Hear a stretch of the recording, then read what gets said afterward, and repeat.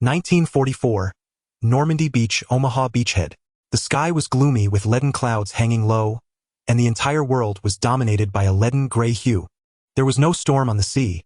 The waves surged endlessly, churning up white furrows as the LCM landing craft plowed through, jolting continuously, heading straight for Omaha Beach.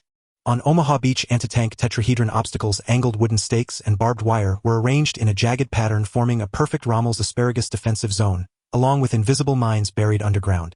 At the end of the beach was a cliff 30 meters high with only a few winding paths leading up.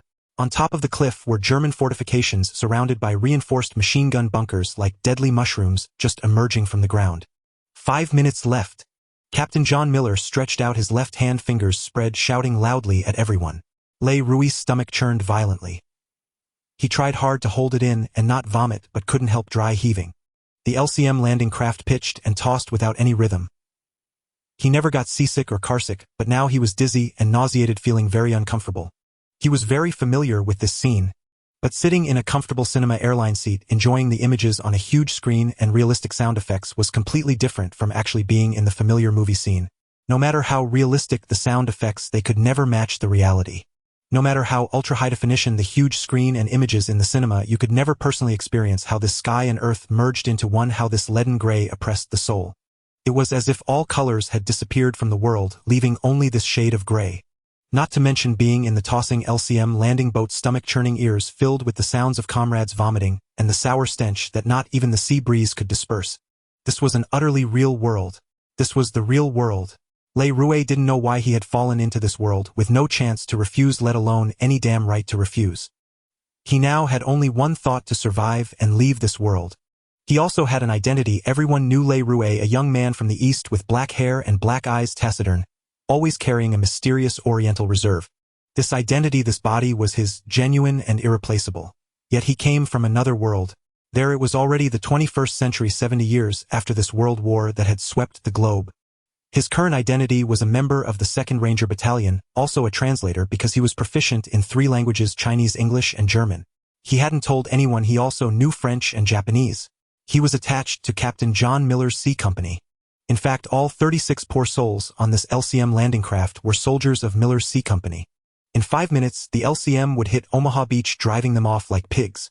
If not torn apart by German artillery, the LCM would turn around and cross the strait again to bring the next batch of pigs. On the battlefield, human life was worthless, no different from pigs.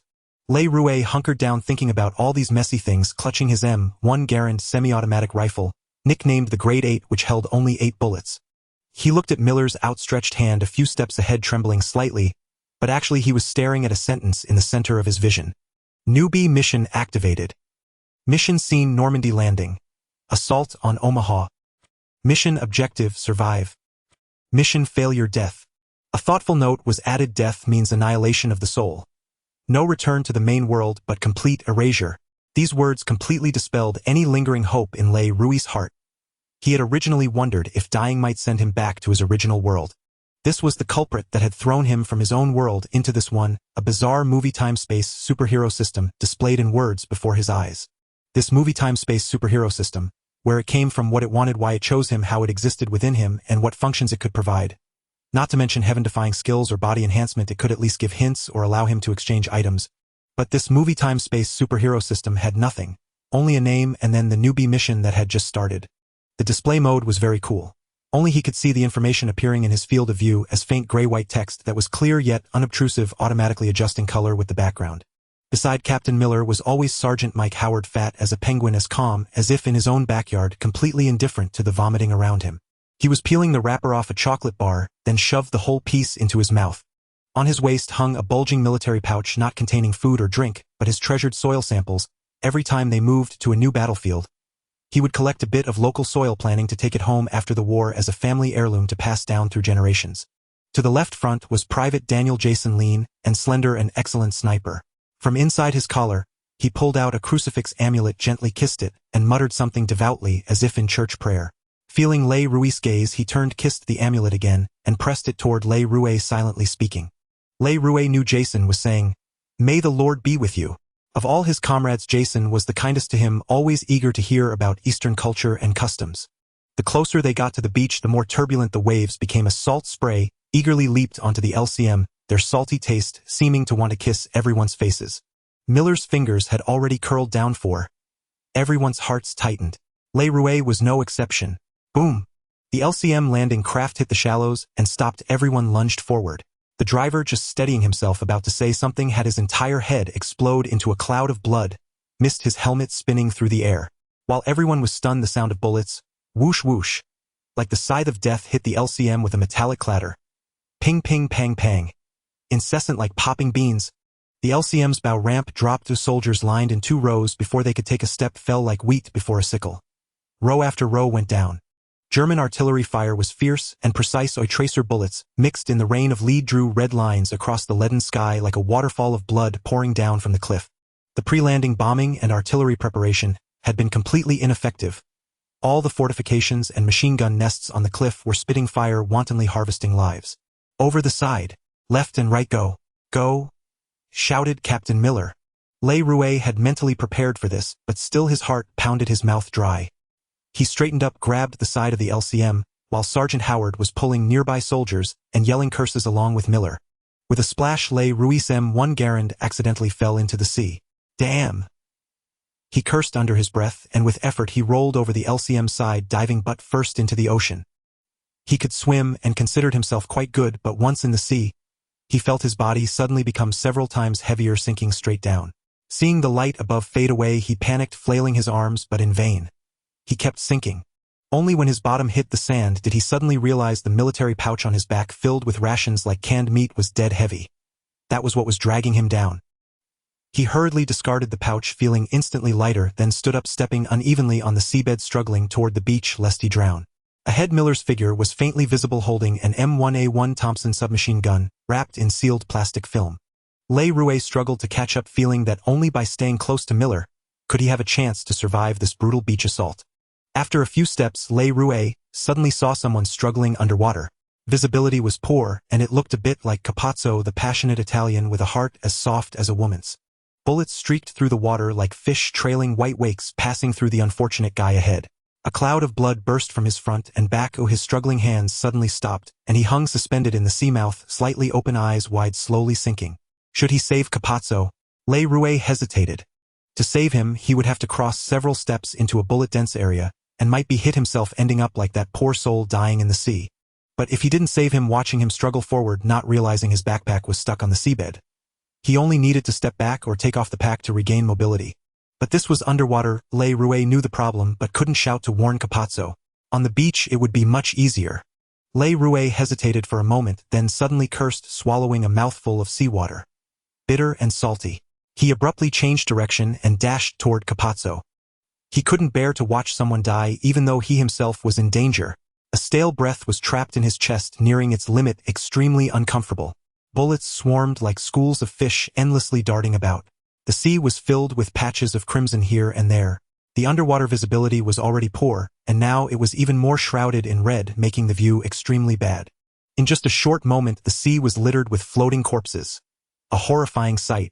Le Rouet dashed a few steps to behind Capazzo.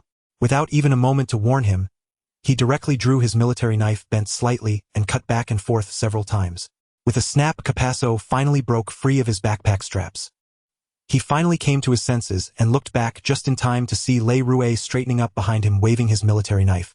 At this moment, Le Rouet could no longer hold his breath. His chest felt like it was about to burst. He was restless and agitated. A string of bubbles escaped his mouth, and he swallowed several mouthfuls of seawater. Unsteady on his feet, he kicked his legs, ready to force his way to the surface. This was a very dangerous move. Bullets crisscrossed underwater, making popping sounds and leaving white trails. On the surface, the bullets would be even denser. Surfacing might bring a gasp of fresh air, but the chance of getting shot would be extremely high. But staying underwater, Le Rouet was on the verge of drowning. Just then, Capazzo reached out, grabbed his arm, and forcibly dragged him forward, preventing him from surfacing. Unable to hold it any longer, Le Rouet, unconsciously driven by instinct, opened his mouth to breathe, only to swallow mouthful after mouthful of seawater. In just a few moments, he fell into a semi-conscious state, struggling desperately. If not for Capazzo's hand gripping his like a vice, dragging him forward, he would have only been able to thrash instinctively and drown alive. Finally, the seabed rose higher, and Capazzo dragged Le Rouet onto the shallow shore. He gasped heavily, pulling the seemingly dead Le Rouet out of the seawater. As soon as his mouth and nose emerged, Capasso clasped his hands together and pressed down hard on Le Rouet's abdomen. Seawater spurted from Le Rouet's mouth and nose. Capasso pressed a few more times, then took a deep breath, puffing out his cheeks. Pinching Le Rouet's nose with one hand, he leaned down towards Le Rouet's mouth. He was about to give Le Rouet mouth-to-mouth resuscitation. But his lips landed on Le Rouet's raised palm. Le Rouet coughed, spitting out more seawater. His raised hand was limp and weak, just enough to block Capasso from actually kissing him. He curled up and finally regained consciousness. Capasso let out a sigh of relief, and the tension drained from him completely. He immediately collapsed, lying beside Le Rouet, gasping for air, unable to speak. Le Rouet was even worse. His whole body was limp, without any strength, and even breathing took great effort. His eyes were vacant, staring at the sky, where a line of text appeared against the lead gray sky. Successfully rescued, a comrade, merit points 1. You meet the upgrade conditions. Grade, yes. Le Rouet selected yes after the flashing icon. A flash before his eyes, the text tumbled and then settled. Level LV1. To upgrade to the next level, 2 merit points needed. Merit points 0. Strength 0. 82. Speed 0. 86. Endurance 0. 93. Spirit 1. 02. Intelligence 1. 10. Perception 1. 03. Combat skill 0. 64. Note: standard unit is 1. Air reference is average adult male. Upgrade to LV1 grants 1 distributable upgrade point. Please select an upgrade item. Le Rouet suddenly perked up. This set of values didn't surprise him. Before unexpectedly arriving in this world, he was a moderate shootin'. It was normal that his strength, speed, and endurance didn't reach the standard unit. Combat skill is utter trash, no surprise at all. Not below 0. 5 level was already pretty good. That spirit and intelligence exceeded the standard unit was a bit surprising to him. He only pondered for a moment, then allocated this precious distributable upgrade point to perception. The number after perception jumped from 103 to 113, disappointing him greatly. He thought it would add a whole point, reaching 203, but it only increased by 0.1 point.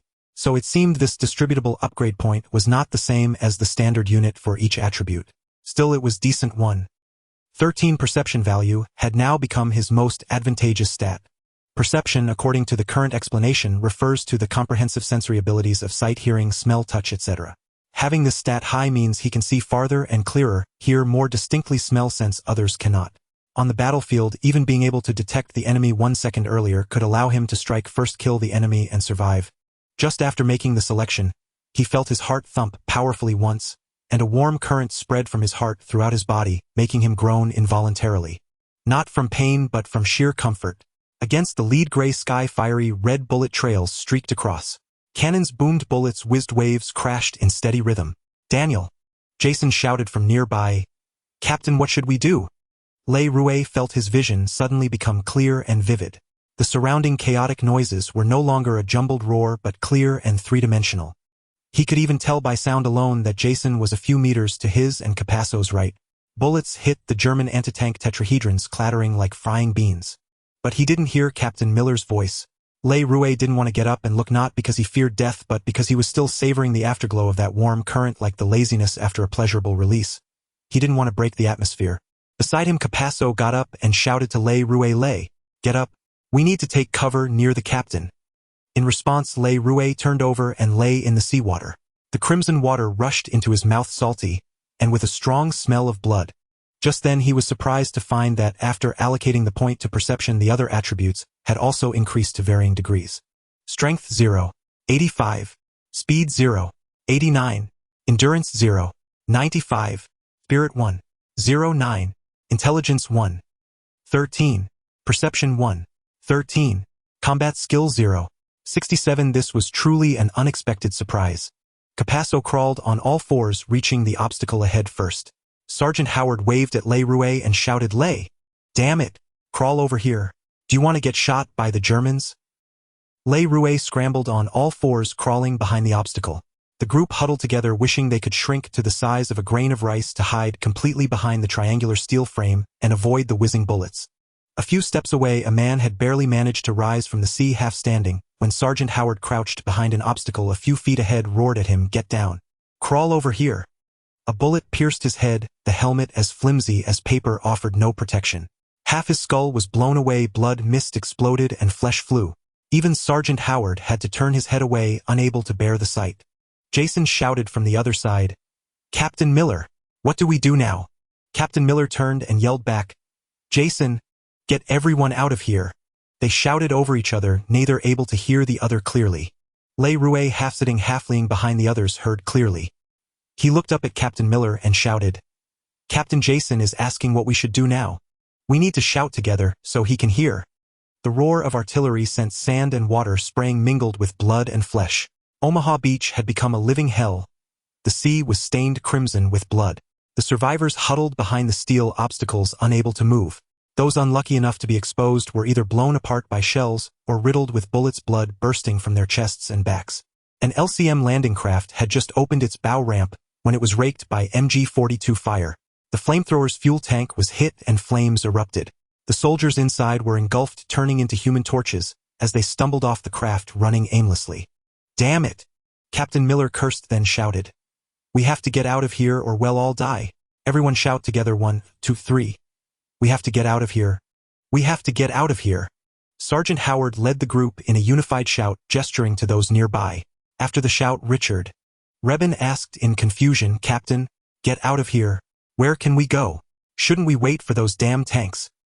He was handsome, with a thick beard that covered his lower face after a few days of neglect. His spiky hair matched his personality, skeptical and disdainful of everything. His narrow eyes brimmed with contempt and doubt, which spilled out as caustic words from his thin lips. Captain Miller shouted back, "Anywhere but here. Rebin, forget the tanks. If they were going to make it to the beach, they'd be here by now." As he spoke, Captain Miller led the charge, leaving the only shelter on the blood-soaked battlefield. Clutching his beloved M1A1 Thompson submachine gun, he waded through the seawater and surged forward. German bullets whizzed past him, yet miraculously none found their mark. Le Rouet couldn't help but wonder, was this the protagonist's halo? Or was Captain Miller simply running so fast that the German bullets couldn't keep up? Sergeant Howard followed closely, almost simultaneously with Le Rouet. Rebin, stunned, watched them go, cursing, "Damn it!" And then, without a word, he and Caparzo dashed out as well. On both sides, soldiers who had been huddled behind the steel obstacles took their cue, summoning their courage to leave the shelter. Some unlucky ones were immediately targeted by German machine guns, mowed down in groups, just a few steps out, adding more crimson to the already blood-red sea. Bullets whistled past his ears. The smell of gunpowder and blood mingled, stinging everyone's nostrils. Le Rouet wished he had more legs, but even compared to the slightly plump Sergeant Howard, he lagged behind. Adrenaline surged, quickening his heartbeat until he could barely breathe. His hands were empty. He hadn't even realized his M1 Garand was lying on the seabed. Now he had only one thought: run. Run with all his might, run recklessly, regardless of everything. Finally, ahead lay a gentle slope, like a seawall, not built by the Germans but naturally formed. Captain Miller dove forward, expertly taking cover beneath it. Others followed, finding their spots, burying their heads in the sand like ostriches, or even their entire bodies. It was hard to believe that after such heavy casualties, so many had made it here. The long slope soon became lined with a wall of men, leaving latecomers scrambling for space, piling on top of each other, sharing this natural fortification in intimate proximity. Only then did Captain Miller tear open the protective bag of his submachine gun. Looking around, he shouted, "Caparzo, Ray, Rebin, where are your guns?" At that moment, Le Rouet realized he was empty-handed, without a weapon. Sergeant Howard pointed into the distance and yelled, "Go get weapons and ammo. Wade, damn it, get over here. It's dangerous." Owen. Wade was a handsome young man. Except for Rebin, who always considered himself more handsome, everyone agreed that in peacetime Wade's eyes, tinged with melancholy and seeming to see into your soul, would captivate countless girls. He carried no weapons. His tools were medical kits, morphine syringes, scissors, and scalpels. He was a combat medic, risking his life under a hail of bullets to save others, never fearing for his own. When he couldn't save a comrade, he would rage at the heavens and God. As Sergeant Howard shouted and waved, Wade was tending to the wounded. 3 medics were performing emergency surgeries amidst the gunfire, but German bullets showed no mercy. With a few thuds, they missed the medics but hit the gravely injured soldiers, making them jerk. Wade, enraged, threw down his bandage, his emotions spiraling into a torrent of curses. Rebin, Caparzo, Le Rouet, and many others who had arrived empty-handed scrambled back to find weapons and gather ammunition. Caparzo was quick, grabbing a gun and ammo before Le Rouet and returning. As Le Rouet turned, his foot slipped. Just then he felt a sharp burning sting near his tailbone, as if bitten by something. A hail of bullets rained around him. Thinking quickly, he hit the ground, rolled a few times, and miraculously avoided being hit. As he crawled back toward the others on all fours, he noticed everyone waving and shouting at him. He saw Wade holding a medical kit, looking anxious, as if about to rush out. His heart tightened. What? Have I been hit? Le Rouet finally crawled to the foot of the gentle slope. Capozzo and Sergeant Howard each extended a hand, hauling him over with sheer force, then pinned him down. Wade pounced like a tiger, snipping open the fabric of his pants with scissors and shouting, "Hold him down, don't let him look. Don't let him move." Leib and Jason immediately rolled over, pressing down on his legs with both hands. Le Rouet's heart pounded with terror, his mind consumed by a single thought, "Damn it, have I been hit? Have I been hit?" A chill struck his exposed buttocks. His uniform, soaked through from the seawater, left his skin bare to the wind. Wade suddenly burst into laughter, exclaiming, "Le, you lucky bastard. It's just a graze, you're fine. You're fine." Leib shouted, "Hey Wade, is everything still there? All there?" Wade signaled for everyone to release Le Rouet. "Not a single thing missing. Lucky guy." The bullet grazed his butt and thigh, just a scratch. Sergeant Howard let go, ruffling Le Rouet's hair firmly without a word. Capozzo patted his shoulder. Leib teased loudly, "Le, that was close. If you'd lost one when you get with a girl shed, ask where's yours gone." Everyone roared with laughter. Le Rouet didn't laugh. His hands were covered in blood, but he breathed a huge sigh of relief. Everything was still there, nothing missing. Wade was right, he was truly a lucky one. That bullet, if it had deviated just a fraction, would have either cost him his manhood or pierced the femoral artery in his thigh. Either outcome meant death, and a painful one at that, not the quick end of falling dead on the spot. Jason and Leib crawled back. Captain Miller shouted, "Okay, we're stuck in this godforsaken place. Stay low, don't stick your heads out. Let me see." No sooner had he spoken than some fellow, for reasons unknown, knelt on both knees, raising his upper body, slightly reaching to adjust his helmet. With a ping, a stray bullet grazed the helmet and ricocheted away. The lucky man froze, a foolish grin on his face, dumbly removing his helmet to check for holes. Bang! The next moment, his entire head was blown clean off. Just moments ago, he was the lucky one in everyone's eyes. Now, he was the unlucky sod. A swift death, at least Le Rouet couldn't help thinking to himself. A hail of bullets peppered the sand with thuds. Captain Miller quickly ducked back, cursing, having seen nothing. Le Rouet turned and shouted to Jason, "Jason, use your rifle to lift your helmet, draw the Kraut's fire." He also gestured upward with his hand. Jason understood, crouching lower, removing his helmet and slowly raising it with his rifle. A dense volley of bullets immediately poured in, sand flying everywhere. Leib complained loudly, "Damn it, Le, what are you trying to do? Get us all shot." A flicker of approval crossed Captain Miller's eyes. He was about to take another look when he saw Le Rouet already lifting his head, glancing up and sweeping right in an instant, then swiftly pulling back. "Captain!" Le Rouet shouted, "Over there. About 10 meters away, there's a passage. Use Bangalore torpedoes to clear the obstacles, blast a path, and we can crawl under the cliff. The Krauts won't be able to hit us." Jason's helmet was shot off, tumbling down. He caught it with one hand and gave Le Rouet a thumbs up with the other.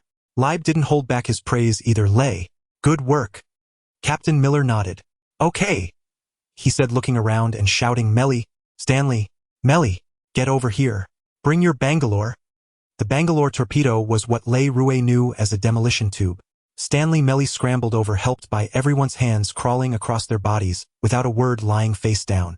Captain Miller and Sergeant Howard, along with a few others, unstrapped the torpedoes from his back, connected them section by section, and pushed them forward over their heads. 6 sections of torpedo. At the tail of the last one, Melly attached the fuse with practiced ease.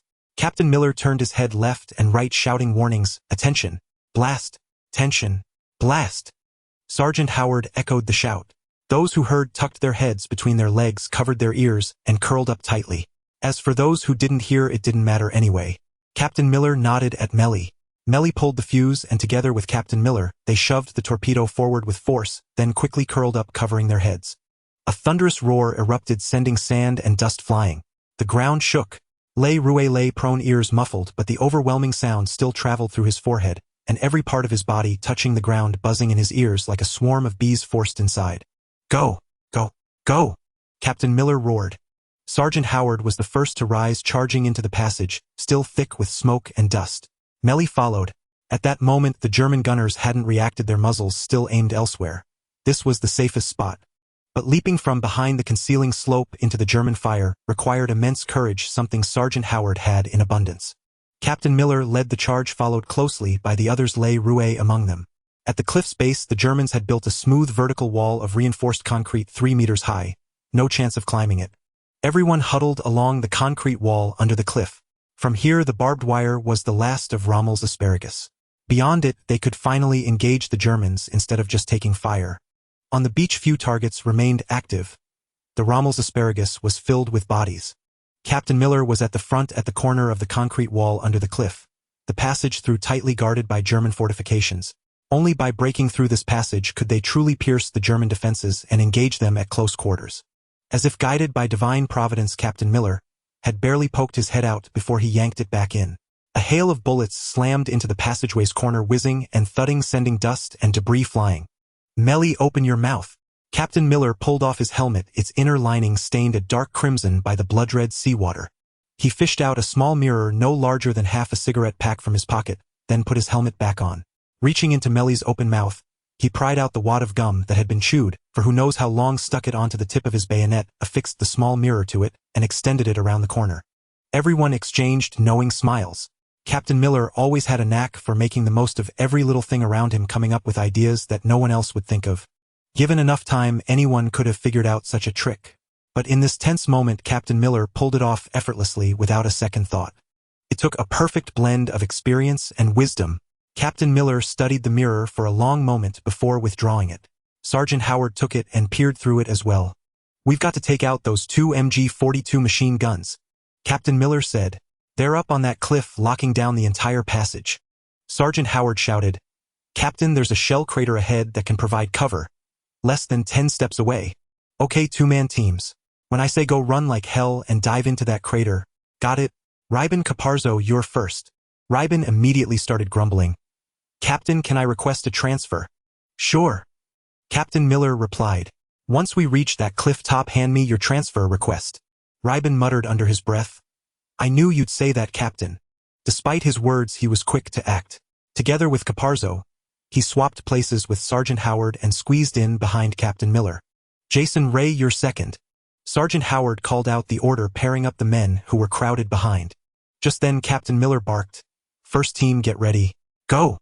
Before the words had even faded, Captain Miller dashed out. Not forward but straight into the middle of the passage. He raised his M1A1 Thompson submachine gun and unleashed a burst of fire at the machine gun nest at the end of the passage, then sidestepped a few paces and dove into the shell crater. Behind him, the MG-42S7 92mm bullets kicked up geysers of dust. A half step slower, and he would have been shredded by the storm of lead. Reiben and Caparzo seized the moment and bolted out. The MG-42S chatter paused briefly, then resumed, the bullets snapping at their heels. Sergeant Howard crouched at the front, extended the bayonet-mounted mirror again, and watched for a moment before shouting, "Captain, they made it." Then he turned and yelled, "Second team, get ready." Ray crowded in behind Sergeant Howard, pressing close, his heart pounding wildly. Facing an MG-42, it was impossible not to be nervous. This German-made 7.92mm machine gun could punch a gaping hole clean through a man with a single hit. But its most terrifying feature was its blistering rate of fire. Dubbed Hitler's buzzsaw, the MG-42 was one of the deadliest weapons of World War II. Its high rate of fire produced a sound like tearing cloth, and being hit by it usually meant being struck multiple times. A death sentence. No matter how brave, facing such a game of life or death roulette, claiming not to be afraid would be a lie. Even through his uniform, Ray could feel Jason's body trembling slightly. It was muscle spasms from extreme tension. An uncontrollable primal instinct. "Get ready!" Captain Miller shouted to everyone. Sergeant Howard raised his right fist in the air. Just as Captain Miller suddenly stood up, raising his M1A1 and firing at the MG-42 nest, Howard roared, "Go! Go!" Ray dashed out. In a fleeting glance, he saw the machine gun nest at the end of the passage, 100 meters ahead, firmly gripping the entire corridor. From that vantage, the whole passage was within its field of fire. No blind spots. The shell crater was about 10 paces ahead. Reiben and Caparzo were already on the move, charging toward it. Captain Miller's submachine gun fire rattled against the nest, forcing the gunner and assistant to duck their heads. But he emptied his magazine in a flash.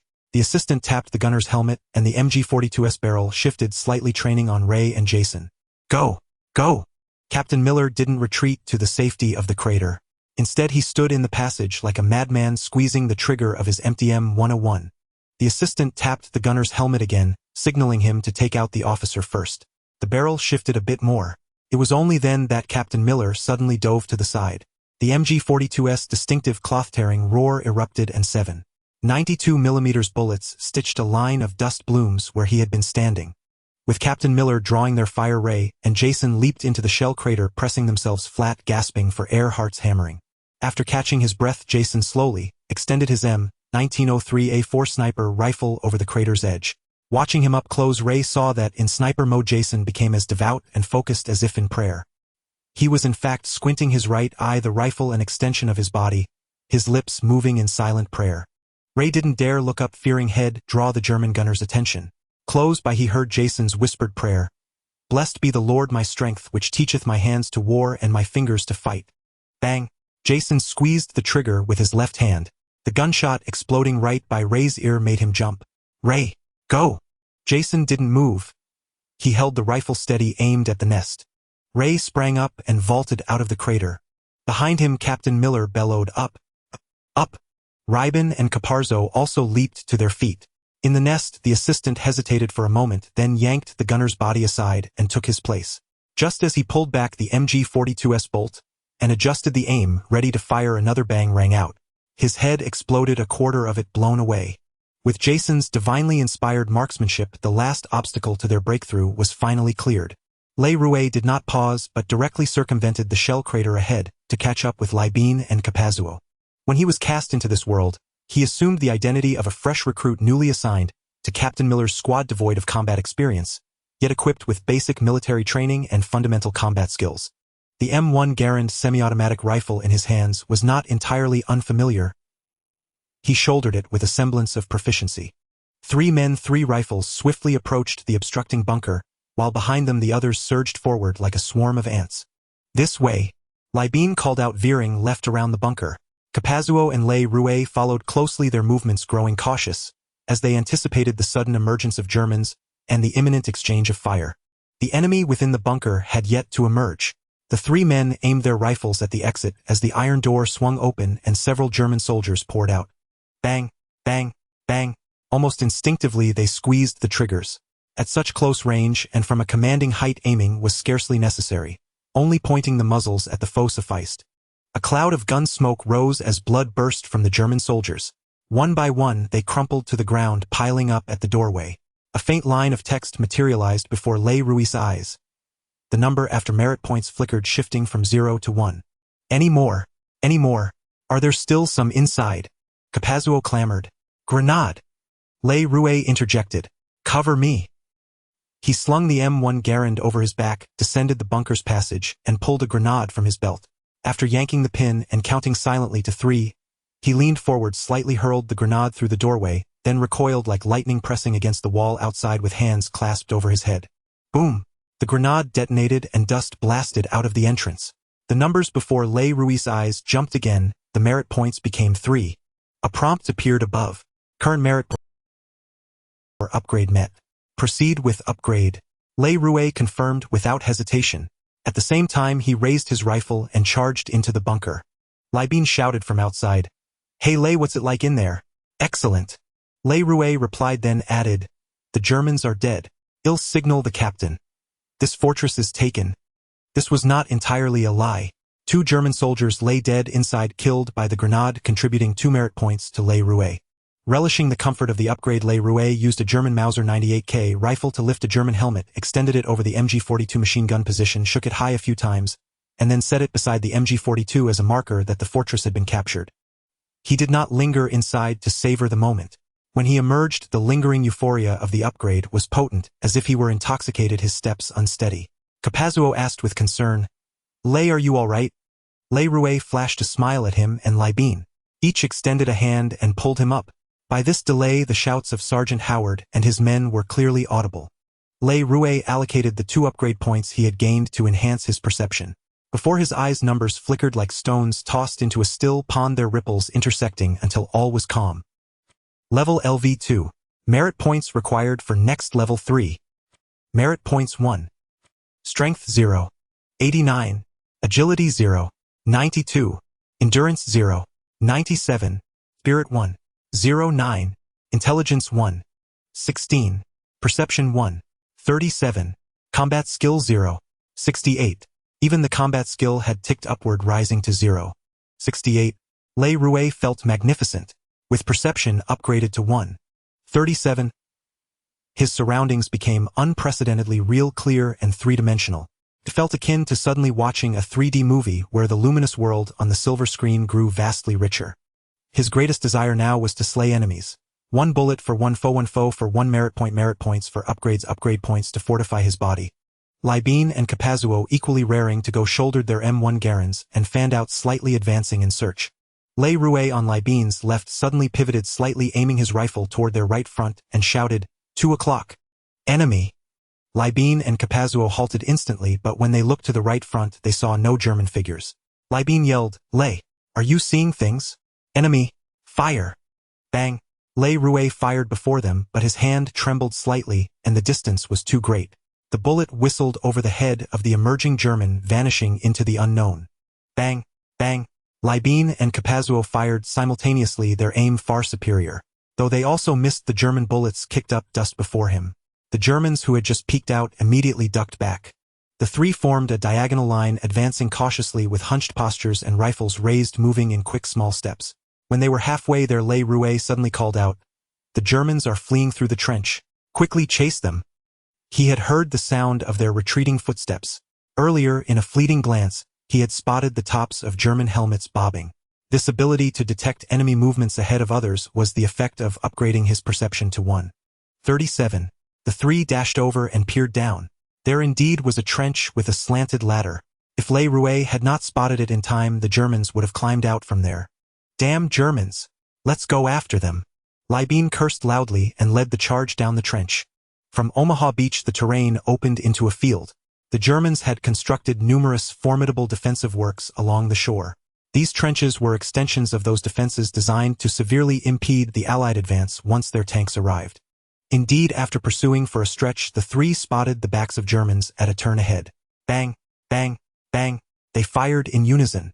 Some Germans fell, but Le Rouet did not claim a single kill. Undeterred, he pursued to the turn where another bunker entrance appeared. Perhaps a shelter. It seemed to have another exit, possibly linking both ends to the trench. Le Rouet repeated his tactic. With Libine and Capazuo training their rifles on the exit, he dropped into the trench and hurled 2 grenades inside. Bang! Bang! 2 explosions sent dust flying from the entrance.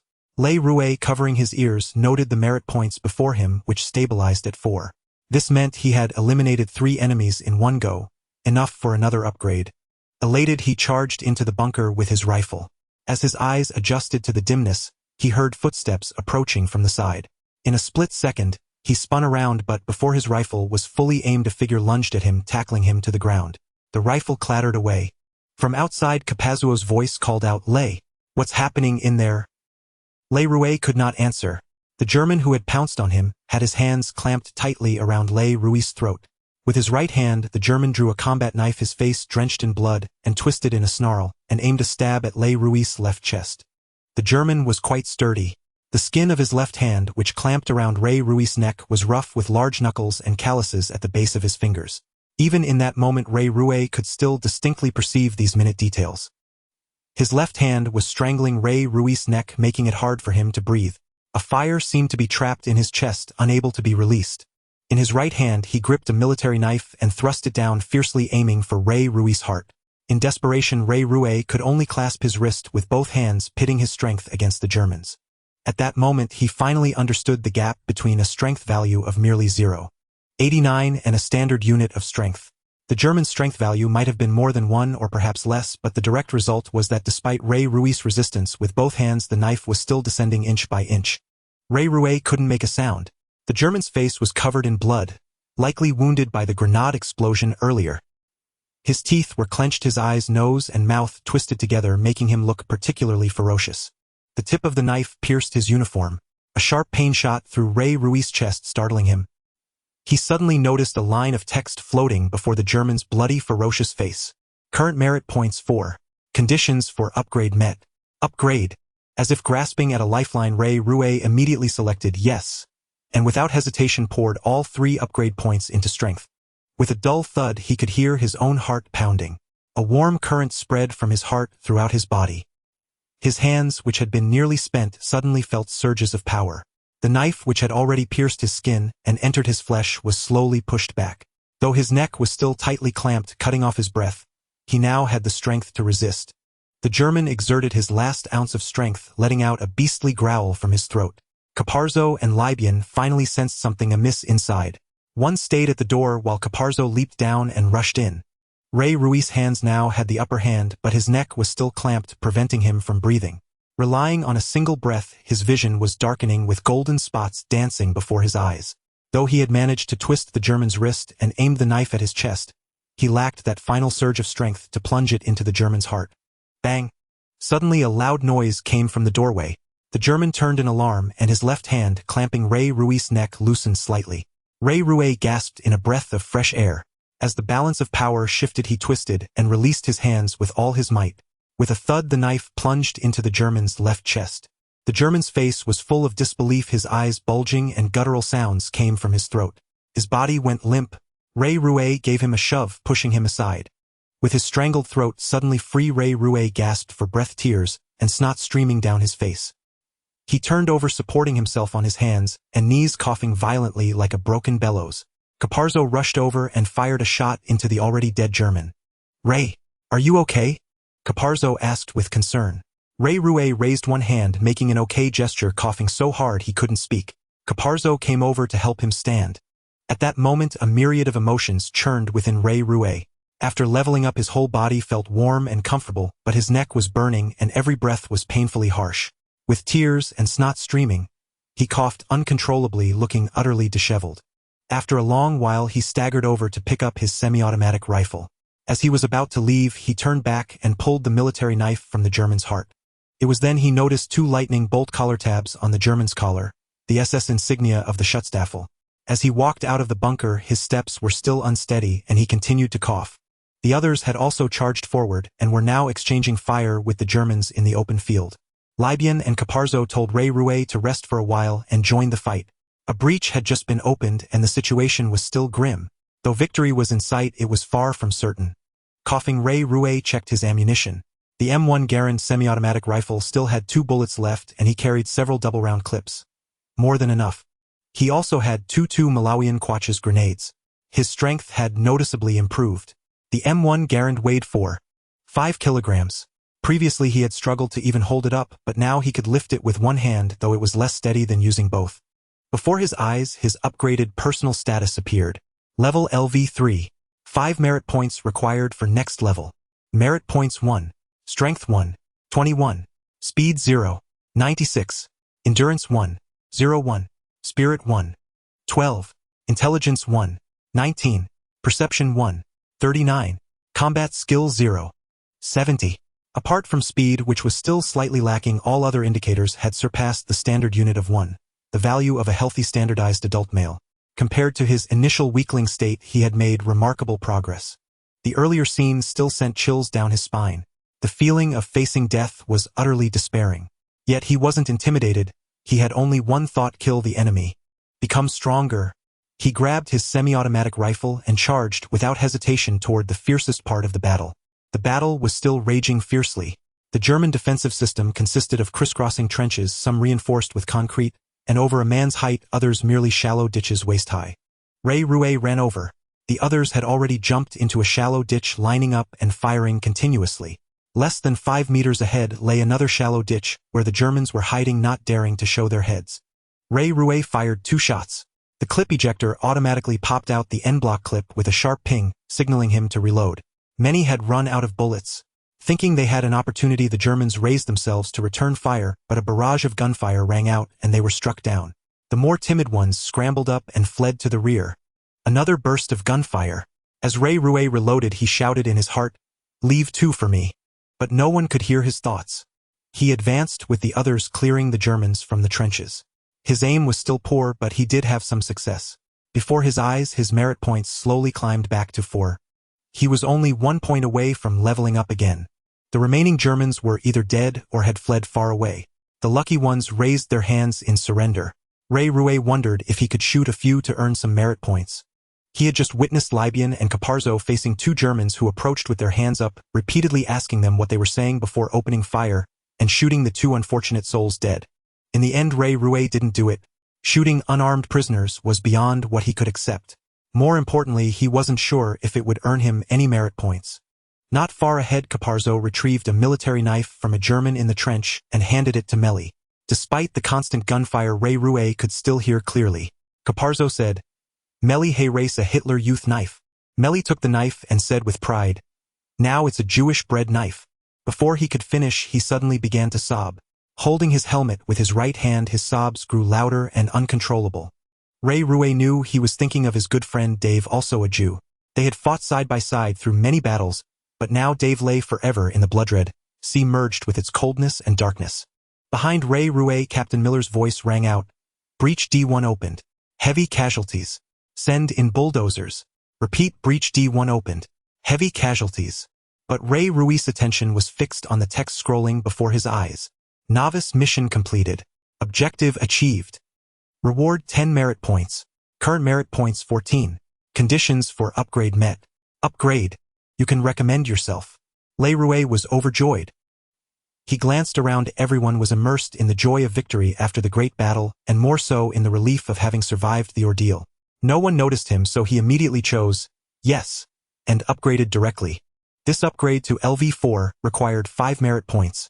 After upgrading, he received 4 distributable upgrade points. Ray Rue hesitated, carefully calculating his options.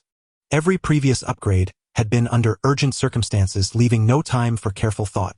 Now he had to deliberate thoroughly on how to allocate his upgrades to ensure survival in the upcoming mission, and only then consider completing the task and earning rewards. The most obvious weakness was his combat skill. A mere 0.70, a pitifully low, far inferior even to a seasoned veteran. Additionally, his speed and endurance needed strengthening. After a moment's hesitation, he suddenly realized he had 14 merit points, perhaps enough to upgrade twice in a row.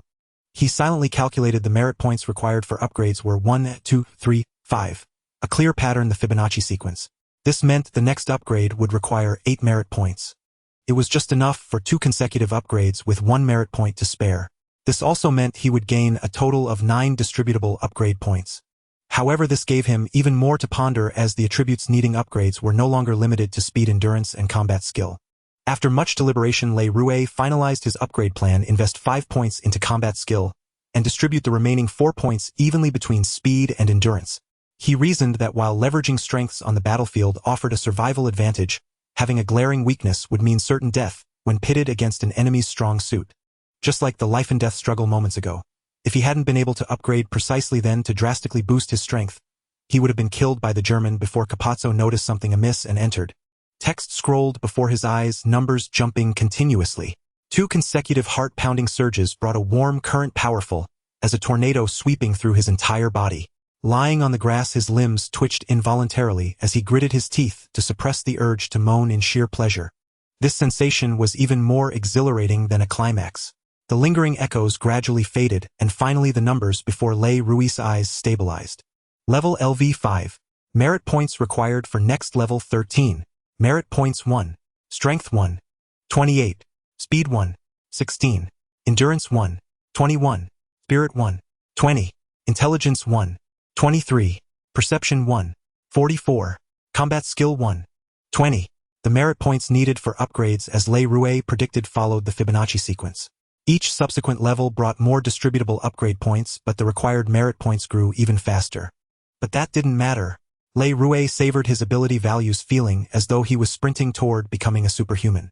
Captain Miller's Company C, after breaching the D1 gap, rested on the spot. The men sat together, smoking harsh cigarettes and trading crude jokes. The main force and heavy equipment streamed ashore from Omaha Beach. In just a day, the once hellish beachhead had been cleared. Everywhere there were people, military vehicles shuttling back and forth, and equipment piled like small mountains. Ray Rue occasionally glanced at the beach.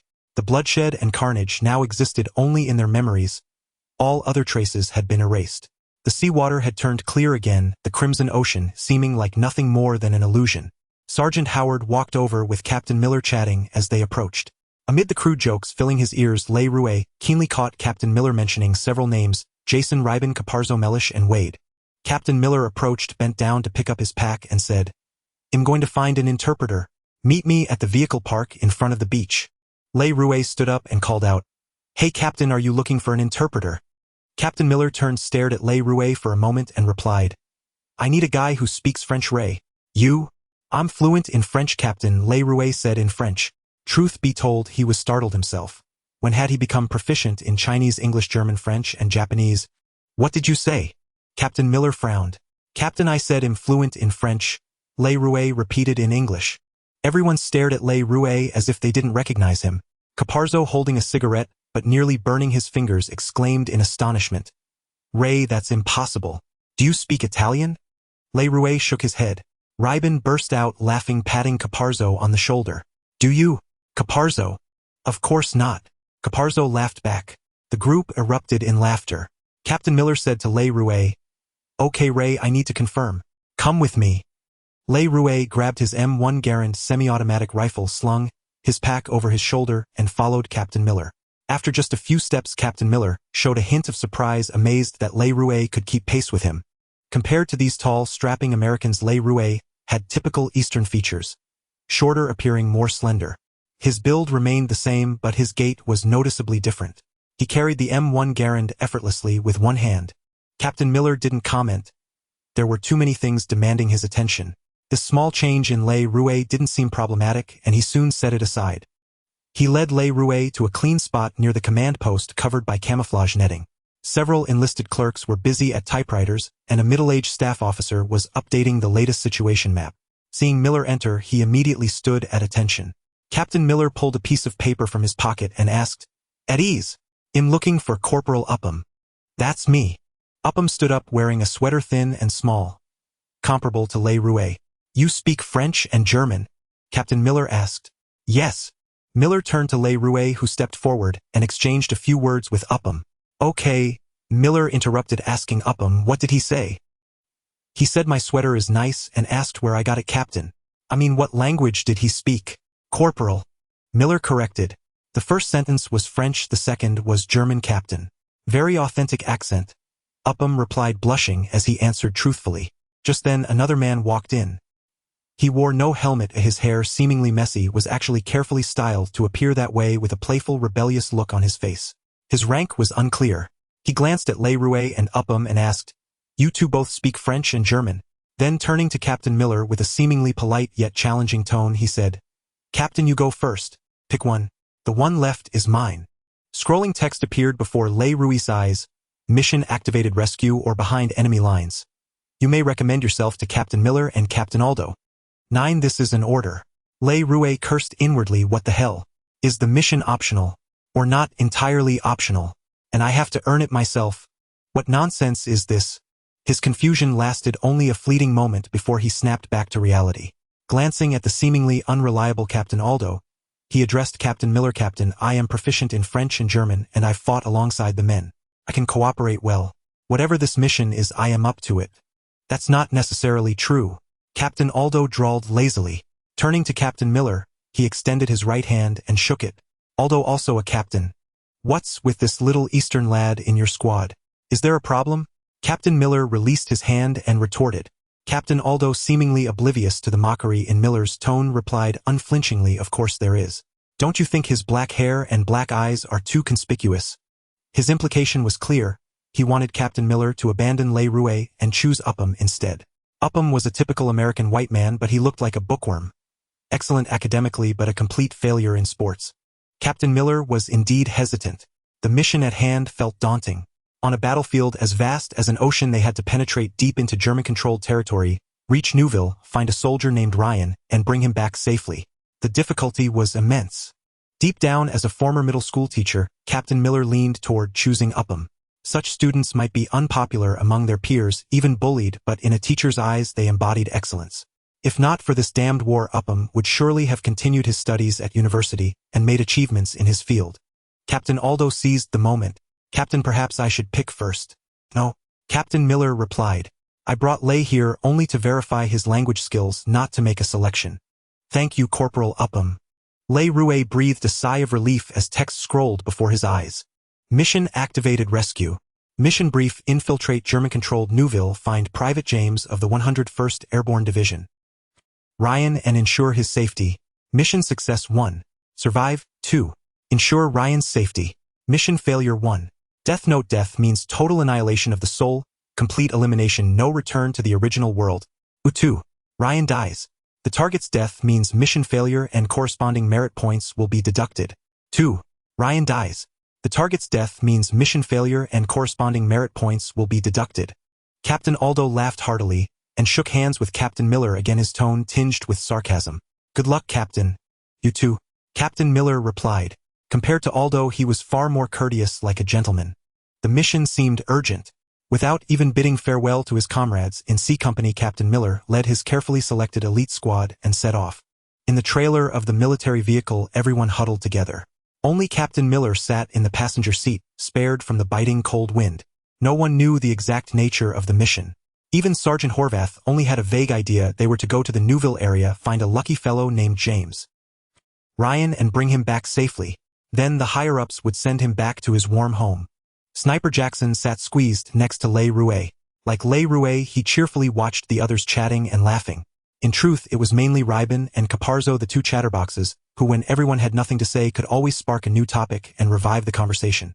Hey, Sergeant, Rybin asked, where are we headed? Home. Sergeant Horvath shot back, no, we're going east. You want to go home? How do you want to get there?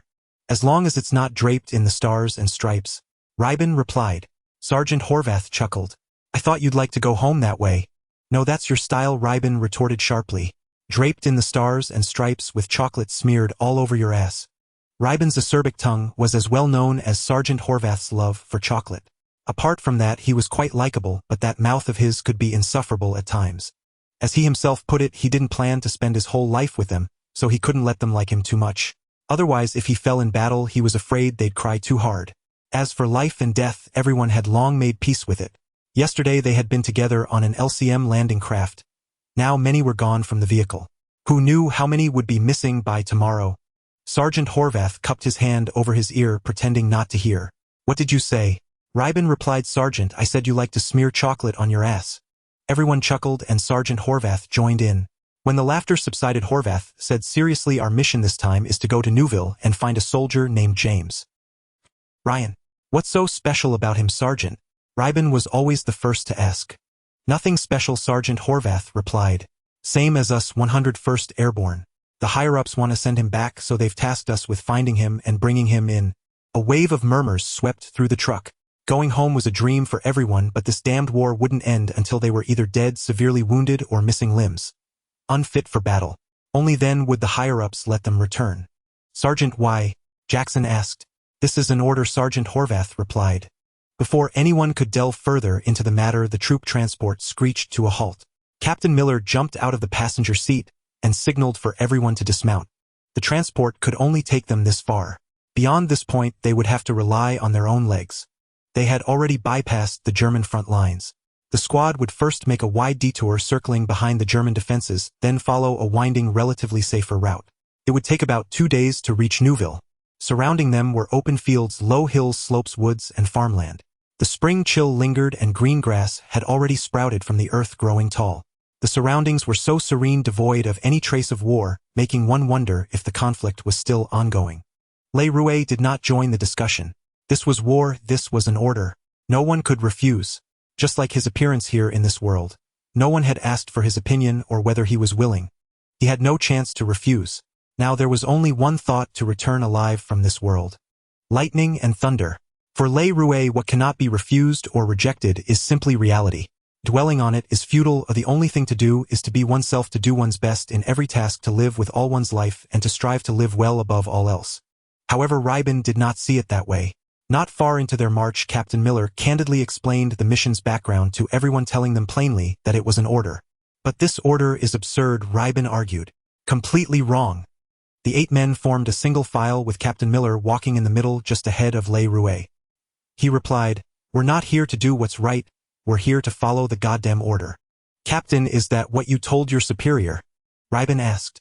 Of course not, Captain Miller replied with a grin. I told the colonel that the objective of this mission was far too valuable, sir.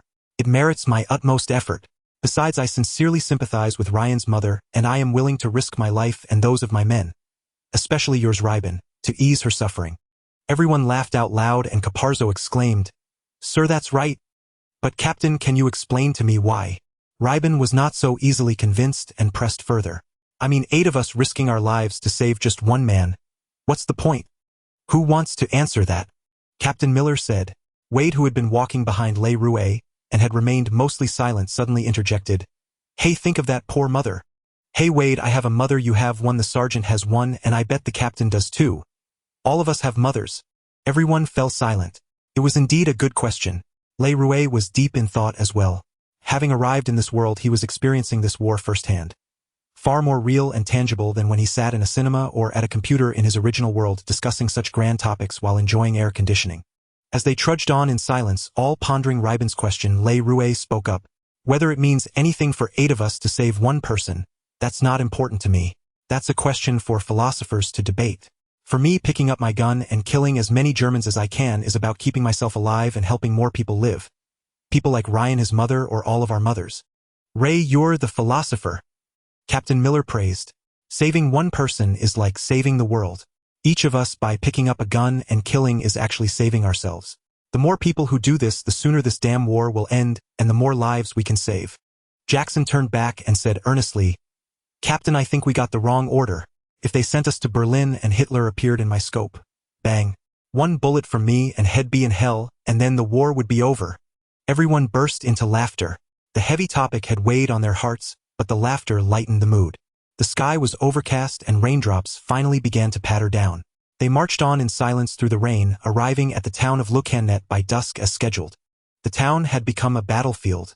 As the 8 men approached, gunfire erupted sporadically from within. Just as they neared the town, a voice suddenly called out from the broken walls ahead, "Password." The question was in English, clearly from their own side. But everyone remained cautious, crouching low behind a pile of rubble. Captain Miller shouted back, "Thunder! Lightning!" Came the reply. That confirmed they were friendlies. Everyone relaxed, stood up, and walked over. From the ruins ahead, 2 men emerged clad in raincoats. Spotting the group of 8, their eyes lit up with surprise. "Are you reinforcements?" "I'm afraid not," Captain Miller replied. "We're looking for a man." "Ryan?" "James Ryan of the 101st Airborne." "Ryan?" Corporal Hank replied. "He's on the east side of town. Are you going to find him now? If you don't want to go around the town, you'll have to cut through. The Germans have occupied the center, cutting us in 2, and they keep reinforcing from the west, trying to push us out." Leaving the town and taking a long detour was clearly impractical. The difficulty before them was not taken to heart. Everyone was visibly relieved. They hadn't expected such good fortune on this seemingly arduous mission. Success seemed within reach. Only Le Rouet knew that things were not so simple. The rain fell endlessly, shrouding the view in a misty veil. The town was a wasteland of crumbled walls and broken tiles, debris scattered everywhere. A complete ruin. It was like a ghost town with nothing moving except the sporadic gunfire.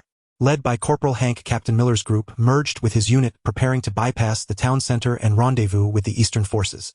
Not far into their march, intense gunfire erupted from the left front, accompanied by shouts.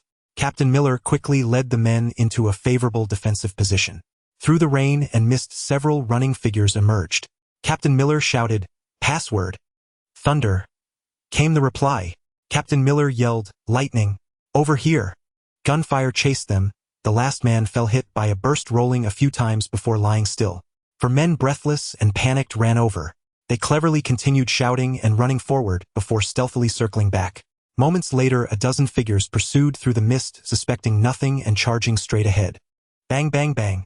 Gunfire erupted and the leading figures crumpled to the ground. Before Le Rouet's eyes, the merit value flickered, jumping from 1 to 2. His combat skill instantly upgraded from 0.70 to 1.20. The effect was palpable. He was no longer a green recruit fresh from training, but a seasoned veteran. Raising his M1 Garand semi-automatic rifle, he aimed steadily at the figures ahead. After taking down the first, he swiftly shifted his aim to the second. Bang!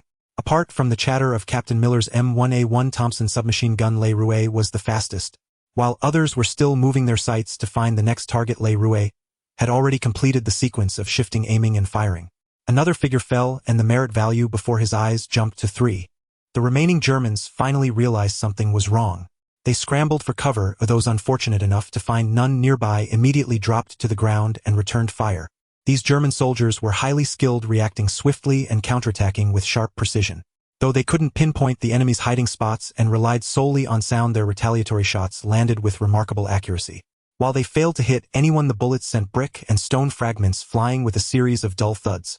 Le Rouet didn't take cover. Instead, he continued aiming at the few men still lying prone on the ground. The rain and mist obscured visibility, but that posed no challenge for him. With a perception value of 1.44, this attribute proved immensely effective in the current environment. Le Rouet could clearly see those unfortunate souls crawling backward on their hands and knees, desperate to escape the kill zone. Bang! Le Rouet fired another shot. The slowest crawler instantly lay still. The remaining few, sensing danger, scrambled to their feet and fled. Le Rouet managed to drop only one more before he could only watch them dart behind two crumbling walls and vanish from sight. In that brief moment, the merit points displayed before Le Rouet's eyes had already jumped to 5. The sudden ambush had transformed into a tense standoff, with neither side willing to expose themselves. Whoever lost patience and launched an attack first would face the other's devastating retaliation. Captain Miller called out Jason, then gestured for Caparzo, Ribon, and Mellish to circle around to the left for a feint, creating the illusion of a pincer movement. Without a word, the three men slung their semi-automatic rifles and departed to carry out the order. Soon intense gunfire erupted from the left flank, crackling like popping beans. The German soldiers hiding ahead, unable to contain their composure, mistook it for reinforcements and scrambled to retreat. Captain Miller waved his hand, and the squad surged forward with overwhelming momentum. The exchange of fire from both sides made it seem as though they had superior numbers, executing a perfect pincer attack. Shooting at a moving target while on the move was extraordinarily difficult. Le Rouet fired 3 shots but hit none. Around him, a series of metallic clicks signaled that everyone had emptied their magazines and needed to reload. Le Rouet had one last bullet left in his rifle. He stopped, steadied his aim, and targeted the man ahead, who seemed ready to organize a counterattack. With a bang, the shot didn't strike his left back as intended, but hit his right shoulder instead. The Mauser rifle flew from his grasp and clattered to the ground. The man stumbled forward, nearly falling, but ultimately managed to escape. What a pity! Le Rouet muttered inwardly as he swiftly reloaded. Captain Miller raised his hand and shouted, "Don't chase! Don't chase!" He feared they would repeat the Germans' mistake, walking straight into an ambush ahead and being caught off guard. A tragic turn from triumph to disaster. The 4 survivors finally had a moment to approach and express their gratitude. They weren't part of Corporal Hank's squad. Their unit had been scattered by the Germans, leaving only the 4 of them from the entire team. Damn it! Corporal Hank reacted, fiercely cursing. Their own combat personnel were dwindling with every passing moment, while the German forces received timely and ample reinforcements. If this continued, they would inevitably be driven out by the Germans. Another burst of gunfire sounded ahead. The group quickened their pace and took cover behind a crumbling wall. Corporal Hank shouted password. No one answered. He called out again, thunder. Still there was no reply. Le Rouet peered through a gap and called out, "Captain, they're civilians." On the second floor of a half-collapsed building to the right front stood a couple. The husband was shouting incessantly, while the wife held a little girl of about 4 or 5. Beside them was a young boy around 6 or 7 years old. Le Rouet's heart shuddered at the sight, and he stood frozen for a moment. Captain Miller had already led the men forward, shouting at Le Rouet, "Come over here. Ask them where the Germans are." Le Rouet snapped back to reality and trotted over. The landscape held no intact structures save for a church some 400 meters away. Its spire's cross was broken, and beneath the pointed roof a large window gaped like the maw of a monstrous beast. The German sniper was there. Le Rouet knew this, but couldn't warn the others. He could only crouch by a pile of debris and ask a few questions. But the Frenchman just kept shouting, lifting the little girl, as if to hand her down, refusing to answer. Voices clamored all around. Captain Miller pressed for results while others demanded explanations. Caparzo, silent, climbed up the rubble pile and prepared to take the little girl. Le Rouet's mind raced, searching for a way to defuse the situation and save Caparzo. But it was futile. At that moment some nerve had been struck in Caparzo. He stubbornly reached out, took the little girl into his arms, and even removed his helmet. The child kept crying, calling for her mother, while the squad shouted in chaos, urging Caparzo to give her back. Caparzo pulled out his pendant from his collar, trying in vain to comfort the little girl. As he descended, he said to the others, "She looks like my little niece. At least we can take her to the next town." Captain Miller shouted, stepped forward, and snatched the little girl from him, intending to return her. The situation had devolved into utter chaos. Leroy racked his brains but found no way to resolve it. Suddenly a burst of blood sprayed from Caparzo's right shoulder. He staggered and collapsed onto a nearby steel frame. The sound of the gunshot followed. Caparzo couldn't steady himself even with the frame. He stumbled twice and fell to the ground, his right hand lying limp on the floor. The flowing blood quickly stained the puddles around him. Everyone scrambled for the nearest cover. Amidst the panic, they kept asking each other, where did the bullet come from? Where did the bullet come from? No one knew the bullet's origin. Leroy hadn't seen it clearly either. As soon as Caparzo was hit and fell, he rolled with his rifle lying prone. Ahead was a small blue-black car with a Citron logo that Leroy recognized. But his focus was on the scrolling information before him. Activating temporary mission, save Caparzo. Mission scenario: Caparzo has been shot and has fallen. Rescue him within 5 minutes so he can receive treatment with a certain chance of survival. Survival chance decreases over time. Mission objective: Caparzo survives. Mission failure: Caparzo dies. Note: mission failure will result in deduction of corresponding merit points. Accept mission. Note: not accepting will incur no penalty. Without hesitation, Leroy chose to accept. Just like when he fell from the LCM landing craft into the sea and saw someone struggling, he couldn't stand idly by and watch someone die.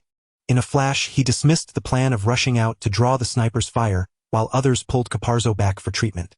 Instead, he turned and roared at the terrified Frenchman standing on the second-floor car. Keys. The keys to this car. Damn it! Throw them to me. Fortunately, the Frenchman stopped his incessant muttering, perhaps thinking of his daughter, who was also in danger. His trembling hands finally found the car keys and tossed them from afar. Leroy scrambled forward a few steps, grabbed the keys, and crawled toward the Citroën, shouting for the others hiding behind the car to move away and take cover elsewhere. Jason, also crouching behind the car, darted to a pile of rubble ahead. The others scattered. Leroy pulled open the driver's door, climbed in, inserted the key, and turned the ignition. The Citroën hummed to life as the engine started. Wade shouted, "Caparzo, don't move. We're figuring out how to save you." From this position, all they needed was to reverse the Citroën, turn the rear right, and back up a few meters to block the sniper's line of sight, allowing medic Wade to treat Caparzo. Captain Miller, already understanding Leroy's plan, called out to the others, "Push it out. Push it out." Leroy shifted into neutral, unable to step on the gas. Half leaning out of the car, he steered with his left hand, while pushing the door with his right. With Captain Miller and the others pushing, the Citroën slowly moved as others shouted directions. The Citroën jolted, violently, followed by a gunshot. The sniper had fired at the driver's seat, tearing a large chunk from the backrest. Had Leroy been seated inside, the bullet would have pierced his back and exited through his abdomen. Finally, with everyone's combined effort, the car was positioned sideways in front of Caparzo. Medic Wade immediately dashed over, crouching low, tearing open Caparzo's uniform to examine the wound. Leroy backed away, unable to assist further. Wade, while examining Caparzo, reassured him to stay still and instructed others to help inject morphine, sprinkle sulfa powder on the wound, and stem the bleeding. Fortunately, Caparzo's right lung was untouched. The 7.92mm bullet from the Mauser 98K sniper rifle had pierced his right shoulder cleanly. The entry wound was small, but the exit wound in his back was as large as an olive pit. Without immediate hemostasis, death was certain. Medic Owen Wade worked swiftly, cutting into the back wound, debriding, flushing, and staunching the bleeding. Caparzo kept calling for Melly, asking him to retrieve the suicide letter from his pocket and mail it home. No, Caparzo, you're going to be fine." Melly knelt in the rain, cradling Caparzo's head, and said repeatedly, "Listen to me, Caparzo, you'll be okay. If you want to send that letter, you'll have to do it yourself. Understand? I'm not dealing with your damn business. You son of a bitch, give me a kiss. Got it?" He kept rambling such nonsense, occasionally slapping Caparzo's face to keep him conscious. Some words were almost comical, but the heavy atmosphere stifled any laughter. Finally, Wade finished assessing Caparzo's injuries and let out a visible sigh of relief as he worked to stop the bleeding. "Caparzo, I've got good news and bad news. The good news is you're going home, and it won't be draped in the stars and stripes. The bad news is your arm is done for. If you want to hold a girl, when you get home you'll have to use your left hand." "Hear that, Caparzo?" Melly said joyfully, rain streaming down his face, perhaps mingled with tears. "You're going home. You son of a bitch, tell me you'll miss me when you get back." Just then a gunshot rang out. Wade instinctively lunged forward, shielding Caparzo with his body. Melly did the same, covering Caparzo's head. "Snipers down," Jason announced loudly, then called, "Doc, how's Caparzo?" Everyone breathed a sigh of relief. Sergeant Howard, holding the little girl, climbed back over the rubble to return her to her father, who hugged her and kissed her forehead repeatedly. The girl cried, swatting at her father's head. The brush with death had terrified them. They had thought the soldiers offered safety only to find themselves in greater danger. After Wade finished treating Capazzo's wound, the morphine took effect and Capazzo drifted into a drowsy sleep. His injuries required further care, but with limited resources Wade could only provide emergency battlefield treatment to keep him alive. The rain continued unabated. The group fashioned a makeshift stretcher and carried Capazzo in a dispersed combat formation moving forward. Le Rouet noticed scrolling text before him. Temporary mission rescue Capazzo completed. Reward 3 merit points. Current merit points 8. Jason had stowed his 8x telescope into its tube on his back. He strode up to Le Rouet, patted his shoulder, and gave a thumbs up, shaking it slightly. It was clearly a gesture of approval for his quick thinking earlier. Le Rouet recalled his days of scrolling through WeChat moments where a like would secretly delight him. Yet that fleeting joy was nothing compared to the profound satisfaction he now felt. The rain kept falling. Captain Miller spoke briefly with Corporal Hank, who changed direction and led the group into a building that appeared relatively intact. Grateful to be out of the rain, everyone found a spot and collapsed onto the floor to catch their breath. The journey had exhausted them, their nerves stretched taut without a moment's respite.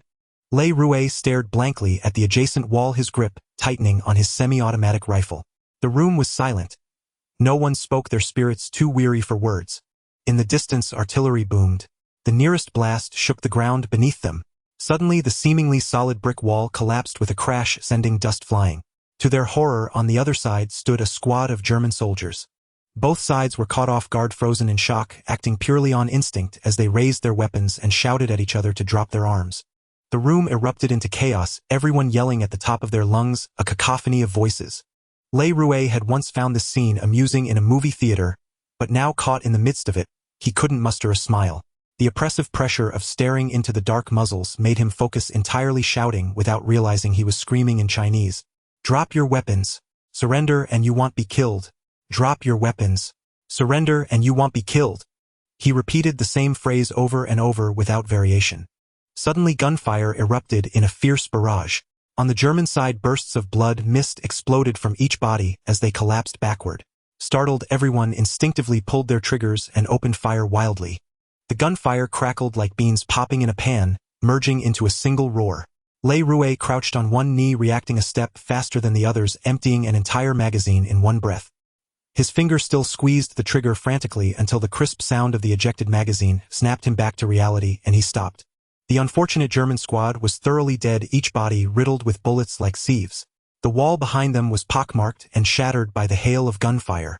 In the deathly silence, fragments of brick and stone fell with a pattering sound, then the entire wall collapsed before their eyes, burying the slain Germans completely. Clear! Someone shouted from behind. Corporal Hank raised his hand and echoed, clear. Though his voice trembled slightly. Still shaken, everyone turned around in shock. Captain Hamilton stood with several men behind the railing on the second floor, looking down at them from above. He had also brought his men here to take shelter from the rain and rest, only to witness the standoff between the two sides. Without a word, he unleashed a torrent of submachine gun fire, catching the German soldiers off guard and safely extricating his own men.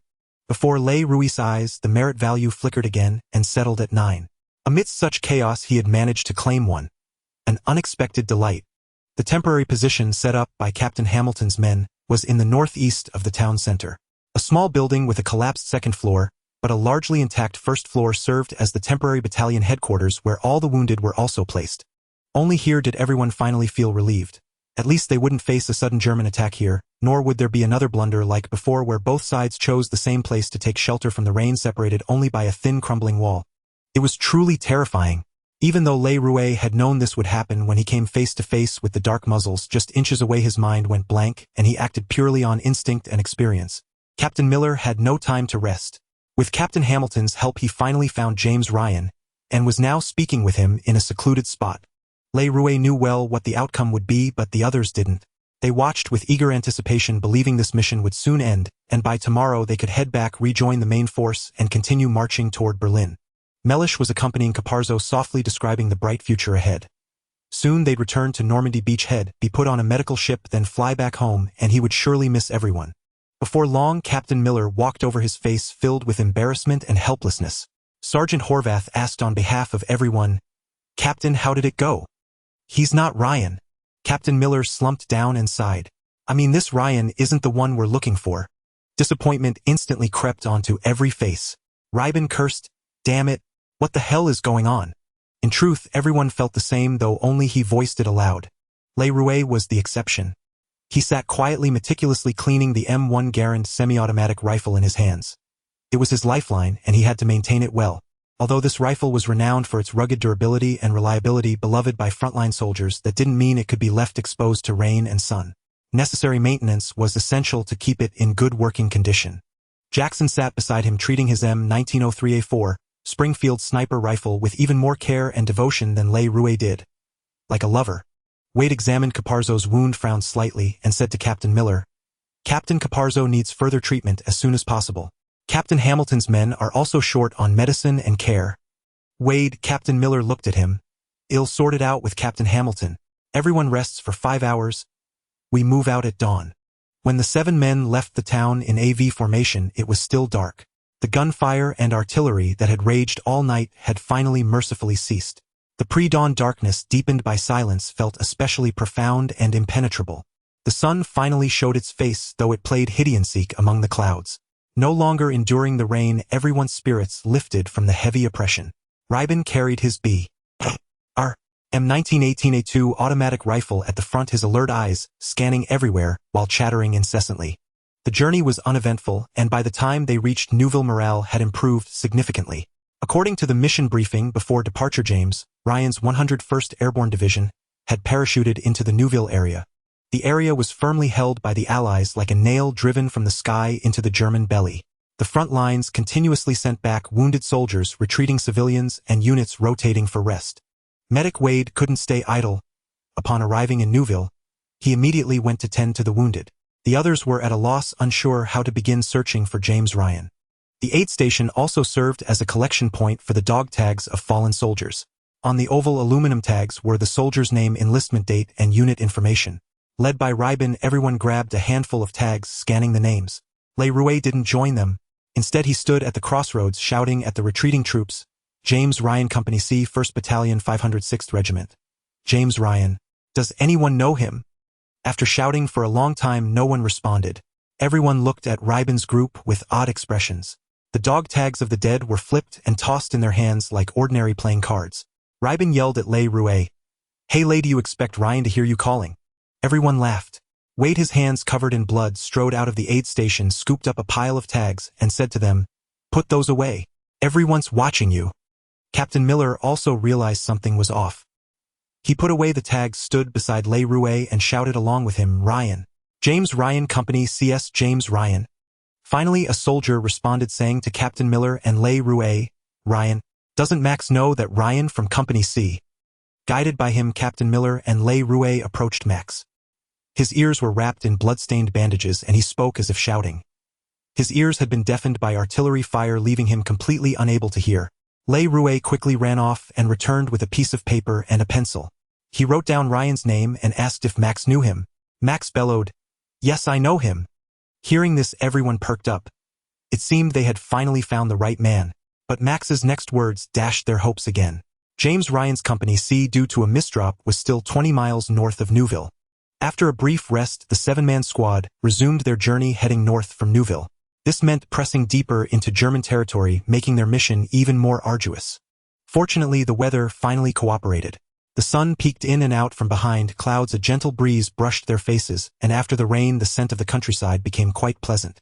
Rybin was the squad's conversational catalyst.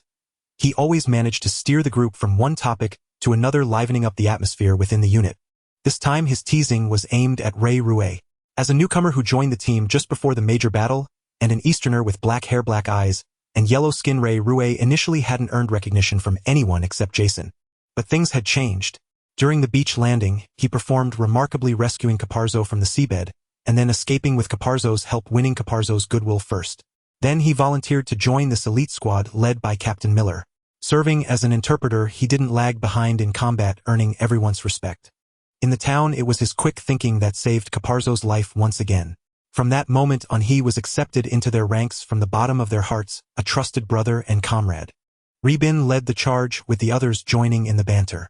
Only Captain Miller and Sergeant Horvath remained observant, having thoroughly probed Ray Ruiz' background origins and motives. At this point, Reassignment began to steer Ray Ruiz off course. "Hey Ray, did you know? You might be from the same place as the captain." "Oh really?" Ray Ruiz played along. "Where is the captain from? Why don't you go ask him?" Reassignment urged. Ray Ruiz wasn't foolish enough to be easily provoked. Besides, he knew far more than these guys, but he couldn't reveal it. He had to keep it all to himself. He chuckled and retorted, "Reassignment, I thought you knew where the captain was from. Turns out you don't." Everyone laughed. Reassignment replied without batting an eye, "Of course I don't. Nobody does. If you find out, you'll get $300. "What? The bet hasn't reached $500 yet?"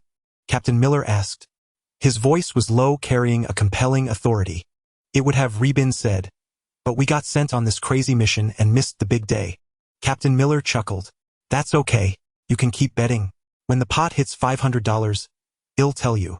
"Captain, you're not going to tell us you're some war machine built by the War Department, are you? Otherwise, why do we never hear you complain?" "Because I don't complain to you, Reassignment. But you must have complaints, right?" Reassignment persisted. "I only complain to my superiors," Captain Miller replied calmly. "You complain to me, I complain to my superior, and so on up the chain." Just then Ray Ruiz caught a foul odor. He stopped, turning his head to search for the source. Captain Miller raised his right fist in alert. Everyone instantly crouched, rifles at the ready, scanning their surroundings warily. "Ray, what's wrong?" Captain Miller asked. "A stench," Ray Ruiz replied.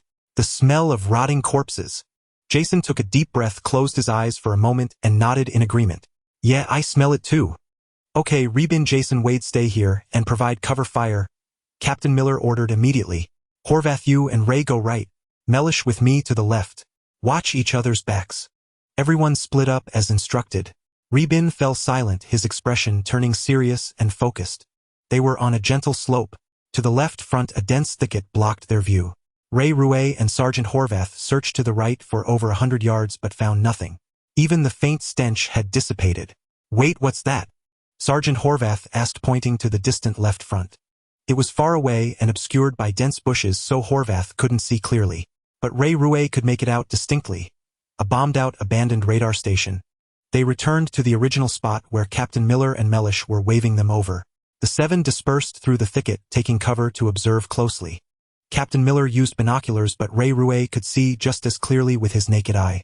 The radar station's antenna had been partially blown off, and only the left half of the building remained. The gentle slope was pockmarked with craters. Not far from the thicket lay several paratroopers' corpses, and farther off the bodies of several cows. The stench of decay was thick, the source of the earlier smell. In front of the half-standing building was a sandbag emplacement housing an MG-42 machine gun. "That sandbag position is an MG-42 nest," Captain Miller concluded. "We need to take it out." Sergeant Horvath took the binoculars, surveyed the area for a while, then pointed at the craters on the slope. "We can use those craters for cover." Captain Reassignment ventured to object. "We have another mission. Someone else will deal with this nest later. Why not just go around? This machine gun nest is well hidden and commands this road," Captain Miller said firmly. "If our troops pass through here, they'll be mowed down by that MG-42. Many will die. Since we've found it, we can't just ignore it." Reassignment couldn't argue further. Jason spoke up, "Yes, Captain. I also think we shouldn't stay here. The follow-up units with heavy equipment can easily take out this nest." Mellish echoed the sentiment. Sergeant Horvath was about to speak but held back. Wade the medic rarely voiced opinions on such matters. "Captain, I also agree with taking out the machine gun nest," Ray Ruiz said, breaking the tense silence. "But we have a critical mission. It's fine to clear this nest for the follow-up troops, but if we lose men here, it would severely compromise our primary mission. That would be a net loss. So my opinion is, as an Eastern saying goes, we should not rely on brute force but on wit. Pincer attack." Ray Ruiz's words left everyone stunned, yet they were intricately logical and every sentence held water. Eliminating this machine gun position on the fly would be no issue, but any loss of personnel would severely impact the mission they were undertaking. Leben, Jason, and Melly all opposed the engagement precisely out of this concern. As seasoned veterans, their hatred and dread of the MG-42, dubbed Hitler's buzzsaw, was forged from countless rivers of blood. Given a choice, no one would willingly face it heathen.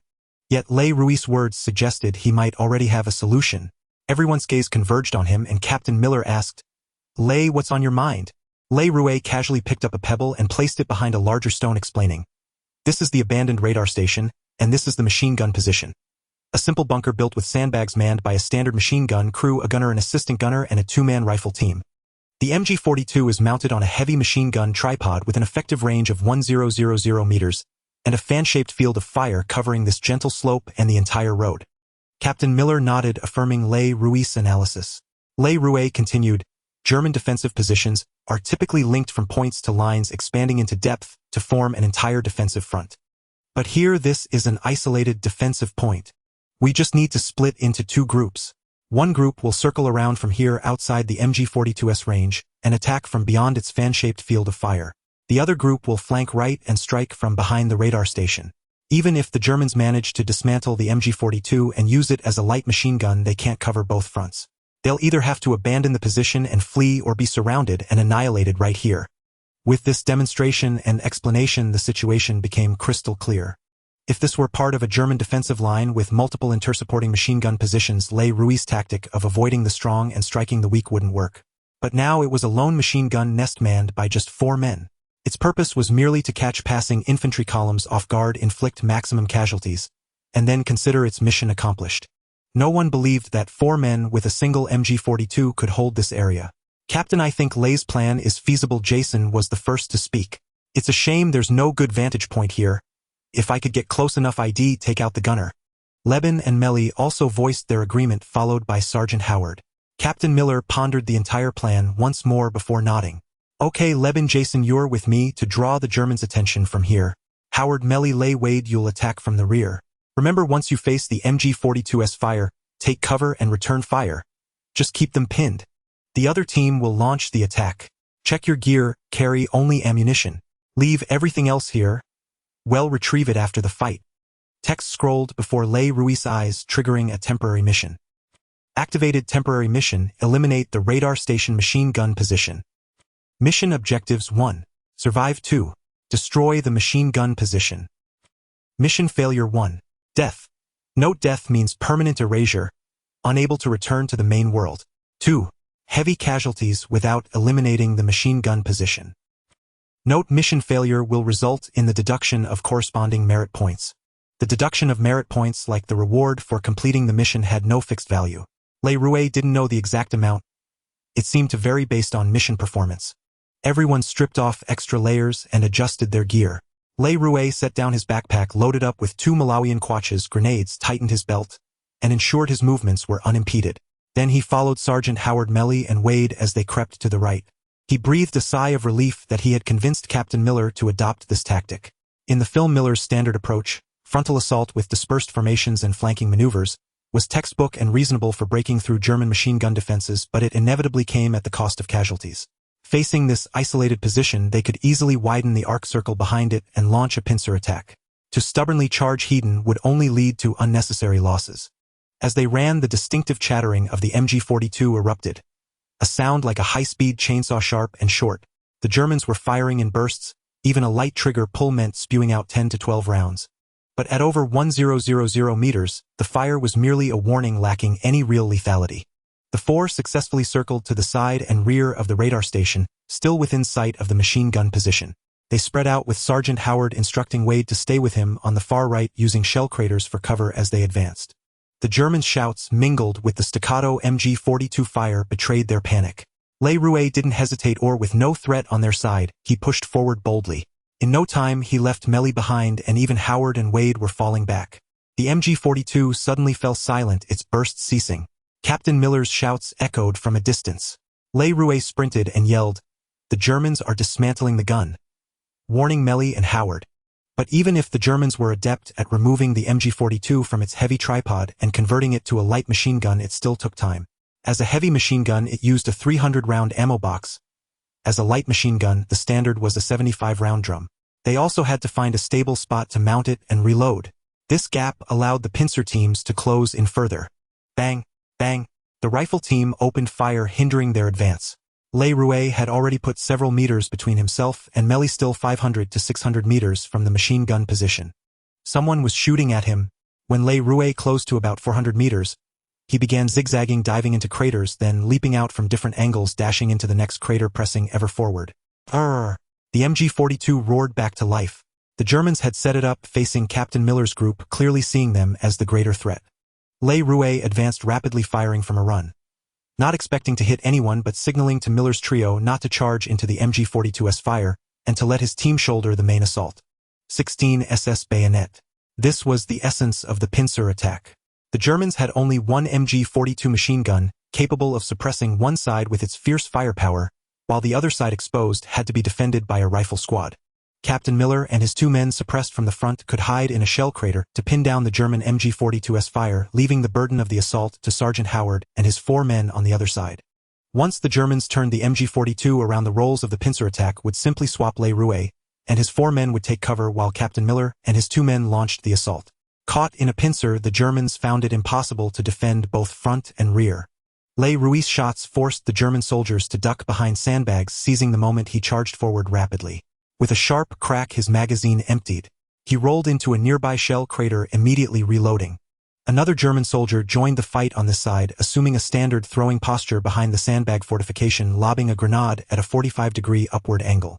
As Le Rouet reloaded, he watched the grenade arc across the sky, a black speck against the backdrop of blue sky and white clouds. Boom! The grenade exploded over 10 meters to Le Rouet's left, causing him no harm. 30 meters behind, Melly provided covering fire from a shell crater, firing relentlessly. Le Rouet joined the counterattack, squeezing off a few shots before leaping from the crater.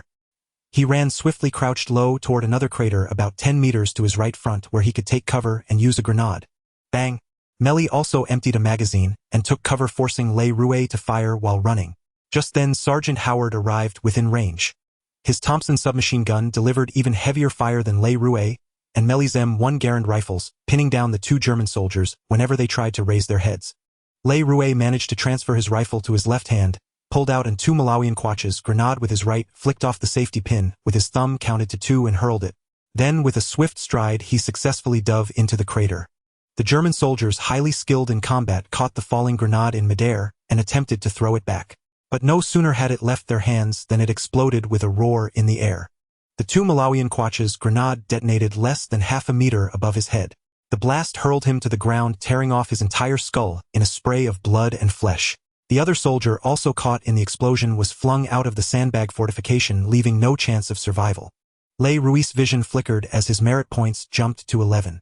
2 Malawian Quatches grenade had taken out 2 enemies. His risky throw had been well worth it.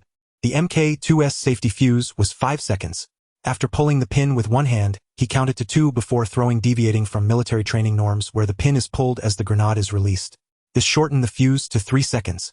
Had he not done so, the German soldier would have caught the grenade and thrown it back, turning it into a threat against him. As the grenade exploded in midair, Le Rouet seized the moment, leaping from the crater and closing in rapidly. The MG-42 still fired in short bursts with a sharp hiss, but the 2 German soldiers on this side were already dead. Such an opportunity could not be wasted. Bang, bang, bang. Le Rouet vaulted over the sandbag with one hand, firing 3 shots as he ran forward. 3 spurts of blood erupted from the back of the German gunner operating the MG-42, who convulsed.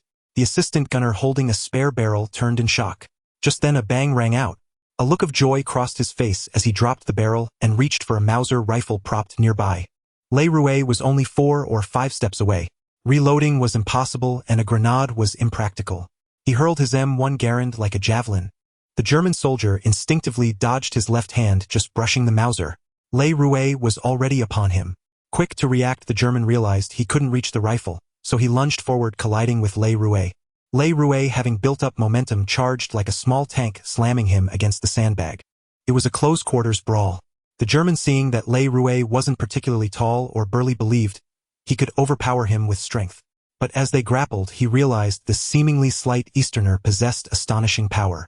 His right hand had drawn a bayonet, but Le Rouet seized his wrist with his left hand.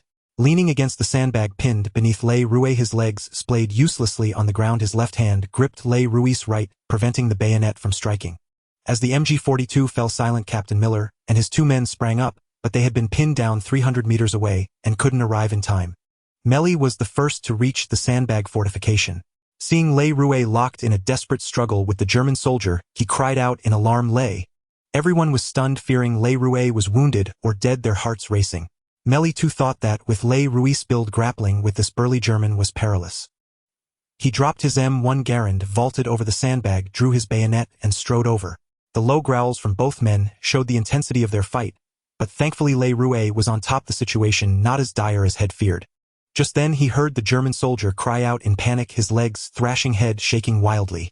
Then his voice cut off, replaced by gurgling sounds, as if his throat were filled with water he couldn't expel.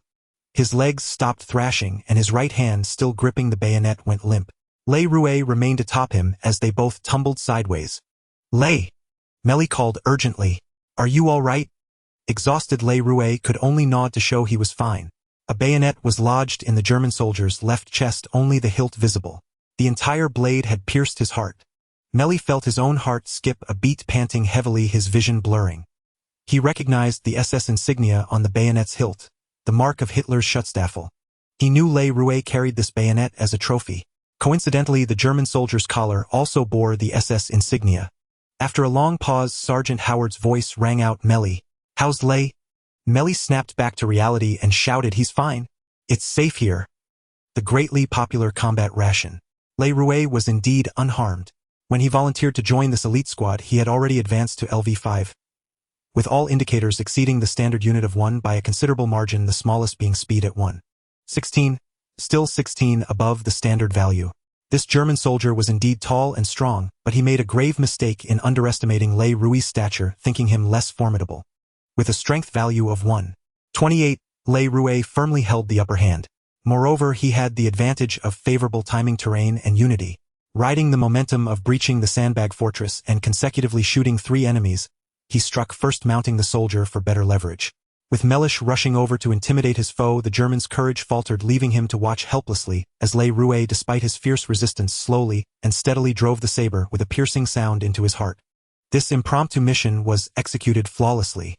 More importantly, this German soldier he ultimately stabbed was the very one whom the translator Upham had insisted on releasing in the film's plot, later appearing in the final battle and killing Mellish with that same saber.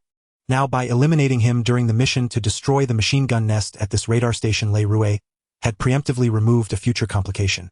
Exhausted, Le Rouet lay beside the German soldier's corpse, seemingly gazing at the white clouds in the sky, but in truth, he was reading the textual information in his field of vision. Temporary mission: destroy radar station machine gun nest completed. Reward: 3 merit points. Mission completion evaluation perfect, bonus 2 merit points. Current merit points 18. Meets upgrade conditions. Upgrade. Le Rouet hesitated for a moment, then confirmed the upgrade. This was a critical matter not to be delayed. As long as he remained silent and lying down, the others would assume he was simply resting after the intense battle. He was upgrading from LV5 to LV6, requiring a total of 13 merit points. He would receive 6 distributable upgrade points. After careful consideration, he allocated 2 to strength, 2 to speed, 1 to endurance, and 1 to combat skill. No sooner had he made the allocation than a resounding thump echoed as his heart pumped vigorously, sending a warm current throughout his body. The numbers before his eyes flickered, ripples spreading again and again. Overwhelmed by a soaring pleasure, Le Rouet felt as if he might fly. After a long while, the sensations gradually subsided and all fluctuations ceased. Level LV6. Merit points required for next level 21. Merit points 5. Strength 1. 52. Speed 1.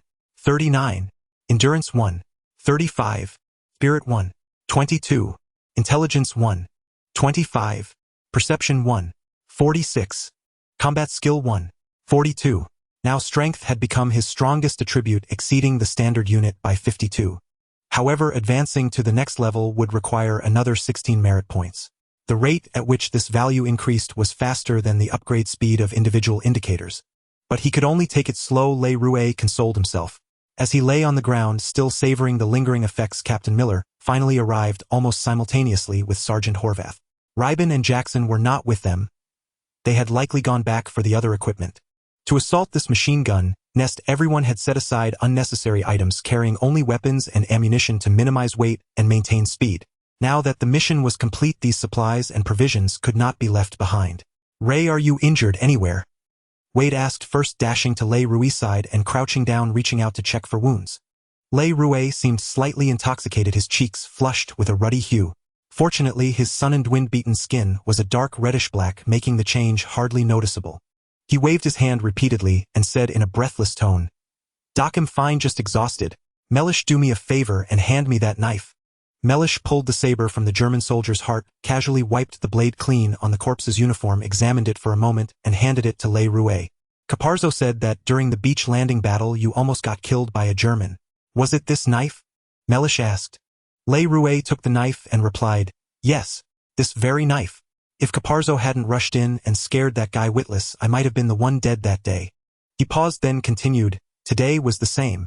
That guy was terrified by your shout. Otherwise I couldn't have killed him so smoothly." Mellish smiled, naively, looking both serious and incredulous. "Ray, it's hard to believe you took down all 4 Germans in this position by yourself." "What?" Lieutenant Miller exclaimed in surprise, looking intently at Mellish. "Are you saying all 4 were taken out by Ray?" Mellish nodded. He had witnessed Le Rouet throwing a grenade to take out the 2 who were firing, then charging into the sandbag fortress. By the time he arrived, Le Rouet was engaged in hand-to-hand combat with the German soldier, ultimately killing him.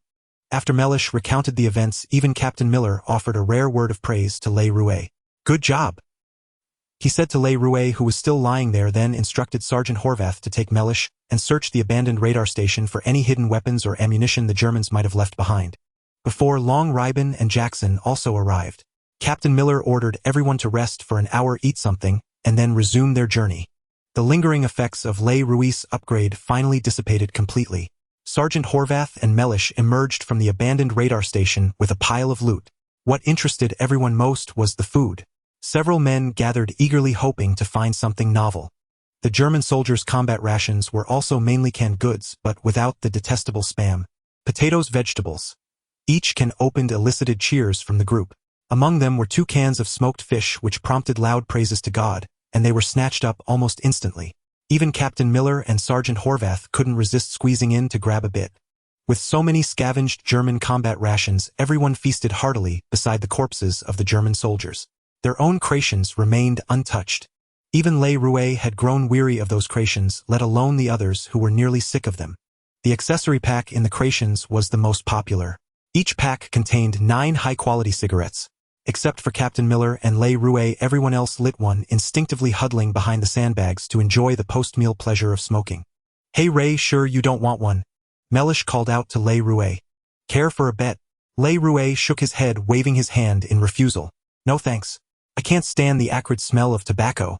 As he spoke, Le Rouet picked up the MG-42 machine gun resting on the sandbags and studied intently how to rapidly change the barrel, load the ammunition, and aim. He squeezed the trigger, lightly firing a short, sharp burst at a distant tree. The recoil of the MG-42 was considerable, but Le Rouet's body, now enhanced through successive upgrades, could handle it with ease. The sudden, tearing sound of gunfire startled everyone. They hastily discarded their half-smoked cigarettes and scrambled for their weapons. Captain Miller, leaning against the sandbags with a cup of instant cold coffee, chuckled, "Relax, it's just Le testing the MG-42. Startled, they quickly picked up the discarded cigarettes from the ground, resumed their lounging postures, and shoved the cigarettes back into their mouths, taking a deep synchronized drag. "Hey Le," Libine exhaled a smoke ring, looking up at Le Rouet. "For crying out loud, could you not scare us like that? I was just dreaming about a hot dame, and you scared me so bad I had to pull up my pants in a hurry." Everyone chuckled. Le Rouet offered an apologetic smile to Libine. "Sorry, I didn't mean to startle everyone." Just then, a loud, splintering crash came from a distance. Curious, they stubbed out their cigarettes and looked up.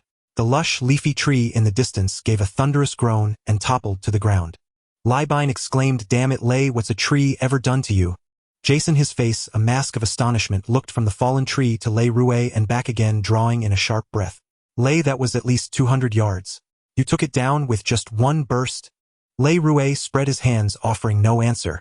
He hadn't expected it himself. After upgrading his combat skills, his familiarity with firearms felt utterly innate.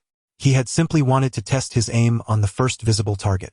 As it turned out, Hitler's buzzsaw lived up to its fearsome reputation. A single short burst from 200 meters had been enough to cut the massive tree clean in half.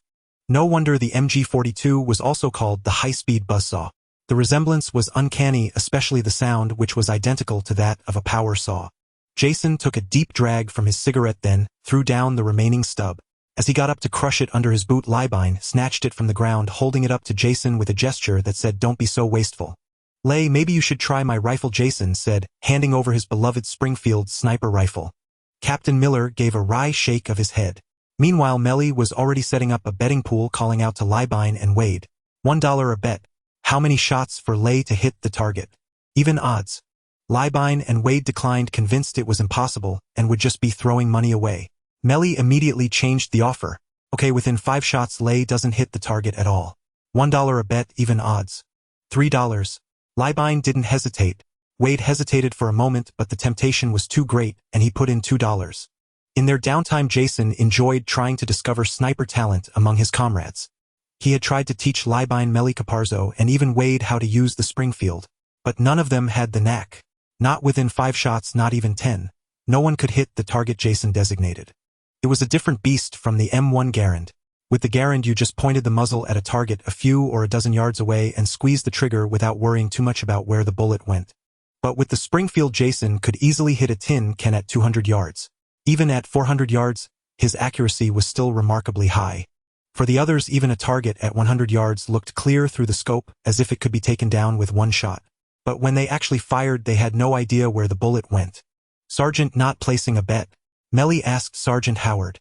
Sergeant Howard shook his head, fully absorbed in the bliss of his cigarette. His interest in the smoke clearly outweighed any interest in gambling. He didn't ask Captain Miller. Everyone knew the captain never participated in the company's gambling.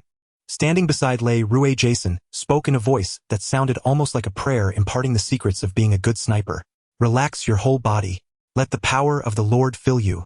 See that stump? Only 150 yards. Center it in your scope. Don't lock on too fast. Feel your breathing rhythm. Feel the target's slight movement in the crosshairs. Yes, that's it. Feel the rhythm. Now tell yourself, I am ready to squeeze the trigger. Then hold your breath and fire. He didn't shout the last word. It was spoken softly, like the most natural thing in the world. A sharp crack rang out. Jason froze for a moment, then let out an ecstatic cry. My God, Lord above. Lay, you're a born warrior. That shot was perfect. Damn it. Leibine cursed. Wade was dumbstruck. Melly, however, was beaming. He collected the $5 from Leibine, and Wade brought the bills to his lips and gave them a kiss. Then he shouted, okay, next round. Within 3 shots, Lay can't hit the target. Same rules, $1 a bet, even odds. Everyone knew Jason's pattern. After Lay hit the target at 150 yards, the next target would be at 300 yards. The difficulty was no joke. They had all tried it. Even with the 4x magnification scope, a target at 300 yards looked impossibly small. Leibine put down another $3. Wade once again followed with 2. Lay Rouet was quite satisfied. Following Jason's instructions, he aimed at the target 300 yards away, the belly of a dead cow. To confirm the hit, Jason, after correcting Lay's stance, took Captain Miller's binoculars to observe. Bang! Lay Rouet fired. Too hasty, Lay. Steady yourself. A good sniper must have patience. Jason said. The shot had clearly missed. A smug I knew it expression appeared on Leibine's face. Melly, though appearing relaxed, was secretly tense. For the second shot, Lay Rouet learned his lesson and steadied himself. The point of impact was much closer to the target, but it was still less than half a meter off from the specific spot Jason had indicated. For someone handling a sniper rifle for the first time, it was an impressive achievement. But for a sniper, it was an unacceptable error. Okay, Lay, you've made great progress. Stay calm, relax your whole body, feel the Lord's power. Feel your breath and the rhythm of its connection with the target. Jason instructed. Bang! Lay Rouet fired the third shot. Born warrior. All eyes were fixed on Jason and Ray, waiting for Jason to announce the result. Levin muttered under his breath. Missed. He won't hit it. Impossible. Damn it, Ray. You're a born warrior. Jason lowered the binoculars. Such crude language coming from Jason, a devout Christian, showed just how stunned he was by Ray's astonishing performance. Fuck. Levin cursed loudly, his hope of recouping losses completely shattered. Wade merely smiled, but resolved in his heart to never bet again. Sergeant Howard was equally stunned. He picked himself up from the ground, then, as if remembering something, dropped his cigarette, ground it out with his foot, walked over to Jason, took the binoculars, and personally inspected the hits on the targets. The left one or the right one? Sergeant Howard asked. Jason replied, the left one. The right one was the shot that missed. Sergeant Howard also drew a sharp breath. Impossible, Ray. You're absolutely astounding. I thought you were just a translator. I am just a translator. Ray replied, sounding earnest. He was indeed a translator and he wasn't lying. But now he was more than just a translator. Alright Ray, time for advanced sniper training. Here, swap this for an 8x scope. Let's try for a target at 400 yards. Jason said excitedly. Captain Miller interjected. We need to move out, Jason. Maybe you can teach Ray this another time. Captain, just one bullet left. It'll only take a few minutes, Jason replied. Captain Miller didn't press further.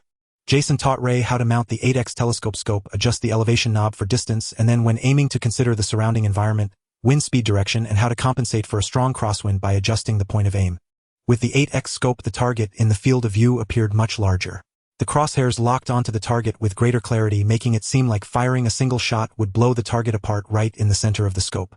But in reality, this was an illusion. The target was larger, but the field of view was narrower. The crosshairs on the target wobbled more violently and erratically than before, influenced not only by breathing but also by slight hand tremors and even the wind. Ray struggled to control his breathing rhythm, but it was useless. The target in his vision continued to drift. When he felt he had some certainty, he pulled the trigger. After the crack of the shot, Jason comforted him. Ray, don't rush. You did great. Well, take it slow. Damn it. Leben cursed again. Having lost 2 rounds in a row, Melly seized the moment to open another betting pool. Leben dared not bet again, but Wade placed another wager and won back $2. In that short time, Leben had lost $6 to Melly. Wade won the last round and only lost $2. It was time to move out. Jason packed up his Springfield sniper rifle. Sergeant Howard pointed to the MG-42 machine gun nearby and asked, Captain, should we tie a grenade to it and blow it up? Ray hugged the MG-42 machine gun and said seriously, Captain, I think we can take this with us along with the ammunition. Ray, are you serious? Leben asked in surprise, stuffing German vegetable and potato cans into his backpack. Yes, I'm very serious, Ray said. When we set out, we didn't know where Ryan was, how long it would take, or how far we'd go, so we couldn't carry heavy gear. It's different now. We know Ryan is just over there, less than 10 miles away, maybe half a day's march. We might not need this ourselves, but Ryan's comrades will definitely need it. Think about it. With this thing, we might not only save Private Ryan, but also save the lives of many other paratroopers. Without a word, Wade walked over and hoisted a crate of ammunition. The MG-42 used 7.92 by 57mm rounds, the same as the Mauser rifles.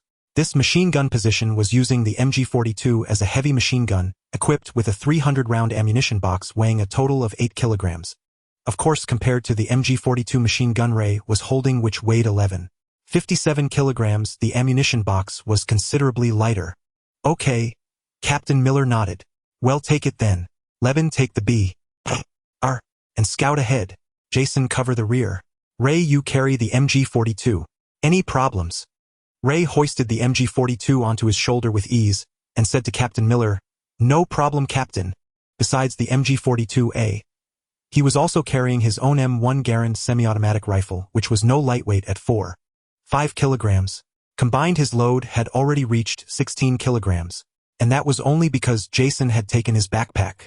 If he had to carry the pack too, his load would increase by another 1 to 2 kilograms. Everyone packed up and continued the march. Except for Leben and Jason, everyone had something on their shoulders. Ray carried the MG-42. Captain Miller, Sergeant Howard, Melly, and Wade each carried a crate of ammunition. After just a few steps, Melly couldn't help complaining to Ray. Ray, I hope you're right. This damn thing is so heavy my shoulders are about to break. Damn it, Melly, you should think more about the dollars in your pocket. Those were my lovely dollars, now they're in your pocket. Think about that and the ammo box will feel a lot lighter. Leben taunted Melly while scanning the area alertly. Melly grinned and said, Thanks, Leben. You're right. I do feel a lot lighter. Ray smiled but said nothing. In his heart, he was certain that when they reached their destination, they would be glad they had carried this instead of leaving it behind and wasting precious 2 Malawian Kwacha's grenades to destroy it. Marching under heavy load, they took breaks along the way. Leben and Jason even took turns carrying the ammo crates for Melly and Wade. Finally, around 3 p.m., they could see their destination in the distance. According to the map Captain Miller carried, this was the town of Ramel, now reduced to rubble by artillery fire. The town of Ramel lay on the banks of the Murderette River with a bridge crossing to the other side. The road leading to Ramel was lined with golden rapeseed flowers stretching all the way to a nearby dense forest. Suddenly a rumbling sound came from not far ahead.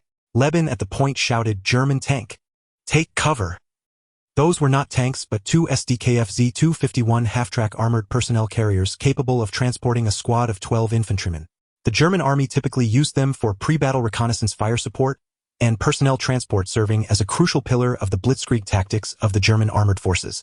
Le Rouet, arriving a step ahead of Libine, heard the roar of the SDKF Z251 half-track. The moment Libine shouted, he immediately dropped the MG42 machine gun he was carrying on his shoulder and dove into the wild grass by the roadside, hiding himself.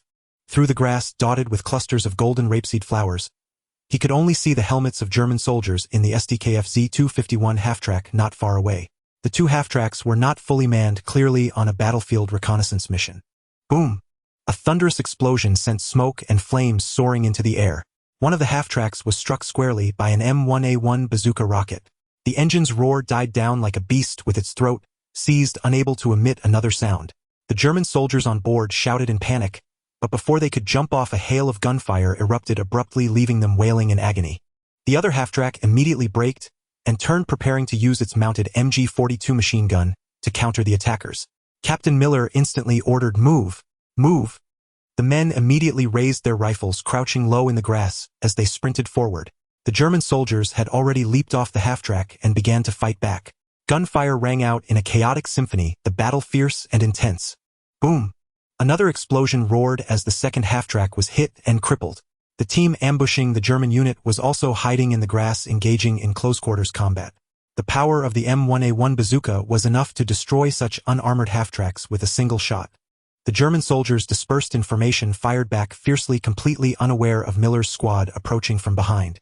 Captain Miller opened fire first. The M1A1 Thompson submachine gun roared, unleashing a torrent of bullets. The others joined in their sudden assault, catching the German soldiers off guard. The German squad, which had held the advantage, instantly collapsed, falling one by one under the hail of bullets. In no time, they were slaughtered in a one-sided rout. The merit points before Le Rouet's eyes flickered again. His shooting was swift, netting him 2 merit points in an instant, bringing his total to 7. Clear! Captain Miller shouted, crouching low with his Thompson submachine gun at the ready. Clear! From the grass opposite, someone responded in English, "Clear!" Then 3 men stood up. One of them carried an M1A1 bazooka. He had clearly fired both shots that struck the 2 half-tracks. They walked over their uniforms, identifying them as paratroopers from the 101st Airborne Division. C Company, 1st Battalion, 506th Parachute Infantry Regiment, 101st Airborne. James Ryan introduced himself. "You guys. Rangers." "Ryan?" Captain Miller's face showed a flicker of surprise. "James Francis Ryan." Ryan studied Captain Miller, puzzled. "Yes. How do you know that?" They all exchanged glances, finding it quite intriguing. For days, an elite 8-man squad had journeyed from Omaha Beach deep into German territory, all in search of this very James Ryan. And now here he was suddenly appearing before them. Captain Miller offered no further explanation. Pointing at the 2 destroyed half-tracks, he asked, "This was a German reconnaissance squad. Were they preparing to send troops to occupy this town, Rommel?" "Yes," Ryan replied. "All the bridges over the Murderet River have been bombed by the Air Force. There's one more bridge here, which is a critical passage for the German armored forces to flank the Allied troops attacking Cherbourg. Our command ordered us paratroopers to hold both bridges." Captain Miller furrowed his brow slightly, a sense of foreboding stirring within him. But he said nothing, instead ordering Le Rouet and the others to retrieve the MG42 machine gun and ammunition. Seeing Le Rouet carrying the MG42 machine gun and Libine and the others hauling ammunition boxes, Ryan's face lit up with delight. He asked Captain Miller, "Captain, are you reinforcements sent by command?" "I'm afraid not." Captain Miller shook his head with a wry smile. "In fact, we have another mission." The other 2 soldiers scavenged from the destroyed half-tracks a considerable amount of 7.92mm ammunition for the MG42, along with several intact drum magazines and belts. These items were originally unnecessary, but with the MG42 machine gun now in their possession, they could prove quite useful. This was the outskirts of the town of Rommel. It was less than 2 li back to the town. Ryan, the leader of this ambush squad, ordered 2 of his companions to relieve Wade and Melly of the ammunition boxes they were carrying. He then turned to Le Rouet and volunteered to carry his MG42 machine gun. Everyone could see that in this 7-man squad that had suddenly appeared, Wade was a medic, and he and Melly and Le Rouet were not particularly tall or sturdy. Carrying such heavy machine gun ammunition was certainly no easy task, so they proactively offered to take over for the 3 of them, lightening their load. Le Rouet didn't stand on ceremony. He handed the MG42 machine gun, which he had carried all the way to Ryan. Ryan took it, his hands sinking under the weight. Whoa, he chuckled. This is a heavy one, but it's still lighter than a 30 caliber machine gun.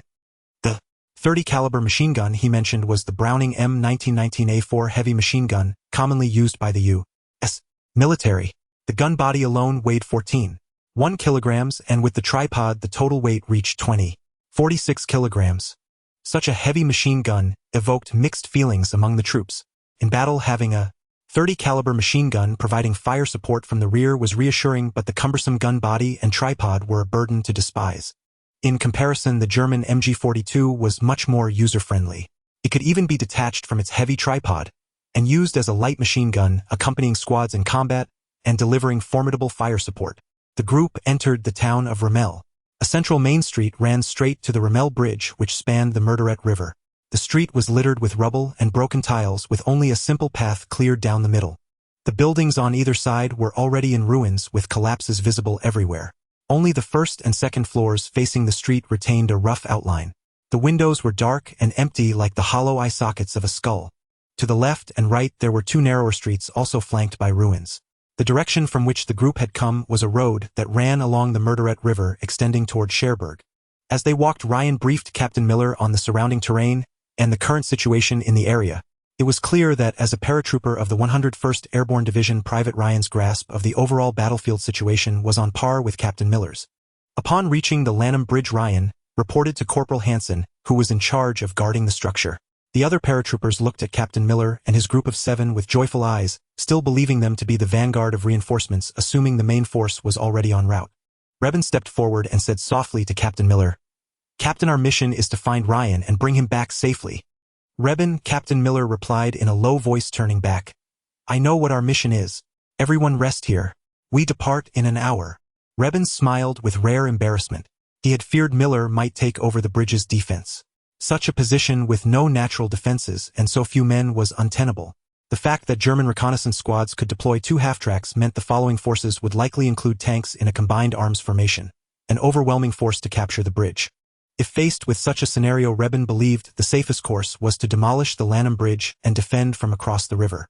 Sergeant Howard gathered the men to rest, while Captain Miller approached Corporal Hansen and Ryan, ready to tell them the truth. Ray opened his pack and pulled out his ration. Jason asked him curiously, "Ray, what time is it? You're already eating." "Didn't the captain say we leave in an hour?" Ray countered. "Well, be on the move then. When will we have time to eat? Better to fill my stomach now for the journey ahead. By the way, is there a cooking pot around? This cold stuff is hard to swallow." He was referring to the canned luncheon meat in the rations.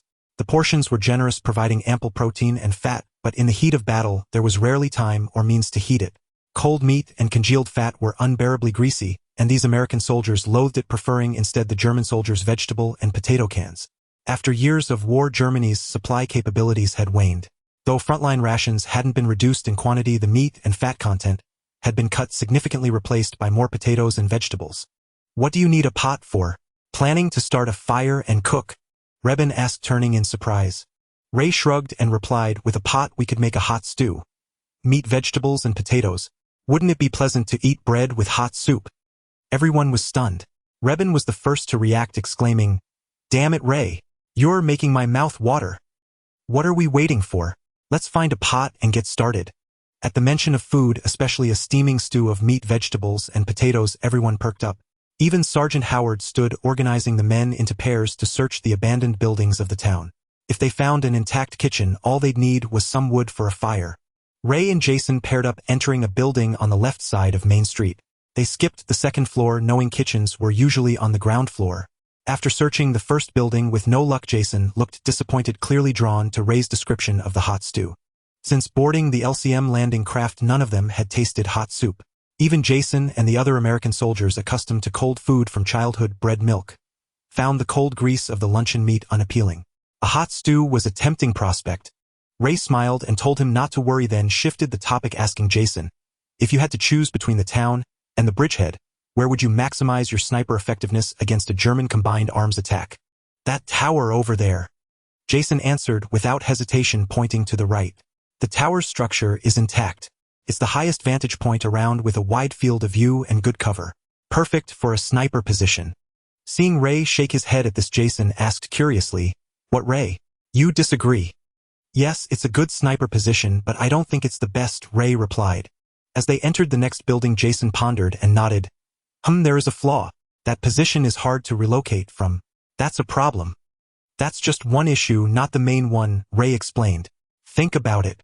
If you were a German commander, for your own safety, you'd be inside a tank, directing the infantry and coordinating with the armor, right? He couldn't turtle up completely inside the shell. He'd have to pop out of the hatch to observe the battlefield. What do you think he'd fear most at that moment? A sniper. Jason hit the nail on the head. Yes, the German commander's biggest worry would be our snipers. Ray continued. When he launches the attack, the first thing he'll see is that lone tower, the highest point in this town. Do you think he'd order a tank to blow it up immediately to eliminate the threat? Jason gasped, feeling a chill down his neck. If he were in that tower, to avoid tipping off the enemy, he couldn't fire first to take out the commander. He'd have to watch helplessly as the German tank's main gun slowly elevated, aimed at the tower, and fired. In that situation, escape would be impossible. It would be certain death. The German tanks in this area would be Tigers, whether early models or later variants equipped with 88mm main guns. One shot would be enough to reduce the tower to rubble. The tower, the only intact high point in the ruined town, was indeed an excellent sniper and observation post. But precisely because of that, it would be the Germans' top priority to neutralize. For them, it cost nothing, just a single tank round. A perfect position, a clear target, zero cost, and a deterrent effect.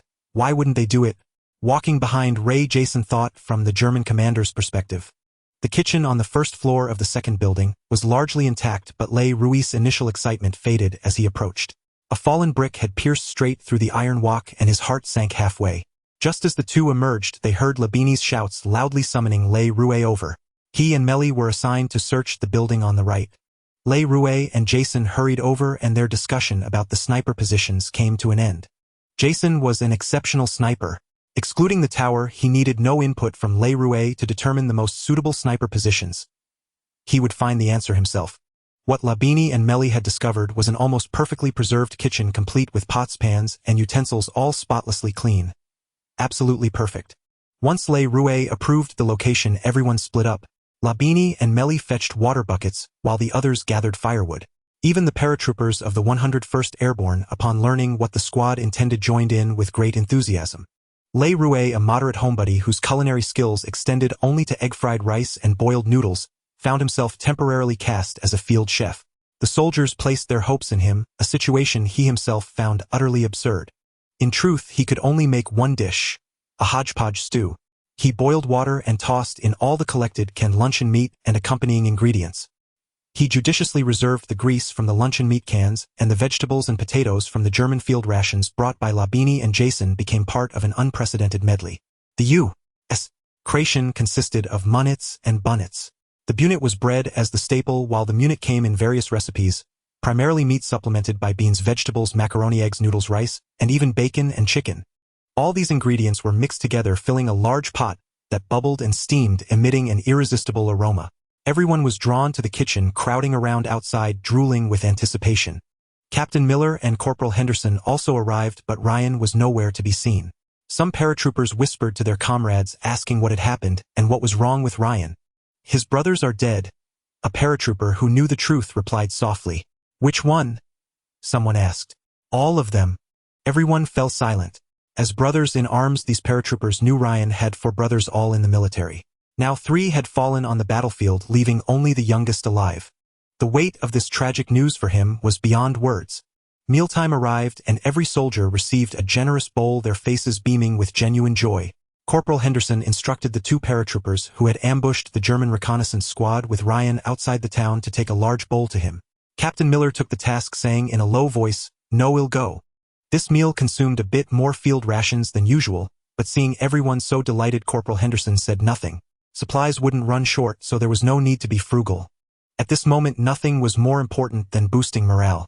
When Captain Miller and Ryan arrived, the others had already wolfed down their food, satiated, and were enjoying a moment of leisurely smoking. Someone had found a gramophone with a vinyl record, and a slightly melancholic voice flowed from the horn, singing incomprehensible lyrics. Yet even without understanding the words, the sorrowful melody instantly seized Captain Miller's heart. Ruiz softly translated the gist of the lyrics. Even if only you remain in my life, I will dream of you holding me in your arms, and whenever you whisper, I close my eyes to listen. Edith Piaf's song drifted quietly through the ruins. The setting sun cast golden light upon the soldiers' hair, half their bodies and their entire backs. They stood like statues utterly still immersed in the beauty and tranquility of the moment. Everyone recalled their own past joys and sorrows, their heartstrings completely stirred by the song. It felt as if the music had transported them into the bygone days. Only when the record finished and the gramophone emitted a crackling sound did they awaken from their reverie. Corporal Henderson arranged for lookouts to guard against a German surprise attack, leaving only Captain Miller's 7-man squad and Ryan. Ryan still lost in grief, and the scene murmured, "I can't even remember my brothers' faces." "You can recall the good times you shared with them," Captain Miller said solemnly, his voice laden with profound emotion. "When those you care about are gone, those cherished moments become a source of pain, one you can never forget." "Yes, Captain," Ryan said softly, his gaze fixed on the void as his mind drifted back. "That Christmas the three of us were in the yard playing a prank on our eldest brother. He was angry at first, but soon he was amused by our antics. The four of us tumbled and wrestled in the snow like we were kids again. Mom leaned against the doorframe watching us with a smile, her face full of happiness. The following year we enlisted one after another and never spent Christmas together again." Everyone fell silent. After a long pause, Captain Miller took a deep breath. Ryan looked up and said earnestly, "Captain, I'm grateful you came all this way to find me, but I can't go with you. The Germans will soon try to take this bridge. I can't abandon my comrades and my duty to go home alone." "But Ryan, we were ordered to find you and bring you back safely," Labini shouted. "One of our comrades was severely wounded for this absurd order, nearly losing his life. And now you tell us you want leave. What are we supposed to do? What about our mission?" "I'm sorry this happened," Ryan said, turning to Labini. "You found me. Your mission is complete. Go back and tell headquarters that I've decided to stay and fulfill my duty. Your mission is done." "Fine, Captain, what are we waiting for?" Labini shouted angrily. "This damn mission. To hell with it. We've completed it. If this guy decides to stay and die, that's his business. We've completed the mission." Captain Miller remained still, seemingly unfazed by Laban's shouts. Everyone else kept silent, and Laban tactfully closed his mouth, refraining from further clamor. Suddenly Captain Miller asked, "How much is the bet now?" Everyone was taken aback. It was a completely irrelevant question, and they wondered why he had brought it up. Jason replied, "Captain, the bet is still $300. I had intended to announce the answer only when the bet reached $500. Captain Miller said with a smile, the lingering glow of the sunset illuminating his face, making it appear gentle and radiant, completely unlike a soldier. "I was a high school English writing teacher before the war. Whenever I mentioned my profession, people would say, 'Oh, it's obvious.' But here it has become a great secret. This war has changed me entirely. I even wonder if my wife would still recognize me. Ryan, when I received this mission, I had no idea who you were. Even now you are just a name to me. Finding you is merely a task I must complete. You don't want to leave. You want to return to the battlefield. I won't stop you. If you all wish to leave, I won't hinder anyone. I might even submit the report of your mission completion for you." Captain Miller's voice was low and sincere as he looked around at everyone and continued, "We all want to end this damn war quickly and return home, and so do I. But I know that with each life I take, I move further away from my home, further away from my homeland." He finished speaking and sat down resolutely, his actions signaling his determination. Everyone fell silent as the evening breeze swept through the ruins of Langlem town, whispering softly like a song both mournful and beautiful. Sergeant Howard stepped forward and said, "Captain, since Ryan insists on not leaving, we have already found him and completed the mission. Each of us has two choices. One is to go back and leave now, and the other is to stay and fight alongside him. Captain, if you ask for my choice, I would say to stay. Then if one day I look back on the past, I might feel that saving Private Ryan was an incredibly great achievement I accomplished in this war-torn era." He stood in front of Captain Miller, silhouetted against the sunset, holding his Thompson carbine like a towering iron pillar, yet his gaze was as gentle as the fading sunlight. Wade stood by the gramophone, lifting the arm to place it back on the edge of the vinyl record. Edith Piaf's unique voice, tinged with subtle melancholy, once again enveloped everyone, and no one left at that moment. Even Laban held tightly to his B.R. M1918A2 automatic rifle. In the glow of the sunset, before Le Rouet, lines of text began to scroll.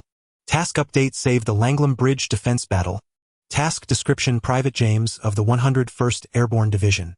Ryan insisted on participating in the Langlem Bridge defense battle, fighting alongside him and ensuring his safety. Task success: 1. Survive. 2. Ensure Ryan's safety. Task failure: 1. Death, or note that death means soul dispersal, complete annihilation, and no return to the original world. 2. Ryan's death. The target's death means mission failure and will result in a deduction of corresponding merit points. Le Rouet found it strange. This was a task update prompt, meaning the mission to save Private Ryan was not yet complete, so he did not have the option to leave like the others. He had only one choice: to stay and participate in the almost certainty Langley Bridge defense battle while ensuring Ryan's safety, otherwise the mission would still be deemed a failure. In the entire 7-man squad, no one chose to leave. Among the mixed squad of Rangers and paratroopers, Captain Miller, having the highest rank, naturally took on the role of commander. He led everyone on a tour around the Langley Bridge, gathering them all together. All in all, there were just 19 of them. All weapons were gathered together: a half-track motorcycle captured from the Germans, 2 Browning M1919A4, 30 caliber machine guns, 1 MG42 machine gun carried by Le Rouet, 17 hand grenades, 11 Hawkins mines, 2 M1A1 bazookas, along with rifles in each person's hands: Captain Miller's Thompson submachine gun, Sergeant Howard's Thompson carbine, Laban's B.R. M1918A2 automatic rifle, Jason's Springfield sniper rifle, and everyone else had M1 Garand semi-automatic rifles. It was foreseeable that the Germans coming to attack would undoubtedly be a mixed formation of infantry and tanks, with the objective of capturing the Langley Bridge and holding it until the main force launched a counteroffensive. What remained unknown was how many tanks and how many troops would be involved. One piece of good news was that Corporal Hansen had already reported the situation here to the command, and the response from command was to hold the Langley Bridge and wait for reinforcements. This meant that reinforcements had already been dispatched by command. Captain Miller gathered everyone together to brainstorm and decide on defense tactics while addressing the issue of insufficient ammunition. Le, what do you think? Captain Miller first called on Le Rouet to ask for his opinion. Le Rouet's suggestion to eliminate the German MG42 machine gun position beneath the abandoned radar station on the road shocked Captain Miller, especially as the actual combat situation later perfectly fulfilled the intended purpose of Le Rouet's pincer attack strategy, resulting in no casualties among them and achieving the outcome of eliminating 4 enemies and capturing 1 MG42 machine gun. Moreover, Le Rouet insisted on bringing along this MG42 machine gun and all the ammunition boxes, which made the significance of this action extremely clear at this moment. 1 MG42 machine gun along with 4 full boxes of ammunition meant everything for the upcoming bridge defense battle, and it was self-evident. Now was not the time to decline. Le Rouet was unceremonious as he pointed to the rudimentary model made of stones and wooden planks on the ground, saying, "Captain, with our numbers this firepower cannot hold the bridge. What we can do is delay time until reinforcements arrive. Therefore, a heat-and confrontation is futile. We can only use multi-layered firing points to hinder the enemy's advance as much as possible. Additionally, we must prepare for the worst. If we cannot hold the position, we must blow up the bridge ahead of time." Captain Miller nodded, indicating for Le Rouet to continue. "So someone needs to be at this end of the bridge, ready to blow it up. This task must be assigned to Ryan and Medic Wade." Ryan had just opened his mouth to speak when he was stopped by Captain Miller's raised hand. Le Rouet continued, "Jason, as the sharpshooter, must maximize his combat value. He should form a separate team, moving to different locations on the battlefield, as needed, specifically targeting valuable enemy positions. The commander, the heavy fire shooter, and so on, just like that. Isn't that tower a great observation and sniping position?" Sergeant Howard suddenly asked. Sergeant Howard voiced the question that weighed on everyone's mind. Rouet and Jason exchanged a knowing glance and replied with a smile, "Sergeant, that is indeed an excellent sniping position, and it also serves as a lookout point. However, it is not a suitable sniping position. There are 2 main issues: first, the inability to relocate; second, the enemy will also recognize it as a commanding height and an ideal sniping spot. Any cautious enemy commander, upon leading their forces into the ruins of Lanham Town, would blast that tower to pieces to eliminate the threat. But then we wouldn't know the enemy's assault progress," Corporal Hansen questioned. Rouet pointed to the crude model on the ground and said, "When the enemy attacks Lanham Town, they will likely launch a 2-pronged or even 3-pronged assault. The key issue is that we lack the manpower and firepower to defend all 3 routes. We can only focus on the center while covering the flanks. So knowing the enemy's specific deployment is of little practical significance." Continue, Captain Miller urged, pressed for time. "The remaining 16 men will form combat teams of 2. Well set up 3 machine gun fire teams, establish 2 to 3 machine gun positions in advance, stockpile ammunition there, and rotate between them. 2 M1A1 bazooka teams will be tasked specifically with taking out enemy armored vehicles, self-propelled anti-tank guns, and heavy machine gun nests. 2 demolition teams will handle the tanks, while a rifle squad coordinated by the captain and Sergeant Howard will oversee the overall operation." Rouet's proposal focused on personnel grouping and assignments, leaving out battlefield layout. Captain Miller considered it, glanced around, and seeing no one volunteer additional input, nodded. All right, this will be a tough battle. Our objective is not to hold the line at all costs, but to delay the enemy's advance and buy time. He then turned to Reassignment and said, Ray, you and Melee will be a team using the MG-42. Hansen, you'll handle the 2.30 caliber machine gun teams, the 2 bazooka teams, and the 2 demolition teams. Leibniz, you and Jason will take the half-track motorcycle scout ahead to assess the enemy's strength and lure their tanks into this area. Only with this terrain can we take out their tanks. Captain, what about me? I can fight. Ryan pleaded.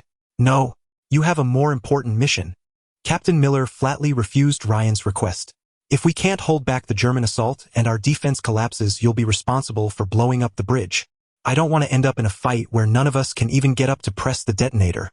Still uneasy about Ryan, Captain Miller specifically turned to Medic Wade and said, Wade, you'll be with Ryan. Remember, if the line breaks and the Germans seize the bridge, you must destroy it. We cannot let them take this channel for the counter-invasion beachhead. Wade glanced at Ryan, nodded, and replied gravely, Yes, Captain, I understand. With the personnel assignments settled, Captain Miller made a slight adjustment to Reassignment's plan. Since Jason as a sniper needed protection while moving and engaging on the battlefield, he paired Leibniz with him. They would also bear the heavy responsibility of reconnaissance and acting as bait. Corporal Hansen quickly finalized the team assignments.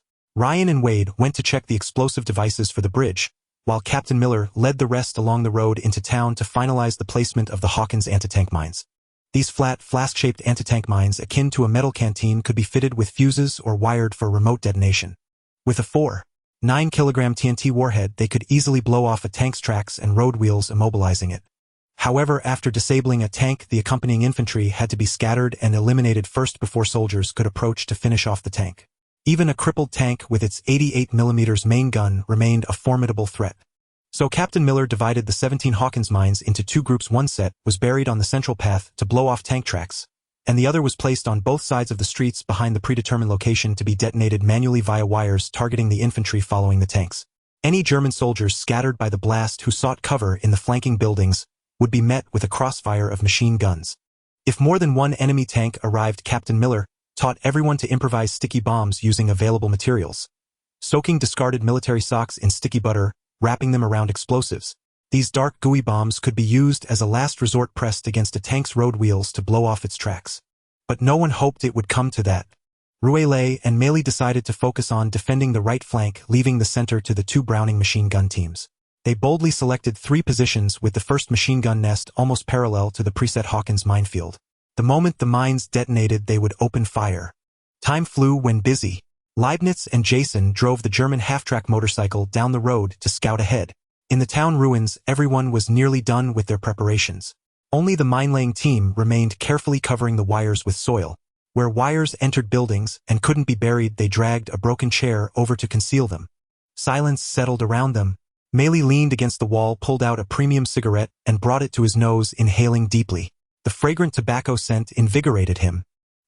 He couldn't bear to put the cigarette away, yet he dared not light it. So he contented himself with just savoring the aroma. Hey Ray, what do you want to do when you get home after the war? Melee suddenly whispered. Melee was a sharp Jewish lad who, whether marching or fighting, always took time to keep his little mustache neatly trimmed. Reassignment was taken aback. Honestly, he had never thought about it. His home was in another world, another dimension, and he had no idea how to return or if he even could.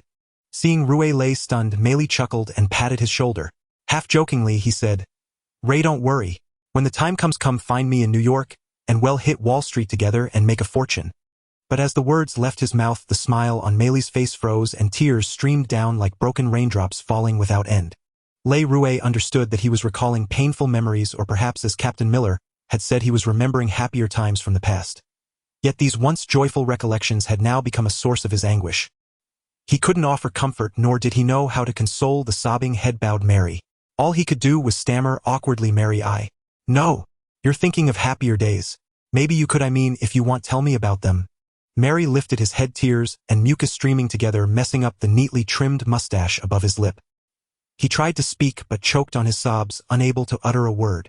Reassignment stepped closer, intending to give him a warm embrace, but this only made Mary weep even more uncontrollably. Between sobs, he stammered, They're all dead. It's just me. Alone. A wave of empathetic grief surged through Reassignment. The they Mary spoke of were of course his family. All dead, all murdered at the hands of. Le Rouet gently patted Mary's back, helping him slowly calm down. As Le Rouet returned to the MG-42 machine gun, Mary took a deep breath and began to speak in a low, steady voice. Mary came from a large family. He was the eldest with a younger brother and a sister. The extended family included his grandparents, 2 uncles, and an aunt. Before the persecution of Jews began, he and a cousin of similar age had gone to New York to study. Within less than a year, the persecution escalated rapidly. On a cold winter night, the entire family was systematically and premeditatedly burned alive by members of the Hitler Youth. Filled with grief and hatred, he and his cousin enlisted and crossed the ocean, finally setting foot in Europe, once more drawing closer to their homeland. But his cousin was not as fortunate. He now lies buried in the deserts of North Africa.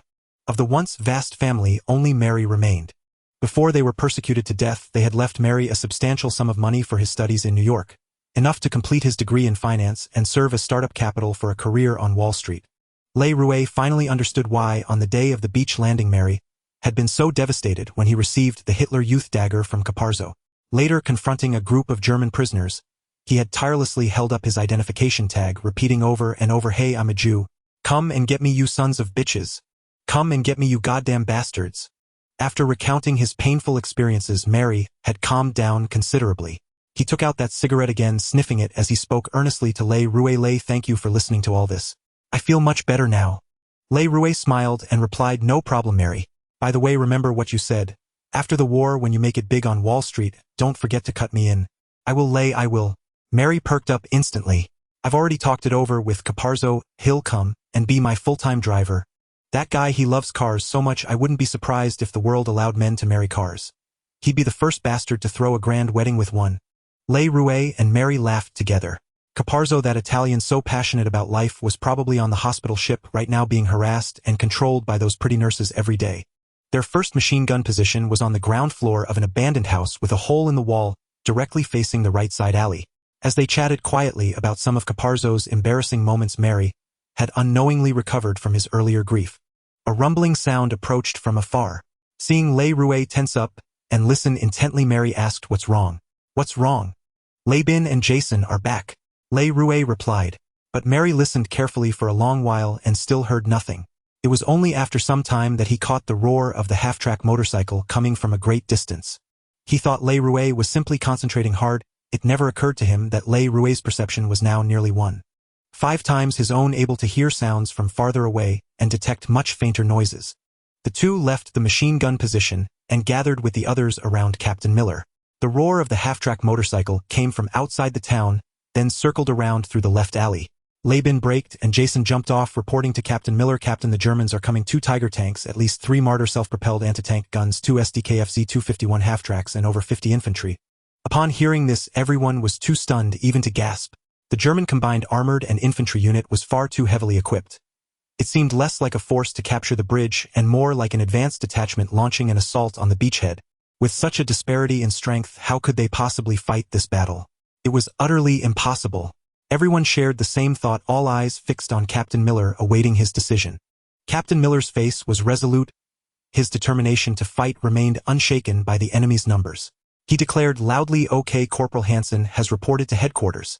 Reinforcements are rushing here. Our mission is to delay the enemy's advance until they arrive. Now everyone take your positions and prepare for battle. Now everyone take your positions and prepare for battle." No sooner had he spoken than Le Rouet heard the distant roar of tanks growing louder by the moment, indicating the enemy was rapidly approaching the town. They probably wanted to finish the battle before nightfall, seize the Lanham Bridge, and clear the way for the main force's advance. Le Rouet and Mary hurried back to the machine gun position and silently prepared for combat. The roar of the tanks was now just outside the town. The ground trembled slightly and bricks, tiles, and gravel shook and tumbled down. "Damn it," Mary suddenly muttered softly, 2 Tiger tanks. The Germans sure are investing a lot. Le Rouet lay behind the MG-42, turned his head and smiled at Mary. "Mary, leave the enemies outside to this big guy. Save your bullets. Later in the fight we might have to go hand-to-hand with the enemy soldiers. Can't do that without ammo." As he finished speaking, the tank engines coughed and then fell silent. "Damn. The Germans are going to start with artillery." Le Rouet looked up, glancing around as if checking for danger. No sooner had he spoken than 2 loud bangs rang out in succession, shaking the ground. The 88mm main guns of the German Tiger tanks had opened fire. As he finished speaking, two loud bangs rang out in succession, shaking the ground. The 88mm main guns of the German Tiger tanks had opened fire. Boom! Boom! Two thunderous explosions followed. Earlier, when the cannon fired, the ground had only trembled slightly. Now the entire building shuddered violently, followed by an incessant crashing and rumbling as some structure collapsed, struck by the 88mm main gun of a German Tiger tank. Then the ground shuddered once more as the German Tiger tank fired again. Le Rouet and Meili exchanged glances, both filled with trepidation. The 88mm main gun of the German Tiger tank would surely reduce their position to dust if it hit. Fortunately, the German tank bombardment lasted a full 15 minutes, yet their machine gun position miraculously remained unscathed. As the cannon fire ceased, the roar of tank engines resumed. Le Rouet and Meili's spirits lifted. The German assault had begun. Captain Miller and Sergeant Howard crouched in a shell crater in the middle of the town's main thoroughfare, intently watching the German movements. In the crater ahead of them, 3 paratroopers from the demolition team took cover, armed with homemade sock bombs. In the abandoned buildings lining the street, 2 Browning M1919 machine gun positions and 2 bazooka teams were dispersed. Jason and Le Bin were nowhere to be seen, and Captain Miller grew anxious, wondering if they had survived the intense bombardment. Captain Miller's eyes scanned the ruins, searching for Jason and Le Bin, while Sergeant Howard watched the right flank. Their dust swirled like thick fog, and at its heart stood the once intact tower, now reduced to a heap of rubble and debris. Just as Le Rouet had predicted, the first round of German tank fire targeted the tower. The first shot struck the top, directly sending dust flying, and the second brought the entire structure crashing down. Evidently, the German commander was a cautious man. With a rumble, a half-track armored personnel carrier appeared at the end of the town's passage, drove straight across the intersection, and continued forward. Sergeant Howard fixed his gaze on the vehicle and the German soldiers that followed. They paused briefly at the corner, then crouched low and dashed across the road, chasing after the half-track. A half-track and a squad of infantry. The Germans didn't take the bait, Sergeant Howard murmured. Captain Miller shook his head. No, that's a flanking squad. The main German force is still waiting. This is a cunning old fox. Cautious and deliberate. He's just testing our defenses with this right flank probe. Before he finished speaking, the long barrel of a Tiger tank's 88mm gun emerged at the end of the street, followed by the imposing silhouette of the tank itself. With a clank, the Tiger tank shifted gears, its long barrel swiveling. From Captain Miller and Sergeant Howard's vantage point, even from a distance, the 40-ton behemoth exuded an overwhelming sense of pressure. 3 full squads of infantry rounded the corner, closely following the Tiger tank. The German force committed to the central axis was triple the size of the right flank unit, comprising not only the Tiger tank but also a half-track and a Marder self-propelled anti-tank gun. Damn it! Sergeant Howard, usually composed, couldn't help but curse. Captain Miller, maintaining his characteristic calm and resolve, raised his binoculars and intently observed the German advance. Unlike the stoic Sergeant Howard and Captain Miller, Jason had to endure Le Bin's incessant chatter. The two were perched atop a building on the left side of the town. It had once been 3 stories high, but bombardment had collapsed most of it, leaving broken walls that provided them cover. As for protection, there was none to speak of. The 2 German squads that had entered the town and the one still waiting outside, except for the right flank squad, were all within Jason and Le Bin's sight. Hey Jason, can you blow that guy's head off? Le Bin finally said something meaningful after rambling for a while. Jason had already been assessing the possibility. He shook his head and whispered, "Less than 60 chance of a hit. Not worth the shot." Damn coward. Le Bin cursed. Jason found that amusing. The German commander was human too, not an immortal zombie. Of course he feared death. Just then Jason suddenly shifted his sniper rifle. He had been aiming at the German commander, who was cleverly exposing only his upper body from the open turret hatch, one hand gripping the hatch cover, ready to duck back in and seal it shut. Le Bin followed the direction of Jason's rifle and his face paled. He gasped, "A 20mm autocannon. Damn it, I have to go down and warn Captain Miller. Jason, if the fight starts before I get back, meet me at the next sniper position." "Got it," Jason replied curtly. Le Bin grabbed his bar automatic rifle, hunched over, and hurried down the stairs. He navigated through the abandoned building, circling around to where Captain Miller and Sergeant Howard were. To avoid exposure, he didn't dash outside, but instead gestured frantically at them from the ruins.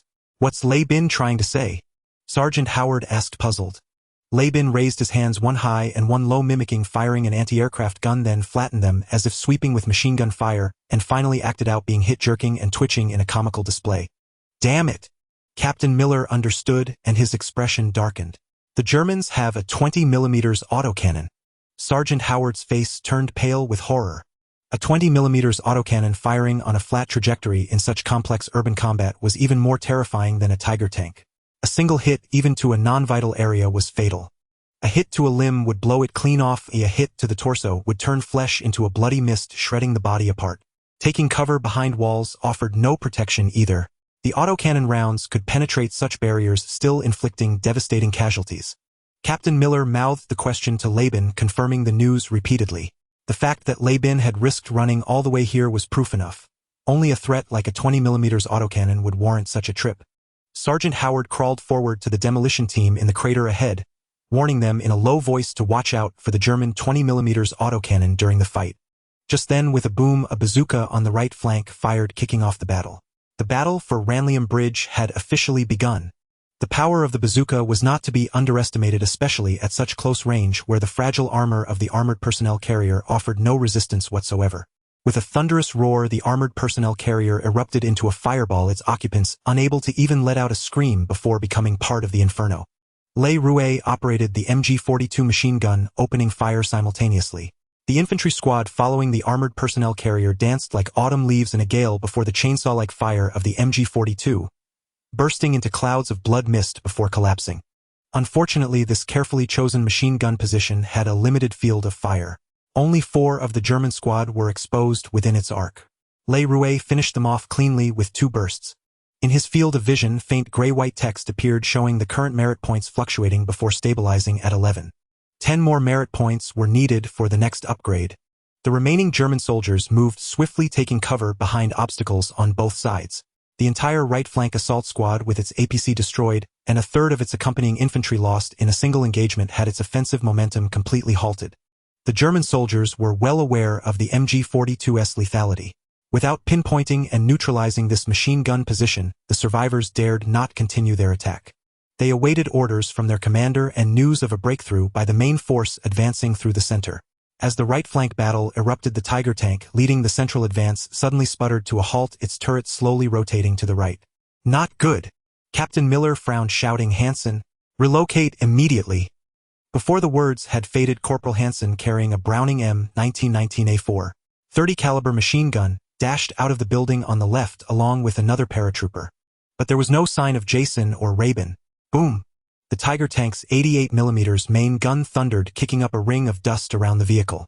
The building from which Corporal Hansen and his comrade had just emerged exploded with a deafening crash, bricks, earth, and rubble flying in all directions as dust billowed everywhere, obscuring everything in its path. The German tactic was akin to a game of whack-a-mole. One shell slammed into the building on the left, while the tank remained stationary, its turret rotating to the other side for another thunderous shot. This time, another Browning machine gun team scrambled out before the shell struck. Similarly, Captain Miller saw no sign of Le Rouet or Melly, his heart tightening once more as he wondered what had become of those 4. Having driven 2 machine gun teams out of the abandoned buildings on either side, the halted Tiger tank finally rumbled forward again. Its long 88mm turret swung back to the front like a cobra, raising its head, advancing steadily.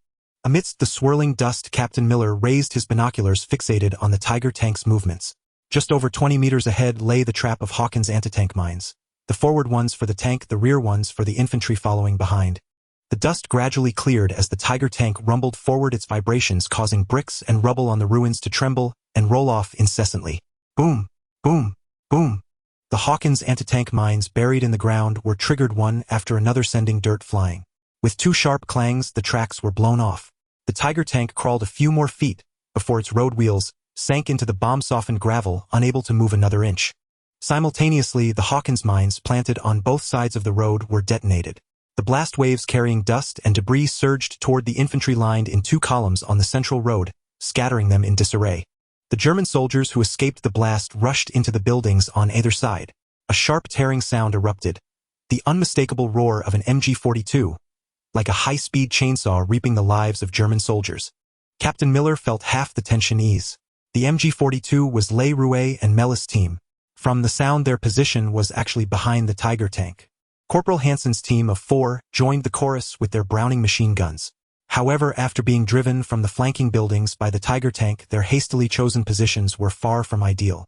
Most of their bullets were blocked by the crippled Tiger tank pinging and clattering against its thick armor like raindrops on banana leaves but with a metallic ring. The Tiger tank's turret was still rotating. Captain Miller leaped to his feet, grabbed his Thompson submachine gun, and charged around the opposite side of the turret's rotation.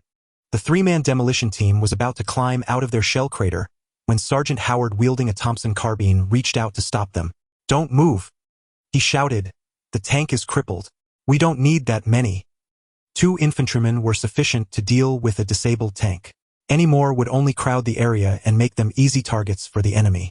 Captain Miller reached the Tiger tank and thrust his Thompson submachine gun into the driver's vision slit, unleashing a torrent of fire. At such close range, the poor driver was turned into a sieve. That wasn't all. The submachine gun bullets ricocheted within the tank's confined space, wounding the other crew members. Meanwhile, the MG-42 kept up a steady stream of rapid fire. Sergeant Howard also reached the Tiger tank and climbed onto it. Just then, the Tiger tank's hatch opened from inside. Without a word, Sergeant Howard fired several shots at the figure half emerging. Blood splattered everywhere. The man wore an SS Lightning Bolt insignia on his collar, perhaps the tank commander. Whether disoriented by Miller's earlier barrage or acting on a rash impulse, he had chosen that moment to open the hatch. Before he could assess the situation, Howard's bullets found their mark. "Grenade!" Captain Miller shouted as he also climbed onto the tank. Sergeant Howard held the hatch open, while Miller dropped in 2 Malawian Quach's grenade inside. Howard immediately slammed the hatch shut. A muffled explosion echoed from within, and both men felt the vibration through the tank's hull. At that moment, Miller looked to the right and was horrified. He yelled, "Howard, 20mm cannon. Take cover." A 20mm autocannon. Sergeant Howard's heart trembled violently, his hands shaking so much he nearly lost his grip on the Thompson carbine. He saw the German 20mm autocannon aimed at the tank, its target unmistakable. He desperately wanted to leap off the Tiger tank, but his Bodus reactions lagged far behind his thoughts. He imagined himself jumping down, yet his feet remained rooted to the tank, unable to move. Captain Miller was in the same predicament. He had been the first to spot the German 20mm autocannon, but he still hadn't jumped down either. The German 20mm autocannon was mounted on a wheeled carriage, manually pushed a single-barrel configuration, rather than the quadruple mount used for anti-aircraft defense. For German soldiers manned at R2 pushed the carriage, one operated the autocannon, and another, who appeared to be an officer, was giving orders pointing directly at Captain Miller and Sergeant Howard on the Tiger tank. The 2 men watched helplessly as the 20mm autocannon aligned with them, their bodies frozen in place. At that critical moment, the autocannon gunner's head suddenly exploded in a spray of blood. Only then did they hear the crack of a rifle shot, inconspicuous amidst the chattering of MG-42's fierce gunfire and booming explosions on the battlefield. In truth, few heard the report of the Springfield sniper rifle, but Captain Miller and Sergeant Howard knew it was Jason's shot that had saved them from being obliterated by the 20mm autocannon. They leaped from the Tiger tank like lightning, darting through the hail of bullets back into the shelter of their shell crater. They had successfully destroyed 1 Tiger tank, and the pre-placed Hawkins anti-tank mines had scattered the accompanying German infantry. The MG-42 had also taken a heavy toll, but the German assault was not completely crushed. The remaining German soldiers, supported by reinforcements, continued their fierce attack from the right and center. "Ray, we can't hold this side," Melly shouted loudly. Ray Rouet swung the MG-42 to engage the German soldiers in the center, leaving Melly to defend the right flank with only his M1 Garand semi-automatic rifle. It was utterly insufficient. The moment the German soldiers on the right received the signal and coordinated their attack with the center, the line was breached. The torrent of fire from the MG-42 had pinned down the central German soldiers, but the appearance of the 20mm autocannon meant the German commander had personally led the other Tiger tank and all remaining forces into the fray. The relentless chatter of the MG-42 continued. Melly cried out in desperation, "Ray, the right flank is completely lost. We must shift positions immediately." With a pang, Melly's M1 Garand fired its last round, the empty clip ejecting. The MG-42's chatter ceased at that moment. Ray Rouet shouted, "Melly, move!" Labin was also urging Jason to leave.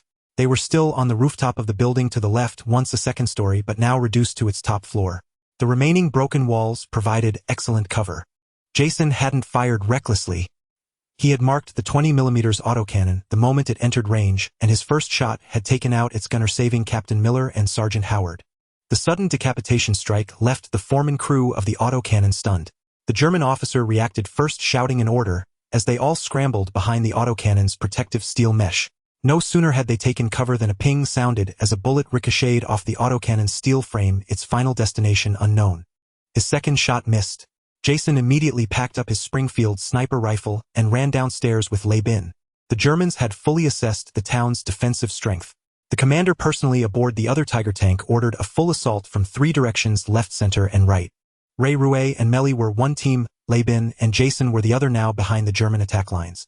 Lei Bin fired his bar automatic rifle from the hip, sweeping the area, while Jason followed closely, sprinting through the storm of bullets. German rounds kicked up dust at their heels, thudding into the ground. Ray Rue and Melly were in a far more precarious situation. The MG-42 had run out of ammunition, and Melly's M1 Garand hadn't been reloaded. They were virtually unarmed, scrambling desperately through the German soldiers and their fire. The German soldiers ahead were pinned down by 2 .30 caliber Browning machine guns. Suddenly one turned and spotted them, shouting and swinging his weapon around. Ray Rue saw it first and yelled, "Melly, get inside! Get inside!" Like 2 moles, they slipped into a pile of rubble just before the German soldiers could converge on them from both sides. They had to cross 3 buildings to reach their pre-prepared second machine gun position.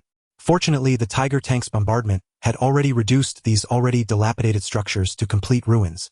They cut through walls and rooms, beating the shouting German soldiers to the second machine gun nest. Ray Rue mounted the MG-42 on a broken second-story window overlooking the German soldiers advancing from the right. He grabbed a spare barrel from the position, pulled the release lever, and the still-hot barrel clattered out. With a click, the new one locked into place. The entire process took only seconds. Melly wasn't as fast. He dropped his M1 Garand, yanked open an ammunition box, and pulled out a long belt of ammunition, feeding it into the MG-42's feed tray. "Melly, watch the stairwell. Leave the rest to me." Ray Rue racked the MG-42's bolt with a loud clatter. The MG-42 roared to life once more, its muzzle flash, spitting death at the German soldiers in skirmish formation outside the window. Wherever the fire touched, dust erupted and soldiers fell, none surviving. The numbers danced before Ray Rue's eyes, his merit value climbing steadily: 14, 15, 16. The sound of the Garand semi-automatic rifle rang out behind Ray Rue.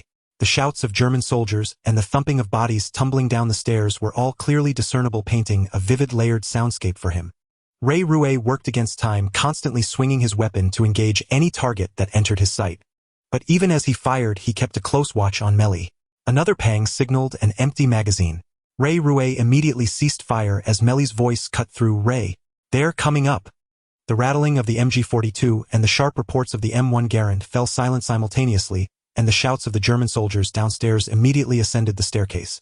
A squad of German soldiers emerged from the corner of the stairwell, their Mauser rifles aimed upward, yet there was no movement or sign of anyone above, as if the 2 figures had already fled.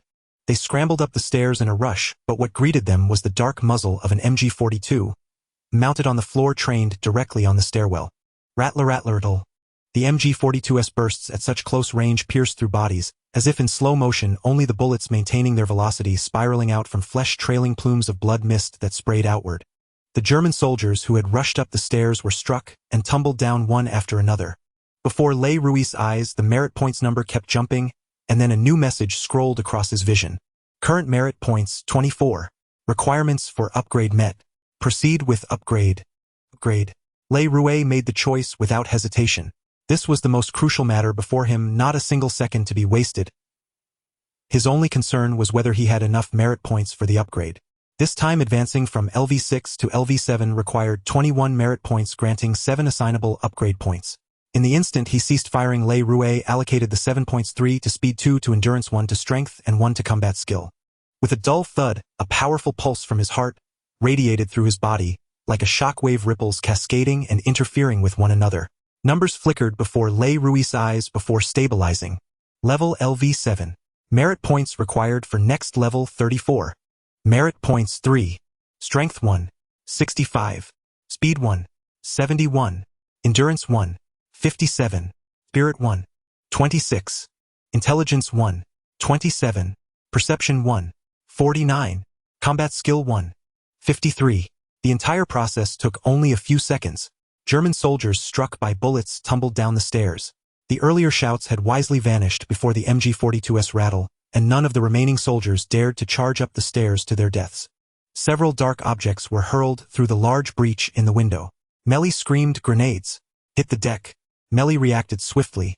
Spotting the grenades tossed through the hole, he darted aside, intending to take cover behind a damaged cabinet.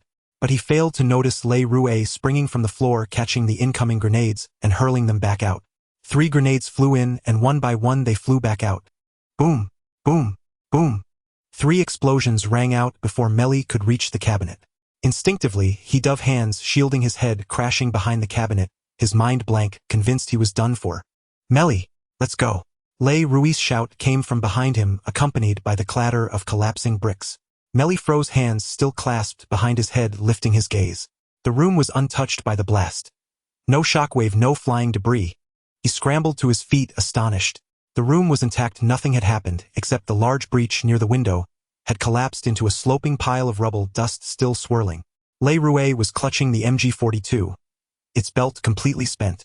They had seized 4 ammunition boxes from the abandoned radar station and hauled them all here. Only one box containing a full 300 rounds had been placed at this position and the previous machine gun nest. The ammunition at the previous nest was completely exhausted. Melly estimated that at least several dozen rounds remained here moments ago, yet in just those few bursts every last bullet had been consumed. Le Rouet held the MG-42 with both hands, much like Libyan wielded his bar in combat level with his waist. But a loaded bar weighed only 9.2 kilograms, nearly 3 kilograms lighter than an unloaded MG-42. Melly couldn't fathom how Le Rouet managed such a feat, cradling the MG-42 as if it weighed nothing. Move. Melly, follow me. Le Rouet shouted again. Snapped back to reality, Melly cast aside his shock and confusion, grabbed his M1 Garand and rushed over. Just then the clatter of footsteps echoed from the stairwell. German soldiers were advancing again. Bang, bang, bang. Almost instinctively Melly swung his rifle and fired 3 shots. In his haste he couldn't aim carefully. With a sharp ping, the empty clip of the Garand ejected. The German soldiers recovered, raising their Mausers, but a dark shadow lunged forward. Le Rouet swung the MG-42 like a poker, sweeping it across. The nearest German soldier reached out to grab it, only to let out a prolonged scream as his hand seared against the scorching barrel, suffering a branding-like agony. The soldier beside him charged forward, colliding with Melly, and they grappled into a tangled heap. Melly was quicker, drawing his combat knife, ready to plunge it into the German's chest. But his smaller frame was at a disadvantage against the burly soldier. As he thrust downward, the German twisted his hips, reversing their positions, pinning Melly beneath him. He seized Melly's knife-wielding hand with a vicious grip and forced the blade toward Melly's left chest. Le Rouet kicked out, sending the Mauser flying from the hands of a German soldier at the stairwell. Hearing Melly's dire situation, he shouted, "Melly, hold on." Simultaneously, he yanked the MG-42 back with force, then thrust it forward viciously. The scorching barrel didn't have the piercing effect of a bayonet, but the German soldier recoiled, howling in pain. Le Rouet drew his knife in one fluid motion, sweeping it across the soldier's throat. The scream was cut short. The soldier clutched his neck, gurgling, before collapsing backward. Another German soldier lunged forward, his knife aimed in a fierce thrust. Le Rouet sidestepped, his left hand striking like lightning to seize the soldier's wrist, yanking him off balance and sending him stumbling forward. Le Rouet drew his knife in one fluid motion, sweeping it across the soldier's throat. The scream was cut short. The soldier clutched his neck, gurgling, before collapsing backward. Meanwhile, Melly was stammering in panic. Le Rouet spun around to see the German soldier still forcing Melly's hand, the knife already piercing Melly's chest. He lunged, wrapping his left arm around the soldier's head, forcing him to tilt back with muffled cries, and slashed his knife across the soldier's throat. The soldier's right hand, clutching his own knife, went limp and fell. Blood sprayed with a hissing sound, drenching Melly's head and face amid his terrified screams. "Melly, move, hurry!" Le Rouet turned, grabbed the fallen MG-42, and shouted. The German offensive on the right flank was initially a probing maneuver, while the central thrust was the main assault. Now that the German commander had discerned the defensive strength of the town, he committed his entire force, without hesitation, maintaining the central assault as the primary focus while executing a flanking maneuver from the left. The right flank received minimal troop deployment. The German soldiers in the center had originally stormed upstairs, only to be mowed down by the torrent of bullets from an MG-42 machine gun. Those who retreated lay in ambush at the doorway, waiting for an opportunity to strike. After the explosion of 3 grenades, they believed an opening had appeared, and immediately stormed back upstairs, launching a fierce assault. 3 German soldiers targeted Le Rouet and Melly respectively.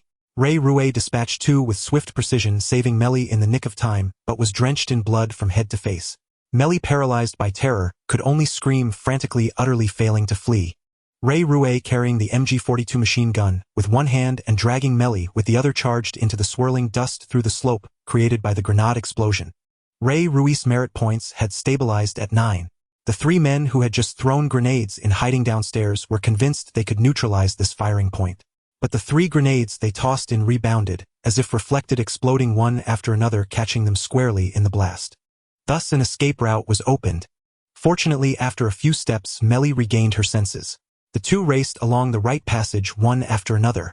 Behind them German soldiers shouted and fired incessantly, bullets whizzing past but none finding their mark. They dashed along a slope on the right and Captain Miller's loud shout rang out ahead, "Melly, right over here." The defense team in the center had retreated to the second line under the German assault. Ray Rouet and Melly vaulted over the sandbag fortifications and swiftly set up the MG-42 machine gun. Ray Rouet scanned left and right, noticing fewer men. Only Captain Miller and Sergeant Howard, with no sign of Jason or Labini. 2 Browning M1919 machine guns on the front line spat bullets, covering 2 bazooka teams as they withdrew, but they were pinned down by German fire in the buildings on either side, unable to move. As for the 3 paratroopers in the demolition team, they were nowhere to be seen. Hissing sounds filled the air. Melly quickly loaded the ammunition belt, and the MG-42 machine gun roared back to life. The 2 bazooka teams failed to seize the moment to break out and regroup, but Jason and Labini leaped from the ruins and sprinted over. "Move it!" Corporal Hansen shouted urgently. The 4 paratroopers, as if awakening from a daze, dashed out from the rubble of their cover. Rat-a-tat. At that moment the 2 on the left were blasted into clouds of blood mist as they ran, followed by a sustained burst of gunfire. The ferocity of the 20mm autocannon tore through human bodies, causing dust to erupt from the walls before they collapsed with a thunderous roar. Everything happened too fast for anyone to react. Ray Rouet operated the MG-42 machine gun, utterly focused on the task at hand. Though he caught a glimpse of the carnage on the left from the corner of his eye, he couldn't afford to turn his head. The German Tiger tank advanced steadily, and the soldiers, suppressed by machine gun fire, clustered behind it, using the tank as an iron bulwark to press forward. "Hansen, fall back!" Captain Miller shouted loudly. Corporal Hansen, as if deaf, continued operating the Browning M1919 machine gun, firing relentlessly. The 3 machine guns' firepower stifled the German infantry's assault, leaving them unable to raise their heads. Just as the 2 paratroopers on the right were about to retreat behind the defensive line, a hissing sound came from the left. Ray Ruiz's heart jolted, sensing trouble. Sure enough, the 2 paratroopers lunged forward, blood mist erupting from their bodies, their bazookas flying through the air. Jason and Labini vaulted over the sandbag barrier, first rolling behind cover, their helmets tumbling on the ground. Jason shouted, "Jason reporting for duty, sir." Labini yelled, "Captain, the German firepower is too intense." This was the German squad attacking from the left, led by a half-track troop carrier. Meeting no resistance, they struck first their MG-42 machine gun, unleashing a torrent of bullets, catching everyone off guard from the flank. The 2 paratroopers bearing the brunt of the assault were riddled with bullets like sieves. Their forward momentum carried them forward, and they collapsed to the ground like kites with broken strings. Corporal Hansen's foreman Browning M1919 machine gun positions, arranged in a pincer formation, had their flank directly exposed to the MG-42 on the German half-track. "Corporal Hansen, fall back!" Captain Miller shouted again. Ray Ruiz's MG-42 ran through an entire ammunition box. Melly reloaded, and Ray Rouet changed the barrel in mere seconds. Without waiting for Captain Miller's order, Ray Rouet swung the gun toward the German squad advancing from the left. The 2 MG-42s exchanged fire. From the outset, Ray Rouet seized the advantage. The MG-42 on the half-track was focused on suppressing Hansen's 2 machine gun positions when a sudden storm of bullets slammed into the vehicle, clattering loudly. The German gunner instinctively ducked, and the MG-42 on the half-track fell silent. "Corporal Hansen, fall back, now!" Captain Miller shouted for the 3rd time. This time Hansen finally responded, turning to yell for the 2 paratroopers on the left to retreat first while he continued firing. The 2 paratroopers leaped up and sprinted toward the rear defenses, but after just a few steps they exploded into clouds of blood mist, limbs flying. They didn't even have time to scream before being shredded by the German 20mm autocannon. "Damn it!" Labini cursed. The battle had become unwinnable. The Germans had overwhelming firepower, and MG-42 on the left temporarily suppressed by Ray Ruiz's gun, a 20mm autocannon in the center, and the steadily advancing Tiger tank. Moreover, at least one German self-propelled anti-tank gun had yet to reveal itself. Against this ferocious firepower, the mixed Ranger and paratrooper unit, armed with only 2 heavy machine guns, faced a crushing disadvantage. "Ray, Melly, Jason, Labini, Fall back immediately. Provide covering fire. Captain Miller ordered loudly, then opened fire wildly with his Thompson submachine gun. Captain Miller had already realized that the complete collapse of the defensive line was merely a matter of time. Not to mention the German Tiger tanks, there was now no effective means to deal even with their half-track personnel carriers and 20mm autocannons. The sweeping fire from the Thompson submachine guns did little to bolster suppressive power. Even with Sergeant Howard's Thompson carbine, it could not compare to the Browning M1919 .30 caliber machine gun, let alone the MG42, which roared like a high-speed chainsaw. Ray Rouet remained motionless, his MG42 still delivering precise bursts to firmly suppress the MG42 fire from the half-track that had advanced on the left flank. Unfortunately, firing from the front, the MG42's rounds could not penetrate the thin armored plating of the half-track to destroy it. Jason did not retreat either. He knelt behind a sandbag emplacement, closing his right eye. He was left-handed, and the Springfield sniper rifle was not the most comfortable weapon for him. He muttered to himself, completely absorbed in his own battlefield. Bang! A single shot rang out from the Springfield. The gunner of the 20mm autocannon ahead, who had only half his head exposed behind the protective wire mesh, was struck directly in the forehead by Jason's bullet. At over 400 yards, with a target the size of half a head, Jason still managed a perfect headshot. It was as if divine providence guided his hand. Move out! Fall back now! Captain Miller shouted as he crouched to reload his magazine.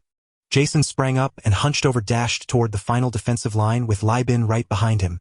Ray Rouet, as if he hadn't heard, reached out to pull the barrel-changing lever, smoothly swapping in a new barrel with his right hand.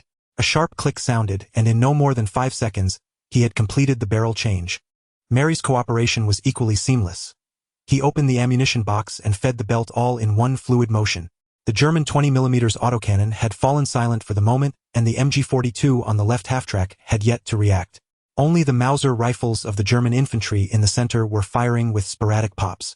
Over at Corporal Hansen's position, the Browning M1919 had run out of ammunition and also ceased fire. Seizing the opportunity, the two men turned and ran. Just then, the German self-propelled anti-tank gun, which had been hidden from view, appeared on the sloping path of the right passage. Its muzzle angled downward, and with a thunderous boom it fired a shot. The shell whistled over everyone's heads, splashing into the Majerta River with a loud explosion and a cascade of water. Hiss, hiss, hiss. Ray Ruiz MG42 roared back to life. He shouted at the same time, "Captain, get out now!" The anti-tank gun's barrel had reached its maximum downward angle and could no longer threaten their position. The greatest threats now were the MG42 on the left half-track and the 20mm autocannon in the center.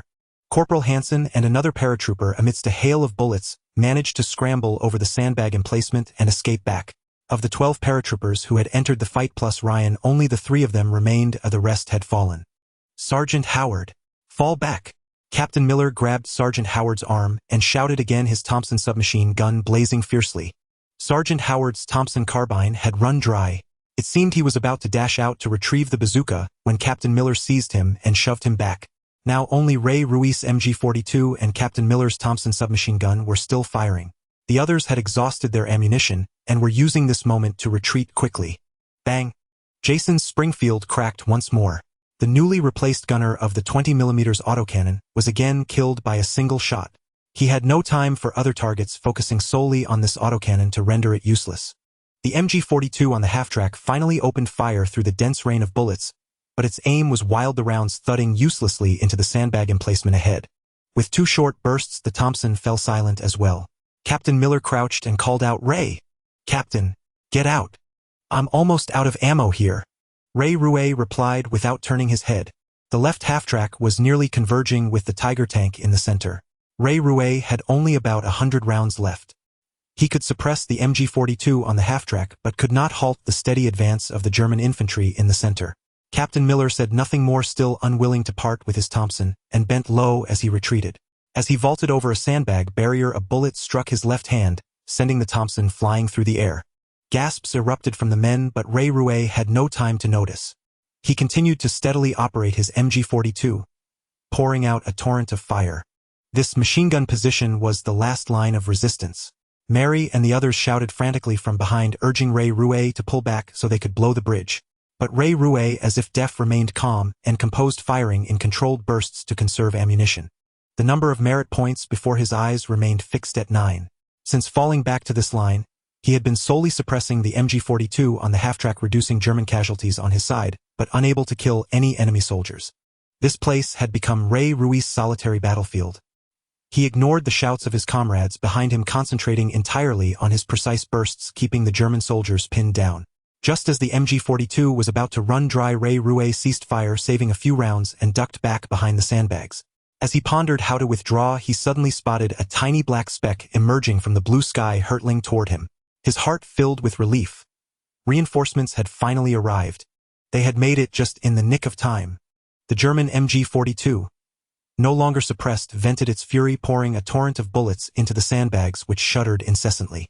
Rey Ruiz smiled at the anxious faces around him and pointed to the sky, but no one understood, and they kept shouting. Boom! The Tiger tank was obliterated by a devastating strike from above, sparks flying everywhere as it erupted into a fireball. The roar of a P-51 Mustang fighter swooped down from the sky, its 4.50 caliber heavy machine guns strafing without restraint, kicking up long trails of dust. Wherever the bullets struck, German soldiers were mowed down. The tide of battle turned dramatically the moment the P-51 Mustang descended from the heavens. The Germans, who had been on the verge of a decisive victory, were stunned. As the Mustang pulled up from its dive, they finally snapped out of it and fled back in panic, moving several times faster and more frantically than during their advance. Rey Ruiz grabbed his MG-42 again, hoping to earn a few more merit points, but was utterly dumbfounded. The German soldiers ran faster than rabbits and hid more nimbly than moles. He couldn't even get off a shot. He could only watch helplessly as they scattered like birds and beasts, the remaining bullets still unused. Yet as he sat down on the ground, gazing at the text displayed before him, his heart was filled with anticipation. The mission to save Private Ryan was complete. He was awarded 10 merit points, and with a perfect mission completion rating, an additional 5 merit points. Level LV7. Advancing to the next level required 34 merit points.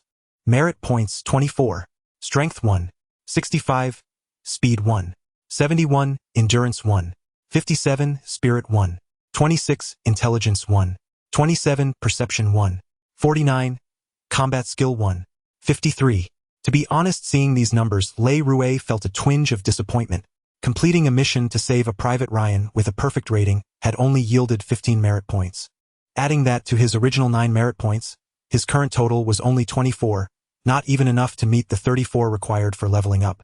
However, Rey Ruiz reconsidered. The mission's reward didn't seem absurdly low. The 2 temporary missions he had activated earlier only offered a few merit points each. But soon his attention was captured by the last line of scrolling information: special skill, activated firearm affinity.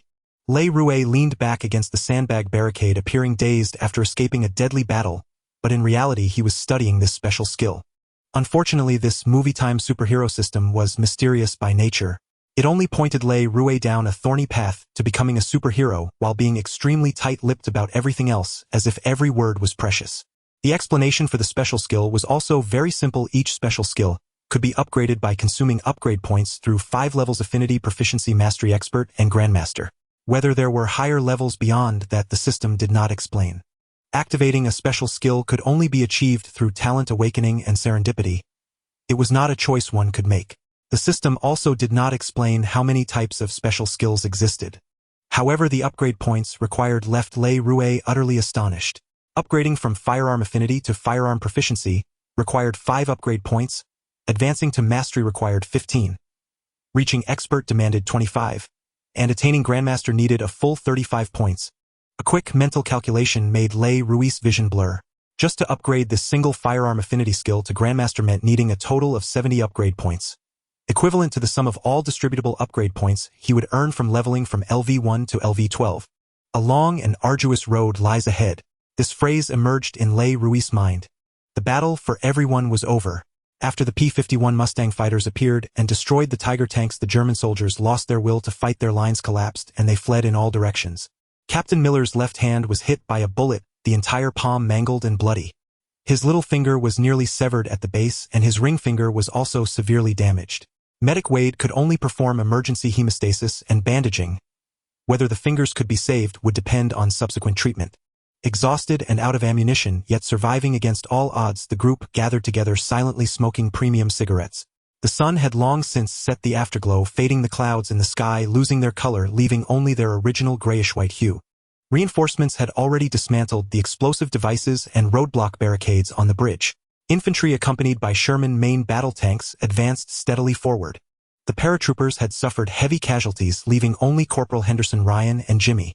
Captain Miller's 7-man elite squad had miraculously all survived, though Captain Miller's left hand was wounded by a bullet.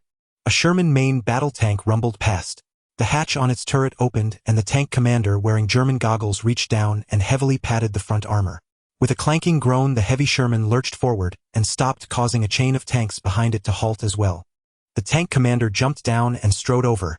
Another head emerged from the turret shouting at him, "Hey, Don, we have to keep moving." But he acted as if he hadn't heard, not even turning his head, and called out to Captain Miller, "Hey, Captain Miller, Sergeant Howard, I can't believe my eyes. What the hell are you doing here?" "I can't believe my eyes either." Captain Miller stared back at him and said, "Don Collier, what are you and your Fury doing here?" "It's all because of those damned orders from headquarters. I was all set to drive all the way to Cherbourg, but instead they transferred me here. I haven't even had time to fill the missing crew." "What happened to your hand, Captain?" Don Collier said. Just then 3 more men jumped down from the tank. They didn't look like soldiers at all, more like slick ruffians. When they saw Captain Miller and Sergeant Howard, their eyes lit up. Except for Captain Miller, they took turns hugging Sergeant Howard and thumping him hard on the back, clearly overjoyed to reunite with an old friend on the battlefield. "Hey, Sergeant, are these clueless rookies your new buddies?" said Bode Swan, the smallest of the 3, but the most talkative, with a veteran's cynicism in his voice. "Hey!" Robin yelled. "Shorty, who are you calling a clueless rookie?" The others just watched them. Bode Swan said to Robin, "When we fought alongside Captain Miller and Sergeant Howard in West Africa, we didn't see you guys right. So aren't you clueless rookies?" "Oh, maybe you're not now, but he certainly is right. I'm right, aren't I?" Bode Swan was pointing at Le Rouet. This guy had some insight. He could tell at a glance who had been tempered by battle. Although Le Rouet had performed remarkably in the fights along the way, he was still a rookie. Robin, Jackson Mellish, and Wade all looked at him with strange expressions. Even Captain Miller and Sergeant Howard did the same. Trinidad Garcia, sensing the awkward atmosphere, quickly spoke up to defuse the tension. "Don't mind him, he's just annoying like that, right, Grady?" Grady Travis nodded and quickly answered, Yes, Don. We still need a machine gunner and a guide who speaks French on our vehicle. Do you think you could ask the captain?" Don Collier turned and glared at Grady, who immediately shut his mouth. A hint of a smile appeared on Captain Miller's face as he said, "We do have a suitable rookie here, but I need to ask his opinion first, Don. If he's not willing, then I'm afraid I can't help, as we've just completed a mission and are heading back to headquarters." "Captain, I'm willing to go," Le Rouet replied very seriously when Captain Miller turned to look at him. Everyone was taken aback. Captain Miller's team, Melly, Jackson, Rybin, Wade, and Sergeant Howard, were astonished that Le Rouet was willing to undertake the next mission. Don Collier, on the other hand, scrutinized Le Rouet with a mixture of surprise and curiosity, for it was evident that Le Rouet was still a greenhorn. "Le, do you understand what this means?" Captain Miller asked. "After we return to the beach command post, we'll head back to London for 2 weeks of RR before being reassigned to combat duty. If you volunteer for Don's mission, you'll forfeit your leave." "I know," Le Rouet replied simply. "But I'm willing to go, Captain." "Hold on." Bode raised his hand, palm down. "You're just a rookie. Bode." "Shut up," barked Don Collier. Gunner Bode Swan immediately swallowed his words, stammering, "All right, Don, you want me to shut up? I'll shut up. But this kid's just a rookie, right? Do we need a rookie?" Though he fell silent, his meaning was crystal clear. He disapproved of bringing in a novice who would obviously be a burden. The driver, Trini Garcia, and the loader, Grady Travis, standing beside him, said nothing, but their expressions showed they agreed with Bode. A tank crew of 5 had distinct roles. If any one member underperformed and dragged the team down, it would gravely endanger the entire unit. On a broader scale, Don Collier was not only the commander of the Fury tank, but also the de facto platoon leader of the entire 3rd Armored Platoon. The platoon comprised 4 tanks, and the entire 1st Armored Company had 3 platoons totaling 14 tanks. If the Fury's combat effectiveness were compromised by the presence of a rookie, it would turn the Fury and the entire 3rd Platoon into a laughingstock. Being a laughingstock was the least of their worries. The gravest danger was the potential for heavy casualties across the platoon, and even the entire company. A catastrophe of immense proportions. Don Collier pondered and asked Le Rouet, "You speak French?" "Yes," Le Rouet answered. "He also knows German and Chinese," Robin interjected. "Damn it, Le. Is there any language you don't know?" Everyone laughed. Don Collier continued, Ever fired a gun? Know how to use a machine gun? The group burst into laughter, leaving Don Collier's 4 men bewildered. The halted tanks of the 3rd Armored Platoon had crewmen popping up from each turret watching the scene. Captain Miller shook his head with a wry smile. Bode Swan spread his hands and asked, puzzled, "What's going on, Sergeant? What the hell is up with you guys?" Captain Miller said to Don Collier, "Don Le Rouet is the right choice. He's an excellent soldier. All right, you're in." Don Collier made up his mind and said to Le Rouet. He walked over, embraced Captain Miller tightly, then hugged Sergeant Howard. "Have a good time in London. Wish me luck, Captain Sergeant." "You don't need it, Don," Captain Miller said, "because you are luck itself." Since Le Rouet had volunteered to join the Fury, the others could say nothing more. They bid him farewell with hugs one by one. Melly said earnestly, "Le, remember our pact, we're gonna make it big on Wall Street. Don't you forget." Everyone hugged the rookie Le Rouet goodbye. Bode and the others watched wide-eyed, never imagining that a greenhorn could receive such a grand send-off, especially when Captain Miller himself embraced Le Rouet and thanked him sincerely. Bode and Trini exchanged glances, both finding it odd. They could disregard the others, but Captain Miller and Sergeant Howard were beyond reproach. Their trust was forged in the bloody battlefields of West Africa, unbreakable and indestructible. Could this rookie truly be something special? An unexpected reunion on the battlefield, one team heading back for rest, the other pressing forward on duty. There was little time for reminiscing. In truth, the mere chance encounter was a surprising joy. They exchanged wishes for safety and passed each other by. Le Rouet took the seat of the co-driver and machine gunner. Driver Trini was to his left, both positioned on either side of the 76mm M1A2 main gun, with only their upper bodies visible. Above, Tank Commander Don Collier had nearly his entire torso exposed outside the turret beside the roof hatch. This was an M4A3 Sherman medium tank equipped with a T-23 turret, a 76mm M1A2 main gun, a roof-mounted 7.62mm M1919A4 machine gun, and a 12.7mm M2 HB heavy machine gun. At that moment, Bode Swan sat on the hatch next to the M1919A4, while Grady manned the 12.7mm M2 HB at the rear of the turret. At Don Collier's command, the Sherman M4A3 rumbled forward, rolling past the bridge where Le Rouet had just fought and the ruined town of Ramel. Le Rouet felt a surge of emotion as he looked around. Bode pointed at the Tiger tank on the main street of Ramel and said curiously, "Hey, look, that Tiger wasn't taken out by a Mustang. Looks like infantry did it. Good job, Captain Miller." "How do you know Captain Miller did it?" Le Rouet turned and asked. "Who else? You rookie." Bode retorted, his eyes wide, goggles perched on his forehead. Grady reached over and smacked his head, making Bode turn back. "What?" Le Rouet didn't argue further. Though he had never witnessed a tank battle firsthand, he knew that on the Western Front the German Tiger tank was a king on the battlefield, its overlapping road wheels a distinctive mark. In combat, the Tiger's 88mm main gun could punch clean through the Sherman M4, while the Sherman had to flank the Tiger and hit its rear or side to take it out. Don Collier ignored the roughhousing between Bode and Grady and didn't stop Bode's unkind remarks toward Le Rouet. Pointing at the tank's machine gun, he asked, "Know how to use this? Pull it back, aim, and pull the trigger. Simple as that." "No problem, Sergeant Major," Le Rouet replied. "Don't call me Sergeant Major," Don Collier corrected. "Just call me Don. I like that name." Le Rouet nodded. Bode Swan, perched on the tank, shouted, "Hey, Le, you know what the machine gun's for, right? We don't need you shooting at tanks with it, got it? For tanks, we've got this big boy." Bode was referring to the 76mm main gun on the Sherman M4A3 tank. That was his big baby. He said so only because he was genuinely uneasy about Le Rouet the greenhorn, not because he held any grudge or opinion against him. Le Rouet chuckled softly, pretending not to have heard Bode's remark. Don Collier didn't stop Bode, but introduced him instead. "This is Bode Swan the gunner. You can call him the Saint because he talks too much and loves to preach." "Ray, Don's right, he does talk too much, that's why we call him the Saint. You can call me Fatty the driver. And the loader is Big Ass, he's just quiet. So do we call you Ray or Rouet?" Driver Trini Garcia finished his sentence in one breath, while loader Grady Travis just grinned, silently leaning against the 12.7mm heavy machine gun without a word. "All right, Fatty, you can say that about me." Saint Bode grumbled discontentedly. "Just drive your damn tank. We've already wasted too much time because of this little guy." "Ray, right? Right, Don. We've wasted too much time.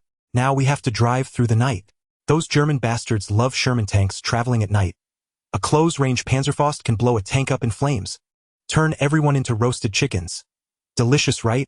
Shut up. Shut up. Shut up. Tank Commander Ray Collier, Driver Fatty Trini, and Loader Big Ass Grady for the first time all shouted in unison for St. Bode to shut up. Bode helplessly raised his hands slightly and shook his head, clearly displeased. What are you laughing at? Driver Fatty Trini turned his head and saw Le Rouet shaking his head with a smile, asking displeasedly. Le Rouet turned back and replied, "Oh, I just think you old veterans are all quite interesting." What do you mean? When Fatty Trini spoke, the right side of his upper lip protruded slightly normally, forming an elongated M shape, now a lopsided M with a higher right side. He was of Mexican descent with a small mustache on his upper and lower jaws, dark skin, small eyes, and a large nose. Outside his tanker helmet, commonly called a dog bone, he wore an M1 steel helmet with a T30 throat microphone around his neck. He squinted at Le Rouet, clearly annoyed. Le Rouet pursed his lips and replied, "When I first arrived at Captain Miller's Sea Company, those old veterans also looked down on me in various ways. Later I realized they treated every new recruit like that, not just me. From the Omaha Beach landing to the mission to save Private Ryan, and then just now in that small town of Rommel, we held that bridge until the P-51 Mustangs came from the sky. Only then did they formally acknowledge my performance. Why else would Captain Miller say I was an excellent soldier? Impossible." St. Bode's eyes widened. "You were among the first wave to land on Omaha Beach. Nothing is impossible." "That's exactly how it was.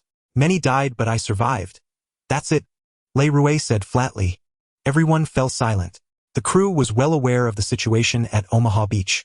The first wave of landing troops were infantry without any heavy equipment.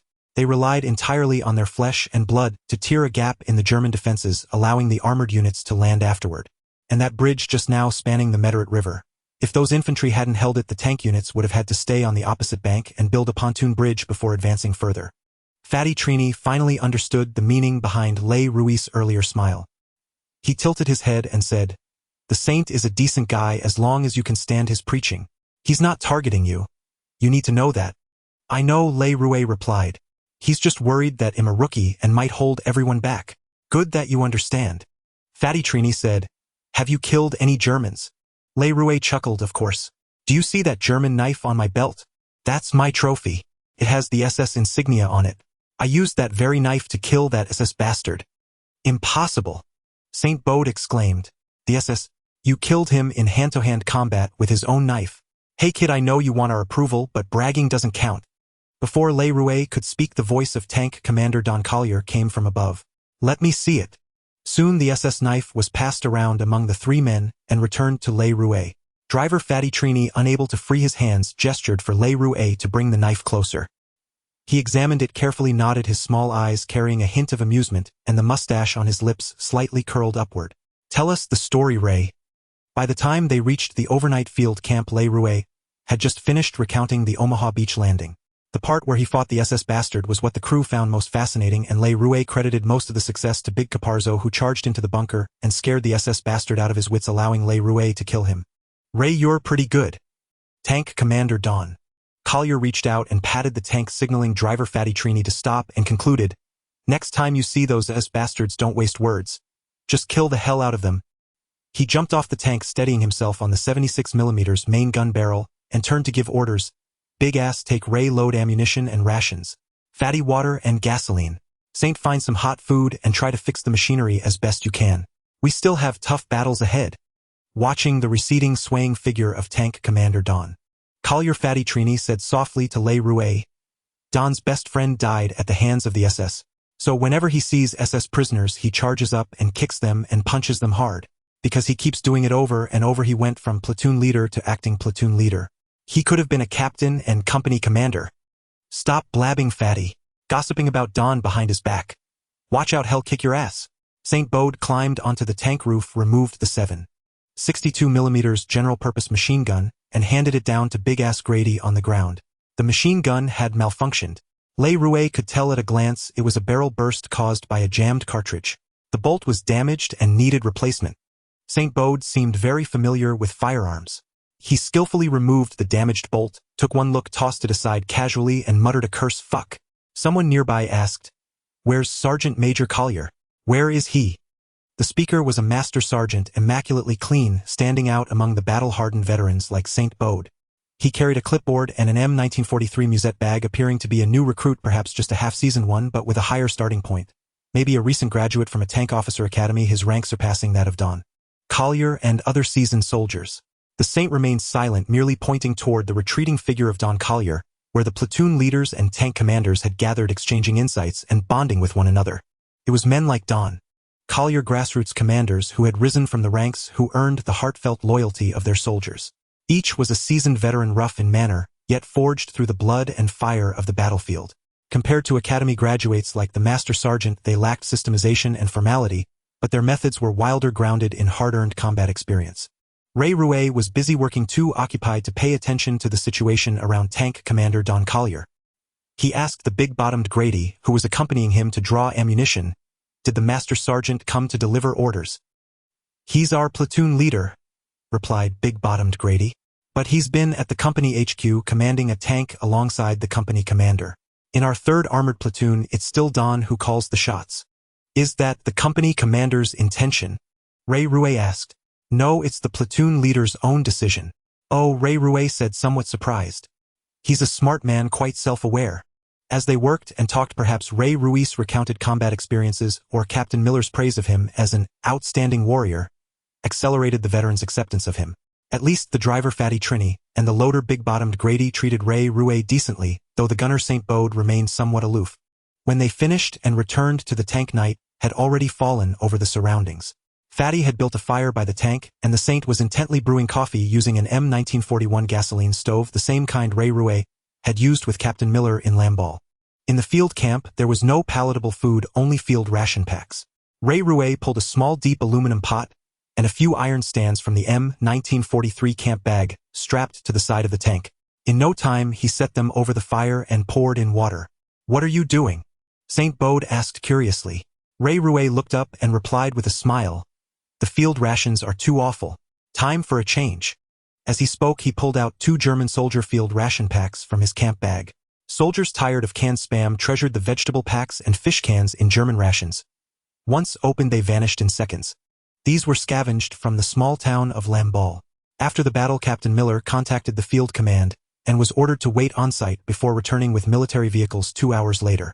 In that time, the survivors, grateful to be alive, gathered various spoils, stashing them in their camp bags.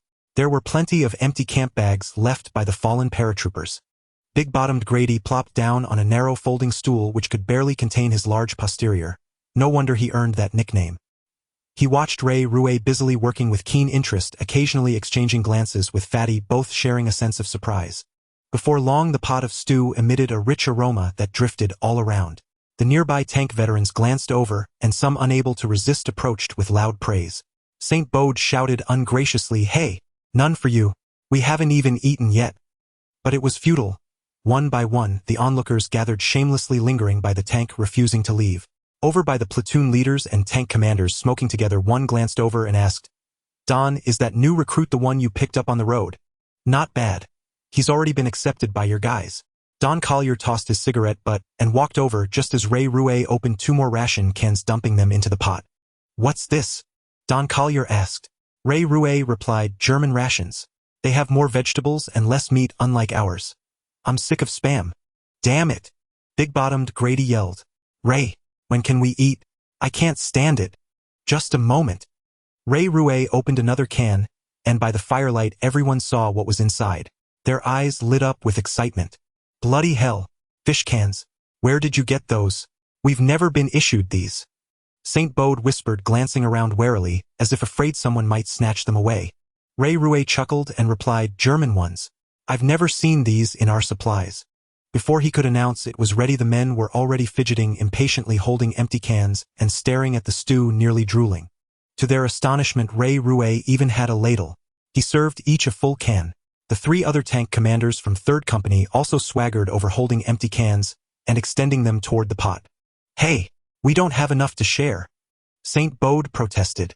Don Collier glanced back at them, then silently turned to Ray Rouet and said, "Give them a scoop or they'll never forgive you." The pot of stew was devoured in an instant. The crew of the Fury tank ate to their satisfaction. They had long tired of the cold Spam in their rations, and now enjoying a hot meal, even though they weren't used to it, felt immensely gratifying.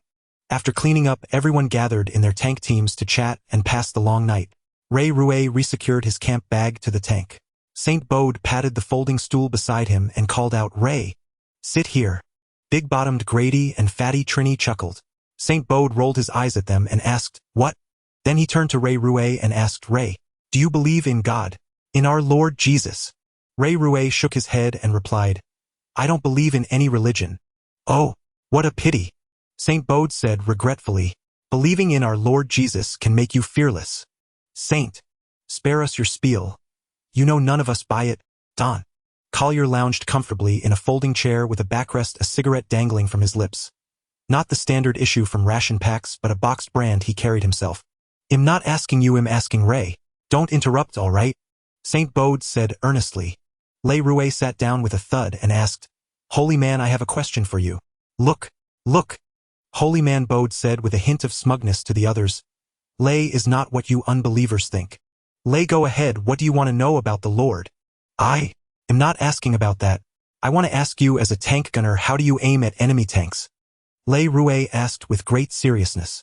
The others burst into laughter, clearly at the expense of Holy man Baude, who alone maintained a solemn expression, staring at Ray Rouet, still struggling to shift from the previous conversational mode. Ray Rouet continued, "I apologize, I've never served on a tank. I want to know, are the gun sights on either side of the turret extremely important for the gunner to aim?" "Of course," Holy man Baude replied. "The commander scans with the periscope, locates the target, and indicates the direction and range. The loader quickly rotates the turret, the gunner locks onto the target through the gun sight, the loader loads the shell, the tank stops, and the gunner fires. The commander confirms whether the target is destroyed. If not, he corrects the target's position and prepares for another shot." "Isn't there a role for the assistant driver in the crew?" Ray Rouet asked. "The assistant driver uses the machine gun to engage infantry," said the driver, Fatty Trini, blinking his eyes. "Infantry can take out tanks at close range. The assistant driver's machine gun is the tank's self-defense weapon." Ray Rouet had witnessed infantry taking out tanks before. During the battle for the town of Rommel, that Tiger tank had its tracks blown off by a sticky bomb, and after it was immobilized, Captain Miller and Sergeant Howard crawled up and sprayed the driver's vision port with their submachine guns, finishing it off. But what Ray Rouet truly wanted to understand was not how to prevent infantry from sneaking up to destroy tanks, but to explore the possibility of countering the German Tiger tank. Now that he had joined the Fury tank crew and become a part of it, he would undoubtedly face battles against German Tiger tanks in the future. As was well known, the German Tiger tank was a dominant force on the battlefield, holding a significant combat advantage over any variant of the Allied Sherman main battle tank.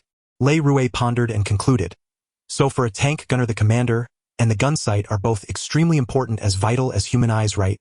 "Commander Don." Collier and Holy man Baude both nodded.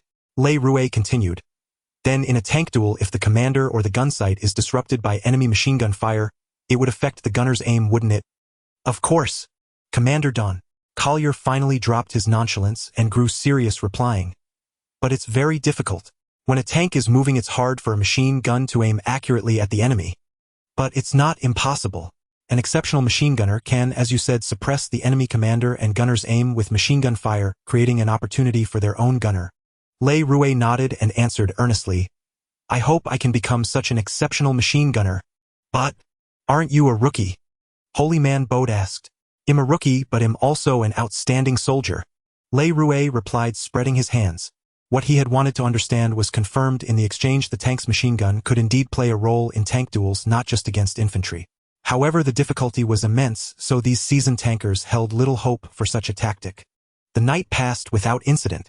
The next morning, with only a thread of dawn light in the east, the field camp began to stir. In the distance, artillery roared and flames lit up half the sky on the horizon. The main force, launching a large-scale assault, was conducting its artillery preparation. This small unit was moving north to protect the flank of the main force advancing on Cherbourg. Should the German main force attack the flank, the battles of these small units would buy the main force precious reaction time. Sergeant First Class Hawk was a lean young man, nearly as young as Ray Rouet. He appeared quite inexperienced among these hardened tankers and seasoned commanders. Carrying a handwritten clipboard, he brought the latest battlefield maps and orders. The entire 1st Armored Company's 14 tanks were to split into 2 groups of 7 led by Captain Hawkins and Sergeant First Class Hawk, respectively, to capture 2 neighboring towns and rendezvous with the airborne paratroopers occupying the next town. This meant that the 4 tanks of the 3rd Armored Platoon would be separated. "Commander Don." Collier was also tasked with assisting Sergeant First Class Hawk as arranged by Captain Hawkins. A thin morning mist shrouded the countryside. Sergeant First Class Hawk's tank led the way with Commander Dawn. Collier's Fury tank following closely behind. 7 tanks formed a single column traveling along a muddy makeshift road. On both sides of the muddy road, refugees carrying simple luggage with the elderly and children in tow showed gaunt faces. Yet upon seeing this small tank column, they raised their hands in greeting. These were local French citizens who had endured years under the Iron Heel, now finally seeing the dawn of liberation, eager to flee to the Allied-controlled zone. A young woman with disheveled hair, pushing a bicycle, stood by the muddy roadside, gazing at Le Rouet on the tank. Perhaps she noticed he was a black-haired Oriental. She stared intently, almost fixated on him. Fatty Trini turned his head to look at Le Rouet, the large hood under his M1 helmet adding a lecherous touch to his grin. He said to him, "Want to get with her? Just give her a chocolate bar and she'll let you do anything." His little mustache twitched as he spoke, making his words seem all the more comical. "Impossible." Le Rouet turned and replied, "Hey holy man, is it true that just one chocolate bar can get these girls into bed with you?" Fatty Trini shouted. Holy man bowed, sitting on the hatch cover beside Commander Dawn. Collier wore a resigned expression and casually answered, "Yes." Big-ass Grady chuckled, his eyes narrowing into slits, exuding a particularly lecherous air. Le Rouet shook his head, too weary to argue. Before long, scattered trees appeared along the muddy road. As they advanced, the trees and shrubs grew denser. Le Rouet frowned, resting his hand on the machine gun grip, a vague unease stirring within him. This terrain was ideal for an ambush, yet the leading second-class Master Sergeant Hawk seemed utterly unconcerned, merely raising his binoculars to scan the path ahead. Perched atop the turret of the Fury tank, Commander Don Collier exposed his upper body, grabbing the handset and barking, "Keep your eyes sharp, watch out." Suddenly Ray Ruiz's brow furrowed and he instinctively shouted, "Enemy attack!"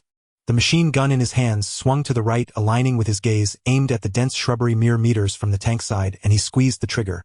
The staccato roar of the gunfire drowned out Commander Don Collier's voice.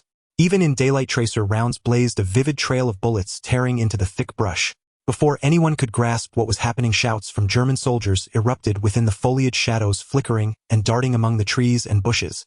"Enemy attack! Pivot to 2 o'clock! Open fire with the machine guns! Fire!"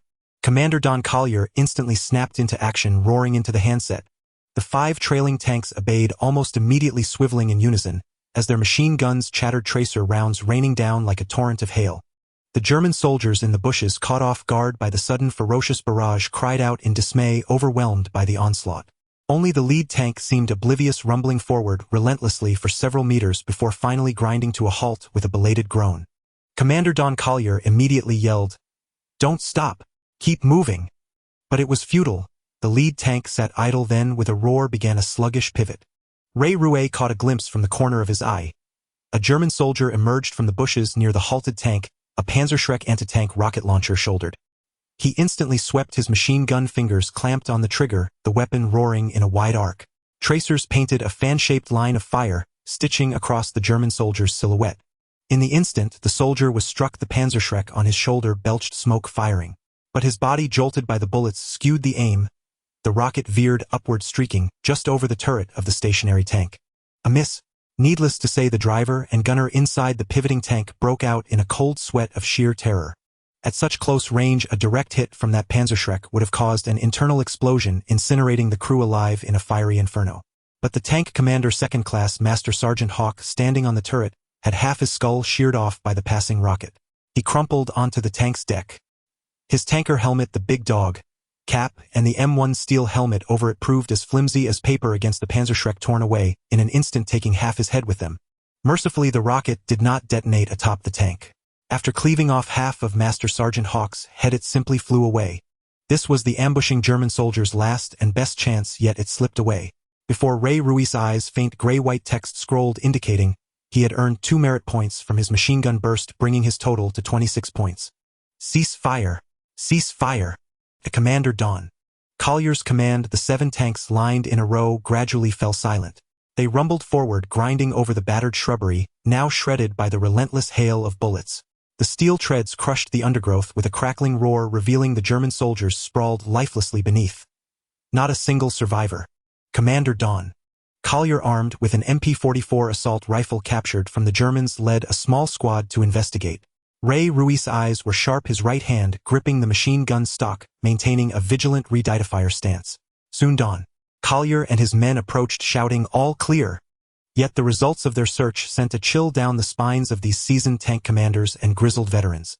The ambush force consisted of a full German squad armed with 4 Panzerschreck anti-tank rocket launchers. Had Ray Ruiz not spotted them and opened fire before they could act, they could have easily destroyed 2 or 3 tanks. Had that happened, the loss would have been catastrophic. Don Collier confirmed that second-class Master Sergeant Hawk was the sole fatality. Returning to the Fury tank, his face somber, he nonetheless gave Ray Ruiz a nod of acknowledgement. As he climbed up the gun barrel onto the turret, the driver Fatso Trini turned and winked at Ray Ruiz, praising Ray. "Good job." In the critical moment, Commander Don Collier demonstrated excellent military acumen, reacting swiftly, commanding with composure, and responding with precision. In contrast, second-class Master Sergeant Hawk, upon whom Captain Hawkins had pinned high hopes, seemed sluggish in his reactions. In an emergency, such a delay could drag an entire tank, or even the whole armored platoon, into the abyss. It wasn't that he was inherently slow, but rather that he lacked battle-hardened experience, the tempering of blood and fire on the battlefield. At the first sound of gunfire, he froze, his mind going blank. Ray Ruiz had experienced the same. During the assault on Omaha Beach, when the landing craft came under intense German shelling, he was utterly stunned. It took the loud shouts of Lieutenant Miller and Sergeant Howard to snap him out of it, and he rolled off the side of the landing craft into the sea. Ray Ruiz survived the fight for Omaha Beach, earning the chance to become an exceptional soldier. But second-class Master Sergeant Hawk was not so fortunate. Having just taken command with high ambitions, he fell in the German ambush, his young life cut short. Don Collier returned to his position, gripping the hatch cover with both hands, and shook his head at the burly tank commander of the rear vehicle, Binkowski, signaling that Hawk was dead. Binkowski, the leader of the 2nd Armored Platoon and an old comrade of Commander Don Collier, also wore a grim expression, at a loss for words. "Attention all tanks. This is Commander." Commander Don Collier grabbed the handset and announced, "I'm in charge now. I'll take the lead. All units follow me to the objective." Thus ended a skirmish fraught with danger and relief. The 7 tanks resumed their advance, but the atmosphere was no longer as light. An unspoken silence fell over them. The lead tank was now the Fury, with Commander Don Collier taking the helm without hesitation. The other tank commanders offered no objection.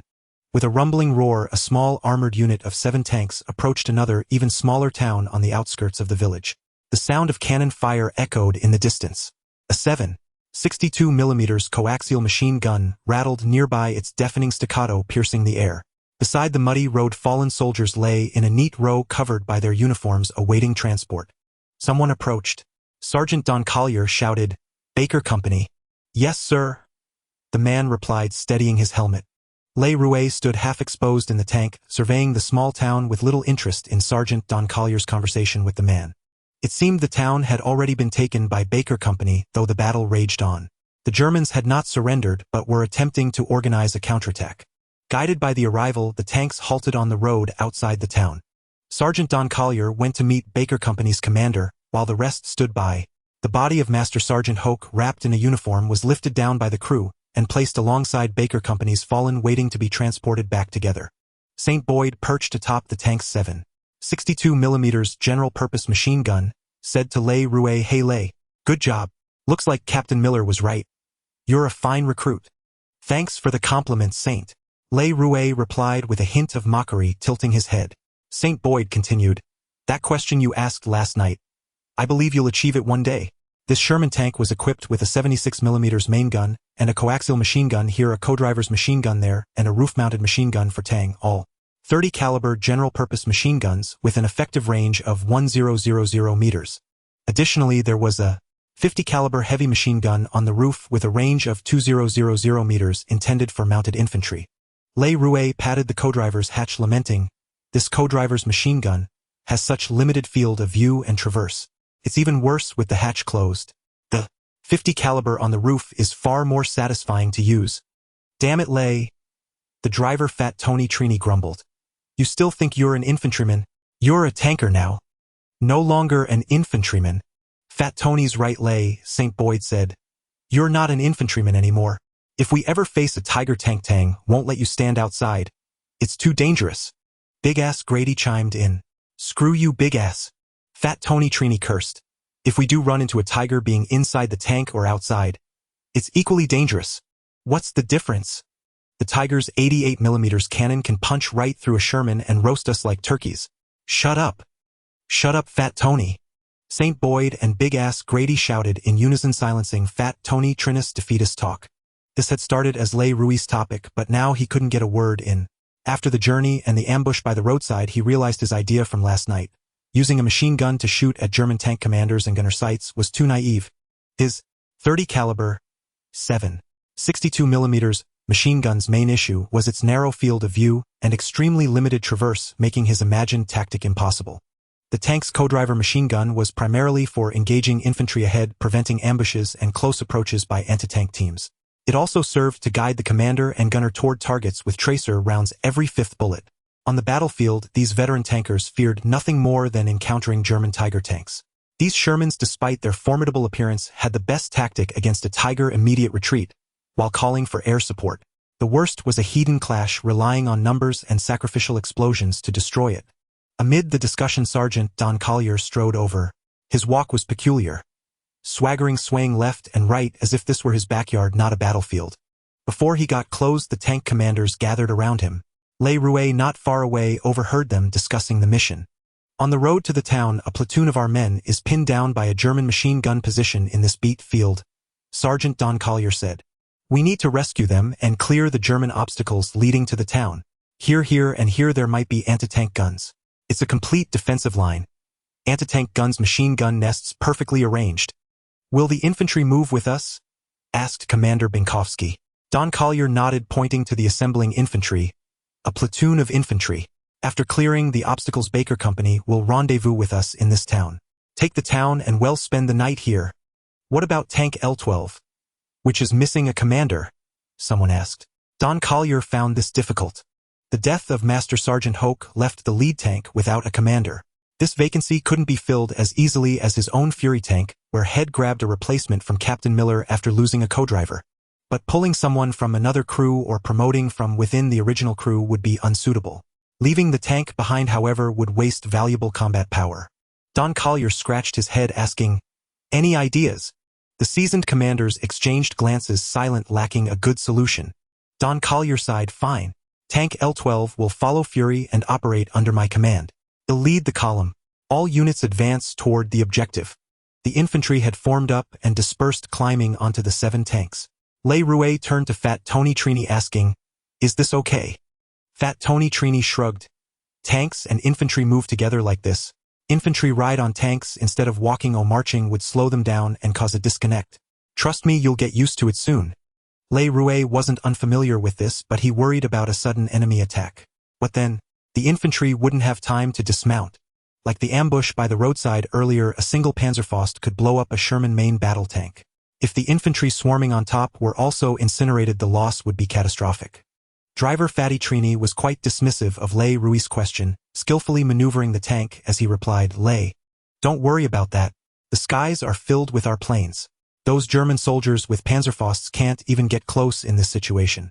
These infantrymen are all our good buddies." In the midst of Le Rouet and Trinis' casual conversation, the tank convoy carrying infantry rumbled out of the small town.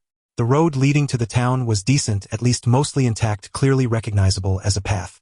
Flanking the road were fields, vast stretches of beetroot plantations interspersed with patches of woodland.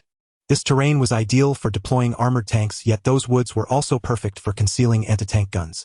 Even low-flying reconnaissance aircraft would struggle to spot them. Only infantry patrols could flush them out. A platoon trapped in the beet fields had been sent to scout those woods when their armored vehicles were destroyed by German anti-tank fire. All survivors were pinned down by German machine guns, unable to move, waiting for rescue. "Fatty, stop here!" Battle Commander Don Collier shouted, tapping the tank's hatch. With a clunk, the heavy Sherman tank lurched forward and halted. Battle Commander Don Collier raised his binoculars, scanning the surroundings, and ordered, "Get the infantry dismounted. Leave one man on the roof machine gun. Move it." Chaotic shouts erupted as infantrymen riding on the tanks jumped off, leaving only the last man standing behind the turret to man the 12.7mm heavy machine gun. Once everyone was off, Don surveyed the enemy through his binoculars, picked up the intercom, and issued commands to the entire tank convoy. Fatty Trini expertly popped half his body out of the driver's seat, maneuvering the Sherman to turn right on the spot, driving off the muddy dirt road, and crushing into the roadside shrubs and weeds. "Careful! We're going over!" Trini shouted. The shrubs and weeds concealed a gentle slope and a ditch. The Sherman's nose lifted as it climbed the slope, then dipped down. This jolt, with an incline of nearly 30 degrees, was no minor bump. Beyond the ditch lay the flat beet fields. Dozens of meters ahead, several destroyed armored personnel carriers still billowed smoke, their frames charred black. Scattered on the ground lay fallen soldiers, while the survivors crawled flat in the beet fields, not daring to rise. Don loudly reminded all tank drivers, "There are our comrades on the ground. Watch your path." 7 tanks lined up, each followed by 2 columns of infantrymen, all bent low, carefully hiding behind the steel shadows of the Shermans. Le Rouet strained his eyes. The woods ahead stretched over 1,000 meters, dense with foliage, hiding any German anti-tank guns within. The infantry tank mixed squad advanced steadily. Soldiers crawling in the beet fields gathered behind the tanks. As Le Rouet focused intently ahead, Don's voice suddenly crackled. "L12, turn right. There are infantry in front of you. You're about to run them over. Damn it, watch where you're going." L12 was the tank led by Sergeant First Class Hawk.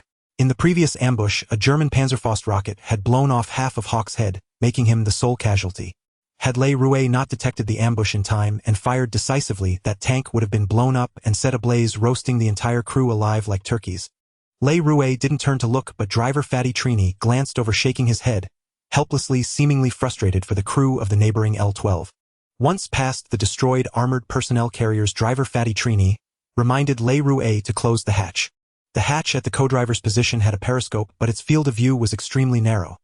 Just a small rectangular window that could move left, right, up and down, but only slightly. This meant Le Rouet's vision was limited to less than 120 degrees in front of the tank. Shoo! The distinctive sound of an MG-42 machine gun suddenly rang out like tearing fabric. Le Rouet was familiar with that noise and immediately locked onto the German MG-42 position. In fact, the intermittent trail of green tracer rounds clearly marked the location of the German MG-42 nest. Bullets rained against the nearby L-12 tank, clattering loudly. In the machine gun belts, every 5th round was a tracer, helping the gunner track the bullet path and adjust aim. The Germans used different materials for their tracers than the Allies, so the colors varied. Rat-a-tat, Le Rouet immediately returned fire with the 7.62mm machine gun. The red tracer rounds appeared more focused and concentrated compared to the German MG-42's. Battle Commander Don Collier shouted directions. 1 o'clock, 800 yards. Enemy machine gun position. Saint, take it out. Other tanks also opened fire, pouring red streams of bullets into the German MG-42 position, instantly suppressing it into silence. Even an MG-42 was useless against a Sherman main battle tank, like scratching an itch through armor. But the German soldiers were seasoned veterans. They wouldn't make such a rookie mistake on the battlefield. Using the MG-42 to fire at the tanks was clearly to mark the target for anti-tank guns in the rear defense line, and another purpose was to drive away the infantry behind the tanks, creating an opportunity for Panzerfausts in their defenses to destroy them. On the way, ready to fire, Battle Commander Don Collier ordered.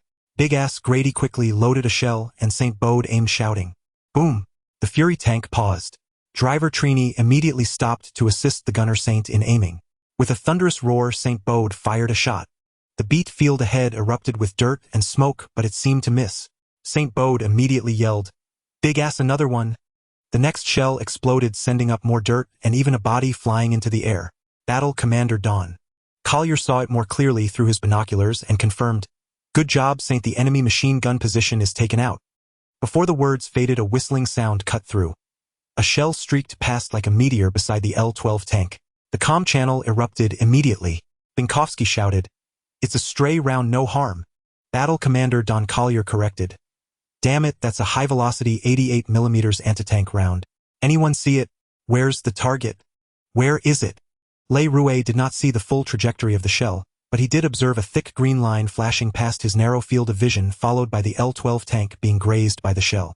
Fortunately, the shell did not hit directly but was deflected slightly with a very shallow angle of incidence, allowing it to ricochet instead of penetrating the side armor of the L-12 tank, soaring away with a whoosh. Although Le Rouet did not clearly see the target of the shell, he quickly sketched a simple line diagram in his mind, deducing that the enemy's 88mm anti-tank gun was located in the direction of 1230. Without hesitation, he shouted, "Tang! The enemy's anti-tank gun is at 1230, 1,200 yards away." 1,200 yards is approximately 1,100 meters right behind the wooded area, where the two shells had just blasted away the German MG-42 machine gun position. Jean Tu Tang, Kelly Air, and the other tank commanders immediately adjusted their binoculars, carefully searching in that direction. After a short while, Tang shouted loudly, "All tanks follow the lead vehicle and fire at 1230 1,200 yards." The gunner Shang Ren immediately aimed and called out on the way, "Fire!"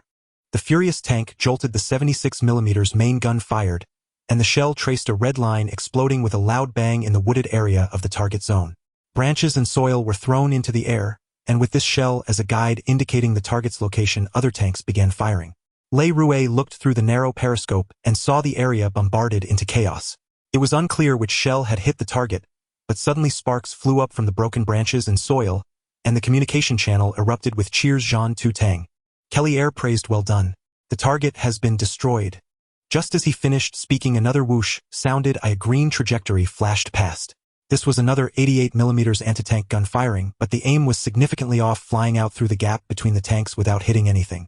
With so many eyes watching, the enemy's 88mm anti-tank gun, no matter how well hidden, immediately revealed its position upon firing.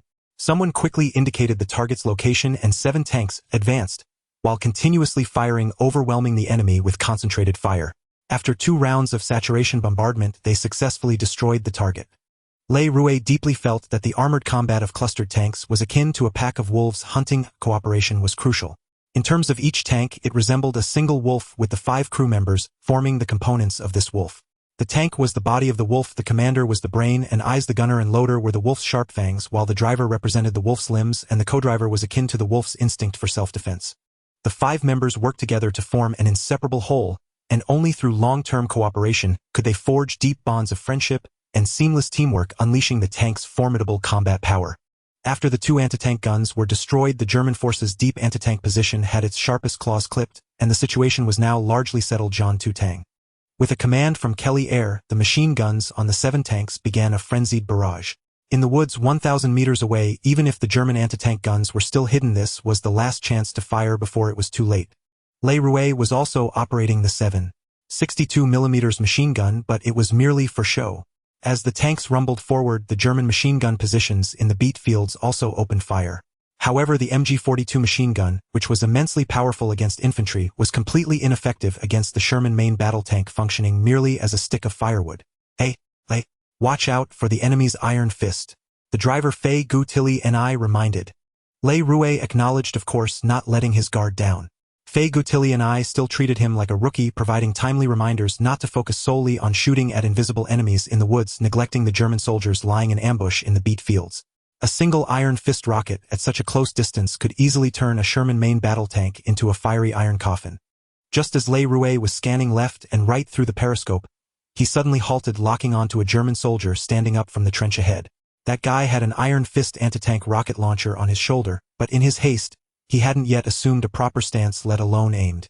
At this distance, there were less than 50 meters, which was not the ideal range for firing the iron fist anti-tank rocket, but it was still threatening enough. Jean Tu Tang, Kelly Air on top of the tank had a clear view and immediately shouted a warning. At the same time, driver Fei Gu Tilly and I also spotted the iron fist anti-tank rocket launcher on the German soldier's shoulder and shouted loudly, "Iron fist. Lei, shoot quickly." As he called out, the sound of gunfire erupted. The 7.62mm machine gun, controlled by Lei Rue, unleashed a rain of bullets, accurately hitting the trench 50 meters ahead. The 2 German soldiers who had stood up were knocked back by the hail of bullets, trembling, and the iron fist anti-tank rocket launcher fell powerless, losing all threat. "Lei, well done." Driver Fei Gu Tilly and I turned to Lei Rue and said. Inside the tank, the light was dim, and Lei Rue could see Fei Gu Tilly and I winking at him. As he spoke, the 2 tufts of his small mustache twitched amusingly with his lips. By the time the infantry behind the tank joined the battle, the German soldiers had lost all morale. Some hid in the trenches pretending to be dead, while others attempted to jump out of the trenches to flee, only to be shot down by bullets from various directions, falling to the ground and unable to move again. This scene was very familiar. Lei Rue, through the periscope, vigilantly observed his surroundings. His field of vision was limited, and the machine gun's firing range was also confined, making it impossible to compete for kills with these infantry brothers. In fact, aside from the 2 he had just taken down, his merit value had risen to 28 points, but he hadn't gained anything else.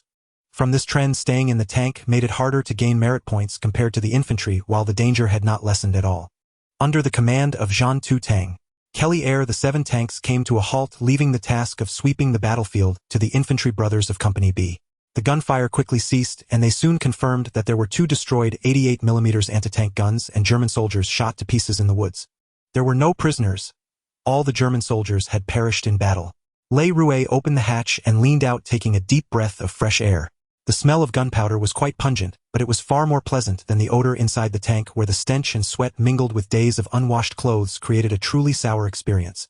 Driver Fay Goutilly and I looked at Le Rouet with some sympathy and comforted him, saying, "Don't worry, you'll get used to it soon. But you did quite well. You didn't vomit from the smell inside. I remember when I first got here I was sick for days. This was certainly nothing to boast about." Fatty Trini recounted his own embarrassing moment at this time, naturally to console Ray Rouet. After 2 battles he had fully accepted Ray Rouet as a member of their team. St. Bode climbed out from atop the vehicle, grinning slyly as he teased. "Yes, Fatty was far worse off than you back then, a pitiful rookie who couldn't even keep his food down. If not for Big Ass and me looking out for him, he wouldn't have made it." St. Bode's words drew a hearty chuckle of agreement from Big Ass Grady. Fatty Trini tilted his head and replied unabashedly, "Yes, that was indeed the case back then. But look at me now. I'm perfectly fine." Battle Chief Don Collier and several tank commanders personally went to inspect the woods. In this engagement, the German 88mm anti-tank guns had failed to perform up to standard. Aside from being outnumbered, it was also evident that the German soldiers lacked sufficient combat experience. Furthermore, a defensive position with depth should have been supported by tanks, yet none were seen here. Upon returning, Battle Chief Don Collier wore a grave expression. A thorough on-site inspection revealed that this anti-tank position should have been equipped with at least 2 tanks, but for some unknown reason they had left the position, their whereabouts unknown. Securing this anti-tank position, the next objective was to rendezvous with the main force of B Company in the next small town. The brief moments of leisure after battle were the most enjoyable for these soldiers. They cleaned the battlefield, scavenging valuables from the German soldiers. If they found items like cigarettes, they would distribute them for everyone to share. There were no officers in the entire group. The acting platoon leader of the armored unit, Battle Chief Don Collier, was merely a sergeant major. The infantry platoon from B Company supporting the tanks had lost their platoon leader, who had fallen to German anti-tank fire while scouting the area. The acting platoon leader, also a sergeant major, turned a blind eye to the soldiers scavenging and paid it no mind. St. Bode did not partake in the scavenging. Instead, he pulled out several folding camp stools from a field pack strapped to the tank, brewed coffee with an M1941 gasoline stove, and focused intently on reading his Bible. Ray Rouet finally had a chance to climb into the tank, taking the gunner's seat. He peered through the sight to observe how a tank gunner aimed at targets and even traversed the turret by himself for a while. After tinkering for some time, he climbed out and stood behind the turret, gripping the 12.7mm heavy machine gun mounted on the tank's roof, swinging it left and right to compare the maximum firing arcs on both sides. Fatty Trini and Big Ass Grady approached with grins, watching Ray Rouet curiously as he fussed about on the vehicle. They asked in puzzlement, "What's Ray doing?" St. Bode looked up from his Bible and replied calmly, "He's studying the possibility of taking down a Tiger tank." "Fuck!" exclaimed Fatty Trini. "Is he really taking this seriously? If we ever run into a Tiger tank, I'd rather turn tail and run than call in the Mustangs to take it out." "But what if we can't just turn and run?" Ray Rouet climbed down from the vehicle and replied, "Of course, we don't want to face a Tiger, Heaton, but it never hurts to be prepared. That heavy machine gun up there can force the Tiger's commander to duck back into his shell, keeping him from sticking his head out. That would effectively blind and cripple the Tiger, giving us a decent chance of victory." St. Bode put away his Bible and began pouring coffee for everyone. He said seriously to Ray Rouet, "That's a good idea, but don't forget the Tiger's 88mm main gun can fire from 1,000 meters away. But a 12.7mm heavy machine gun isn't accurate enough to hit a precise target at that range. Hitting a tank at 1,000 meters is already pretty accurate." Fatty Trini chimed in agreement. Ray Rouet didn't argue further. He took the steaming cup of coffee and sipped it slowly. The coffee smelled fragrant but tasted bitter. At that moment, Ray Rouet wished he could add a spoonful of white sugar and a splash of milk to make it sweet, smooth, and palatable. Thanks to the quick elimination of the German anti-tank position, along the way the combined infantry tank force arrived at the target town, while B Company was still locked in fierce combat with the Germans. Upon seeing the arrival of the tank convoy, the soldiers stared wide-eyed at the steel behemoth's expressions of relief washing over their faces. Battle Chief Don Collier met with the acting platoon leader of the accompanying 1st Platoon, and then met with B Company's commander. He immediately updated the mission, dividing the 7 tanks into 3 columns. left, center, and right, advancing abreast. With infantry cover from B Company, they were to drive the German soldiers out and fully seize the town as a resting place for the night. In the center column, 3 tanks advanced Fury-led, followed by Binkowski's Death Angel with the commanderless L-12 tank bringing up the rear. With a thunderous roar, the 7 tanks moved out. Driver Fatty Trini slammed down the hatch cover and turned to remind Ray Rouet. "Close the hatch. Watch out for German snipers." In truth, Ray Rouet wanted to ask Battle Chief Don Collier if he could mount the tank roof to operate the 12.7mm heavy machine gun, but that position was reserved for infantry and he had no claim to it. The town was not small. B Company's assault was stalled at the town center where the Germans had set up an 88mm anti-tank gun. 2 armored vehicles had already been hit, there barely escaping destruction by retreating in time. The tanks rumbled loudly, shaking the glass windows on both sides. Ray Rouet peered through the narrow periscope, carefully observing the road ahead. On either side of the street, infantry from B Company moved alongside, preventing German soldiers from approaching. When Ray Rouet had been with Captain Miller and the others in the town of Lanham, they had ambushed a German combined infantry tank formation. In that ambush, they hadn't been wiped out and had even destroyed a German Tiger tank. A remarkable achievement. But this time Ray Rouet was inside a Sherman tank, a complete reversal of roles from the Lanham ambush. The weapons and tactics they had used against tanks then would now be used against them by the German soldiers. He dared not let his hand stray from the machine gun trigger, for even a moment, constantly scanning ahead, not missing any suspicious signs. As Fury slowly rounded a 90-degree corner, Ray Rouet's gaze followed the tank's turn, then snapped back, locking onto a protruding section of the street ahead. He shouted, "Machine gun!" Simultaneously, he pulled the trigger without hesitation. The 7.62mm machine gun spat out a red tracer stream, spraying straight ahead. It was the semi-basement of the building ahead, its window resembling a sewer grate, yet from the middle protruded a dark, ominous gun muzzle. Everyone's attention was fixed on the flanking structures and the elevated vantage points above, leaving such lowlying positions largely unnoticed. This MG-42 machine gun mounted on a heavy tripod base, once the infantry trailing alongside the tanks unwittingly rounded the corner, would face a harvest under its ferocious firepower. None could escape. But now, under Ray Rouet's machine gun fire, the red tracer rounds directly revealed this German strongpoint. The infantry, turning from both sides, immediately dropped to the ground. By the time the MG-42's staccato chatter erupted, no one remained standing. Ray Rouet's machine gun burst did not completely neutralize the German strongpoint. "Commander T. Collier called into the radio, Death Angel. Take it out." Tank Fury was the lead vehicle, its 76mm main gun unable to eliminate this semi-basement machine gun nest. Following behind was the tank commanded by Binkowski Death Angel, which could handle it. Binkowski acknowledged with a shout. The turret rotated, and with a muffled roar, the entire semi-basement trembled in the explosion. Bricks and debris flew skyward before raining down. Commander T. Collier barely managed to pull up the hatch cover before being struck by the falling rubble. Amid a clatter of impacts, dust swept over, obscuring all vision. "Damn it, why not use white phosphorus shells?" Commander T. Collier lifted the hatch cover, turning to ask in discontent. Binkowski in the rear vehicle faced Commander T. Collier shrugged helplessly and replied, "High explosive rounds were already loaded. Couldn't change them." Commander T. Collier could only accept his bad luck, reached out to pat the tank's hatch, signaling the driver Fatty Trini to advance. Inside the tank, Fatty turned to wink at Ray Rouet, giving a thumbs up and praising nice work. Ray Rouet offered only a modest, subtle smile, continuing to peer through the periscope, scanning back and forth for potential targets. This time the tank column slowed its advance. Commander T. Collier frequently directed the accompanying infantry to enter the flanking buildings, search thoroughly, and only after confirming safety did they proceed forward. Though this slowed their progress, it was steady and thorough, leaving no gaps. They pushed all the way to the town center without encountering any German resistance. The left and right tank columns advanced at similar speeds, converging here simultaneously. Commander T. Collier raised his binoculars for a careful observation. The town center was a small circular square bisecting this spindle-shaped town. Surrounding the square were apartment buildings of 4 or 5 stories, packed closely together with gaps barely wide enough for 2 people to walk abreast. The other half of the town remained under German control. After this 3-pronged sweep, this half of the town had been completely cleared. "Hey, find someone to ask where the Germans are." Commander T. Collier shouted to the infantry taking cover behind the buildings on both sides. Just then, with a loud clang, sparks flew from the 7.62mm machine gun in front of him, startling him into ducking his head. The gunshot reached him only then. A muffled bang that echoed with a boom across the small central square. "Sniper!" Several different voices shouted simultaneously. Commander T. Collier and Binkowski behind him dared not expose themselves any longer. They huddled inside the tank, only half their heads visible, hidden behind the roof-mounted machine gun, peering through binoculars and scanning, constantly asking repeatedly, "Damn it, where's the sniper hiding?"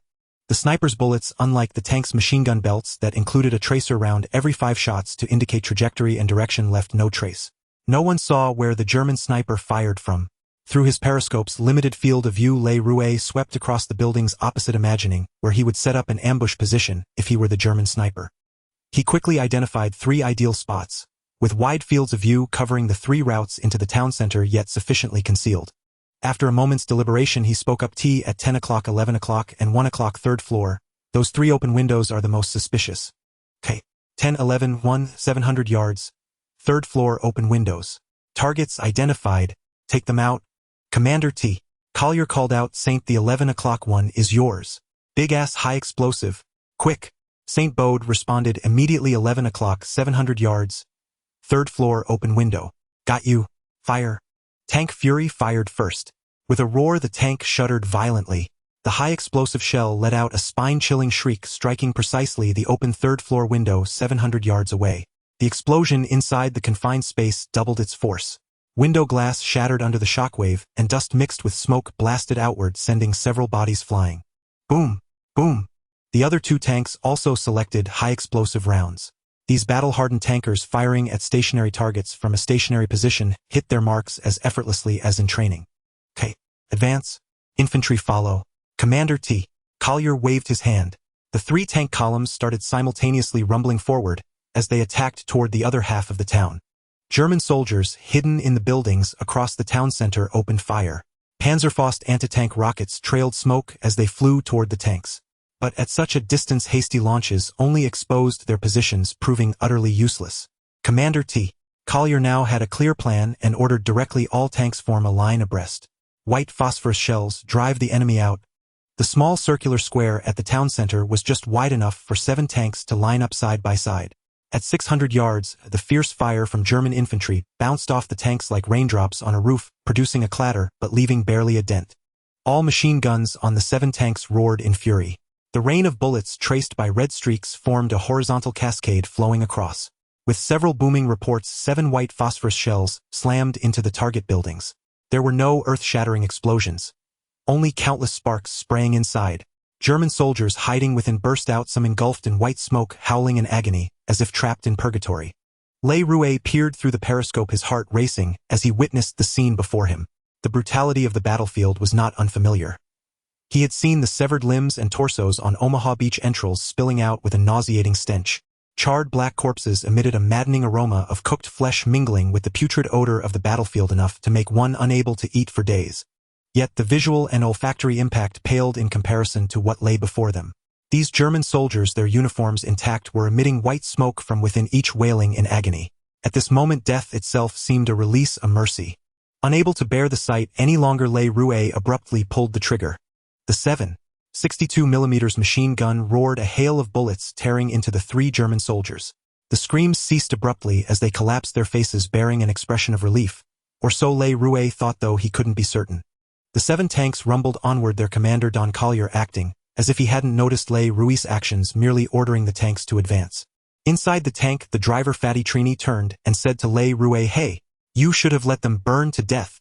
But Fatty didn't press further, and Saint Bode chimed in from behind. "Fatty, Le did the right thing.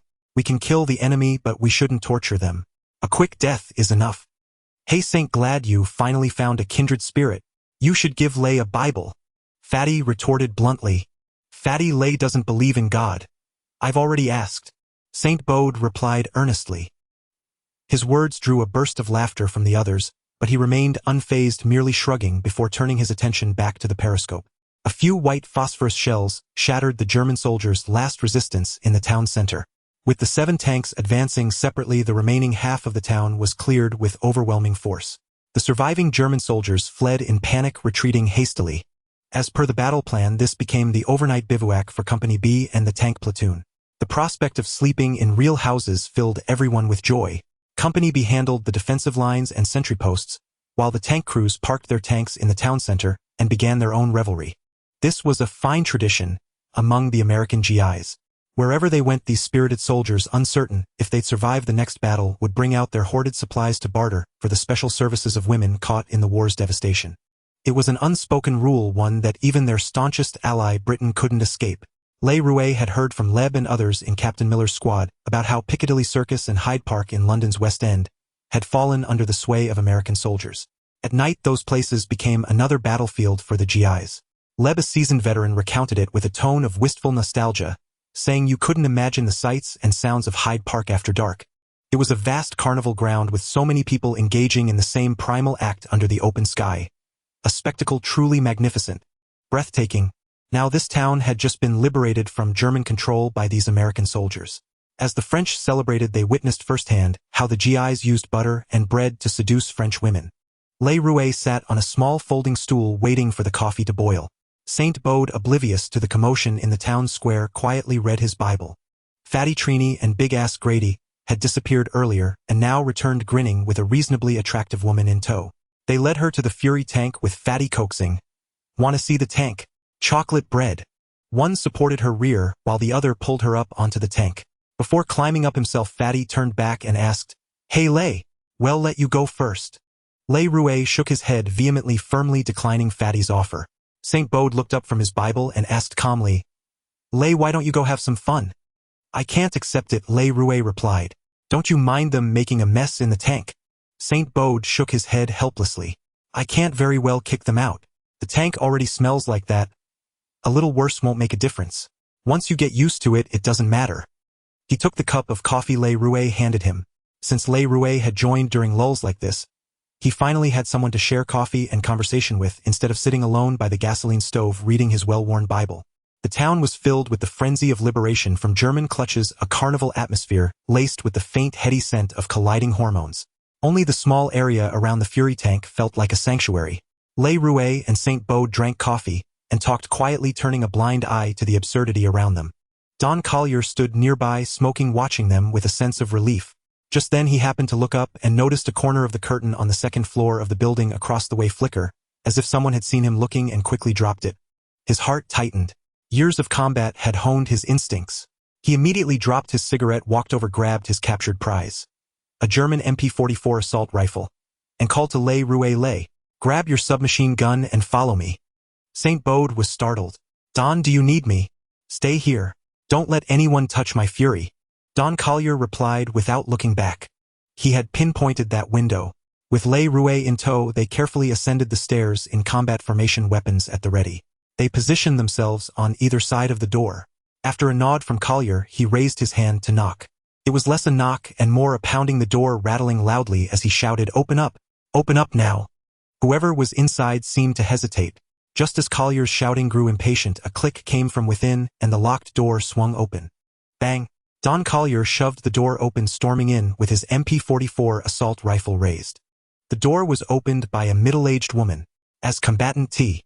Collier pushed the door open and barged in, she shuddered in terror, her raised hands trembling incessantly, her eyes brimming with fright. Her figure was impeccably maintained. In truth, during this war-torn era in France, a nation occupied by German forces, both men and women kept their physiques remarkably slender. She wore a dark crimson dress, her exposed skin fair and pale, though her hands appeared slightly withered. She stood there utterly at a loss. Collier, gripping his MP-44 rifle in one hand, seized her shoulder with the other and demanded, "Who's inside?" She shook her head in panic, stammering, only me." Clearly Combatant T. Collier did not believe her. Le Rouet, on the other hand, could tell at a single glance that she was lying. Her gaze was filled with terror and kept darting about. Combatant T. Collier pushed her forward, not out of rudeness, but to use her as a human shield. He thrust open the double doors to the master bedroom. The room was empty, the bedding and clothes on the bed were all women's with no trace of a man's belongings. "Watch her!" Combatant T. Collier shoved her back out and called to Le Rouet. He himself searched the room thoroughly. Le Rouet did not tell him that beneath the bed someone was clearly hiding. Though the person struggled to suppress their breathing, so close was the distance that Le Rouet could still discern the faint, almost imperceptible sound of exhalation. It was not a concealed German soldier, but a terrified young girl. From the moment he entered the house, Le Rouet had caught only the distinctive fragrance of a woman devoid of any masculine scent. Even German soldiers, even officers could not manage to bathe daily and smell so fresh and clean. Only a woman could achieve that. Thus he casually aimed his Thompson submachine gun and said to the panic-stricken woman, "Relax, we're not." He spoke in French. The woman, still terrified, could not help but cast a few glances at him. Just then Combatant T. Collier suddenly dropped to the ground, aiming his rifle under the bed and shouting, "Come out now. Do you want to get shot?" The terrified woman, disregarding Le Rui's watch, rushed over and pulled out the girl crawling from under the bed. She seemed to want to explain but dared not speak. "You said you were alone." Combatant T. Collier, though angry, let out a visible sigh of relief. "Do you realize you almost got her killed?" He glanced toward the door. Le Rue had already closed it. The woman held the girl's hand, trying to comfort her through touch to keep her from crying, and stammered an explanation. She is my cousin. I was so scared. Sorry." Faced with the two excessively frightened women, Combatant T. Collier could not truly stay angry. He put away his MP-44 assault rifle, walked speechlessly to the living room, placed his left hand on his hip, glanced around, found a chair, and sat down. "The town has been liberated. What are you afraid of?" he asked. The two women stood together, silent, their eyes betraying their fear. Le Rui's heart stirred, and he asked, "Are you German?" They remained silent, but Le Rue had already confirmed they were not local French. Now that the town was liberated, the local French had joyfully poured into the streets to celebrate. Unlike these two who were so fearful and anxious. He glanced toward the door. Le Rue had already closed it. The woman held the girl's hand, trying to comfort her through touch to keep her from crying, and stammered an explanation. She is my cousin. I was so scared. Sorry." The older, middle-aged woman struggled several times to free herself from the young girl's tight grip. As she walked into the kitchen, the younger girl grew even more frightened, pursing her lips but daring not to cry aloud, making her appear all the more pitiful. Le Rue sighed inwardly. War for the soldiers on both sides was a life-and-death struggle. But for these ordinary civilians, it was simply a matter of how to survive. In such a grand era, an individual's fate was like a rootless duckweed helplessly drifting with the torrent of time. The piano in the living room caught his attention. Owning such a piano in this era in one's home at least suggested that life was not too dire and that one had decent taste. The sheet music on the piano was Chopin's Polonaise. Le Rue casually flipped through it.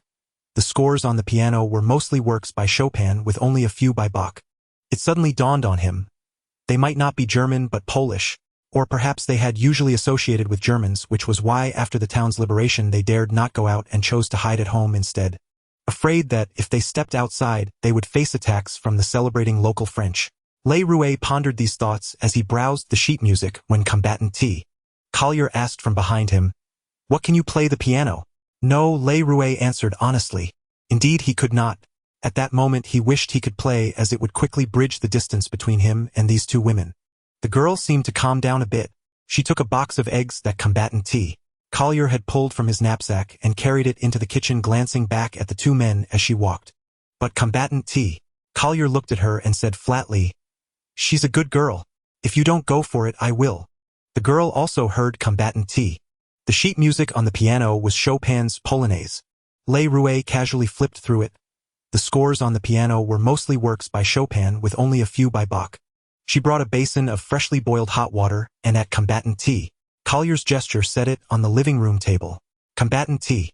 Collier unhesitatingly stripped off his shirt, revealing a back covered in scars, and said in what seemed like a casual tone, "Lay him serious." To be honest, Le Rue was stunned, unable to figure out what Combatant T. Collier was up to. As he stood there dumbfounded, the girl suddenly seemed to steady herself. With an expression of resigned determination, she walked over, grabbed the back of Le Rui's military uniform, and pulled him toward the bedroom. The woman in the red dress also tried to follow, but Combatant T. Collier reached out and stopped her, shaking his head. "Let them go. They're still young." Her eyes met T. Collier's, and in that instant they both understood each other's thoughts. They were still young, yet in this war-ravaged era no one knew when an accident might strike. They were too young.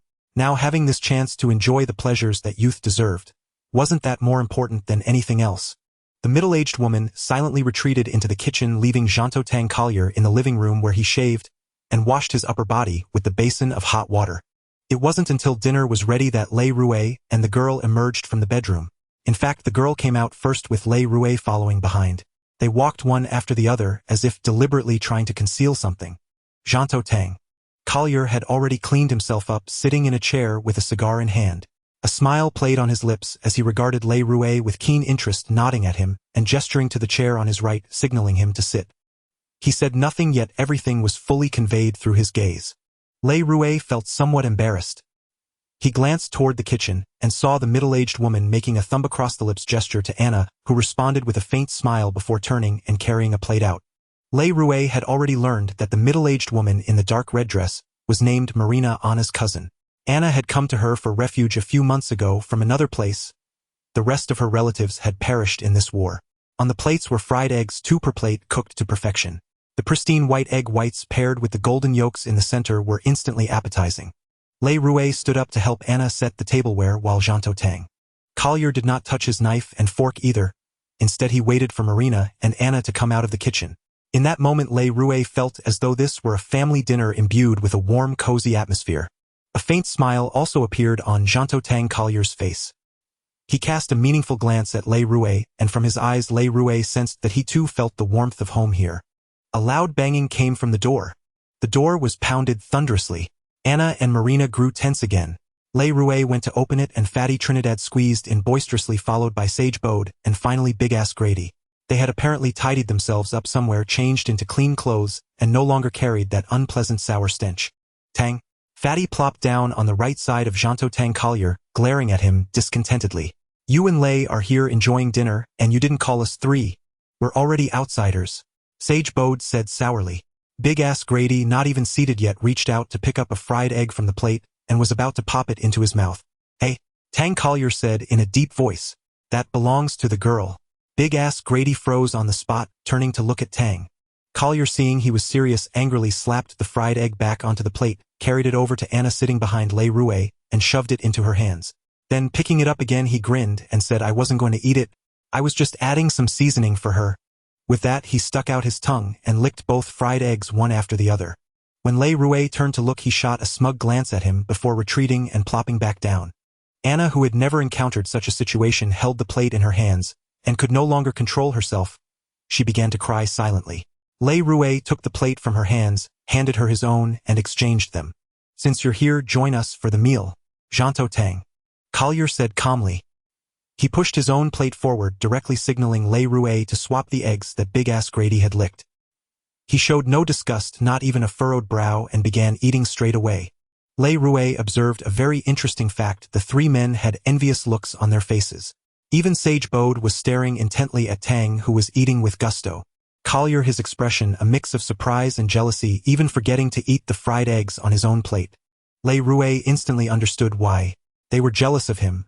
Not about anything between him and the girl named Anna, but about Jean Tang. Collier's attitude toward him, that was what made them envious. When Sage Bode turned and caught Le Rouet's amused gaze, he immediately came to his senses, lowered his head, and began eating his portion of fried eggs. Fatty Trinidad devoured his share in a few bites, picked up the napkin on the table, wiped his mouth, and said somewhat resentfully, Hey, want me to tell a story to liven up this wonderful dinner? It's a tale about war horses. Guaranteed to be thrilling.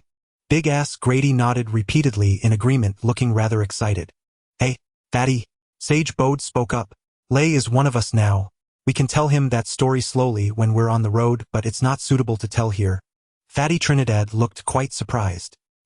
He glanced at Sage Bode, saw he was serious, then looked at Jean Tang Collier, who was savoring his fried eggs with great focus, as if he hadn't heard a word. Le Rouet watched him with keen interest. Of the 4, only Big-Ass Grady was echoing him. He shrugged and replied, Fine. Next time, then. Le, welcome to the Fury. But Tang's sneaking you off here to find women and enjoy dinner without calling us 3. That really ticks us off, right, Sage? Of course. Sage Bode answered solemnly. We're definitely angry. Tang, we're a team. You can't just leave us 3 out just because Le is new, right? Fatty Trinidad and Big-Ass Grady nodded vigorously in agreement. Tang. Collier looked up at Fatty and said in an extremely calm voice, You 3 can find your own fun. You don't need me to lead you anymore. Now, are you done eating? If so, get out of here quickly. Don't scare the girl. The 3 of them stood up awkwardly and even politely apologized to Anna and Marina. But they all chose to squeeze past behind Le Rouet and in front of Anna. As they passed behind Le Rouet one by one, they reached out and rubbed his head roughly, as if that were the only way to vent their frustration. Le Rouet found it utterly amusing. This was completely childish behavior. He never expected to see it in 3 grown men. He turned to watch the 3 file out the door. Suddenly his expression changed. A booming explosion sounded from outside the window, followed by a wailing whistle. Shelling. Move. Tang Collier shouted urgently. Battle-hardened T. Collier, with his seasoned instincts, immediately recognized the sound as German 105mm field howitzers shelling the area. The first shot was merely a precursor. Soon a torrent of shells would rain down, engulfing the entire town. Reacting swiftly, Le Rouet shouted to Anna and Marina, "German artillery fire. Get downstairs to the central square now." He had no time to explain further, or any delay would see them caught in the bombardment, falling amidst blood and rubble. A sight he wished to avoid. Before the two could comprehend, T. Collier had already reached the door. Without a word, Le Rouet, carrying his Thompson submachine gun, grabbed each by the hand and dragged them toward the exit, ignoring their resistance.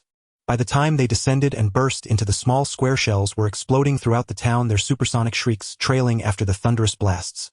The projectiles outran their own sound. A shell struck the second floor, directly sending shrapnel flying. Le Rouet and the others ducked beside the Fury tank, hearing bricks and debris clatter against its armor.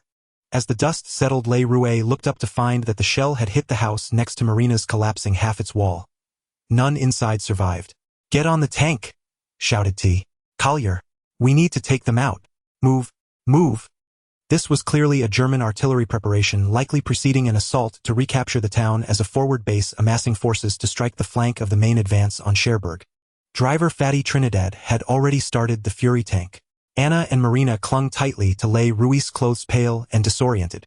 Le Rouet yelled into their ears, "Stay here. Wait until the shelling stops, then go back. Survive. This war will end soon." He broke free from their grip and leaped onto the tank. The troops who had planned to stay overnight in the town were jolted awake by the sudden barrage. A German artillery position must be nearby to deliver such fierce fire so quickly. The mixed infantry tank formation hastily fled the town as the bombardment continued. Le Rouet sat slumped on the tank's deck, watching the ravaged town. Battle-hardened T.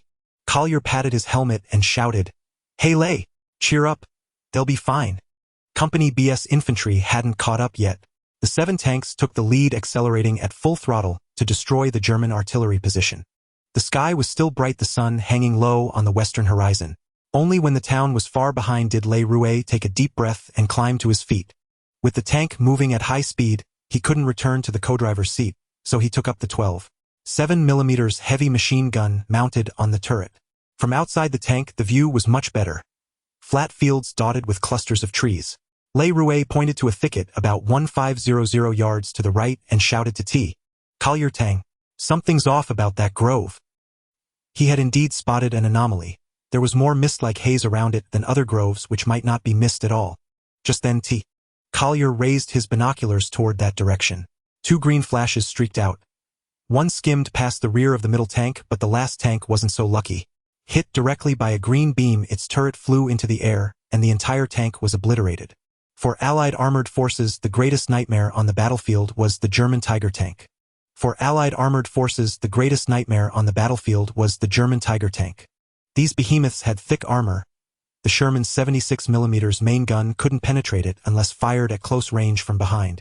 But the Tiger's 88mm main gun could pierce a Sherman from any direction with a single shot, as long as the angle wasn't too oblique. The 2 Tigers had fired from 1500 yards, scoring a direct hit that blew a Sherman sky high. The remaining 6 tanks couldn't turn and flee. Clearly the 2 Tigers were lying in wait, ready to crush the Allied tanks and leave Company B vulnerable to the following infantry. There was no time to call for air support. The 6 tanks turned right and advanced. 6 white phosphorus smoke shells exploded, shrouding the entire grove. Air support would take 15 minutes to arrive, meaning the 6 tanks just needed to hold off the 2 Tigers for that long. Then the Mustang's overwhelming firepower would finish them. But the question remained, could 6 tanks survive 15 minutes against 2? Under T. Collier's orders, the 6 tanks formed a line, boldly seizing advantageous positions. No one noticed that Le Rouet was still outside the tank instead of in the co-driver's seat. The Tiger's long 88mm barrels pierced the smoke, revealing their menacing forms. Le Rouet clutched the 12.7mm heavy machine gun, his heart pounding. From T. Collier's demeanor, Le Rouet could sense the collective tension. Fear tinged with despair. From atop the tank, Le Rouet had a broad view. The 2 Tigers also formed a line, confronting them with deadly intent. He could clearly see their commanders half emerged from the turrets scanning through binoculars. The distance between the forces closed rapidly. The Tiger's turrets rotated slowly. Collier ordered the first volley. All 6 tanks fired almost simultaneously, but the direct hits merely ricocheted off the Tiger's armor, causing no effective damage.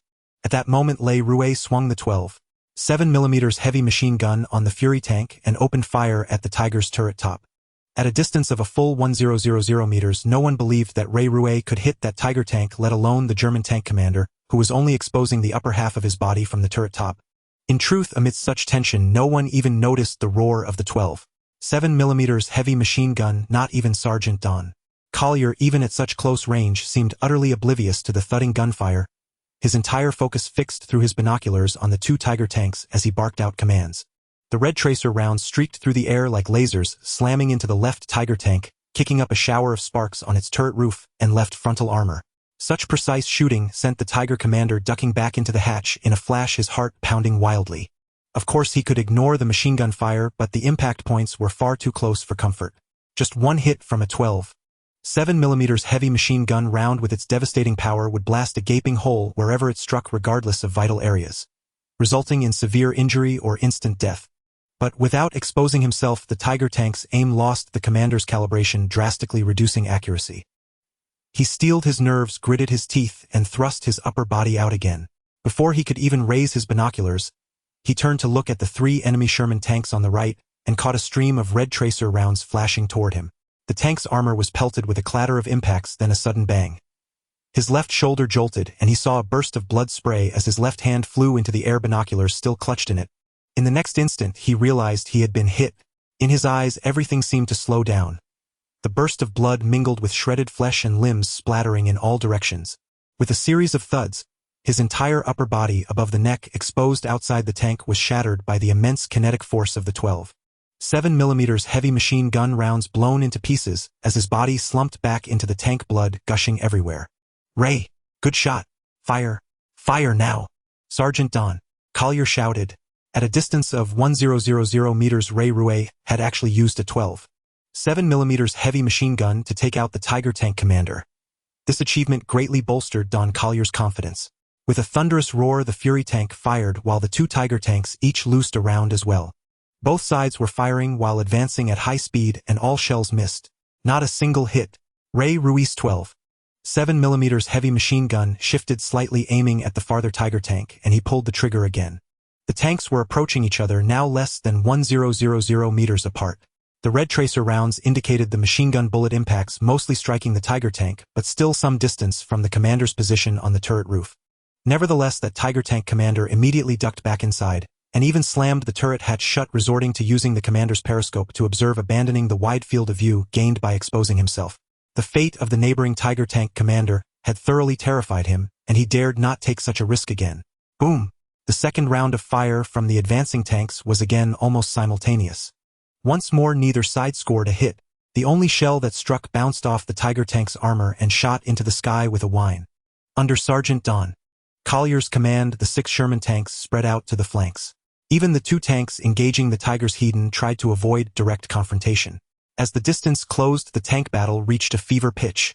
Le Rouet's 12.7mm heavy machine gun remained active, sweeping back and forth across the Tiger tank's gunner sight position. Le Rouet had no idea how much disruption this caused, but even a tiny bit of interference was better than doing nothing. The roar of engines, the frantic shouts, the thunder of cannons, the rattle of machine guns, all wove together into a symphony of battle. Yet the shadow of death hung heavily over everyone. With each closing meter, the 4th volley from both sides saw a marked improvement in accuracy. Unfortunately, the Sherman's 76mm main gun was simply no match for the Tiger's thick armor. Even direct hits failed to inflict effective damage. Boom! The L-12 tank was struck by one shell. Its right track clattered off the road wheels with a clang, and the tank shuddered to a halt, unable to move. L-12. Abandon vehicle. Now! Sergeant Don Collier ordered immediately. The remaining tanks launched a furious assault on the 2 Tigers. Though their shells bounced off the thick armor without causing significant damage, they managed to pin the enemy down. The crew of L-12 scrambled out through various hatches. No sooner had they jumped clear than a Tiger's 88mm main gun punched through the tank at close range with a thunderous boom.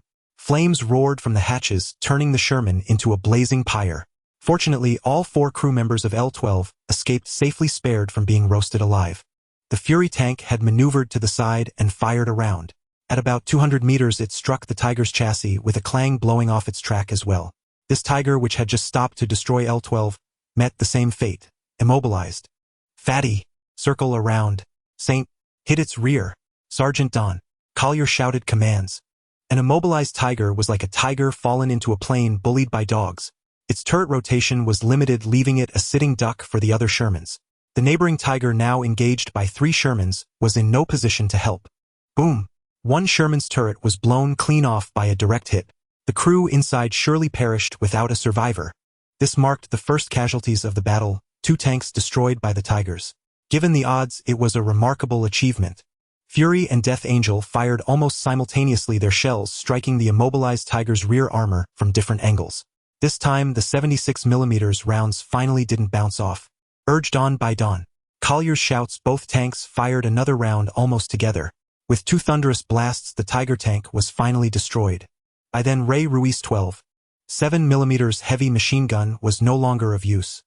He held onto the gun mount, standing on the turret roof, watching 4 Shermans battle the lone Tiger. The Tiger fought fiercely, charging left and right despite taking hits, and with one shot it punched through another Sherman. Ray Ruiz saw it clearly. A round shell hole with a glow of red fire inside. But as that Tiger stopped to fire, a shell from Fury struck its right track again, crippling it.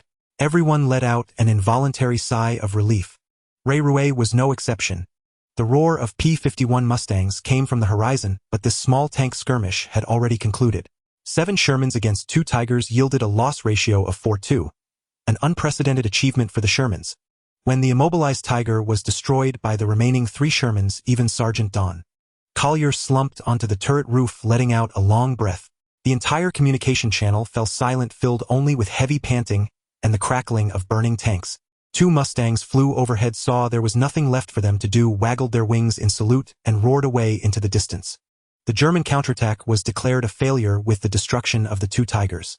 The following infantry never even launched an assault, retreating outright. The artillery positions that had bombarded the town were swept clean by the remaining 3 Shermans. The next morning, the tank detachment and B Company soldiers who had pursued the enemy all night returned to the town for rest. Sergeant Don Collier went to headquarters. Before long, a military jeep arrived. A man with a lieutenant's rank insignia jumped out, followed by an armed military police officer. He scanned the group, his eyes settling on Ray Ruiz. Ray Ruiz. You're Private Ray Ruiz. Yes, sir. Ray Ruiz replied. Headquarters orders me to take you there, the lieutenant said. Standing before Ray Ruiz, he was half a head taller and much more robust, his gaze carrying a detached superiority. Ray Ruiz got into the jeep with him, only managing a quick wave to the others before they sped off, leaving a plume of dust swirling in the air. He had no idea what was happening. Saint Bode, Fatty Trinidad, and Big-Ass Grady exchanged bewildered glances full of questions.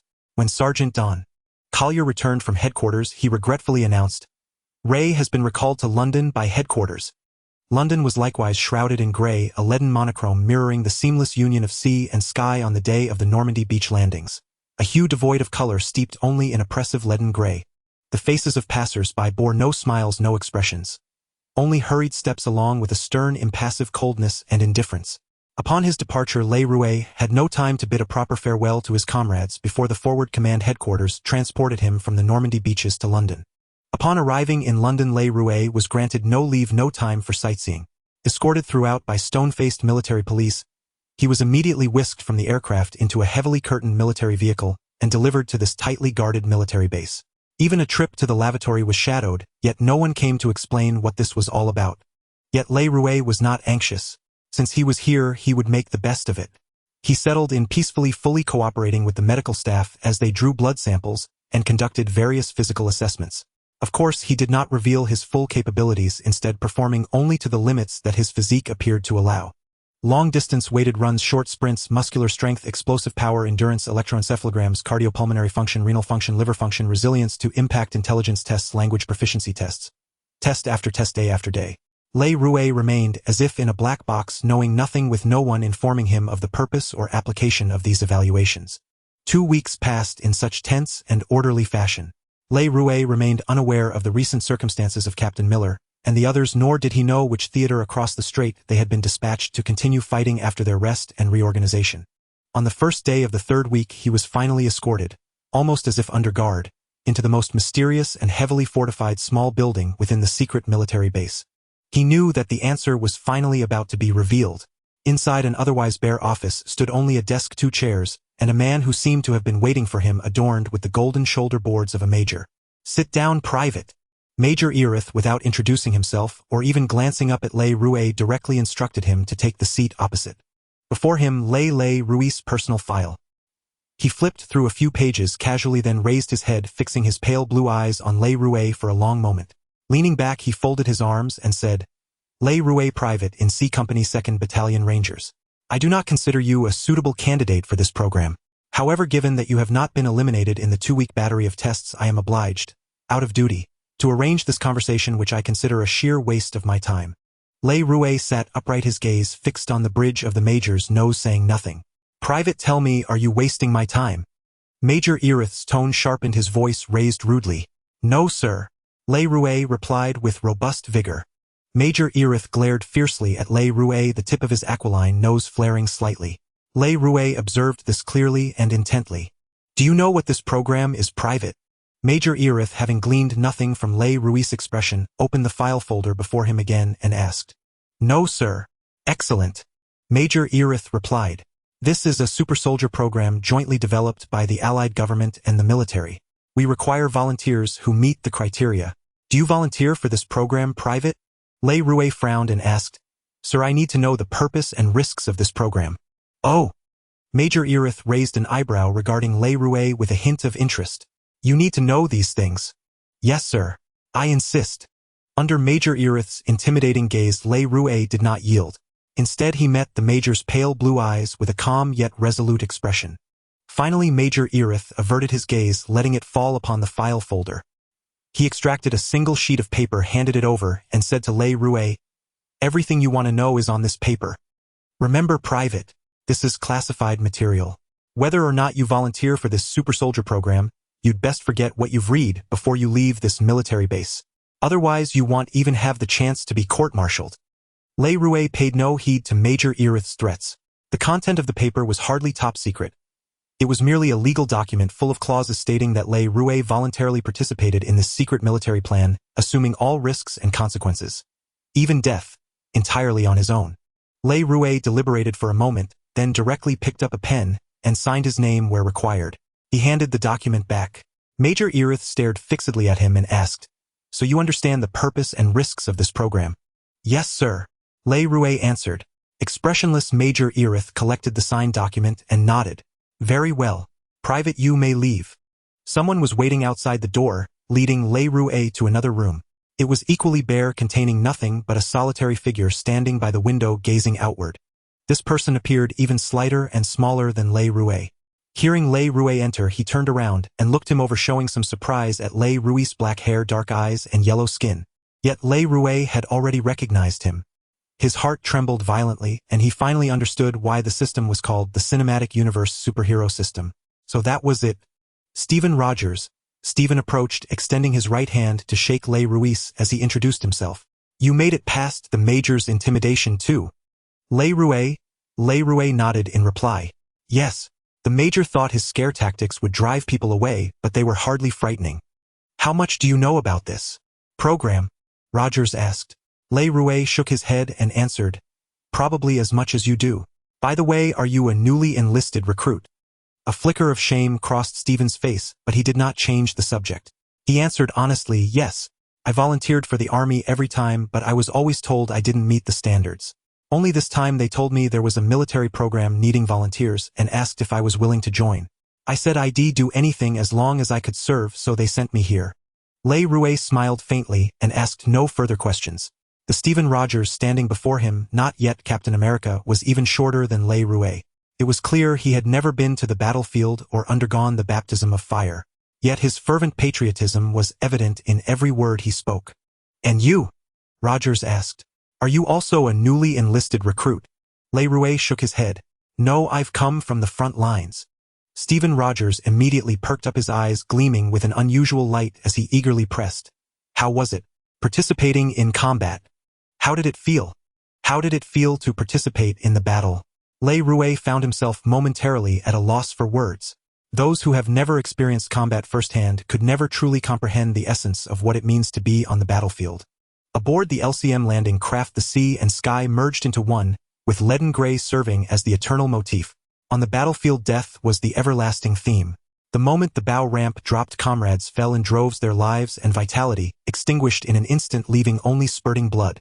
Beneath the sea, those who drowned had their mouths agape, ceasing their struggle abruptly. Their eyes were wide open, their expressions forever frozen at the moment of death. The German artillery fire severed limbs and dismembered bodies, blood splattering grievously, wounded soldiers crying out loudly as their intestines spilled from their abdomens, bewildered troops clutching their own severed arms amidst the bombardment, unfortunate souls, whose heads were shattered by bullets, seawater stained crimson with blood, beaches strewn with corpses, and the critical moment when a German soldier clamped a hand around his throat and a bayonet was about to pierce his heart. These images flashed before Le Rouet's eyes. Yet, in the end, he found himself unable to articulate this experience in words. He could only shake his head, take a deep breath, and say to Stephen Rogers, this feeling. Unless you've lived through it yourself, you can never truly understand it. I don't know how to describe it to you. Le Rouet shifted his gaze to the window, where layers of barbed wire formed barriers. Beyond the wire lay an open field, the very path he had traversed during his weighted runs. Yet his mind had already flown back to the battlefield. He wondered where Captain Miller, Jason Melly, Reiben, Sergeant Howard Wade, and Caparzo were at this moment. Whether they still drew breath, whether they still endured. "I'm sorry." Rogers sensed Le Rouet's silence and offered a sincere apology.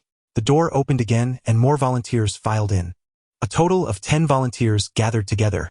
Before long they were, more accurately escorted than led, into an elevator descending, ever descending. Le Rouet silently observed the elevator's rapid descent, which lasted so long it must have plunged dozens of stories deep. Yet the tallest building in the secret military base was only 3 stories high, utterly unremarkable from the outside. The elevator doors opened, revealing a vast underground circular hall before everyone's eyes. The hall was filled with various instruments and workbenches where medical staff and researchers in white coats moved about in a flurry of activity. A dozen hospital beds lined the walls. The 10 volunteers were each led to a bed where at least several researchers and medical personnel surrounded each person. Rogers stood beside Le Rouet, visibly tense, his entire body trembling slightly. Before lying down on the hospital bed, Le Rouet offered him an encouraging smile and raised his thumb, signaling him to relax. Rogers nodded back at Le Rouet before being obscured by the researchers and medical staff. Lying on the hospital bed, Le Rouet found his hands, feet, head, and torso tightly bound by restraining straps, leaving him utterly immobile. A bite block was placed in his mouth and he could only stare at the ceiling. Soon someone brought over a blindfold and slipped it over his eyes, plunging him into darkness. He could hear people coming and going around him. From the footsteps alone, he quickly discerned that 4 of the personnel were specifically assigned to his bed, while the others were transient. No one spoke throughout the process. Before long the bed was wheeled into a room, and with a few clicks it was secured to the floor.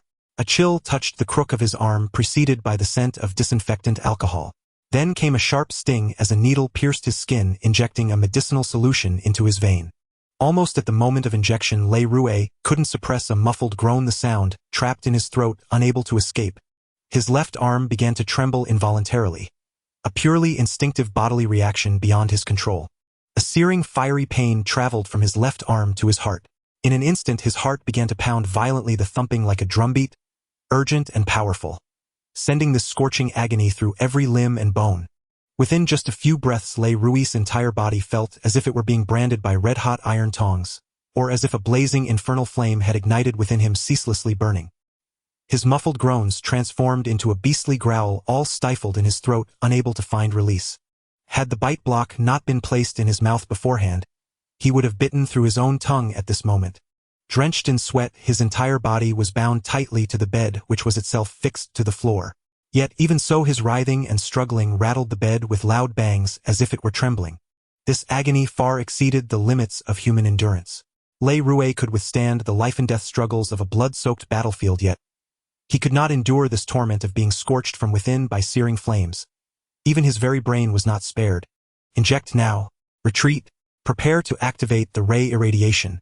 A voice shouted, filled with urgency. A flurry of chaotic footsteps sounded, followed by the heavy thud of a lead door closing. A low hum began to resonate, and Le Rouet felt as if countless mosquitoes were biting him. A tingling numbness seeped through his skin, penetrating deep into his body. This tingling numbness contacted the fiery, scorching pain within him, acting like droplets of water, extinguishing a blaze capable of alleviating the burning agony. Yet this numbness spread across his entire body, soon transforming into a prickling pain all over his skin. An indescribable torment in its own right. But compared to the blazing fire within, this pain was entirely bearable. Just as Le Rouet was enduring this agonizing ordeal, scrolling text suddenly appeared in the pitch-black void before his eyes. Super Soldier Serum detected. Activating Super Soldier Serum refinement function, separating effective components. Repairing bodily damage. The burning flames within him seemed to be drawn away by a powerful suction device, gradually diminishing. Yet the internal fire surged forth, endlessly emerging from every orifice and pore of his body, showing no signs of extinguishing. Three forces warred within Le Rouet's body. The Super Soldier Serum injected into him ignited a scorching flame, as if intent on consuming his entire being. The system, however, acted like a powerful vacuum, drawing away the flames. The tingling numbness and prickling pain penetrating through his skin seemed to neutralize and extinguish the fire. Gentle yet persistent and steady. But the Super Soldier Serum injected into his body was ultimately finite. Under the system's relentless efforts to drain the source, the flames gradually weakened. The benefit for Le Rouet was that the burning pain slowly receded. He ceased his desperate struggles and gradually calmed down. He had no idea how long he had struggled, leaving him utterly exhausted and drained. As the burning sensation subsided, an unparalleled comfort washed over him. His mind relaxed and drowsiness surged, overwhelming his resistance. He simply fell asleep. A dull thud echoed from the thick lead door, jolting Le Rouet awake from his slumber. The instant he woke, he sensed something was amiss. The silence around him was unnerving. Gone was the earlier humming drone, and no one had entered to release him from the iron bed. Through the dense lead door, he could faintly hear fierce gunfire outside, sounding distant and muffled. The sound traveled not through the cracks but through the floor, up the iron bed, and into his very body. Le Rouet struggled but could not break free from the restraints binding him. Only then did he notice, in the pitch-black darkness, faint gray-white text appearing before his eyes. Separation of Super Soldier Serum active components successful. Detected bloodline of the Olympian gods. Inactive. Current assignable upgrade points 10. Please select an upgrade option. Le Rouet was utterly stunned, but with a bite block in his mouth, a blindfold over his eyes, and his body strapped to the iron bed, he could not move. No one was around to witness his shock. The active component in the Super Soldier Serum was actually the bloodline of the Olympian gods. Good heavens, what kind of nonsense was this? Yet he had no time to dwell on it. His instincts screamed that danger was imminent and the situation dire. He struggled again but failed to break free. Without hesitation, he allocated the upgrade points to strength. His heart pounded fiercely, and this time, instead of a searing burn, a wave of power and immense comfort surged through his limbs. 1.2345. After allocating a full 5 points to strength, Le Rouet felt the restraints around his arms begin to creak and groan under his forceful struggle. He did not waste more points on strength. Guided by instinct, he poured the remaining 5 points into speed. Taking a deep breath, he held it and exerted force with both arms. The restraints stretched taut, groaning under the strain. Snap, snap, snap. The restraints snapped one after another. His hands free, Le Rouet closed his eyes, briefly tore off the blindfold, and ripped apart the straps binding his upper body with sheer force. Just as he sat up to free his legs, the thick lead door burst open with a bang. The first thing he saw was the dark muzzle of a gun. In a single glance, he recognized it. A Thompson M1A1 submachine gun. The man holding the gun, who had opened the door, froze for a moment at the sight of Le Rouet sitting up. But his hands betrayed him as he raised the Thompson to fire. As the thick lead door swung open, the floor latch securing the iron bed released automatically. Le Rouet had no time to stand, his legs still bound. He twisted his waist and flipped the bed over, then spat the bite block out like a cannonball, hurtling toward the intruder's face. Bang, bang, bang. The Thompson roared its hail of bullets, striking the iron bed. Le Rouet remained unscathed. As he rolled, his hands worked frantically to tear off the remaining restraints, finally freeing himself. The bite block struck the man square in the face, but it caused no real harm, only forcing him to stumble back a step. The Thompson's muzzle rose, spraying bullets into the ceiling with a series of thuds.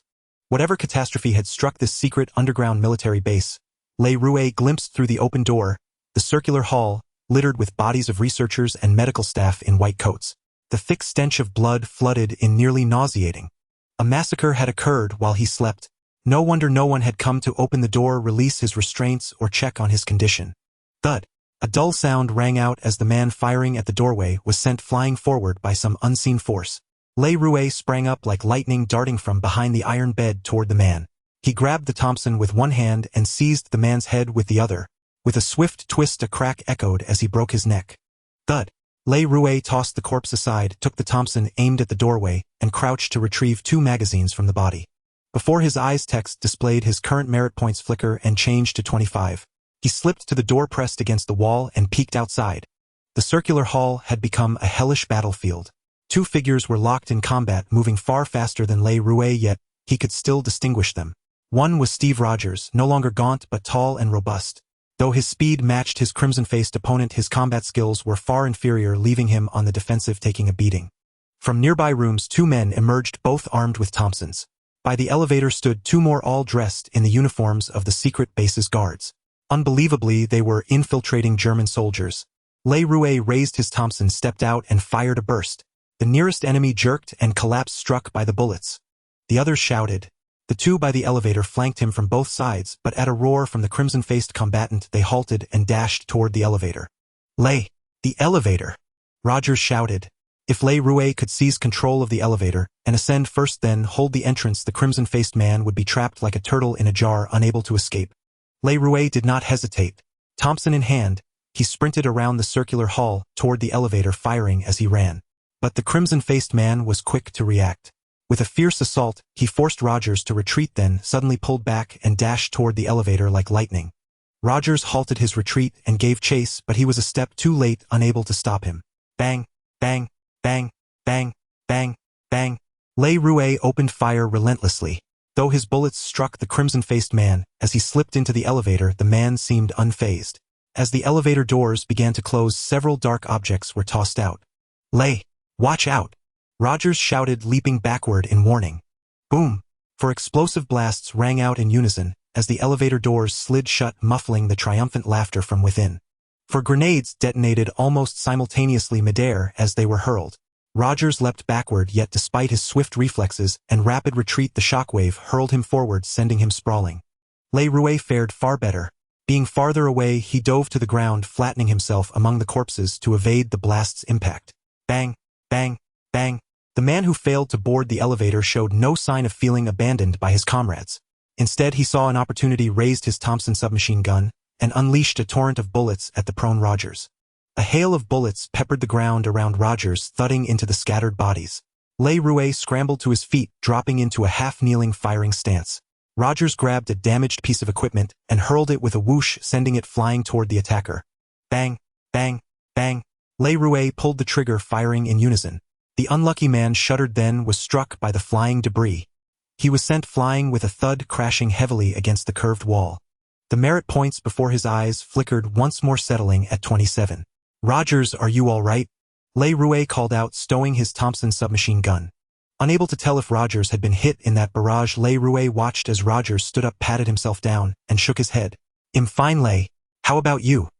I'm fine. That man? Was he one of the German super soldiers who broke in? Le Rouet asked. He called himself Captain Red Skull, Rogers replied.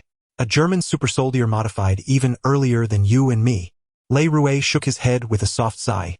Rogers, you were successfully transformed. My modification was incomplete. I don't know why. My strength and speed are far greater than before, but I can't match the level you and Red Skull displayed in your fight. Don't worry, Le, Rogers reassured him. They'll find a way. What about the others? I wonder how they're doing.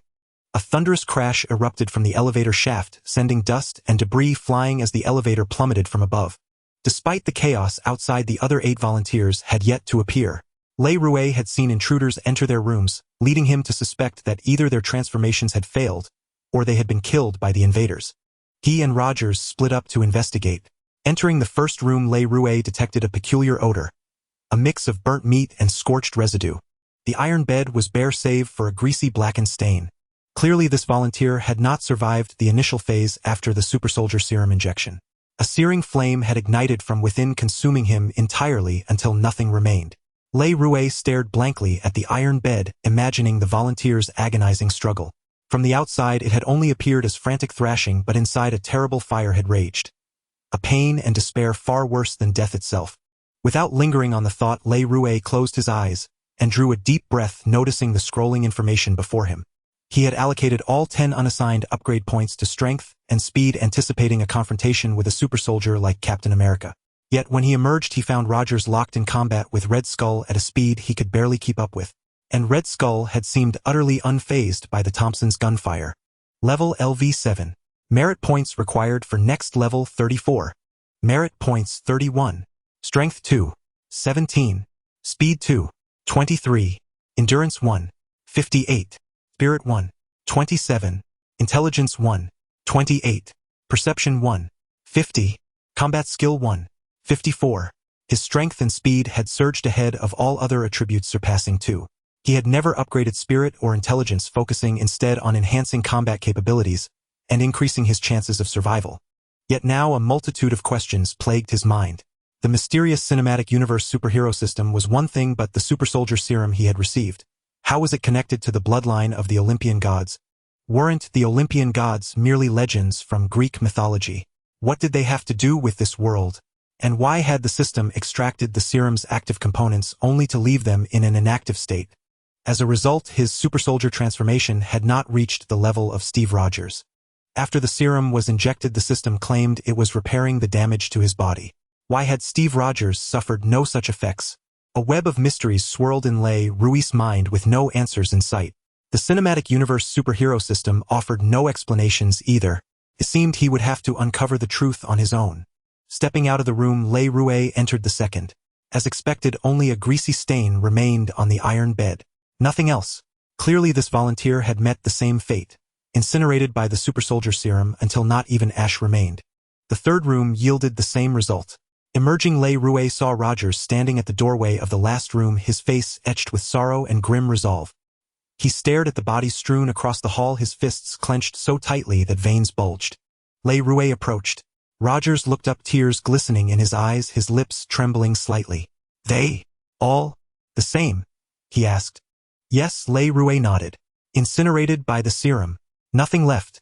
Of the 10 volunteers, only we 2 remain. No wonder the Major warned us of the risk of life and death. But the survival rate is too low. Rogers said, his voice tinged with grief, desolation, and indignation. They should have told us. Le Rouet looked at Rogers. Perhaps they didn't know the consequences either, or how low the success rate would be. Rogers, I know you're hurting. So am I. But this is war. Didn't you once ask me what it felt like to be in battle? I think you're beginning to understand now. At Omaha Beach, the water ran red with blood. The entire beachhead looked just like this. No, it was even more brutal. These men at least still have their bodies intact. At Omaha Beach, severed limbs and mangled corpses were everywhere, heads blown into a mist of flesh and blood. It happened just feet away from you. The deaths of your comrades and friends unfolding before your very eyes. Rogers, this is war. Rogers lifted his head, tears glistening in his eyes, yet stubbornly refusing to fall. Yes, Ray, this is war. Rogers continued. I wasn't on the bloody battlefield of Omaha Beach, but I can feel the compassion and grief in your heart. I don't know these people, yet their deaths fill me with immense pain, and their deaths are tied to me. Ray, this is the burden on my shoulders, my responsibility. From the moment I walked through that door, it became my duty. I swear to spare more people from the threat of war. Until the day I die, this is my eternal, unchanging responsibility. Le Rouet said nothing, simply walked over and patted Rogers on the shoulder. This was the sacred mission of Captain America, his destiny. Even though Le Rouet didn't see it that way, he refrained from commenting. Before leaving, Red Skull tossed several grenades into the elevator, completely destroying it. Now the only way out was to climb the shaft. Looking up, only a faint glimmer of light pierced through. Ray, you go first, Rogers said to Le Rouet. Le Rouet didn't protest, slung the Thompson submachine gun over his shoulder, tested the elevator rails. They were climbable, though it would be quite strenuous. Climbing the 15-story elevator shaft was no easy feat even for the 2 of them. Le Rouet was drenched in sweat, his limbs aching, while Rogers seemed unfazed, showing no signs of fatigue. Ray, it seems your enhancement wasn't fully completed, Rogers remarked. After being transformed by the super soldier serum, Rogers never felt tired, nor did his muscles ache. That was the power of the serum.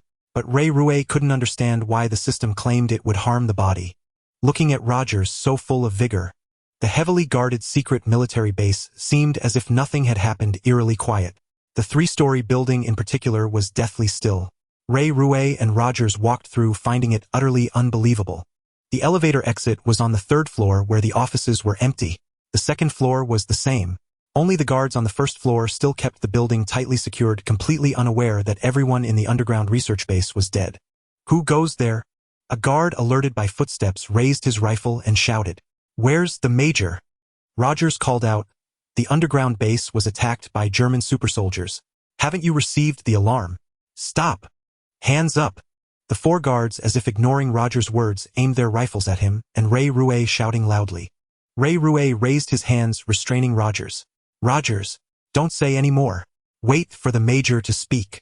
Rogers glanced back at him, puzzled, but the dark muzzles aimed at them were real.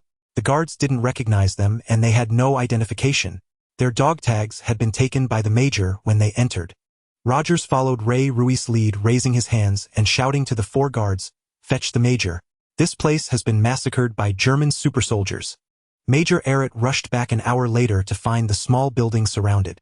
Ray Rue and Rogers were imprisoned in a windowless room with 4 armed guards inside and 4 outside. He saw Rogers first, leaving Ray Rue waiting for over an hour before seeing him in a hurry. It was more of an interrogation than a meeting. 2 armed soldiers stood behind Ray Rue. Major Errett's face was grim, reminding Ray Rue of the sky on D-Day. Leaden clouds covering everything as if a storm was about to break. "Private, your name?" Major Errett barked. "Ray Rue, sir." Ray Rue replied, "I know your name is Ray Rue. Damn it, what happened down there?" Major Errett finally lost control, roaring. Ray Rue kept his eyes fixed on the major's nose, answering loudly, "Sir, after receiving the super soldier serum, I fell asleep. When I woke up, no one came to unbind me, so I broke free. When the door opened, someone in a guard uniform entered holding a Thompson submachine gun. The hall was full of bodies. He shot at me. Rogers threw an instrument, knocking him into the room, and I killed him. Then I saw Rogers grappling with a man calling himself Red Skull. I shot and killed one person, but Red Skull got into the elevator first, threw grenades to stop us, and destroyed it. Rogers and I climbed out of the underground base and found the guards at the entrance." "That's it, sir." Captain Taylor remained silent, staring into Ray Rue's eyes for a long time, as if trying to see into his soul. But Ray Rue showed no sign of fear, still staring at the captain's nose, saying nothing, asking nothing, waiting patiently. "Private," Major Errett roared. "Rogers has confessed. He killed everyone in the underground base. Do you think you can fool me with this nonsense?" "No, sir," Ray Rue replied. Major Errett stared into Ray Rue's eyes again, but found nothing. Suddenly, he seemed to age 10 years, slumping back in his chair, closing his eyes, looking exhausted. After a long pause, he opened his eyes, sighed deeply, and asked, "Rogers said your enhancement wasn't fully successful. What's that about?" Ray Rue shook his head. "I don't know, sir." Major Errett forced a bitter smile, uglier than tears, and sighed. "The president placed such high hopes on Project Rebirth, and it ends in such a tragedy. This top-secret base was silently massacred by the Germans. Even Dr. Reinstein, the scientist in charge, was killed. Now only you and Rogers are alive. If this damn research had been in America, such a breach would never have happened. Red Skull is a super soldier personally trained by Hitler. Private. You, besides Rogers, are the sole survivor. You'll serve as Rogers' deputy. After completing necessary training, you'll infiltrate German territory, find Red Skull's secret base, and kill him." Before he finished speaking, a line of text appeared before Ray Rue's eyes. "Mission to hunt Red Skull activated. Do you accept? This mission is truly strange." Ray Rue muttered to himself, staring straight ahead. "Major, my enhancement wasn't successful. I request to return to the battlefield, sir." Hearing that Ray Rue had actually refused, Major Errett's countenance darkened once more. He had originally assumed that Ray Rue would be delighted to accept this arrangement. "What are you saying, Private? Speak up." Major Errett almost growled. Ray Rue repeated loudly, "I request to return to the battlefield, sir." "This is the battlefield. Everywhere is the battlefield." Major Errett roared. "This is your battlefield, sir." "My battlefield is in Normandy, sir." Ray Rue's refusal to become Rogers' adjutant was not a rash decision. He knew Rogers would become Captain America, a superhero, yet he was still unwilling to become his subordinate to bask in his radiance. Besides his reluctance to be subservient, there were 2 other reasons. One was that Rogers had been completely transformed by the super soldier serum, and his adversaries were super soldiers like Red Skull. Staying by his side would yield little merit and be extremely perilous. A single misstep could lead to a fatal strike from a super soldier like Red Skull. The other reason was that Ray Rouet did not fully endorse Roger's approach to his convictions. Though he was indeed a hero compassionate at heart, he was overly rigid in his beliefs, refusing compromise or adaptation. This was the source of his strength and charisma, yet also his destiny, and it lent him an air of sanctimony.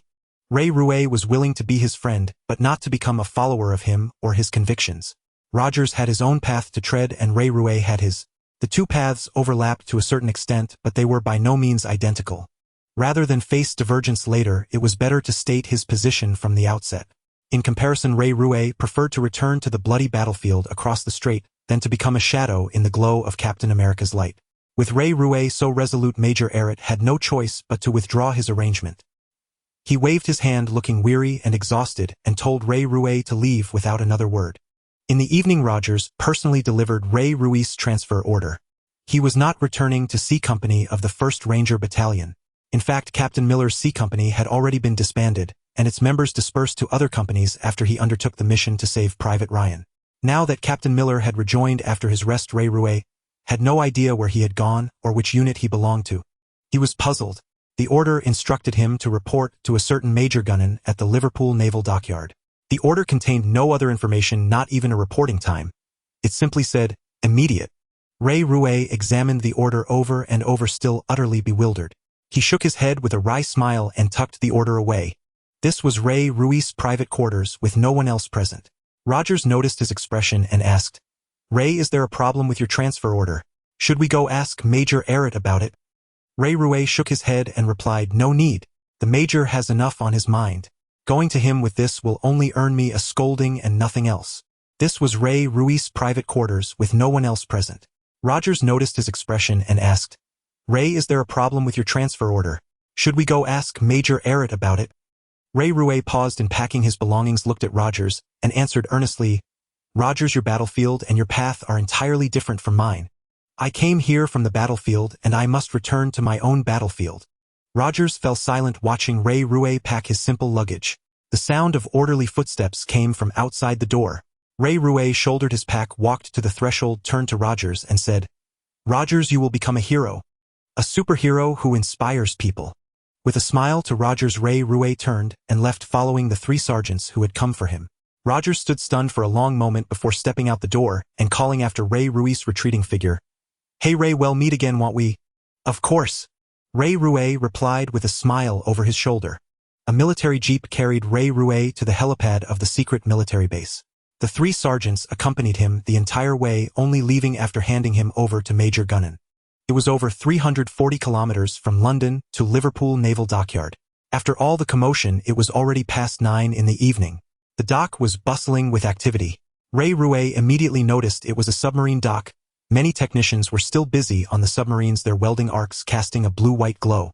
Major Gunnan was tall and robust, with a square face and a faint smile that softened his otherwise imposing demeanor.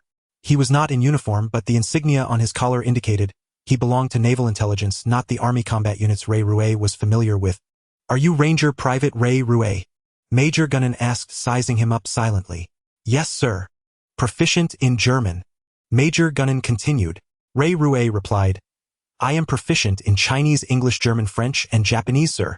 Major Gunnan was taken aback by Ray Rouet's answer, his mouth agape, for a moment before he asked, So you're a translator. Can you use a submachine gun? M1A1 Thompson submachine, gun 20 or 30 round magazine, effective range 200 meters, fully loaded magazine, weighs 5.2 kilograms. Yes, sir, I can use a submachine gun. Seeing Ray Rouet's earnest response, Major Gunnan was surprised again. He looked him up and down once more before nodding. Good, follow me. Ray Rouet followed Major Gunnan to the quartermaster's office. Coincidentally, a captain in a white naval uniform was there with a thin young private. Major Gunnan greeted him warmly. Captain Taylor, is this communications Private Wise? Captain Taylor's expression was far less enthusiastic. He was considerably more handsome than Major Gunnan, but replied coolly, Major Gunnan, after you. Private Wise eyed Ray Rouet curiously, as if he rarely saw an oriental face. He was small and thin, appearing even frielier than Rogers before the super soldier serum transformation. Major Gunnan knocked and entered. The quartermaster's office was quite spacious. A lean, elderly man with a small mustache on his upper lip turned from his desk. When he saw Captain Taylor, a gentle smile spread across his face. "General Duke, what brings you here?" Captain Taylor asked. "Captain Hirsch here blew me in," General Duke said, turning to look at Captain Hirsch, who was on the phone at his desk. "He will be sailing with Submarine S-33 this time, and has full authority over the entire operation. Provide him with whatever he needs." Seated in a chair against the wall, Navy Lieutenant, Commander Mike Dahlgren, was holding a newspaper listening intently to General Duke. Major Gunnan showed no surprise, but Captain Taylor appeared visibly shocked, clearly unaware of the operation. Ray Rouet looked completely bewildered, but in truth, he already knew what this secret mission was hunting U-571. Within Ray Rouet's field of vision, faint grayish-white text scrolled. Mission activated, hunt U-571. Mission scenario: the damaged German submarine U-571 drifts in the North Atlantic awaiting rescue. Submarine S-33, disguised as a German vessel, approaches to assist, aiming to seize the Enigma machine and codebook from U-571. Mission objectives: 1. Survive. 2. Capture the German Enigma machine and codebook and successfully bring them back. Mission failure: 1. Death note: death does not return you to the original world, it is complete annihilation. 2. Failure to capture the German Enigma machine and codebook. Success will reward merit points. Of failure will incur a corresponding deduction of merit points as punishment. Ray Rouet had no choice but to accept this mission. As he focused on the faint grayish-white text, Captain Hesch asked Witz in German about his background.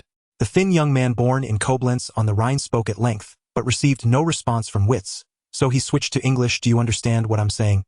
Witz turned to look at Captain Taylor beside him, replying timidly in German, "Sir, I'm a country boy, but I have good reading, writing, listening, and speaking skills. Before the war, I studied German at Brown University and completed my degree." "Okay, he's the one." Captain Hesch turned to General Duke. After Captain Taylor led Witz out, he looked back at Ray Rouet and asked in German, "You're Private Ray Rouet from Ranger Company C. Major Erritz's report says you were part of the Super Soldier program, but it wasn't fully successful. What happened?" "Yes, sir." Ray Rouet replied in German, "I don't know what happened, sir. The secret military base was raided by German super soldiers. Colonel Errit didn't tell us anything. He just sent me here to report to Major Gunnan." "How are your reading and writing skills?" Captain Hesch continued. "On par with my listening and speaking, sir." Captain Hesch studied Ray Rouet from head to toe, then turned back to General Duke and nodded, "Okay, hell do." The four entered together. When they emerged, Captain Taylor and Radioman Witz were still at the door. Major Gunnan introduced Ray Rouet to Captain Taylor, informing him that Ray Rouet would also sail with S-33 on this mission. He handed Ray Rouet over to Captain Taylor and left. S-33 was being hastily loaded with supplies and ordnance. Captain Taylor led the two toward the submarine, his face grim and mood dark. Just before reaching the vessel, Witz mustered his courage and said to Captain Taylor, "Sir, please don't tell the others I'm half German. They'll hate me." Captain Taylor, appearing distracted, replied to Witz, "Of course not, Witz. I understand." He turned and walked away, still looking troubled. Witz let out a long sigh. The ordeal had clearly weighed heavily on him. With the officers gone, Ray Rouet, also a mere private and a landlubber heading to sea on a submarine, suddenly seemed much more approachable to Witz, who visibly relaxed. The loading of supplies and ordnance took 2 hours.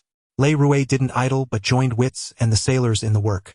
Over 20 men formed a human chain passing supplies into S-33. Alongside them, submarine repair technicians worked frantically welding and patching the hull. Just after midnight, S-33 was ready and set sail on time. Ray Rouet, not a sailor, couldn't assist, and instead stayed close to Captain Hesch and Major Gunnan, observing in silence. Captain Dahlgren's orders were crisp and clear. Every sailor adhered to their post as S-33 slowly departed the dock. Once out of the naval base, everyone entered the submarine. It was Ray Rouet's first time aboard one, and he was on a mission. The interior was cramped. The control room was already tight, with Captain Dahlgren, Executive Officer Taylor, First Officer Henry, and various sailors. Over a dozen people squeezed together. Ray Rouet and his companions stood by the chart table, feeling they were in the way, yet there was no other space to be. "Close the conning tower hatch," ordered Lieutenant Taylor. "Shut the main vent valve. Engine room switch from diesel to electric motors." "Sir, the boat is ready to dive." "Dive to 150 feet at a 10-degree angle," ordered Captain Dahlgren. Lieutenant Ami repeated the captain's command and said to First Officer Henry, "Sound the diving alarm, flood the main ballast tanks." First Officer Henry pulled the diving alarm 3 times. The sharp wail echoed throughout the submarine. The periscope rose, and Lieutenant Taylor helped the captain into a waterproof coat and a leather cap that protected his neck and shoulders. The captain bent slightly, peered into the periscope, and said, "Water level at the deck. All clear. No obstacles. Diving angle 15 degrees. Water dripped onto the chart beside Le Rouet, startling two beetles leisurely crawling on it into a frantic escape. Le Rouet followed the drips upward, his heart filled with unease with this place suddenly burst open, letting the sea rush in. Lower the periscope. As soon as Captain Dahlgren stepped away, Lieutenant Taylor gave the order. The periscope descended slowly, water streaming down, startling Le Rouet and his companions. First Officer Henry, just a few steps ahead, glanced back calmly, a hint of reproach in his eyes for the fuss made by Captain Hesh, Major Gunnan, and Le Rouet. Lieutenant Ami turned with a smile and asked, "Is this your first time on a submarine?" The three nodded in unison, their eyes fixed on the dripping and leaking spots around them, worry evident on their faces. Le Rouet, despite having seen the movie U-571, realized that no matter how immersive the cinematic visuals and sound effects, they paled in comparison to the reality of this moment. Just like the day they stormed Omaha Beach. Inside the submarine's confined space, surrounded by the constant drip and gush of water, the very air seemed to bear the immense water pressure. Even speech sounded muffled and different from usual, especially the occasional creaks and groans from the hull, as if the entire submarine was buckling under the weight of the deep, threatening to collapse. In such an environment, it was impossible not to feel a thrill of terror. Bang! Sailor Missoura, checking a pipe with a pointed hammer, gave it a light tap, only to punch a hole through it. Water shot out like an arrow. Everyone turned to look. Le Rouet's mouth fell open in shock, his heart clenching. What kind of junk submarine was this? A hammer could punch a hole in it? Le Rouet cursed inwardly. If he'd known, he would have accepted Major Ehret's offer to be Roger's partner in completing military training. Far safer and more reliable than boarding this rust bucket. A hammer blow created a breach, leaving Captain Hishu, Major Gu Nan, and Le Rouet utterly stunned. Captain Dahlgren, the boat's commander, examined it briefly before calmly instructing, "Bind it with double-stranded fine cable. Well, repair it once we're back in the dock." The others, acting as if nothing had happened, glanced over and then resumed their duties. Captain Dahlgren approached Major Gu Nan, offering reassurance. "Don't worry, it's just minor seepage. This old lady is older than most of the crew. Much older. But she can still take it." Le Rouet could clearly hear the involuntary swallows from Captain Hishu and Major Gu Nan, who seemed to have swallowed the questions right at their lips. Since Captain Dahlgren had spoken, they felt it inappropriate to press further with inquiries. Passing 100 feet. Chief Officer Henry's voice was deep and gravelly. He was the eldest among them, even older than Captain Dahlgren. Major Gu Nan couldn't help but ask, "How deep will we go?" "Typically 150 feet. Captain Dahlgren replied. "Any deeper and drainage becomes problematic. If the main ballast tanks and trim tanks fail to drain, the submarine will keep sinking." Everyone in the control room turned to look. Major Gu Nan and Captain Hishu wore bewildered expressions, but Le Rouet understood the glances of these seasoned sailors who had long fought German submarines and ships on the open sea. They found Major Gu Nan's questions excessive, to the point where the captain had to utter such an ominous explanation. 150 feet converted to metric was less than 46 meters. From his perspective, in an era of advanced science and technology, Le Rouet knew this depth was not extreme. Yet given the crew's grim expressions and the constant leaks of this old boat, he pragmatically recognized that this depth was no trivial matter. Passing 150 feet. Chief Officer Henry announced. Ensign and me immediately ordered. Fore and aft hydroplanes maintain 0 degrees. The S-33 submarine held steady at a depth of 150 feet, cruising smoothly at 2/3 full speed.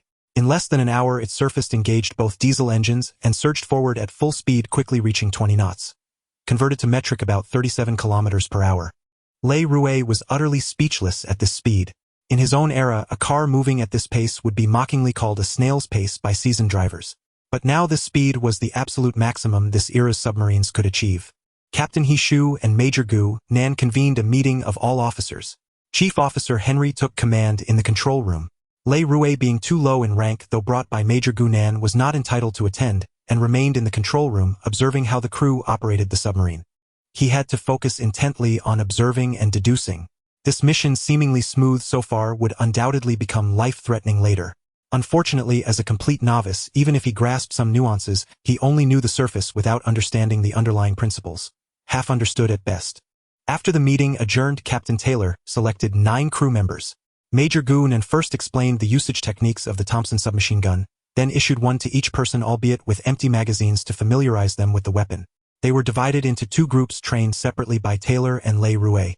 The submarine cruised on the surface. 2 men on the lookout tower scanned with binoculars. Le Rouet led Missouri Grice Trigg and Rabbit Cany for training on the foredeck. The 4 were all young around Le Rouet's age. Trigg and Rabbit Cany were slender, appearing to be docile and teachable. Missouri was much stockier, clearly independent-minded. Without an officer present, he showed no regard for Le Rouet, ignoring his explanations and fiddling with his own Thompson submachine gun. Grice was slightly better than Missouri, but his thoughts were kept bottled up, only occasionally betrayed by a flicker in his eyes.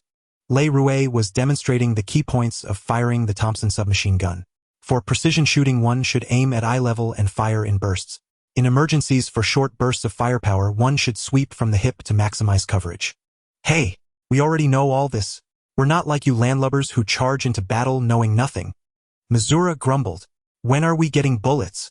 Le Rouet ignored him, finished demonstrating the firing techniques, and said sternly to the 4, remember, on the battlefield, if your reaction is even a fraction faster than the enemy's, you might be the one who survives. How do you achieve quick reactions? Practice. Practice over and over. Like this, repeatedly practice raising your gun and firing until it becomes muscle memory, not a response initiated by your brain's command.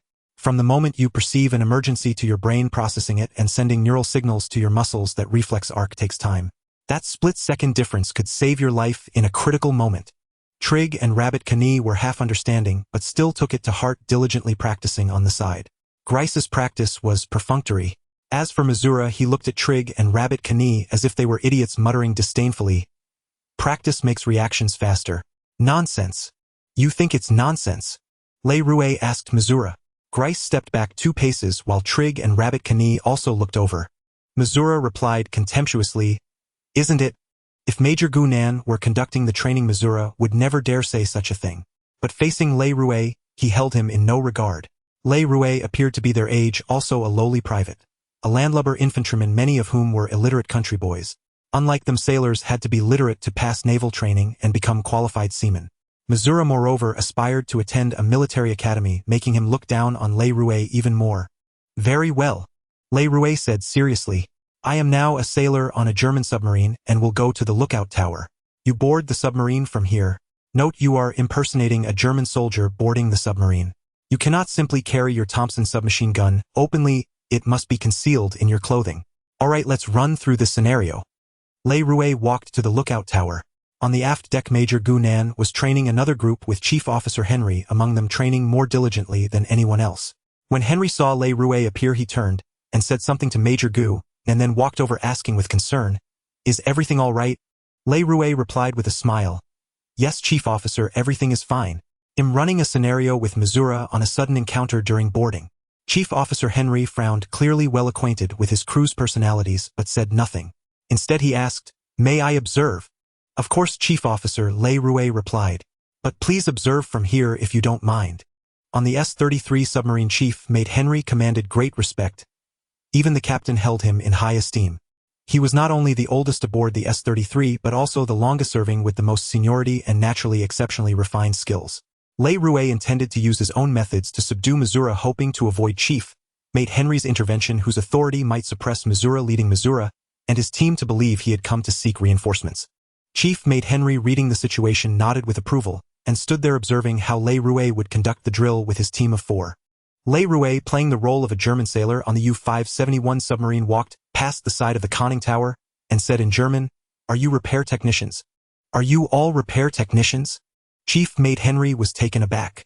Though he didn't understand German, he recognized the language Le Rouet spoke, and a flicker of surprise crossed his mind. Captain Hishu had assessed the German proficiency of signalman Wise and Le Rouet, but Chief Mate Henry wasn't present then, and was still unaware that Le Rouet knew German. On the foredeck, Missouri hadn't taken Le Rouet's so-called drill seriously at all. He was murmuring with Glist when Le Rouet approached, speaking as he walked, leaving them utterly bewildered. Hey, are you repair technicians? Who is the repair technician? Le Rouet feigned ignorance, continuing to walk forward, and asked. Just then Le Rouet suddenly shouted, alarm! Alarm! They're carrying guns! Of course he shouted it in German.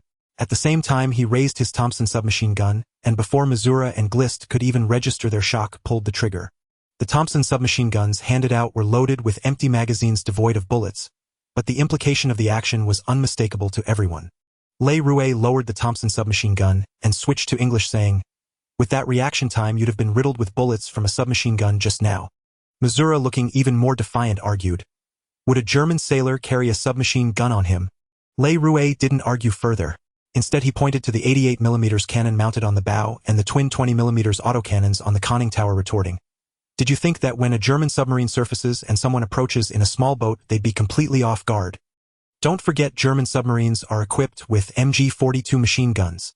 Fine, even if the German sailors were unarmed, we can run the drill again. Just remember, don't be as out of it as you were last time. This was Le Rouet's rather stern warning. He set down his Thompson submachine gun and reenacted the previous scenario. This time Missouri and Glist were slightly more immersed in their roles than before. But it still wasn't enough. When faced with Le Rouet's questions in German, they couldn't understand a word, didn't know what he meant, and couldn't respond. Speaking would have been as good as revealing their identities. Alarm! Alarm! They're carrying guns! Le Rouet shouted loudly. Missouri and Glist finally snapped to attention, remembering to pick up their Thompson submachine guns. Only when they began to react did Le Rouet shout loudly and charge forward. As Missouri raised his Thompson, Le Rouet swept the gun aside and slammed into him. With a dull thud, Missouri was knocked onto the deck by Le Rouet, letting out a startled cry of pain. Le Rouet clamped his left hand around Missouri's throat using less than half his strength, yet it was enough to restrict Missouri's breathing. His face quickly turned the color of a pig's liver. In panic, Missouri instinctively clawed at Le Rouet's left hand. But when he noticed the dagger in Le Rouet's right hand bearing the insignia of the SS, a look of terror flashed in his eyes. His legs thrashed against the deck as his hands desperately grabbed at Le Rouet's right arm. It was a natural human reaction, something anyone would do. When Le Rouet himself had been tackled to the ground by an SS soldier in the past, his situation had been much like Missouri's. His neck pinned by the soldier, his hands gripping the soldier's right wrist, struggling to stop the dagger from plunging down. That time he had faced a life-or-death moment. The tip of the dagger had already slowly pierced the skin of his chest. If he hadn't been able to level up just then, allocating all his available upgrade points to strength, he would have died for sure. Missouri pushed against Le Rouet's right hand with all his might, gasping for air, but his neck was locked tight, and he couldn't draw a single breath. His chest felt like it was on fire. Yet what terrified him more was that despite using every ounce of strength, Le Rouet's dagger was still slowly descending inch by inch. If it had been a swift, clean stab, it would have been over. But this slow, deliberate descent was far more agonizing and despairing. Missouri couldn't shout, couldn't break free, couldn't resist. He was teetering on the edge of complete collapse. When Chief Mate Henry rushed over, this was the scene that met his eyes. Startled, he called out, "Le!" The dagger's tip hovered over Missouri's left chest. Le Rouet loosened his left hand slightly, allowing Missouri to breathe fresh air, but didn't fully release his grip. Despite Missouri's frantic efforts, with both hands Le Rouet held the dagger steady, his eyes locked onto Missouri's. He spoke to him with grave seriousness. "Did you think this operation to board a German submarine would be easy? No. This will be a life-or-death close-quarters battle. Abandon your naive fantasies of close combat, you sea dogs, and earnestly learn the hand-to-hand fighting skills of us landlubbers. Because it could save your life. Don't wait until you're in this situation to remember my words. By then you can only watch helplessly as the dagger slowly but surely pierces your heart. You'll feel a spasm in your chest, your eyes will bulge, foam will bubble from your mouth, and you won't be able to say a word. And yet you'll still feel death slowly and resolutely reaping your life. In that final moment before you die, your face will be frozen in fear and disbelief. But you'll be dead. Do you want that? Captain Taylor, Major Gunnan, and Captain Hishu had also arrived at some point, watching the scene in shock. But at Chief Mate Henry's subtle shake of the head, they refrained from intervening. On the foredeck, Glist, Trigg, and Rabbit Connie had witnessed the entire ordeal, their faces pale with fear. They had fought on submarines for years, dancing with death on every mission, and were no strangers to mortality. Yet they had never seen such brutal close-quarters combat up close. They were completely stunned. As for Missouri, when Le Rouet released his grip and sheathed the dagger, he could do nothing but clutch his throat, coughing incessantly like a leaky bellows, gasping for air. In no time, tears and snot streamed down his face. He curled up on the deck, unable to get up, writhing like a struggling shrimp. "Are you all right, Missouri?" Chief Mate Henry asked with concern. Major Gunnan extended his hand, and Le Rouet handed him the military saber. Turning to the First Mate Henry, he said, "First Mate, he's fine, though there will be a bruise on his neck that will take about 2 or 3 days to fade." First Mate Henry reached out to help Masula stand up. Gellis stepped forward, took over, and guided Masula to sit and rest nearby. "Le, is this your trophy?" Major Gunnan examined the military saber in his hand, looking up to ask. "Yes, sir," Le Rouet replied. "During the assault on Omaha Beach, our rangers were clearing out a German bunker. I was careless and a Waffen-SS soldier tackled me just like that. I watched helplessly as the blade slowly approached my heart. If my comrade hadn't burst in and startled him, I would have died on that saber instead of the SS soldier. Major Gu Nan's expression turned grave. He handed the saber to Captain Taylor, who after a few glances passed it to Captain Hishu and finally to First Mate Henry. They were all stunned by Lei Rui's story.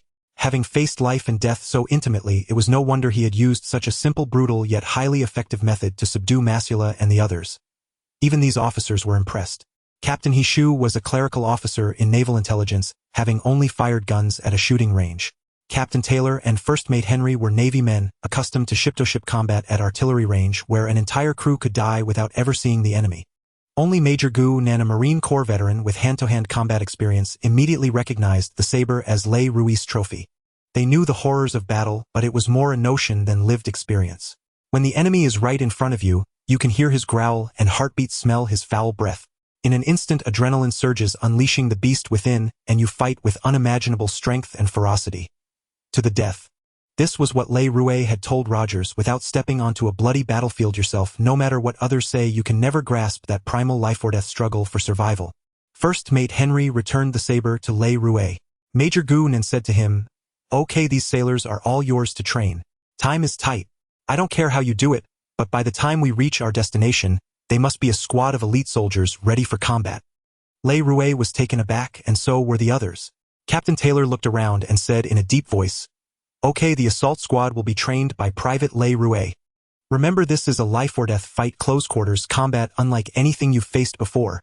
If you don't want to be killed by the enemy, train hard now." He then turned to Lei Rui and said earnestly, "Lay there in your hands. If you have any issues, come directly to me or the first mate."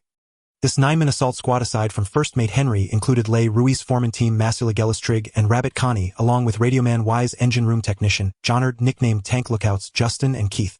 Now merged, they were all under Lei Rui's training, so he had to go over the firing points of the Thompson submachine gun again. This time no one objected. On one hand, First Mate Henry was present. On the other, Lei Rui's earlier display had intimidated everyone.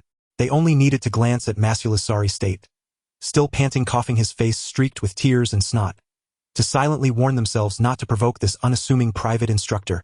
Training proved effective. As long as no one provoked him, like Masula, Lei Rui remained quite mild-mannered. Even when Masula rejoined the training, Lei Rui treated him no differently, showing everyone equal respect. During breaks, the men urged Lei Rui to share his battlefield experiences. Starting from the Omaha Beach landing to the mission with Captain Miller to save Private Ryan, he recounted the bloody carnage of Omaha, the debates over the Ryan mission, the narrow escape with Caparzo in the town, the fierce assault on the abandoned radar station's machine gun nest, and the heavy casualties and desperate survival at the Rommel Bridge battle. The sailors were utterly captivated. As for the events at that secret military base, Lei Rui never mentioned a word. In one day, Lei Rui had bonded with the sailors. That night, he slept squeezed in with them. The crew's berth was cramped with triple-tiered iron bunks welded together, leaving only a narrow passage for one person to sidle through. During their bedtime chats, women were the eternal topic. Masula's voice was a bit hoarse from having his neck choked earlier, a clear ring of bruises around it. He eagerly talked about his girlfriend from the country club. Chef Eddie, a white towel around his neck, was busy preparing ingredients for the next morning. "My girlfriend is incredibly flirtatious, the type who frequents country clubs. I launched my attack, but it wasn't working, so I deployed my secret weapon. Told her about the S-26 submarine, and it worked immediately." Chef Eddie, who was by Masula's bed grabbing eggs, was a black man. His dark face as rare in the military as Lei Rui's yellow one. He looked up at Masula with displeasure and said, "The S-26 is an ill-fated event. It shouldn't be mentioned." But the other sailors were curious, leaning out from their bunks to ask what the S-26 was all about. Lei Rui was also intrigued.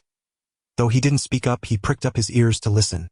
Now even Eddie couldn't stop Masula from continuing. Masula casually picked up an egg, held it in his hand, and said in a somber tone, "The S-26 was test firing off the U.S. East Coast when its shaft seal failed and the boat sank to 400 feet. Do you want to know how much water pressure there is at 400 feet? No one answered. This old S-33 boat began to leak slightly at 150 feet. At 400 feet, 122 meters. It was more than double the depth this relic could handle." Masula squeezed the egg hard. With a soft crack, it broke yolk and white oozing through his fingers and dripping onto the deck. Lei Rui wasn't deeply affected, but the sailors were terrified. At the sound of the egg cracking, several of them flinched. The entire cabin fell silent. Even the sound of eggshells hitting the floor was audible. Everyone remained quiet. Eddie straightened up, threw his white towel at Masula in disgust, and declared, "Masula, on this voyage you can forget about eating eggs, got it? Clean this up." 2 days before the S-33 submarine arrived at the target area, Le Rouet ceased the high-intensity combat training, arranging only a few boarding drills before granting the assault team time to relax. The entire journey proceeded according to a meticulously crafted plan.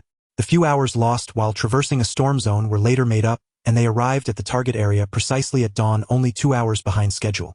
From the external observation post, the lookout searching for the target submarine U-571 reported rough seas and torrential rain. This was an unexpected boon. The dark night and heavy rain helped conceal the submarine's silhouette, greatly increasing the chances of successfully impersonating a German U-boat supply vessel without detection. However, it also made locating the target submarine U-571 far more difficult. The assault team, all clad in German uniforms with raincoats over them to better conceal their Thompson submachine guns, gathered in the control room. Lieutenant Commander Dahlgren began with a few words of encouragement, then Lieutenant Commander Gunnan took over to outline the tactical plan. After boarding, Lay and I will each lead a team to secure the bow and stern. The first officer will take control of the control room. Captain Taylor and Captain Hirsch will lead teams to search for the Enigma machine and codebooks. All units must watch for any explosive charges the Germans may have placed. If found, disarm them immediately. Understood. Lieutenant Commander Gunnan finished his gaze, sweeping seriously over the men. The teams were quickly formed. Considering the cramped space inside the submarine, smaller men would have an advantage in mobility. Le Rouet chose Trigg and Rabbit Coney to form the team tasked with storming the bow. The assault team stood by in the control room. Lieutenant Commander Dahlgren personally went up to the observation post. After a full hour, he descended with good news: the German U-571 had been spotted and they were closing in. The assault team could move out immediately. Their spirits lifted. The idle waiting had been draining. As the team made their final preparations, Lieutenant Commander Dahlgren approached Captain Hirsch and Lieutenant Commander Gunnan, lowering his voice. "I'll try to control how much of our hull surfaces to hide our silhouette. You two be alert. If anything goes wrong, I'll give the order to blow that U-boat up." He spoke very quietly. Everyone else was busy, and no one noticed the three of them huddled together. Le Rouet, however, with his perception far beyond an ordinary person's, heard every word clearly. The rain was heavy on the surface, but thankfully it wasn't a storm, so the waves weren't too large. Otherwise, in such conditions, launching small boats to board the German U-571 would have been impractical. Even surfacing the submarine would have been unrealistic. 2 inflatable boats, each carrying 6 men, held parcels wrapped tightly in tarpaulin in the middle. These were disguised as spare parts needed for submarine repairs, but were actually demolition charges and supplies. They paddled toward the U-571, which sat about 200 meters ahead. On the submarine's deck, the waves hadn't seemed so powerful. But in the small inflatable boat, they quickly learned what it felt like to be battered by endless, relentless swells. The boat pitched violently, though compared to the landing craft at Omaha Beach, this motion was more rhythmic, rising and falling with the waves at almost regular intervals. It took nearly half an hour to cover the 200 meters. As they neared the U-571, a men stood on the foredeck and the observation post ready to receive the repair technicians. "Shit, they've got a machine gun." Missoura suddenly cursed under his breath. Le Rouet immediately hissed back, "Don't panic. Stay calm and natural. Just keep paddling." The man on the observation post, who appeared to be the captain, lowered his binoculars and called out loudly, "Which of you are the repair technicians?" "Which ones are the repair technicians?" According to the plan, Captain Hirsch was to handle the pre-boarding dialogue, as his German was the most fluent. But under the German's watchful eyes, Captain Hirsch's tongue seemed tied. He remained silent. Le Rouet could hear Captain Taylor on the adjacent boat urging him in a low voice to respond. When the German asked a second time and Captain Hirsch still remained mute, Le Rouet shouted back, "We are all repair technicians. Here are the spare parts. If these aren't enough, the supply boat over there has more. We guarantee to have the submarine repaired and operational by sunrise." Signalman Whites chimed in, "Yes, we're all repair technicians, and we've got some love letters doused in French perfume. Anyone want some? Nice and fragrant." "Yes, who wants some?" Captain Hirsch, sitting in the same boat as Signalman Whites, added loudly. Seizing the chance to pick up a mailbag, he turned his head away to avoid direct eye contact with the questioning German. Le Rouet understood him. As a desk officer skilled in intelligence analysis, Captain Hirsch's value lay not in frontline combat, but in cracking German codes and discerning their troop deployments. His success was measured in strategic planning and winning great victories. A single oversight from him could cost many lives. For him to be here directly on the front lines and not be nervous would be superhuman impossible. Under the gaze of German machine guns, even a sailor like Missouri would panic. For Captain Hirsch not to have a complete emotional breakdown and to even manage to shout out a line, though tense without revealing a clear flaw, was already an admirable feat. Captain Taylor caught the mailbag and tossed it up. The man on the observation post reached out, snatching it from the air. He turned and shouted into the submarine. "Our comrades have brought letters from home along with fresh vegetables and fruit." From such a close distance, Le Rouet could hear the muffled cheers from inside the submarine. This man was quite adept at boosting morale. He waved his hand, urging them to come aboard quickly, while simultaneously raising his binoculars for a closer look at the inflatable boats. He might have just wanted a better view of the boarding process, but Le Rouet noticed Missouri subtly reaching under his raincoat. His heart skipped a beat, and he hissed a warning, "Missouri, paddle. Don't reach for your gun." Captain Taylor had already grabbed a rope thrown by someone on the submarine, and was the first to board the U-571. Looking like he hadn't yet fully steadied himself, Le Rouet's hissed warning was timely, but unfortunately Missouri didn't listen. With a click, he quietly pulled back the bolt of his Thompson submachine gun. Le Rouet's heart sank, as he feared the man on the observation post noticed Missouri's movement. He stiffened visibly, and on pure reflex whipped his head around and shouted, "Alert! Sound the alarm! Sound the alarm!" In an instant, the situation took a sharp turn for the worse. The already tense atmosphere on the rubber raft escalated abruptly with this warning cry. Their identities were exposed at the last moment. Now only Captain Taylor had boarded the U-571 submarine, while the rest remained adrift on the raft. Among the sailors, Missouri was one of those with a strong personality and independent opinions. However, in the commando unit, his combat experience and abilities failed to match his assertiveness, which was why he ignored Le Rouet's shout, and took the initiative to cock his Thompson submachine gun ahead of everyone else. At this moment, he, like the others, was frozen in shock. Le Rouet reacted swiftly. As the lookout on the conning tower shouted his warning, Le Rouet stood up on the raft, threw back his raincoat, raised his Thompson submachine gun, aimed at the flustered German soldier manning the MG-42 machine gun, and pulled the trigger. Bang, bang, bang. The muzzle flash from the Thompson submachine gun blazed conspicuously in the rainy night. Despite the raft's violent pitching, Le Rouet's aim remained true. A precise burst of fire struck the machine gunner on the submarine's conning tower, causing his entire body to convulse as the bullets hit him, sending him tumbling backward. The sudden gunfire jolted everyone out of their stupor. Captain Taylor dropped flat and drew his pistol, while Major Gunnan raised his Thompson submachine gun, leaped up from the raft, and shouted, "Board the submarine. Quickly!"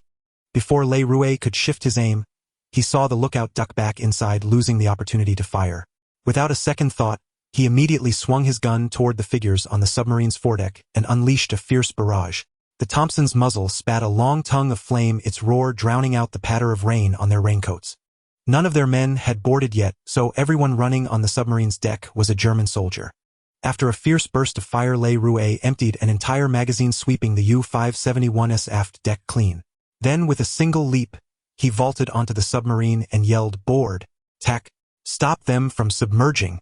At this moment, Le Rouet had no time to pay attention to the faint grayish-white text before his eyes, which showed his current merit points had stabilized at 32. Major Gunnan charged toward the foredeck, first, followed closely by Captain Taylor. The panicked shouts of German soldiers reached Le Rouet's ears. He clearly recognized the voice of the lookout who had raised the alarm, now barking orders. "Close the hatch. Dive, dive, drown them." This man was undoubtedly the captain. Le Rouet had already memorized his voice, though his face was obscured in the rainy night by the hooded raincoat. Identifying him should not be difficult. The others boarded one after another, but Le Rouet circled around from the aft deck. He shed his cumbersome raincoat as he ran, tossing it aside. Moving at full speed, he reached the conning tower even before Major Gunnan. The last German soldier scrambling into the submarine's interior cast a terrified glance at him, watching helplessly as Le Rouet raised his gun and pulled the trigger. The Thompson submachine gun did not fire. Le Rouet cursed inwardly, "Damn it." He had emptied a full magazine earlier and intended to reload, but in his rush to board the submarine and discard his raincoat, he had completely forgotten. Only now, when he tried to shoot, did he realize his mistake. No wonder the submachine gun had felt oddly light when he raised it. It was an empty magazine. It was too late to reload. The fortunate soldier who had already slipped into the hatch deftly pulled his head back and grabbed the hatch cover, and prepared to seal it shut. Le Rouet lunged forward in a single stride, seized the handle on the hatch cover, and heaved upward with all his strength, preventing it from closing. Once this hatch on the conning tower was shut, they would never break in again. Major Gunnan had also climbed up. Seeing the situation, he immediately shouted, "Hold it! Hold it! Don't let them close the hatch!" Le Rouet freed his right hand, pulled out, and 2 Malawian Quach's grenade, flicked the safety lever with his thumb, counted silently to 4, and swiftly shoved it into the gap of the hatch. Boom! A muffled explosion echoed from inside the submarine, and the chaotic noise within abruptly ceased. The resistance on the hatch cover vanished. The German soldier who had been hanging onto it, straining to close it, had fallen after the grenade detonated inside. "Go! Go! Go!" Major Gunnan charged over, and as Le Rouet flung open the hatch, he raised his Thompson submachine gun and sprayed the interior with a burst of fire. Seizing the moment, Le Rouet reloaded his magazine. As Major Gunnan ceased fire, Le Rouet slid down the vertical ladder with a whoosh. The smoke from the grenade blast had not yet fully dissipated. German soldiers lay sprawled inside, none able to rise. Le Rouet raised his submachine gun and fired 2 precise bursts, dropping the figure that lunged at him. Major Gunnan slid down as well, and no one dared to resist further. Faint grayish-white text scrolled before Le Rouet's eyes. He focused on it briefly and felt a surge of joy. Current merit points 36. Conditions for upgrade met. Upgrade. This upgrade was to level 8, requiring a full 34 merit points.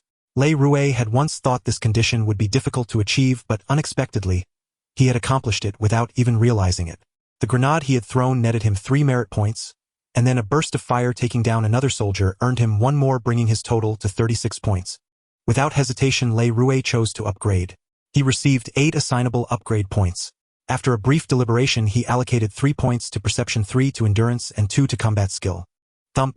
Le Rouet could feel his heart pounding powerfully. A wave of warmth radiated from his heart, spreading through his limbs, and bones like a storm sweeping through every corner of his body and dispelling the clammy chill. It felt absolutely wonderful. Le Rouet kept his gun trained on the prisoners in the control room, but his attention was fixed on the scrolling grayish-white text before him. Level LV8. Merit points required for next level 55. Merit points 2. Strength 2.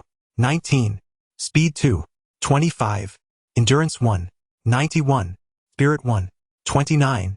Intelligence 1. 29. Perception 1. 82. Combat skill 1. 75. After the upgrade, his vision seemed sharper and everything appeared clearer and more vivid than when he had first entered. Captain Taylor and the others filed in. Major Gunnan immediately bellowed, "Quick! XO, take control here. The rest of you split into 2 teams and secure the bow and stern. Move!" General Duke had been closely monitoring the progress of Operation Hunt U-571. The importance of this mission was self-evident. If they could successfully seize the German military's latest Enigma cipher machine and its accompanying codebooks, the Allied forces would be able to decipher the Germans' radio communications, gaining complete insight into their deployments. Years earlier, the British Royal Navy had captured a German Enigma machine, decoding a vast amount of enemy communications and contributing significantly to the arduous defense of London. However, just before the Allied D-Day landing operation, the Germans completely replaced their cipher machines and codebooks, effectively blinding the Allies, transforming them from those who could see through the enemy's plans into sudden blindness, leaving them utterly bewildered.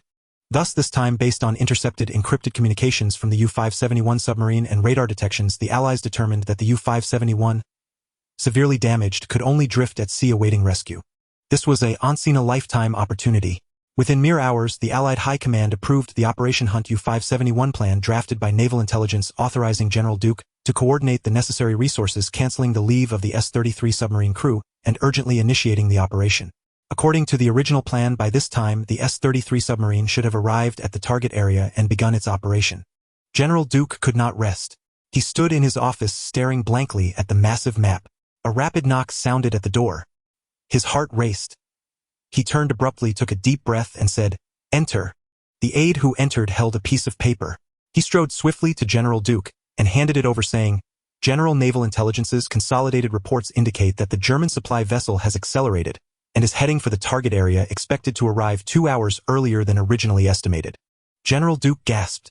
If the German supply vessel arrived 2 hours early and the S-33 submarine was surfaced during its operation, it would become an instant sitting duck, a live target for the enemy.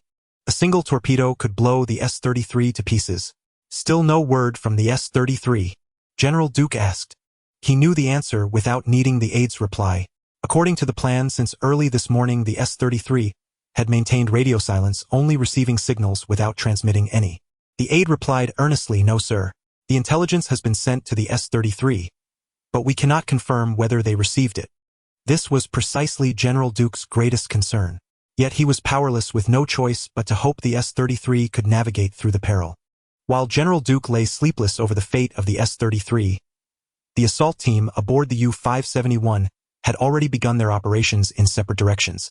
Major Gunnan with Gris and Tank Johnard and Ray Rouet with Trig and Rabbit Connie split up to secure the bow and stern respectively. Captain Hashu with Missouri and Captain Taylor with Communications Officer Wise searched for the cipher machine and codebooks. First Mate Henry with Justin and Case monitored the German prisoners in the control room. They grabbed one man after another, demanding names, roles, and ranks, but the German soldiers remained tight-lipped, feigning ignorance with bewildered expressions. Even First Mate Henry was at a loss, forced to gather them together, training his gun on them to deter any rash moves. Ray Rouet led the way, his Thompson subgun always ready to fire. He knew little about German U-boats and couldn't tell bow from stern. Since Major Gunnan had chosen one direction, he took the other. Passing through the control room without encountering anyone, they moved beyond the captain's quarters to the officers' sleeping compartments. Ray Rouet frowned, aiming at one curtained-off berth from which he distinctly heard a suppressed breath. After a moment's wait, with no sign of surrender, he fired a burst. Bang, bang, bang. Amid the gunfire, a cry of agony cut short. Ray Rouet stepped forward, using his gun muzzle to gently pull aside the curtain. Inside lay a man, both hands gripping a Walther P-38 pistol resting on his abdomen, the safety off his right index finger still on the trigger. Clearly, he had been lying in wait, hoping to fire as someone drew the curtain. Unfortunately, he never realized that his very suppressed breathing had betrayed him. But had it been anyone else, without Ray Rouet's extraordinary perception, that breath would have gone unheard. Moving further in, the U-571's interior was even more cramped than the S-33. Its stench more unbearable. A foul mix of diesel fumes, rancid odors, and musty stale air. A torment for Ray Rouet's keen sense of smell. Perhaps a generator malfunction had halted the ventilation system, causing such an offensive atmosphere. Ray Rouet led the way with Trig and Rabbit Connie close behind, leaving no suspicious spot unchecked. From behind them came intense gunfire and shouts, indicating Major Gunnan's team was locked in a fierce firefight with resisting German soldiers. Beyond the officers' quarters lay the galley.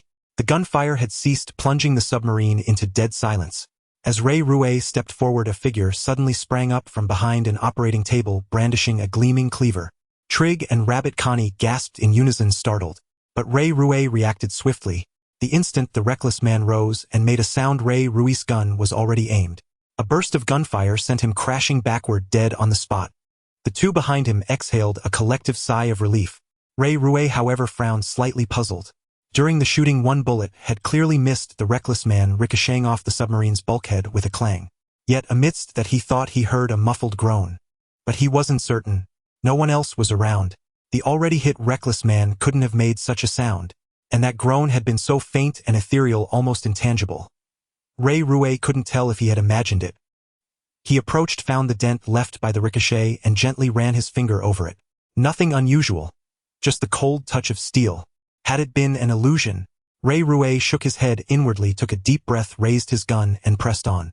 The torpedo room lay ahead, and before he even drew near, Ray Rouet could hear the mingled breathing of several people within. Softening his steps, he advanced slowly, his right hand gripping his gun, while his left hand reached out. Then abruptly, he pulled aside the canvas curtain. A sharp intake of breath erupted from inside. The torpedo room, meant to sleep only 8 sailors, was now crammed with over a dozen men, each staring rigidly at Ray Rouet with hands raised high and terror etched across their faces. On the floor between the 2 rows of iron-framed bunks against the bulkhead lay a plump, rotund torpedo. "Damn it!" Ray Rouet cursed under his breath. "What the hell is this? A torpedo just lying there like that, not afraid it might explode." He turned to clear the passage. As he walked over, Trig and Bunny Coney, who had not fired a single shot until now, saw the scene inside, and as if by silent agreement raised their weapons simultaneously and bellowed, causing the German soldiers within to recoil in unison. "A bunch of cowards!" Trig sneered contemptuously. Bunny Coney nodded vigorously in agreement, brandishing his Thompson submachine gun and shouting, "Behave yourselves. Follow me." They had forgotten that these German soldiers could not understand a word he said. A hint of amusement curled at the corners of Ray Rouet's lips, and he dutifully translated Bunny Coney's words into German. "Behave yourselves. You are prisoners now. Follow him. Anyone who steps out of line will get a bullet. He repeated the last sentence in English for Trig and Bunny Coney. This time the German soldiers understood. One by one they rose obediently, carefully squeezed past the torpedo and filed out behind Bunny Coney. Trig brought up the rear. Feeling somewhat uneasy, Le Rouet slipped into the middle of the prisoners. Suddenly a thought struck him with alarm. What if one or several reckless fools among them tried to snatch their weapons? That would spell trouble. Little did he expect his thought to become reality. As they reached the galley, the body of the hapless cook still lay there.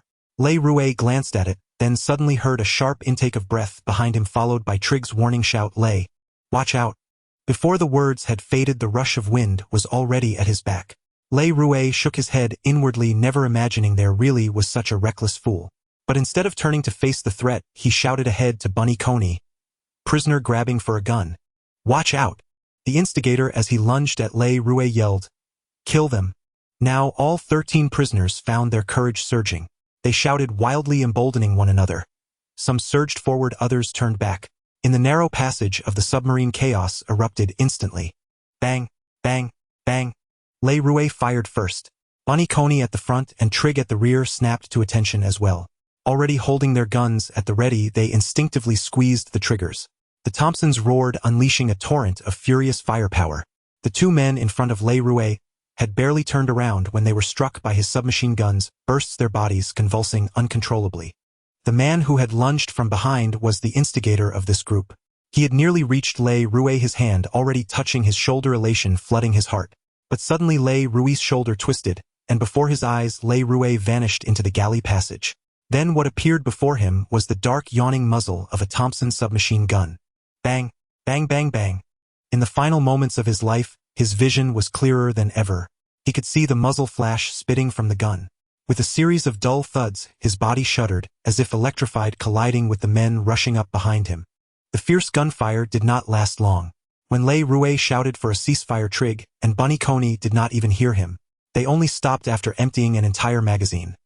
One lying flat on his back, the other standing defiantly in the middle of the passage, still gripping the trigger, forgetting to let go. All 13 prisoners, packed tightly together, now fell one after another, piling up in a heap. Fortunately, both had trained diligently, and in such an emergency their reactions were markedly different. Captain Taylor hurried over from the other end of the passage, pistol raised with communications soldier Whites behind him. Le Rouet, while reloading his magazine, turned and asked, "Trig, Bunny, you two all right?" "I'm fine," Trig answered loudly. "I'm fine." Bunny Coney, still lying on his back, echoed, though his voice trembled with lingering fear. Being at the front, unlike Trig, who was at the rear, and could see the German prisoners' movements, he had been utterly terrified, unable to remain as composed as Trig. Fortunately, both had trained diligently, and in such an emergency their reactions were markedly different. The number before Le Rouet's eyes flickered before settling at 12. Le Rouet took a deep breath, stepped over the bodies of the German prisoners, reached out to pull Bunny Coney to his feet, and patted his shoulder, signaling that he had done well. Trig also stepped over the corpses as he approached. Captain Taylor hurried over and asked in a low voice, "What happened?"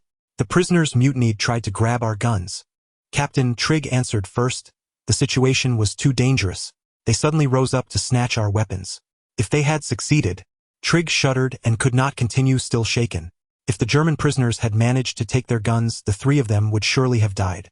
Taken by surprise, even Captain Taylor, communications soldier Whites, and First Mate Henry in the control room would have been in grave danger.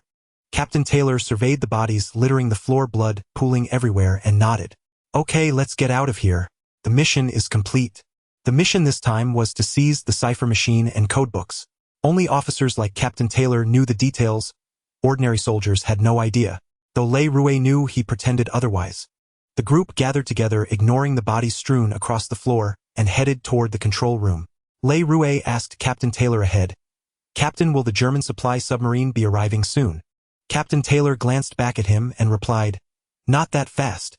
It should arrive around sunrise." Le Rouet sighed inwardly and walked on in silence, his mind churning over how to resolve this enormous dilemma. Unfortunately, Le Rouet now held little sway. Many matters lay beyond his control and influence. For those distant affairs he was powerless, yet when it came to incidents unfolding during his mission, he could not simply stand idly by and let events take their course.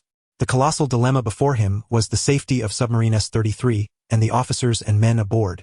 The German supply submarine would likely arrive soon. Facing the S-33 floating on the surface was akin to confronting a sitting duck. A single torpedo could finish it off completely. The problem was that Le Rouet could not alert Captain Taylor, let alone Commander Dahlgren. He knew many things but was unable to speak of them. The prisoners from the control room had been moved to the submarine's deck, guarded by Chief Officer Henry and his men. Lieutenant Hishu carried a tightly wrapped bundle containing the cipher machine and codebook. Tank Johnard slid down from above, also holding a waterproof cloth bundle, and said to Lieutenant Taylor, "Sir, would scuttling the boat by flooding suffice, or do we need to place explosive charges?" "Prepare first," replied Lieutenant Taylor. "Is the camera ready? Photograph every crucial area inside." "All set, sir," answered Tank. Le Rouet made a firm decision and interjected, "Tank, let me help you. I'm an expert at placing charges." Lieutenant Taylor nodded without a second thought. Tank handed the bundle to Le Rouet and said, "All right, follow me." The two brushed past Major Gunnan and Missouri. Though Le Rouet had made up his mind, his heart remained heavy. Commander Dahlgren and Lieutenant Taylor as naval officers differed somewhat from Lieutenant Miller. The hierarchy between them and their subordinates was far more rigid. Le Rouet hardly ever saw them consulting the submarine's crew, perhaps because the Navy, unlike the Army, required such centralized authority. Le Rouet could only speculate. Consequently, Le Rouet had no way to offer advice or warn them of the immense threat posed by the German supply submarine. Since he could not change their course, Le Rouet had to find his own way to survive this ordeal. He could only hope that the transfer of prisoners and spoils from the U-571 would not take too long, allowing the S-33 to submerge and depart sooner. Everything unfolded in a tense yet orderly manner. Little did Le Rouet imagine that the butterfly effect stirred by a single flap of wings would extend far beyond the people and events immediately around him. On the sea surface, the rain showed no sign of abating, while the wind and waves grew considerably fiercer. Captain Guderian of U-101 stood on the conning tower, binoculars in hand, scanning the storm for any trace of the U-571. Just like the others. The U-571 had lost all power and was drifting with the currents of the North Atlantic. Based on its last known coordinates and the direction and speed of the current, it should be in this area at this time. Rain and wind lashed against their raincoats with a relentless patter. Guderian had dispatched every lookout to the deck, conducting a 360-degree, unobstructed search. Captain Guderian of U-101 stood on the conning tower, binoculars in hand, scanning the storm for any trace of the U-571. Just like the others. The word seems irked Guderian, but considering the abysmal weather, he magnanimously forgave his subordinates' imprecision. Turning, he aimed his binoculars at bearing 010 and searched intently. His field of vision remained pitch black. He saw nothing. Just as Guderian grew frustrated and was about to give up, a faint glimmer of light flashed across the darkness. "Captain." There it was again. A light signal, perhaps. Guderian was certain he hadn't imagined it. He asked gravely, "Lightning?" The voice hesitated before replying, "Not lightning, Captain." Guderian agreed. It didn't resemble lightning. With 2 sightings and 2 witnesses, the credibility exceeded at least 40. He wasted no time. Turning, he leaned close to the conning tower hatch and whispered the order, "Bearing 010, silent approach." "Bearing 010, silent approach." The duty officer in the control room repeated softly. The submarine shuddered slightly, moving forward slowly, as it adjusted course, gliding at a sonar-undetectable silent speed toward the direction of the light signal. The pace was slow but safe. As a U-boat, Captain Guderian's secret lay in patience and caution. This could not be overemphasized. The submarine crept closer. In Guderian's field of view, the light signals grew more frequent and discernible. After a full hour, U-101 had sufficiently closed the distance. Amid the stormy sea, the silhouettes of 2 submarines loomed darkly, with what appeared to be a small boat between them. But distance and the raging weather obscured the view. The distant submarine was merely a dark outline, yet at first glance Guderian felt a sense of familiarity. He was at least 60 certain it was the drifting U-571. However, the nearer vessel struck him as increasingly odd the more he scrutinized it. Its silhouette resembled a U-boat, but from the very first look something felt off. The more he studied it, the more peculiar it seemed, and his confidence in its identity steadily waned. His suspicion stemmed from the fact that no other U-boat should be in this area. This one riding low in the water with its hull number unreadable. Who could it be? Suddenly Guderian stiffened, his gaze fixed intently on the submarine's conning tower, the only part protruding noticeably above the surface. Immediately he spotted the difference. This was no U-boat at all, but an enemy's-class submarine. A flicker of elation crossed Guderian's mind, and he barked in a low voice, Quick, quiet, get inside, prepare to dive. Torpedo room ready torpedoes. Prepare to dive. Torpedo room ready torpedoes. At the command, everyone on the conning tower moved swiftly and silently slipping into the submarine. Inside the tense yet orderly relay of orders began, prepare to dive. Torpedo room ready torpedoes. Torpedo room ready torpedoes. Guderian was the last to enter. As the conning tower hatch sealed shut, a series of commands were issued. U-101 submerged, slowly adjusting its attitude at silent speed. Through the periscope, Guderian attempted to locate the target. In the stormy night, spotting and directing the aim via periscope proved exceedingly difficult. Forced to deviate from standard procedure, he ordered the submarine to keep its conning tower above water, climbed out personally, and issued commands directly from the tower. After repeatedly confirming the bearing and angle, he finally commanded, "Torpedoes 1 and 2, fire." This approach completely defied submarine combat doctrine, yet, under these extraordinary conditions, Guderian had no choice but to compromise and adapt. 2 steam torpedoes trailing bubbles shot straight toward the distant dark silhouette. Unfortunately, Guderian could not witness the impact. After ordering the torpedoes fired, he immediately re-entered the submarine. U-101 executed an emergency dive. This time, if the torpedoes struck true, the periscope would offer a crystal-clear view. A flurry of activity unfolded aboard the S-33 submarine. Eddie the black cook, brandishing a piece of chalk he had procured from somewhere, scrawled numbers on the chests of the prisoners lined up before him, cursing loudly. "What? Never seen a black man before, huh? The Führer would be most displeased to see you like this. 12, you son of a bitch, your number is now 12. Got that, you son of a bitch, sissy." The last wave of dinghies had yet to row over. By the U-571 submarine, only a handful of men remained. Precisely the members of the assault team. All others, primarily the prisoners, had already been transferred. Captain Dahlgren, gazing at the scene before him, felt a pang of anxiety. Sunrise was a mere 2 hours away, and the torrential rain showed no signs of abating. According to intelligence, a German supply vessel was due to arrive in this area after dawn. Just then, as if possessed, he turned and peered at the pitch-black sea behind him. Suddenly, within the reach of the illumination lights, a trail of bubbles stretched across the water, heading straight for the submarine. Torpedo. A steam torpedo. Almost instinctively, the thought flashed through Captain Dahlgren's mind. Yet his physical reaction lagged behind his awareness, as if he were frozen in shock, unable to utter a sound. Boom! Boom! 2 thunderous explosions erupted, and the S-33 submarine burst into towering flames. The shockwave catapulted everyone on the deck into the air like discarded toys. On the deck of the U-571, the final batch of cargo had been loaded onto the small boat. Captain Hishu personally carried the package containing the cipher machine and codebooks onto the dinghy, carefully placing it amidst a pile of other parcels. Captain Taylor stood poised on the deck as Tank Johnard readied the camera to take his picture. Le Rouet was the last to climb out of the submarine, his head just emerging from the hatch. No one anticipated that disaster would strike in that single unguarded moment. The explosive blast, carrying a torrent of raindrops, swept through everything. Men standing on the submarine's deck were knocked flat. Le Rouet at the hatch first heard 2 booming roars, and then the entire sky blazed with light, as if the very wind and rain had caught fire. What was destined to come had finally arrived. Le Rouet stared blankly at the sky, sighing inwardly. Meanwhile, inside the U-101 submarine, Captain Guderian watched the magnificent fireworks display through the periscope and bellowed, "Excellent! 2 torpedoes, a direct hit." The control room immediately erupted in cheers. Everyone was stunned by the sudden explosion. Captain Taylor lay on the deck, half raising his head, his face frozen in shock. Captain Hishu was thrown directly onto the dinghy, buried in a pile of parcels, too dazed to struggle to his feet. Tank Johnard's camera had been flung away to who knows where. All of them stared blankly at the S-33. Now a massive fireball, their minds utterly blank. There was only one exception. Le Rouet was the first to snap out of it.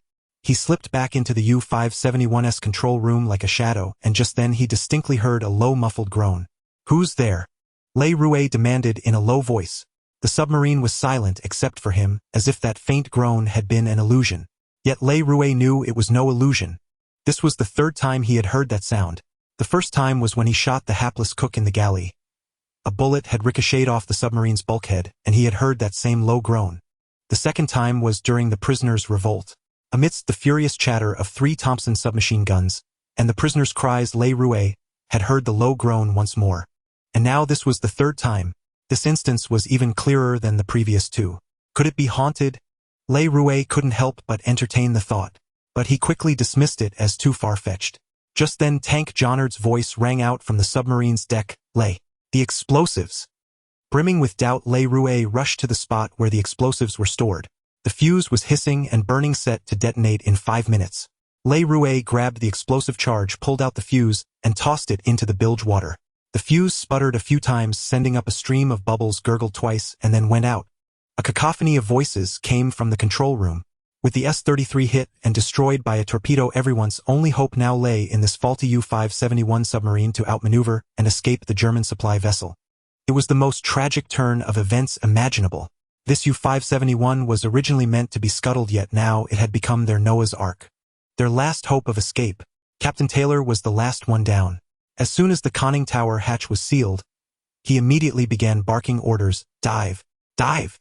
If they didn't dive now, the submarine would become a sitting duck for the German supply vessel, and they would all perish here. But the greatest challenge they now faced was a severe shortage of crew and the language barrier. The men who had entered the U-571 were only Captain Taylor, First Officer Henry, Captain Hishu, Masula, Trigger, Tank Johnard, Rabbit, Connie, Communications Officer Whites, and Le Rouet, exactly 9 men. Among them, Le Rouet and Captain Hishu were unfamiliar with submarine operations and had to be excluded. Captain Taylor had to rely on the other 8 to not only get this faulty U-571 moving, but also find a way to destroy the German supply vessel to secure their survival. Tank Johnard was the first to dash toward the engine room, shouting as he ran, "Lay, help me!" Tank Johnard didn't understand German. This damned U-571 was covered in German labels, and he had no idea how to operate it. Without Le Rouet's assistance, he couldn't tell which button did what. His experience in handling submarines was useless.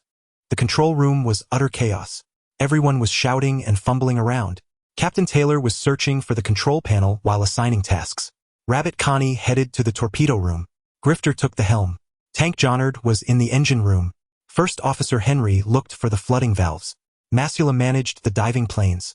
Communications Officer Whites and Captain Hishu worked separately to translate the German on the instrument panels for everyone. Le Rouet moved just as swiftly. This was a critical moment, a race against death itself. The slightest misstep would mean being buried at sea along with this crippled submarine. Main engine. Auxiliary engine. Le Rouet quickly led Tank Johnard to the levers he needed. As soon as Le Rouet confirmed, Johnard shoved the levers down without hesitation.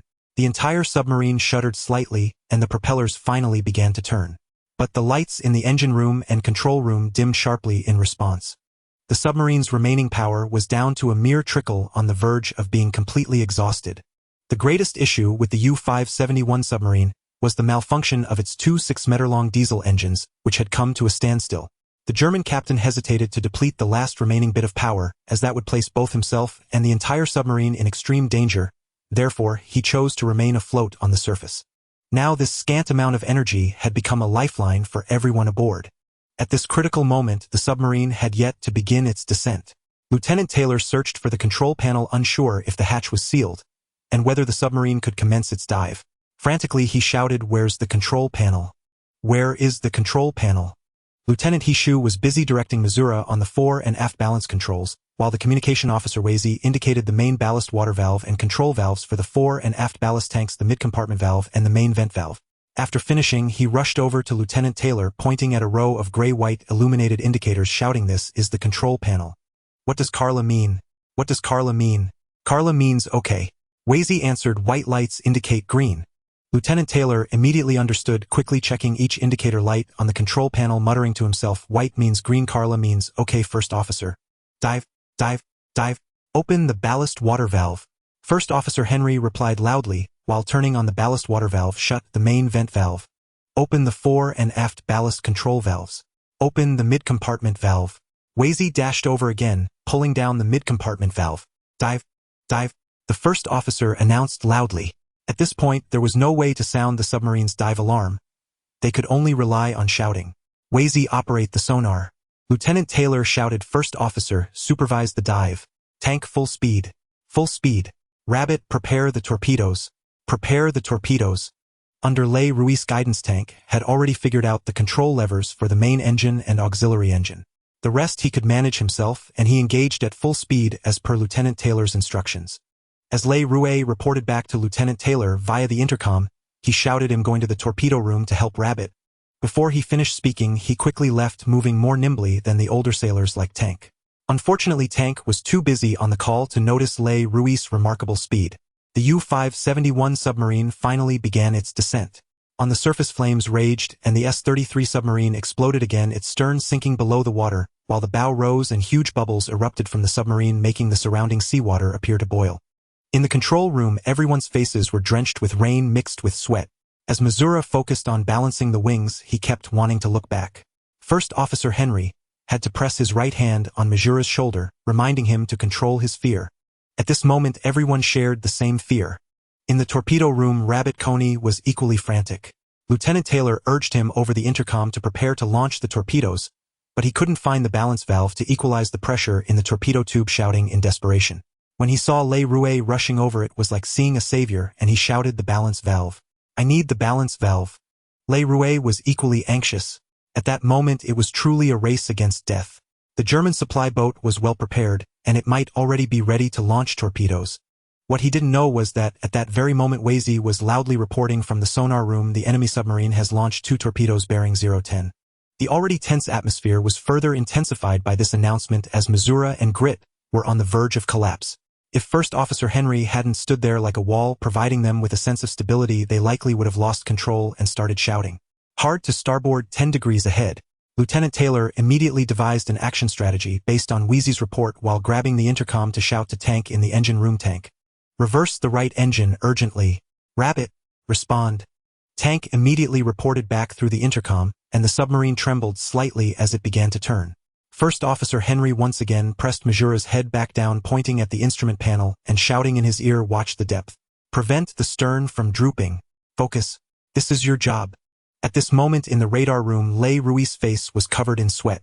He hurriedly reached out to touch a nameplate. Turning instrument. No. Drain valve. No. Compressed air valve. No. Pressure differential valve. Yes. Open it. Quickly. Le Rouet tested it slightly, and without Rabbit's reminder, he opened the pressure differential valve counterclockwise. Torpedoes 1 and 2 ready. As soon as the pressure differential valve opened, Rabbit Coney immediately shouted into the intercom. This was precisely the answer Lieutenant Taylor wanted to hear. In the sonar room, a shrill whistle echoed through the headphones.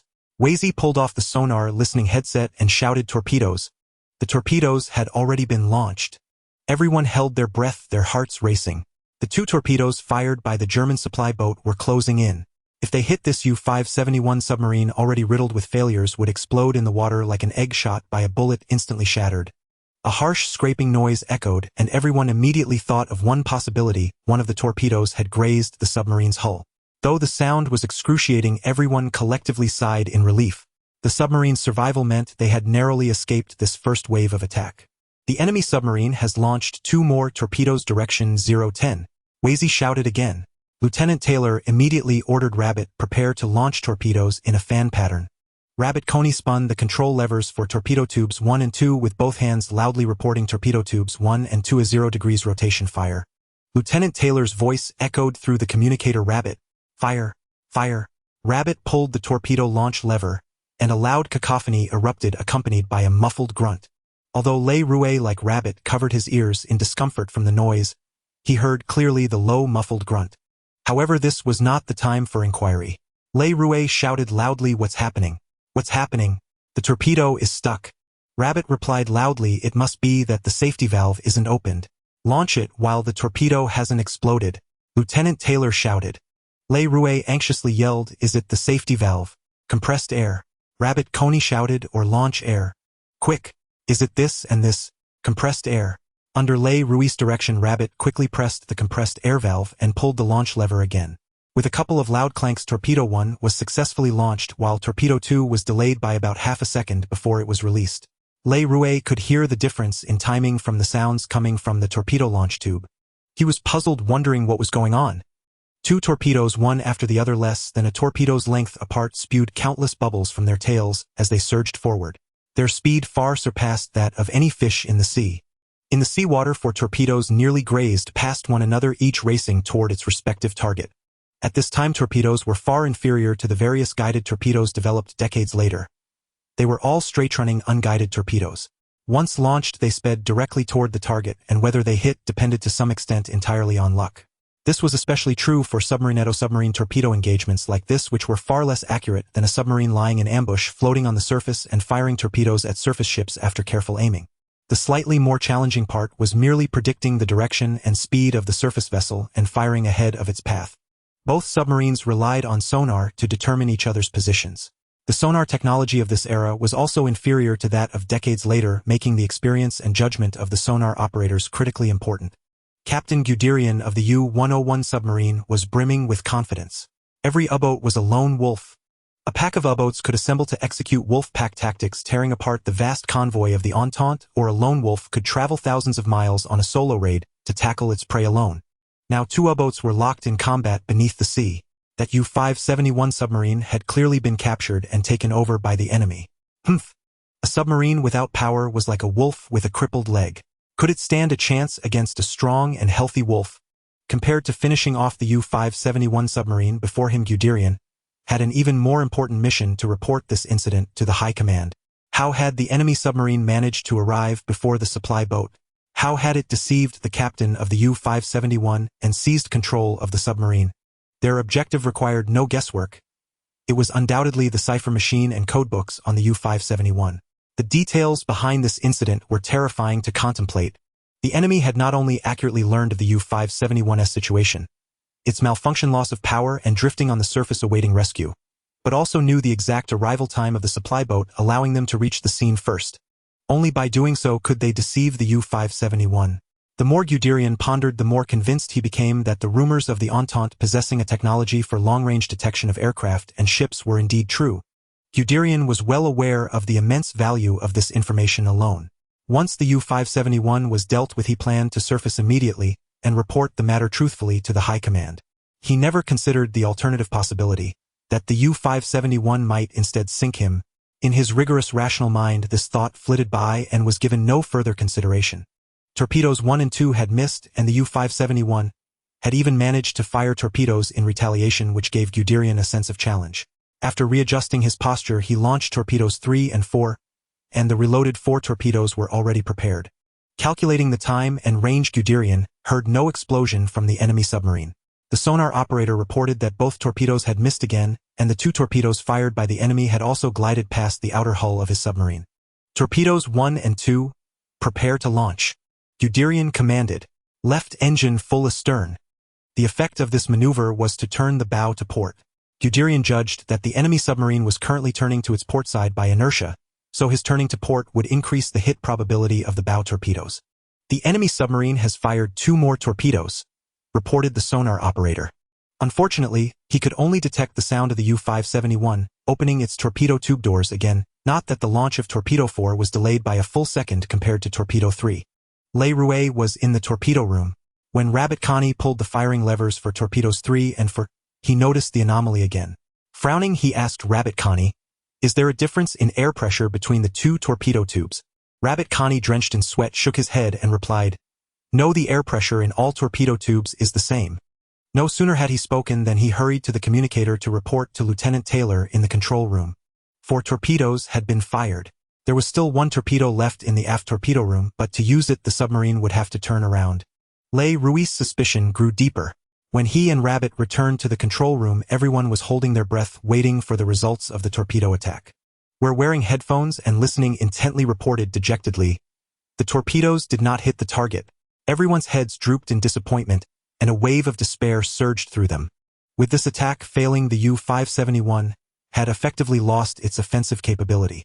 There was indeed a torpedo ready in the stern, but to turn the submarine around and aim its tail at the enemy to fire, the enemy would have ample opportunity to launch torpedoes and destroy the U-571 during that turn. Moreover, Tank had already reported that the batteries were nearly depleted. Perhaps before the turn could be completed, the batteries would run out, leaving the entire submarine powerless and a sitting duck for the enemy. "Wait!" Where suddenly spoke up, "I hear a collision sound. X." Before he could finish, he ripped off his headphones as a roaring, screeching sound came through, accompanied by a dull rumble that could be both heard and felt in the submarine's control room. Everyone exchanged bewildered glances. What had happened? Was it a hit? Le Rouet immediately connected this to the 1-second delay in the launch of Torpedo 4 compared to Torpedo 3. Could that very delay have caused Torpedo 4 to hit the German supply boat at precisely the right moment? He couldn't help but draw a quiet, sharp breath. Was this merely a coincidence? Were they fated not to die such that even a minor malfunction on the submarine became the key to striking the enemy? A subdued cheer erupted in the control room, where put his headphones back on and reported. I can hear the sound of the enemy submarine's bulkheads collapsing, confirming its destruction, Lieutenant. First Officer Henry, his expression calm, said to Lieutenant Taylor, Lieutenant, the S-33 submarine. It's time to surface and rescue the S-33. Le Rouet let out a long sigh. The numbers dancing before his eyes surprised him greatly. His merit point started at 12 and climbed all the way to 19 before stopping. That meant for destroying the German supply boat, he had earned a full 7 merit points. Surface. First Officer. Lieutenant Taylor's face was a mix of rain and sweat with no time even to wipe it away. The joy of destroying the enemy ship had yet to be savored before it was swallowed by an immense wave of grief. On the sea surface, the raging flames showed no sign of extinguishing, and the heavy rain continued unabated. Yet when the U-571 submarine sank, the sea was still teeming with survivors, but now it was utterly silent. The bodies floating on the water bobbed up and down with the waves motionless. Le Rouet stood on the submarine's deck, scanning the surroundings. His partner Bunny Connie carried a coil of rescue rope slung over his shoulder, but never had the chance to throw it even once. In the wind and rain, there was no sound other than the patter of raindrops. Le Rouet's heart was filled with immense sorrow. Yesterday these were comrades laughing and chatting with him, but now in the downpour they were separated by life and death. The beam of his explosion-proof flashlight swept across the sea. Suddenly it swung back sharply and fixed on a spot where a dark, indistinct mass emerged among the waves. Quick! Over there! Le Rouet called out to Bunny Connie. Bunny immediately hurled the rescue rope, but it was too far. The rope wasn't long enough. Without hesitation, Le Rouet stripped off his raincoat, handed the flashlight to Bunny, and dove into the waves. Trigg and Whites also rushed over several flashlight beams, locking onto that spot. Amid the wind, rain, and waves, the dark mass was unclear, whether it was a person or something else. Le Rouet swam swiftly. One moment he seemed swallowed by the waves, the next his head emerged, as if he could ride the surges. Soon he reached the spot, carefully dragged the dark mass, and swam back a short distance. Trigg and Bunny simultaneously threw their rescue ropes. Le Rouet reached out and grabbed the one from Trigg. The three pulled him back together. Upon closer inspection, Le Rouet was indeed dragging a person. Chef Eddie. Being black, he lay limp on the deck, and if not for his coughing and spitting seawater, everyone would have thought he was dead. Chief Officer Henry seemed to have rescued another person as well, but beyond that there were no more survivors. Following Majura's pointing finger, Captain Taylor saw Lieutenant Commander Dahlgreen, the captain, face down in the seawater. Only by his clothing was Captain Taylor certain it was him. Tears streamed uncontrollably, mingling with the rain. This captain, who was both a mentor and a friend, had refused to recommend Captain Taylor for the submarine command before this mission, shattering his dream of becoming a captain. For this, Captain Taylor had harbored resentment, believing Lieutenant Commander Dahlgreen was deliberately suppressing him. Even after Lieutenant Commander Dahlgreen had a private talk with him after setting sail, explaining why he thought Captain Taylor wasn't yet capable of independently leading a vessel, Taylor still couldn't let it go. But now Lieutenant Commander Dahlgreen lay lifeless, his soul returned to the sea. The rescue had to end. The sky was pitch black with wind and rain howling. All survivors changed into dry clothes and gathered in the control room, enveloped by grief and despair. The man rescued by the chief officer and Lieutenant Hirsch claimed to be an electrician. The moment Le Rouet first saw him, he recognized him as the one who had raised the alarm from the lookout tower when the assault team boarded the U-571. In the movie plot, Le Rouet remembered this man was the captain of the U-571. But now Le Rouet dared not be so certain. After all, movies are movies, the scenes and tasks were familiar, but the details might not align perfectly, especially with the butterfly effect he had brought. Thus, jumping to conclusions was a caution he had to maintain. He babbled a few questions, and the prisoner answered without much hesitation, fairly standard responses, though he avoided specific technical details. However, under Chief Officer Henry's insistence, he was taken to the engine room. Somehow he managed to squeeze a bit more power from the submarine, or otherwise the control room would have been completely dark, leaving everyone staring blindly in the gloom. Le Rouet had a hunch whether this guy was the captain or not was uncertain, but it was clear he was no mere electrician. Given his recent performance, Le Rouet said nothing, merely following the orders of Chief Officer Henry and Captain Taylor. They handcuffed him in the engine room to rest so Tank could consult him about electrical issues, though a translator would be needed in between. Captain Taylor, Chief Officer Henry, and Lieutenant Hirsch stood together. Chef Eddie, wrapped in a blanket, had now recovered. Tank Johnard was still busy in the engine room checking if the 2 diesel engines could be repaired. Trig Bunny, Connie Whites, and Missouri sat huddled together, while Lei Rue leaned against the bulkhead in the passageway, watching everyone. Just then the lights in the control room flickered twice and went out. Everyone had to turn on their explosion-proof flashlights, leaving the control room steeped in darkness. Tank Johnard approached with his flashlight and announced, "The last bit of power is completely drained." Captain Taylor asked, "What about the diesel engines?" "The auxiliary diesel engine is beyond repair. It'll need a dry dock," Tank replied. "The main diesel engine can be fixed, but he'll have to dismantle the auxiliary one to swap some parts." "Yes, I can fix it. Those German sailors are all amateurs." "Okay, Tank, do your best." Captain Taylor nodded. Tank turned to leave. Lei Rue said to Captain Taylor, "Sir, let me help Tank with the repairs. He might need a partner who understands German." Captain Taylor nodded and said to the others, "All right, listen up. If we can restore power, our planned course is to head for the southern tip of England, the nearest place aside from the occupied zone in France." "Bunny, how many torpedoes are left?" "Only 1 torpedo in the stern," Bunny Connie replied. "But the torpedo tube is faulty. The compressed air pipe is leaking and needs repair." Everyone fell silent. With so many aboard, only Tank understood machinery and could handle repairs, but he couldn't be everywhere at once. The priority was fixing the diesel engine, not the torpedo tube. Trig raised his hand and called out, "Sir." "What is it, Trig?" "Why don't we use the radio to send a distress signal and wait for rescue?" Trig asked. "No." Lieutenant Hirsch vetoed. "The Germans know the location of the wreck and could easily find us. If they learn we have the cipher machine, they'll change the codes and all our efforts will be in vain." "But Sir," Whites asked, "our route to England passes through the western approaches. That's German territory." "He's right. That's German turf teeming with U-boats. We're completely defenseless." Missouri chimed in. Captain Taylor grew somewhat irritated. He hadn't rested since the operation began, now exhausted and weary, compounded by Lieutenant Commander Dahlgreen's death, which hit him hard. He shouted at everyone, "Listen, do you think I know the way out of this? I don't know how to escape either." Missouri interjected, "I suggest using the radio." Chief Officer Henry cut him off. "No one asked for your opinion. Take a gamble with the radio." Missouri insisted, ignoring the chief officer. "Shut up." Chief Officer Henry raised his voice, his tone turning harsh. "The captain would have." Missouri argued. "The captain is dead." Chief Officer Henry glared sternly at Missouri. As Lei Rue turned toward the engine room, the voices from the control room faded into silence. He couldn't help but wonder. If he were Captain Taylor, what would he do in this moment? If Captain Miller, the highest-ranking officer on the submarine, stood here instead, what would he do? It seemed that the hierarchy among naval officers was even more rigid than in the Army. Yet during the battle at Ramler Bridge, Captain Miller had faced a dilemma similar to the one now unfolding aboard U-571. His solution back then had been far more mature than Captain Taylor's approach.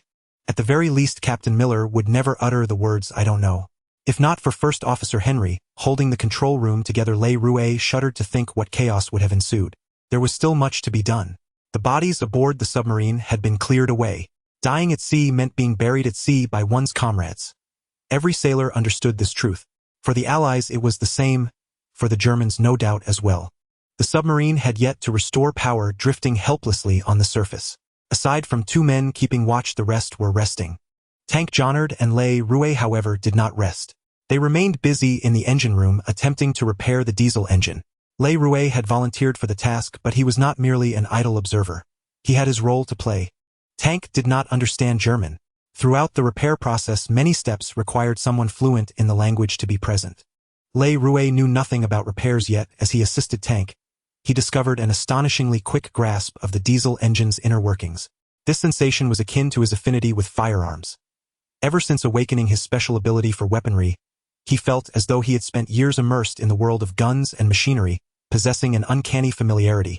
The diesel engine, also known as the diesel engine, was named after its inventor Rudolf Diesel. U-571 employed 2 such engines, each 6 meters long and immensely bulky. Yet the principle remained the same, and the repair was not overly complicated. Tank disassembled the auxiliary diesel engine, extracting necessary components to repair the main one. However, they could only restore it to a functional state. A full overhaul would require returning to the dockyard. As the 2 worked, the prisoner, shackled to the pillar in the engine room, sat there staring into the darkness, lost in thought. At last the repair was complete. Tank inspected everything thoroughly, then cautiously started the main diesel engine. With a roar, it came to life smoothly, its hum steady and gratifying. Every component functioned normally. The submarine's lights flickered on one by one. Tank attempted to engage the port and starboard propellers. The vessel shuddered slightly and obediently moved forward. Power was restored at last. Le Rouet observed the shackled man, who rose to his feet, his face twisted in shock. "Tank," Le Rouet suggested. "Now that we have power, there's no need to keep this guy chained here getting in the way. Where's the key? They'll move him somewhere else." Tank shrugged indifferently. "It doesn't matter. He can't move anyway. The first officer chained him here so I could keep an eye on him, prevent him from causing trouble." Le Rouet was speechless. Unable to press further, he had to let it go. Before sunrise, the storm finally ceased. The clouds dispersed and a crimson sun rose from the eastern horizon. The tense, busy long night had finally ended. Le Rouet finally had a chance to rest. He hadn't closed his eyes since last night. Yet now, lying in the forward crew quarters, sleep eluded him. His mind was a jumble. He got up, climbed onto the deck, and faced the salty sea breeze, gazing at the eastern horizon. The submarine cut through the waves, heading south. Rabbit and Trigger stood on the lookout tower, binoculars raised. Suddenly, Le Rouet squinted toward the rising sun, scrutinizing the clouds in the sky. He saw no aircraft, but he heard a faint drone of engines growing clearer by the second. "Plane!" Le Rouet shouted. Rabbit and Trigger both raised their binoculars. Inside the submarine, Le Rouet's warning stirred a commotion. Captain Taylor scrambled up immediately. Soon a plane burst from the clouds, rapidly closing in. Captain Taylor peered through his binoculars for a long moment, muttering to himself, "That's a long-range reconnaissance plane. Strange. What's it doing out here?" The reconnaissance plane had clearly spotted the submarine. After flying overhead, it circled back. While Masula urged Captain Taylor to strike first and shoot it down, Le Rouet did not remain on deck. He descended into the submarine. Masula's suggestion seemed logical: strike first, take down the plane. But had he considered what would happen if they missed? Even if they managed to shoot it down with the submarine's twin 20mm anti-aircraft cannons, from the moment the plane spotted them to its destruction, the pilot would have ample time to report their discovery. Le Rouet had other matters to attend to. That man shackled in the engine room. If his memory served him correctly, and if nothing had changed drastically, this critical moment was precisely when he would cause trouble. On the lookout tower, Masula and Captain Taylor clashed over whether to open fire. Le Rouet had no idea where Masula found the audacity to repeatedly act on his own, challenging the captain's authority. With First Officer Henry present, he had not dared to confront Taylor so boldly. Le Rouet descended the vertical ladder. Overhead, the reconnaissance plane swept low, nearly grazing the men's heads. Rabbit Coney, lacking Masula's nerve, ultimately obeyed Captain Taylor's order and held fire. Le Rouet had just landed and taken a few steps when he heard Trigger shout from the lookout tower ship on the horizon. At that moment, Le Rouet distinctly heard a faint thud from the engine room. His heart sank. Something had happened to Tank. No one else noticed anything amiss. Le Rouet rushed over, weaving between the two 6-meter diesel engines. He pushed open the engine room door and saw Tank lying on the floor, his face covered in blood. The man shackled to the pillar was bending over Tank, searching for the key to his handcuffs. Hearing the door open, the prisoner froze, turned his head, and abandoned his attempt to retrieve the key from Tank's pocket.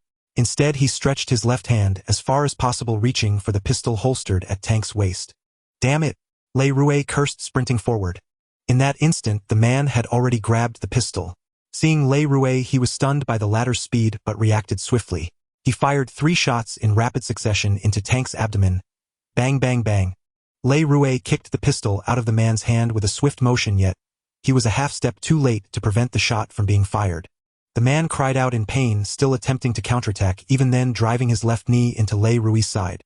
Caught off guard, Le Rouet staggered sideways, sliding a step away. As the man's right foot flew up in a kick, Le Rouet snorted coldly, seized his ankle with both hands, and twisted it half a turn with force. He let out a long, agonized scream as his right ankle was dislocated by Le Rouet's twist, hanging limply to one side. Le Rouet was no Captain Taylor. He had no intention of letting him go, allowing him to remain a captive and a volatile element aboard the U-571. Releasing his right foot, Le Rouet directly drew the military knife from his waist.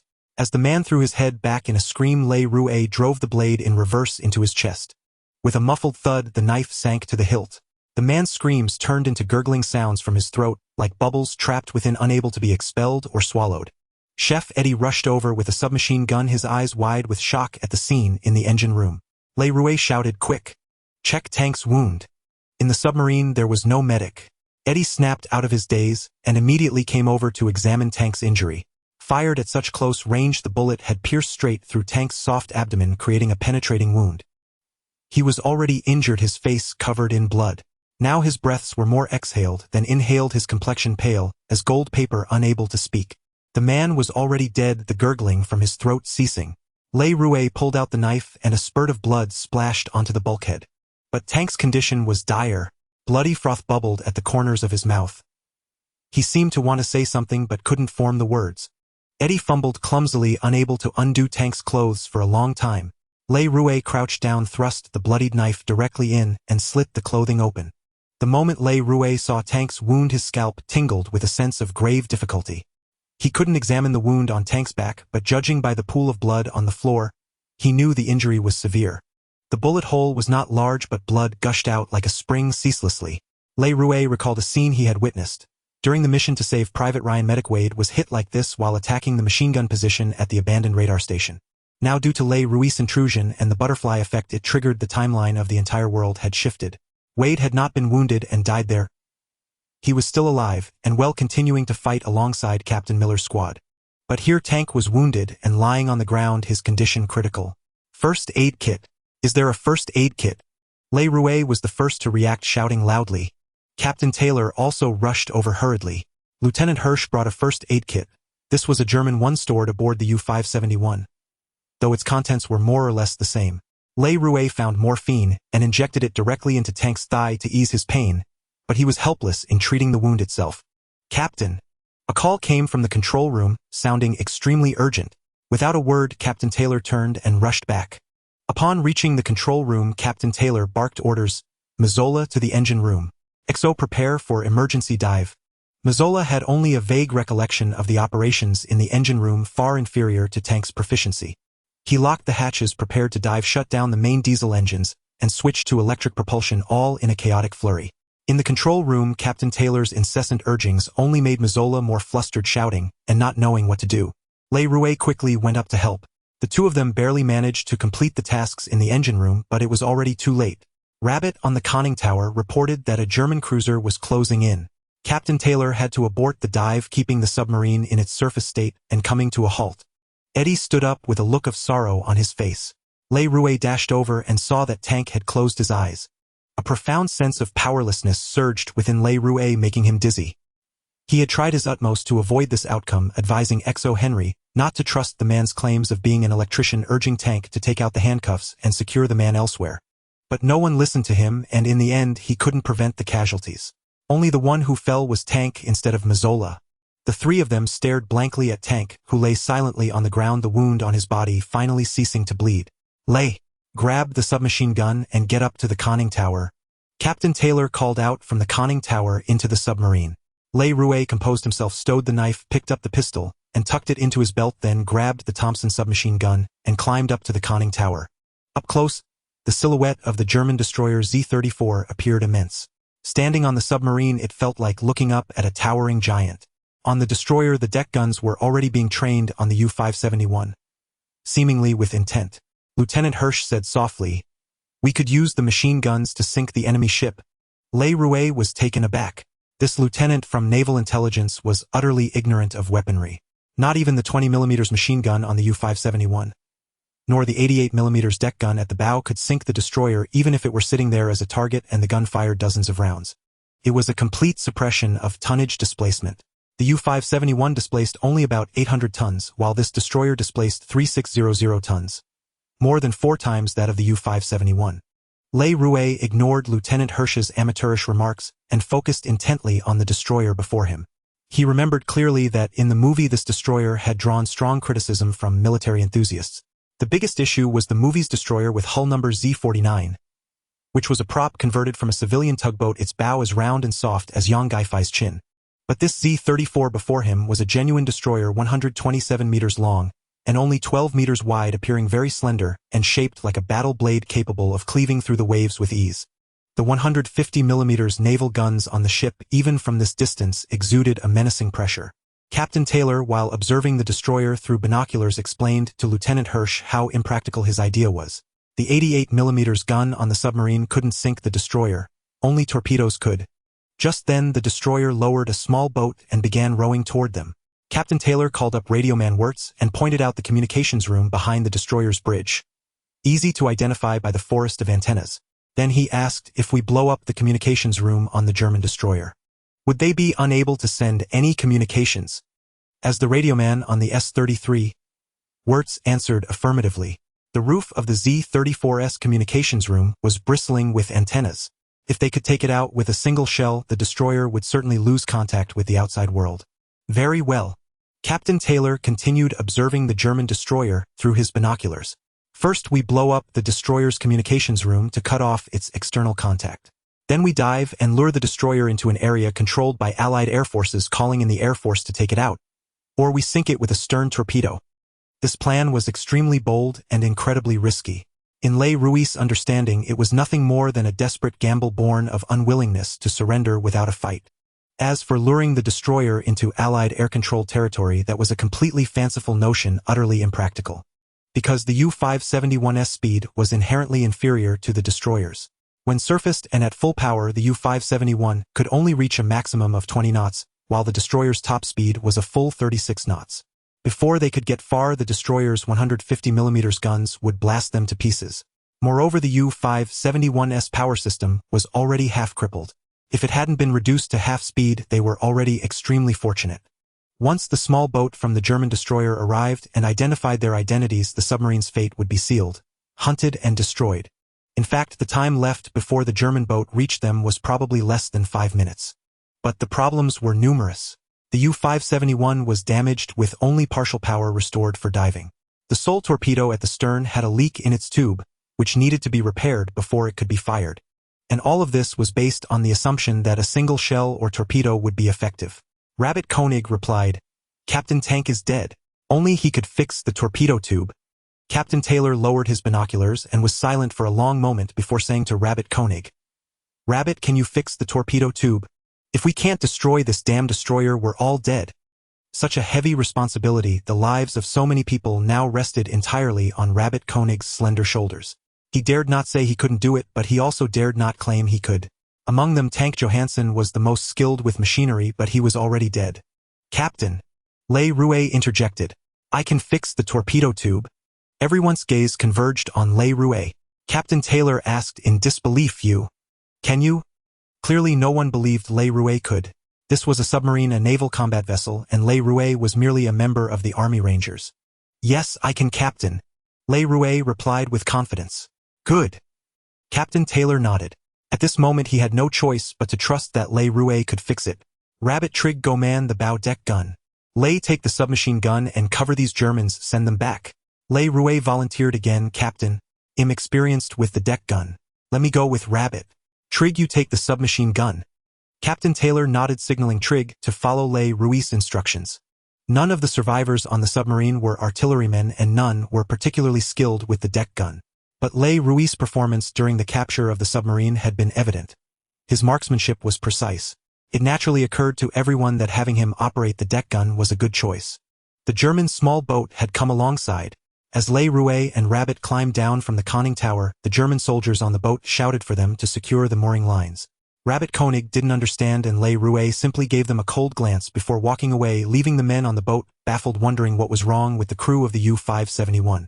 Just as they were about to come aboard and secure the lines themselves, Captain Taylor and Lieutenant Hirsch suddenly aimed their submachine guns at them.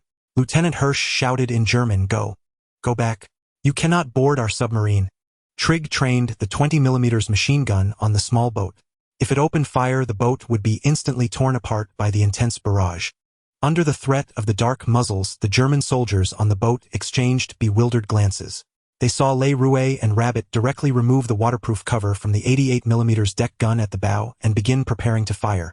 Stunned, the man standing, apparently the leader, shouted, "Go! Get away from here! Get away from here!" Le Ruiz had never operated a deck gun before, but the moment he touched it, a familiar feeling surged within him, as if he had practiced it countless times. The 88mm deck gun at the bow was operated by 2 men. Its sight was similar to that of a firearm. With Le Ruiz's current combat skills and the special ability of weapon affinity stacked upon them, he aimed at the communications room on the distant destroyer without much effort. "Exo, prepare to dive." Captain Taylor shouted into the submarine. "Lay, fire!" Le Rouet pressed the firing button.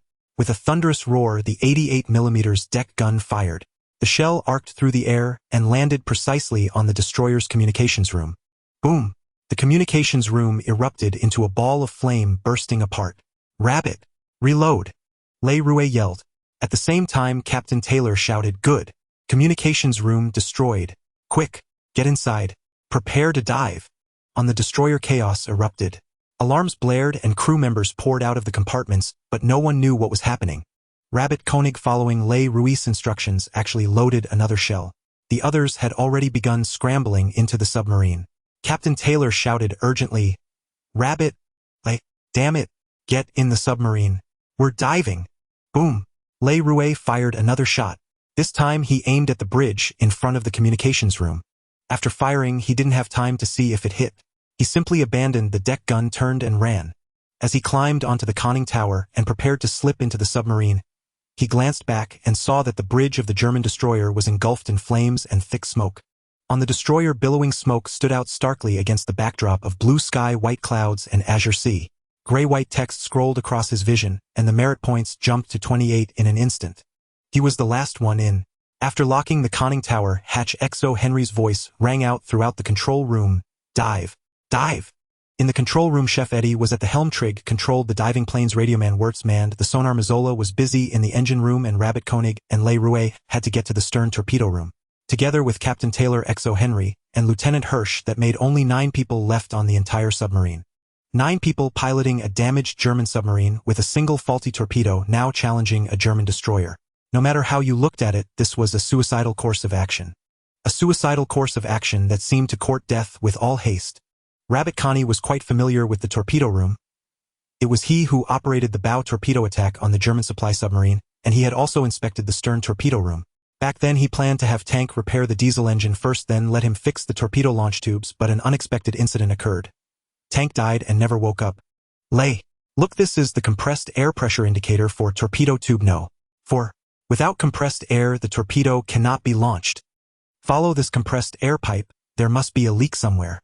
Find the leak, turn the stop valve ahead, and it will be fixed. Is it that simple? Le Rouet asked. I wish it were that simple. Rabbit Connie replied with no confidence in his voice. Clearly, if after doing this the torpedo launch tube still failed to function properly, then he considered it hopeless and could give up. In the control room, the atmosphere was tense. At such close range, diving the submarine could easily cause it to collide with the destroyer's keel. For the destroyer, this might only mean minor damage, but for the submarine, losing balance would mean sinking endlessly until it could no longer withstand the immense pressure of the seawater, and the entire submarine would be crushed like an egg. Passing 5 meters. Chief Officer Henry reported the depth. Tension was evident on everyone's faces. They couldn't help but glance upward from time to time, as if they could see through the submarine's thick pressure hull and outer shell to the massive shadow of the destroyer above. Passing 10 meters. Even Chief Officer Henry's voice carried a hint of tension. As he reported the depth, he too couldn't resist looking up slightly. Le Rouet continued searching for the leak along the compressed air pipe of the torpedo launch tube.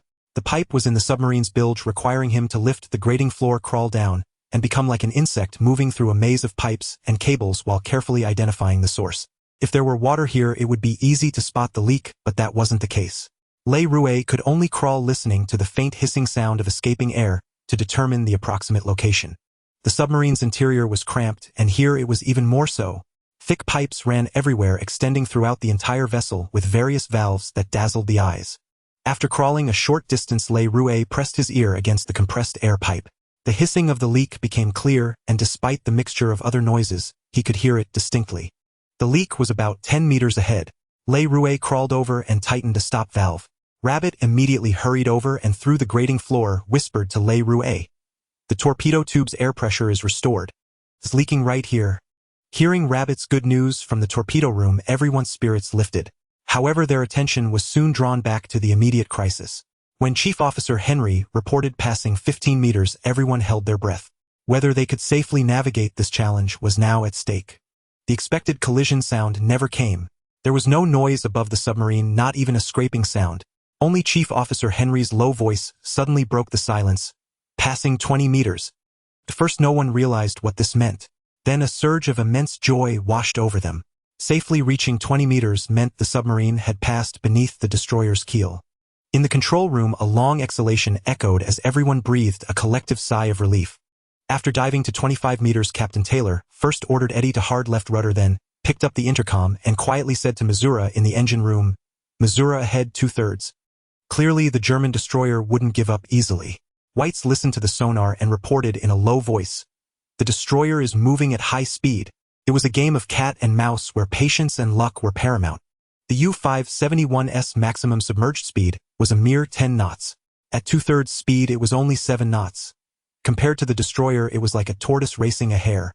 Outrunning the destroyer was impossible. The only chance was to dive for a distance, then choose one of 3 directions: left, center, or right. The pursuing destroyer had the same 3 options.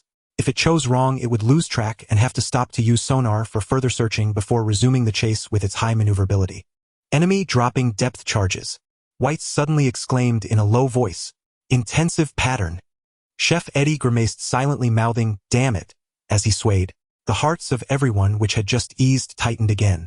This new trouble was many times more severe than before. Captain Taylor picked up the intercom and quietly informed, "Missouri Rabbit lay enemy dropping depth charges, intensive pattern. Brace for shock waves." After speaking, he glanced at Captain Hush, who was huddled in a corner of the control room, and casually reminded him, "Captain Hush, don't lean against the bulkhead. The shock waves could break your spine." Captain Hush looked bewildered at the seemingly safe spot, reluctant to leave. But he had to trust Captain Taylor's words. He stepped out and, like the others, grabbed a sturdy steel cable near a pillar, holding his breath. In the torpedo room, Le Rouet had crawled out of the bilge. He and Rabbit each clung to the leg of a metal bunk, nervously awaiting the explosion of the depth charges.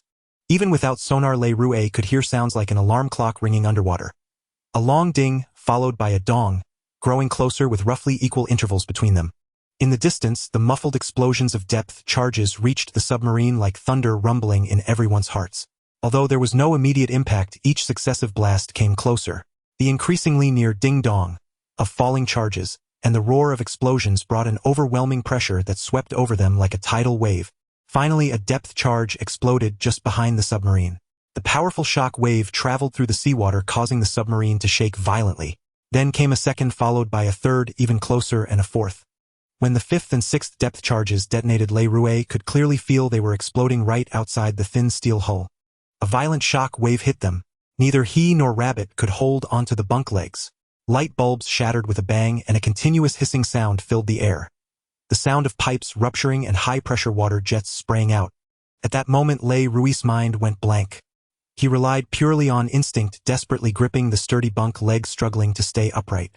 Falling would only make the impact worse. Just as everyone was enduring this ordeal, Le Rouet heard a series of muffled groans again, as if the U-571 itself was crying out in pain under the relentless depth charge attack. A low, agonized roar. This was definitely not an illusion. Le Rouet was absolutely certain of it. Depth charges grew denser and closer, relentlessly battering the submarine with each successive explosion. Everything shook violently. All light bulbs had shattered, plunging the vessel into darkness. Fires broke out in several spots within the control room as Lieutenant Taylor and Lieutenant Hishu joined the firefighting efforts, grabbing nearby extinguishers to quell the flames. Within moments, the compartment filled with acrid smoke and fumes, a suffocating blend of engine room exhaust and combustion residue, making breathing difficult and the air unbearably foul. At last, the shockwaves from the depth charges began to wane. The submarine was pitch black save for the faint beam of a portable explosion-proof lamp piercing the darkness, offering a meager glimmer of light. The torpedo room was equally dark. Le Rouet heard Rabbit's labored breathing, groped for the iron bedpost, and pulled himself upright. He whispered, "Rabbit, are you okay?" "I'm fine," Rabbit replied softly. Le Rouet switched on his portable explosion-proof lamp, illuminating Rabbit Coney's pallid face. Just then, Lieutenant Taylor's voice crackled over the intercom, "Missouri Rabbit Le, are you still alive?" All 3 were unharmed. Lieutenant Taylor ordered quietly, "Missouri left engine at 2/3 speed." "Rabbit, what's the status of the torpedo tubes?"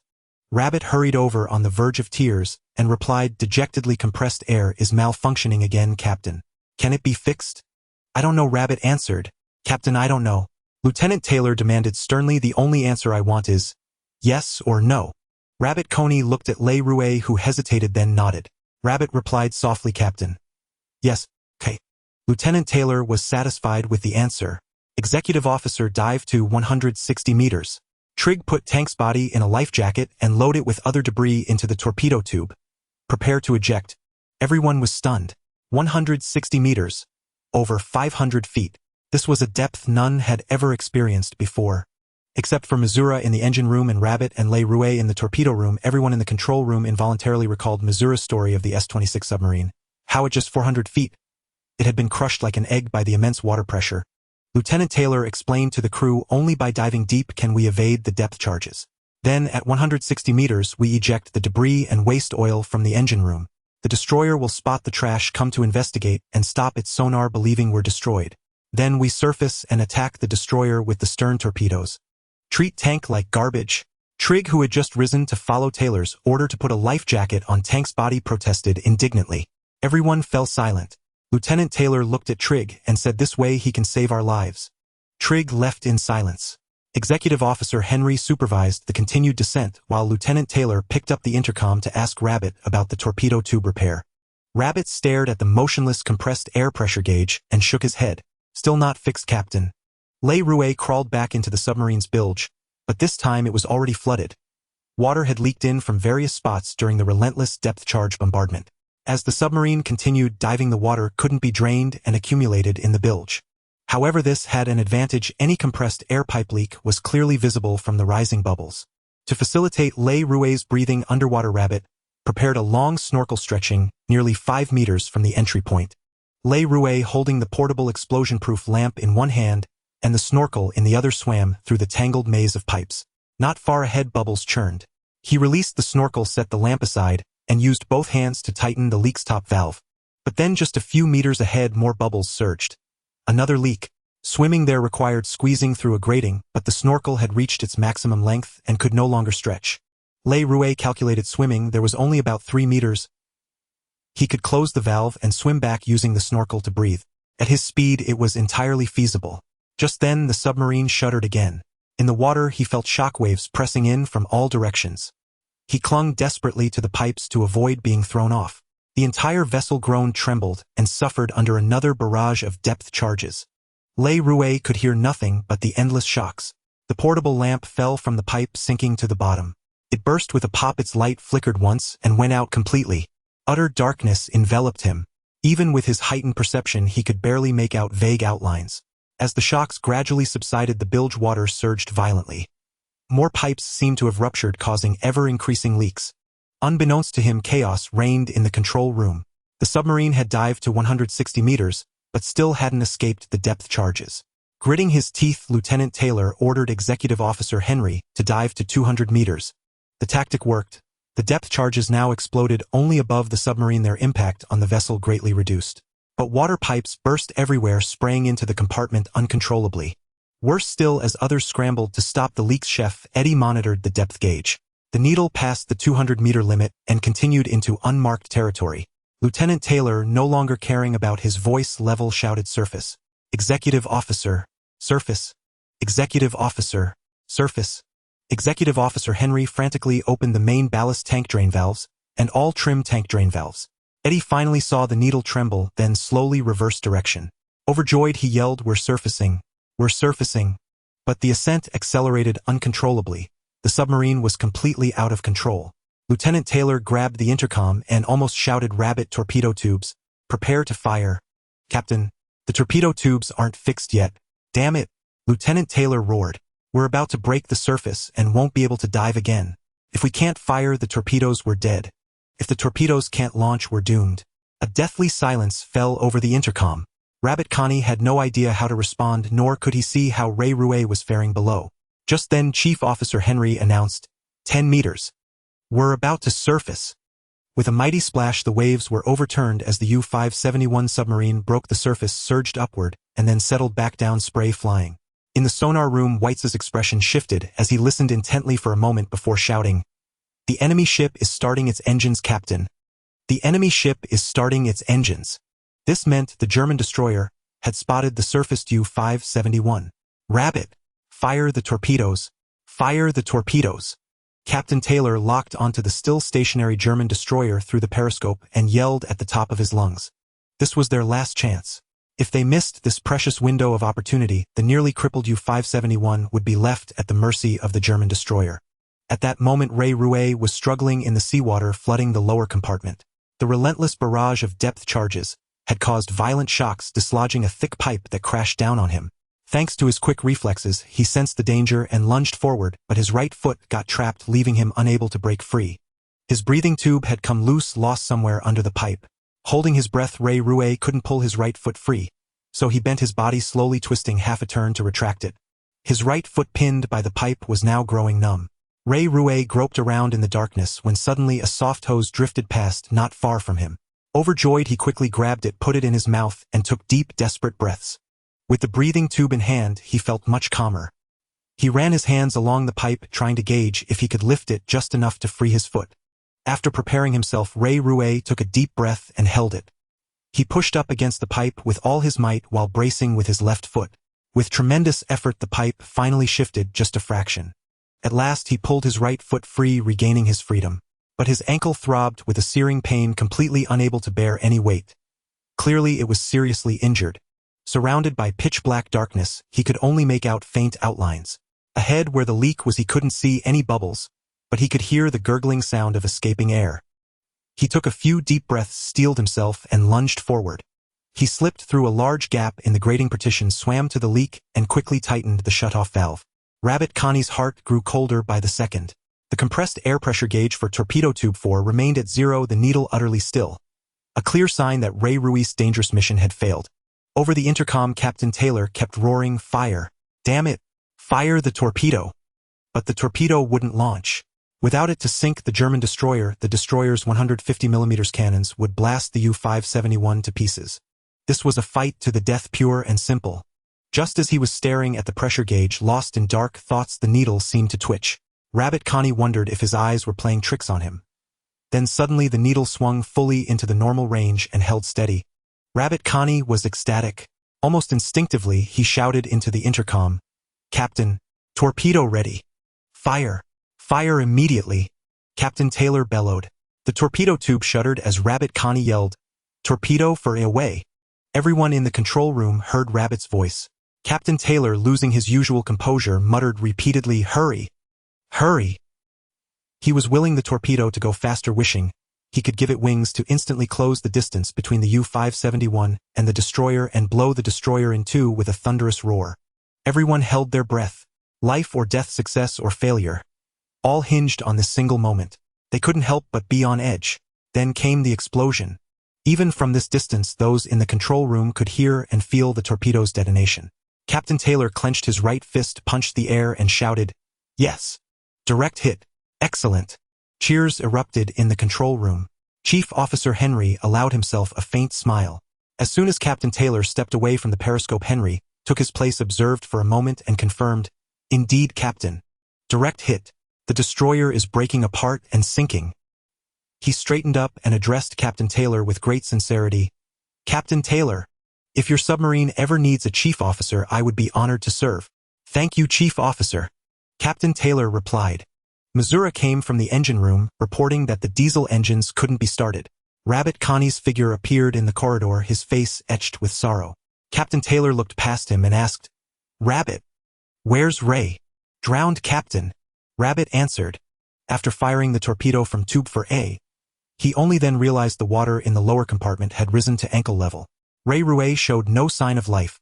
No matter how much he pounded on the compartment or searched with a portable explosion-proof lamp, he couldn't hear any response from him.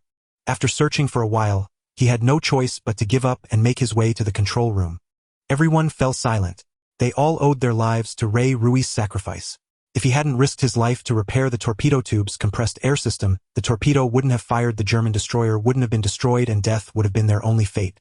Whether captured by the Germans or blown to the bottom of the sea by the destroyer, death was inevitable. Comparatively, sinking with the U-571 was a quicker, cleaner end than becoming a prisoner of war. "Captain, we need to abandon ship.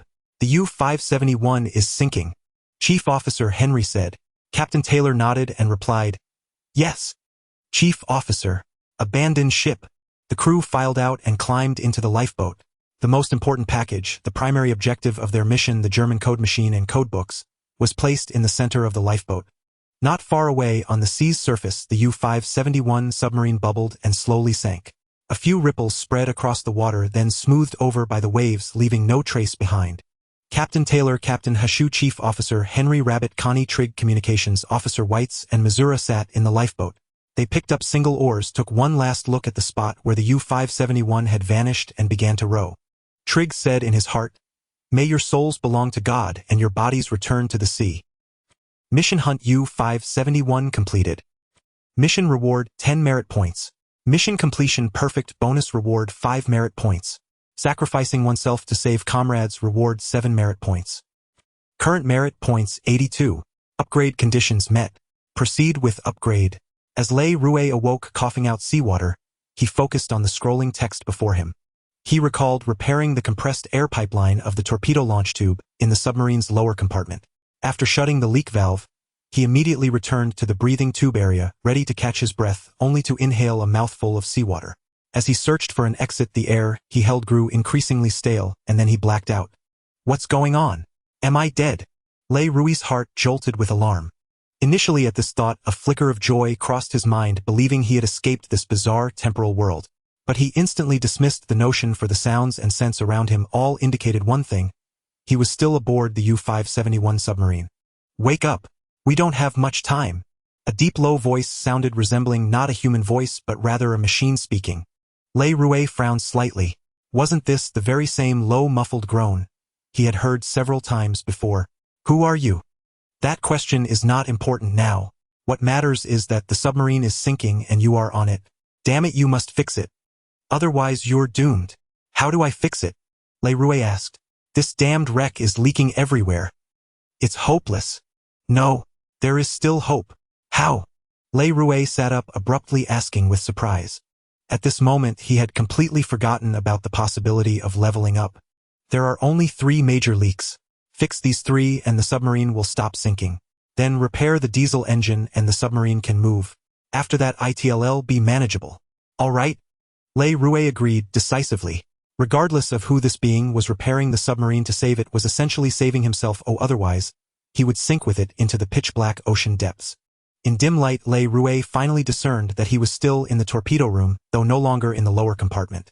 Following the low voice's instructions, he went to the control room, found the portable explosion-proof lamp left behind by Lieutenant Taylor and the others when they abandoned ship, and turned it on. The beam pierced the darkness, and he no longer had to grope his way through the blackness. The first leak to seal was in the control room, which was filled with valves. The low voice, intimately familiar with the submarine's internal structure, directed Le Rouet to turn one valve then another until he had twisted over a dozen valves. Finally the voice spoke with a hint of delight. Good. This leak is sealed. Now go to the bow torpedo compartment. Don't bother trying to fix the damaged torpedo tube. Just close the torpedo compartment hatch to isolate it. This seemed simple, Le Rouet thought, as he headed toward the sinking bow, which felt like going downhill. But he soon noticed the water level rising. He had to hurry. He jumped directly into the water and swam down the passageway. A few meters down, the torpedo compartment hatch was wide open, fortunately undamaged, or he would have been in real trouble. Yet what seemed like a simple task proved impossible. The hatch could move, but when he tried to close it, Le Rouet felt immense pressure from the torpedo compartment, making it difficult to lock it shut. Damn it! Le Rouet surfaced, cursing loudly. Then it struck him, wasn't he able to level up? Sure enough, faint grayish text scrolled before his eyes. With a thought, he initiated the upgrade, allocating the 9 available upgrade points, 4 to strength, 4 to endurance, and 1 to perception. The powerful thumping of his heart brought an immensely comforting and familiar surge of strength that spread throughout his body. The scrolling text cascaded like a waterfall before stabilizing. Level LV9. Merit points needed for next level 89. Merit points 27. Strength 2, 62. Speed 2, 28. Endurance 2, 36. Spirit 1, 31. Intelligence 1, 31. Perception 1, 95. Combat Skill 1, 76. Unfortunately, floating on the water, he had no time to savor the pleasure of leveling up. The low voice reminded him, the submarine's sinking critical point is less than 3 minutes away. You must hurry. Le Rouet cursed inwardly, took a deep breath, and submerged again. This time he was prepared. He positioned himself at an angle, planting his feet for leverage. As the hatch slowly closed, the pressure from the torpedo compartment intensified. In the end, Le Rouet felt as though he was wrestling a giant, exerting every ounce of his strength. Holding his breath, he pushed with all his might, and finally with a click the hatch locked successfully. The entire submarine shuddered, and its descent immediately slowed. The tilted, sinking posture gradually leveled out. Le Rouet, who had been standing at an angle in the water, suddenly found the water rushing toward the control room. Fortunately, his reflexes had improved, and the strength in his arms and legs was now far beyond what it had been, so he was not swept away by the torrent. "Well done!" the low voice brimming with joy exclaimed. "Now there's only one major leak left in the lower compartment. Remember, just close the shutoff valve on the main ballast tank's fill pipe. But this one will be trickier. You'll need to use the breathing tube." Le Rouet recalled that while repairing the torpedo tube's air leak in the lower compartment, the breathing tube had filled with seawater, preventing him from getting air, and he had suffocated underwater. As if reading his thoughts, the low voice added, "Don't worry. This breathing tube, though short, will get you to the leak and back." Le Rouet said nothing more. Every second was precious. Any questions could wait until they were out of danger. Without further ado, he jumped back into the seawater of the lower compartment, equipped with the breathing tube, and swam toward the leak. This time he strapped the portable explosion-proof lamp to himself, so there was no fear of losing it in the depths. The breathing tube was indeed too short, so Le Rouet had to take a deep breath, hold it, and swim toward the leak. The main ballast tank's fill pipe was fractured. Underwater, Le Rouet could see the thigh-thick pipe's broken end where water gushed violently. Following the pipe upward with the light beam, he spotted a shutoff valve. With a kick of his feet, he swam over and closed it. The last major leak was finally sealed. Le Rouet heard a joyful grunt. He retraced his path, pausing to breathe through the tube. Cautiously, he took a small breath, at first confirming it was fresh air and not seawater, before breathing deeply, bubbles rising around him. "Good. The sinking has stopped," the low voice said as Le Rouet surfaced. He climbed into the cabin and asked the question that had been on his mind. "Who are you?" "Who am I?" The deep voice seemed to question in return, as if asking itself. Returning to the control room, Le Rouet found the voice had yet to provide an answer. He drew the military saber from his waist, tapped it against the periscope, and declared with certainty, "You are this submarine, aren't you?" "Yes," the deep voice replied. "No one else noticed this except you. That's why I believed you were the only one I could communicate and converse with without frightening." To be honest, Le Rouet already had a conjecture in mind, but he refrained from voicing it. After all, it was merely a guess. Whether right or wrong remained unknown. "So others are unaware of your existence, even those Germans?" Le Rouet asked with great curiosity. Logically, this U-571 submarine had been in service and combat for a considerable time. How could this entity, whether human or something else, have lurked undetected right under the Germans' noses for so long? By the time he returned to the engine room, Le Rouet had obtained the answer. The Germans were indeed utterly oblivious. Yet the entity could not provide a definitive answer to Le Rouet's next question, whether there were others like him serving the Germans on their side. Repairing the main diesel engine required considerable effort. Fortunately, after sealing the leak, the U-571 had stabilized. Still, they dared not surface, remaining suspended in the seawater as they awaited Le Rouet's completion of the repair. Just as Le Rouet was engrossed in the repairs, the entity suddenly blurted out, "Ah, I've finally remembered. My name is Broadside." "Of course, that's a name given in your human language. This damn seawater soaking for so long has rusted my thinking circuits along with the armor." "So you really are a transformer?" Le Rouet paused his work, astonished. "You know about transformers?" Broadside asked. "No wonder you noticed me. So that's it. Then can you tell me your name, human?" Broadside deliberately emphasized the word human, as if he suspected Le Rouet might not be one. "My name is Le Rouet," he replied. "I know about transformers. I also know you came to Earth searching for the Allspark." "Impossible. How do you know? How do you know?" Broadside shuddered violently, shouting. The entire submarine trembled, more intensely than under depth charge bombardment, clattering loudly. Le Rouet worried that the tremor might reopen the hard-won seal. He too was startled, never expecting such a fierce reaction from Broadside. It had been a guess.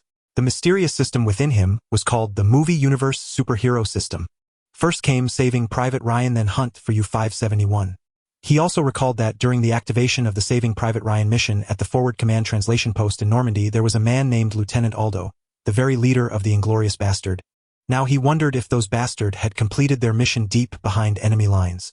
Captain America had already appeared along with his arch-nemesis Red Skull, so encountering a transformer was hardly surprising. Thus Le Rouet speculated that this transformer named Broadside must have come for the Allspark. He wondered where Bumblebee was. If he could find him, things would get interesting. This casual guess met with such an intense reaction confirmed Le Rouet's conjecture these transformers had indeed come to Earth in search of the Allspark.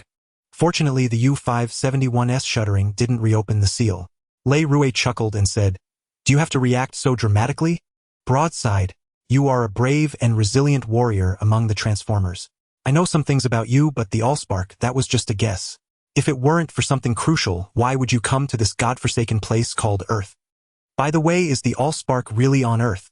Broadside calmed down his low rumble, returning. "I don't know," he replied. "If I did, I would have found the Allspark and returned to Cybertron long ago. The Decepticons suddenly arrived here, so we followed to check things out. You see, it's as simple as that. But I never expected this world to be so different from our records. It's no longer a barbaric wasteland, but has developed considerable technology and civilization." "I understand." Le Rouet lay back down to resume repairing the main diesel engine. He found it easier to work lying on his back than kneeling or squatting. "You're simply following the Decepticons here. Wherever they go, you Autobots are sure to follow." Broadside rumbled, "Yes. We Autobots are the noble faction. The war with the Decepticons, the evil faction, has become utterly irreconcilable. It has raged for millennia, but after the Allspark was lost, no new Transformers have been born on Cybertron. Do you know what that means?" "I know. It means your world is dying." "Yes." Broadside replied firmly. "Cybertron is dying. We must find the Allspark and bring it back to save our world. But if the Decepticons get it, our world will perish just the same. Those thoughtless fools believe the Transformers' destiny is to conquer the universe, yet they lack all respect and reverence for life." That's indeed a critical issue," Le Rouet replied casually. "And you look exactly like a human. Where are you from and what are you here to do?" "What do you mean, look exactly like a human?" Le Rouet struck the diesel engine's iron casing hard with his tool, producing a loud clang. "I am human, damn it. A genuine, pure human. But you guessed right. I'm here to save our world too. Haven't you noticed? All these chaotic life forms and races coming to Earth along with your Allspark, or whatever other nonsense, are messing things up until they're destroyed." "Exactly. I'm here to save Earth from all of you chaotic life forms and races." Gunnel fell silent for a long while before speaking in a muffled tone. "Ray, you are right. Though your words are harsh to me and to the Transformers, you are right. If the Allspark is indeed on Earth, the flames of war from Cybertron will sweep across this world. When that happens, your world will perish in the conflagration as well.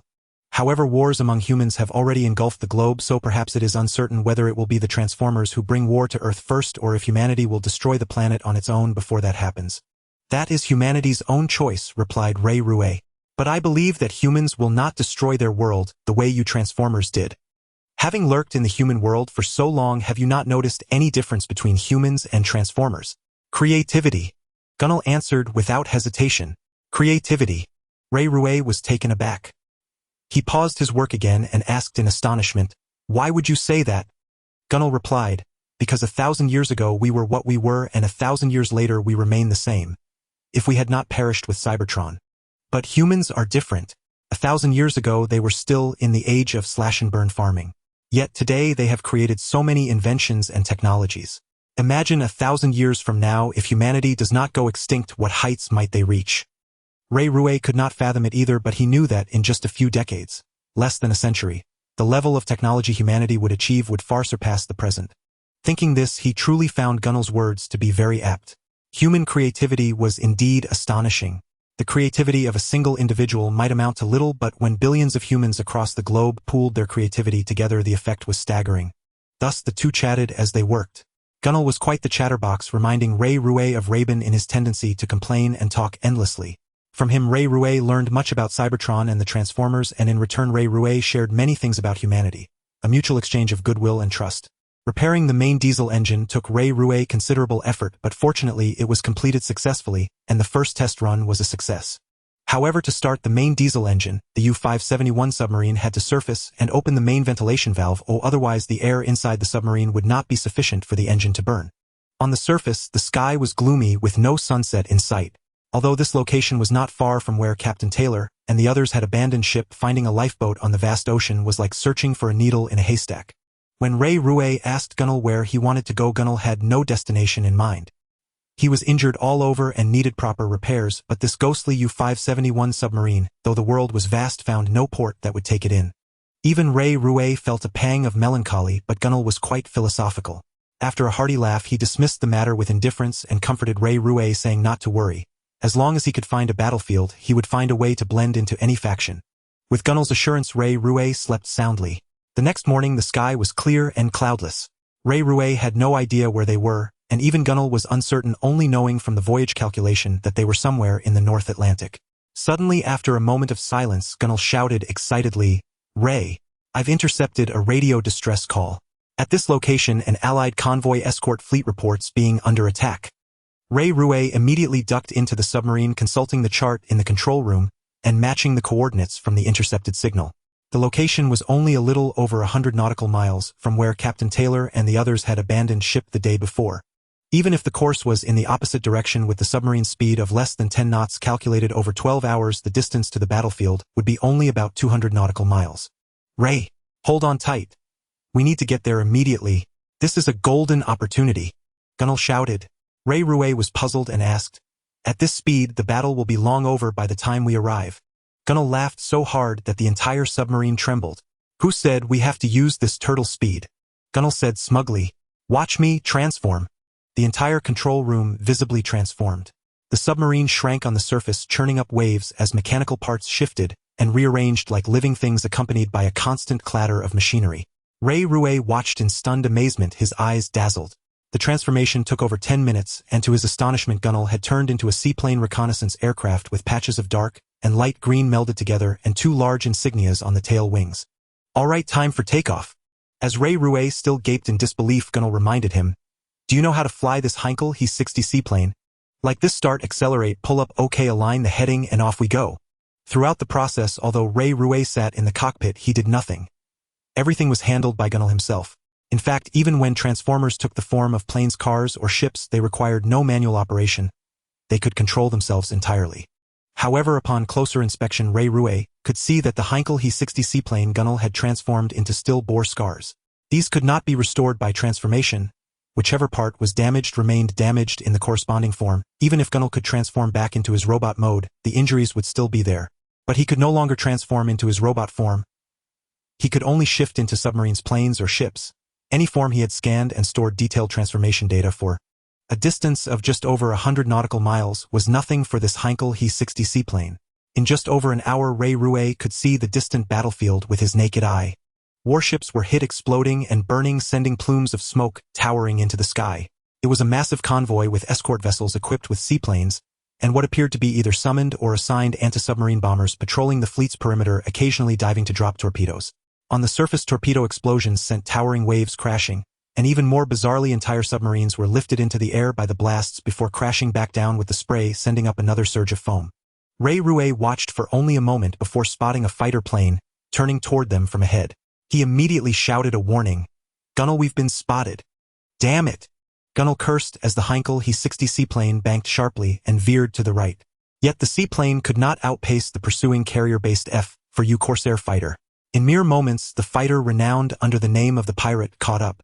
Its 12.7mm M2 machine guns opened fire, raining bullets in a chain.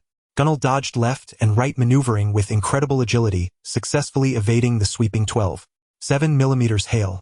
From within the cockpit, Ray Rue saw it clearly. The 12.7mm rounds linked into gleaming pearl necklaces across the sky, set against the backdrop of blue clouds and white sky. A dazzling sight, yet one that was lethal, meant to claim both his and Gunnel's lives. No matter how Gunnel maneuvered, the carrier-based F-4U Corsair fighter clung tenaciously to their tail. Gunnel could not shake it off, let alone find a quiet, unnoticed spot to secretly transform into an Allied seaplane. After the battle ended, this pilotless seaplane would be discovered, and it would be naturally assumed the pilot had bailed out and vanished, the plane having crash-landed without destruction, needing only to be towed back for repairs to be reactivated. That was Gunnel's cunning plan, but now it was all ruined by that damned carrier-based F-4U Corsair fighter. The two aircraft, one chasing and one fleeing, were already a dozen li from the battlefield when Gunnel suddenly shouted to Ray Rue, "There's an island at bearing 010. They'll fake a crash into the sea there. You can wait on the island for rescue while I dive back to the battlefield and find a way to transform and infiltrate the Allied fleet." Before his words faded, he began to turn. But Le Rouet strained his eyes and saw no island at bearing 010. Only an endless expanse of ocean with vast blue waves merging into the sky. "There's no island there," Le Rouet shouted. "There is," Gunnel yelled. "Watch out. 3 minutes until I hit the sea." "Is our pact still valid?" "Pact? What pact?" Le Rouet asked, utterly bewildered. Though Gunnel insisted there was an island at bearing 010, Le Rouet still couldn't see it, almost doubting whether they were looking at the same world. "The pact between us," Gunnel boomed. "If you find the Allspark or any clue to it, hand it over to us Autobots. Trust me, you don't want to deal with the Decepticons. Once we get the Allspark, we'll leave Earth and return to Cybertron, so you won't have to worry about the war they're spilling onto this planet." That pact. Le Rouet suddenly understood. Among the Transformers, if he had to choose one to deal with, it would undoubtedly be the Autobots. As Gunnel said, those Decepticons were all evil fanatics who would destroy the entire Earth without blinking an eye for the survival of Cybertron and the Transformers. At that moment, a line of text appeared before his eyes. "Mission activated, seek the Allspark." Le Rouet was stunned. This mission was peculiar. No description, no time limit, just a name and nothing else. Having secured Le Rouet's promise, Gunnel seemed delighted and repeatedly reminded him, "Time's up, Le. Do you see that island? It's just ahead, 10, 9, 8. As Gunnel counted down, Le Rouet peered at the sea ahead. Closer now, it seemed a bit odd. The sunlight there appeared dimmer. But he still couldn't spot any island. When the countdown ended, Gunnel trailed thick black smoke from his tail and nosedived from the sky. Suddenly Le Rouet felt as if he had passed through some world's barrier. On the previously empty sea, a towering island appeared right beside him. Even though the crash was fast and the scenery flashed by the window, Le Rouet could see buildings on the island built along the mountain with many platforms covered in flowers and plants. "What the hell is this place?"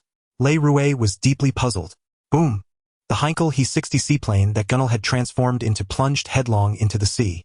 To sell the act convincingly to the pursuing carrier-based F-4U Corsair fighter, his crash wasn't just a performance. It was a real crash. Poor Le Rouet, though. The violent impact merely rattled Gunnel, but for Le Rouet it wasn't just a matter of passing out. He was in the ocean, and if he didn't wake up in time, he would drown. After a moment of dizziness, Gunnel recovered and checked his condition. Only slightly injured. Seeing Le Rouet unconscious, he grumbled, "The human body is so fragile." With Le Rouet in this state, Gunnel couldn't open the canopy. Seawater would rush in and drown him. As he pondered how to wake Le Rouet, Gunnel suddenly sensed someone approaching rapidly. He stayed still, maintaining the pose of a crashed plane, sinking slowly in the sea, though the sinking speed was carefully controlled. Having successfully shot down a German Heinkel He-60 seaplane, the carrier-based F-4U fighter pulled up roaring past an invisible spherical shield. Below, the crashed seaplane sent up a huge spray of water. Confirming the German reconnaissance plane was down, the F-4U waggled its wings and flew off into the distance. Gunnel wasn't worried about that. If such a realistic crash didn't fool that F-4U, then his extensive combat experience would be a joke. He was more concerned about when Le Rouet would wake up, and even more curious about the approaching figure. Swift and agile, and a human female. Gunnel had just lamented the fragility of the human body, and in an instant this human female slapped his words back in his face. They were already sinking past 15 meters, yet she was unaffected, faster than a fish. She glanced at Le Rouet in the cockpit, then bent her legs as if to kick. "Wait!" Gunnel almost shouted, but caught himself in time, letting out only a large bubble from the propeller of the plane, swallowing the rest of his words. At that moment, the human female slammed her feet against the canopy with a muffled clang. The canopy flew off, and Gunnel's eyes nearly popped out as it sank to the seabed. My God, this human female was practically a humanoid dinosaur. Gunnel couldn't help but mutter inwardly. Before he could even retrieve the canopy, he watched helplessly as the human female grabbed Le Rouet from behind and ascended toward the surface. Until the two figures vanished from sight, Gunnel silently said to Le Rouet, "Farewell, Le. Hope we meet again." Deep beneath the sea, unnoticed, a Heinkel He-60 seaplane stealthily approached the still-raging battlefield. The seabed was littered with German U-boats in a wolf pack hunt. Gunnel, now a ghostly submarine aircraft, soon locked onto a sinking seaplane, a Vought 2U Corsair similar in form to his He-60. A green light swept over the slowly sinking Vought 2U Corsair.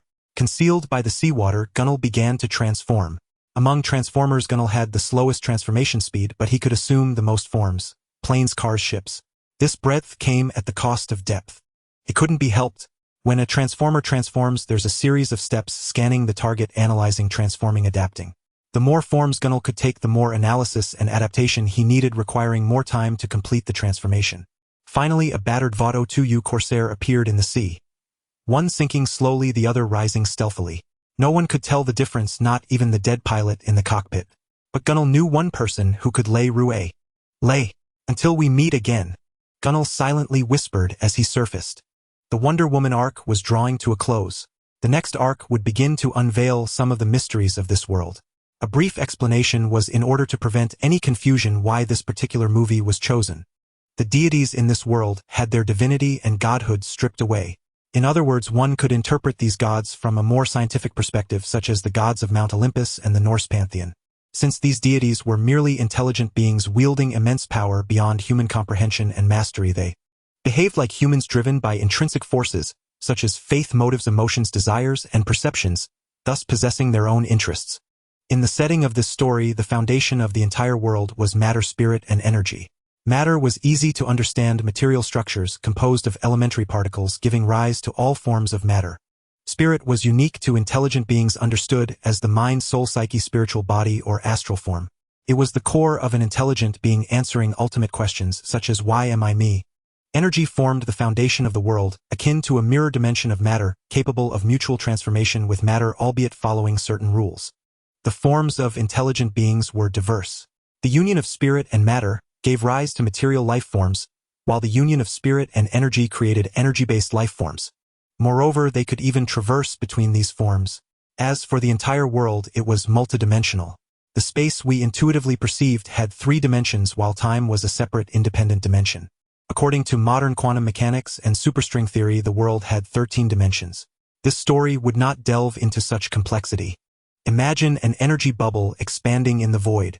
The space we intuitively perceive existed on the membrane of this bubble. If the energy bubble were a balloon, our world would be the 2-dimensional surface of the balloon, and then we could map that 2-dimensional surface to our 3-dimensional space. All this was to explain that in the worldview of this story, behind the 3-dimensional space lay another dimensional world that humans could not directly perceive.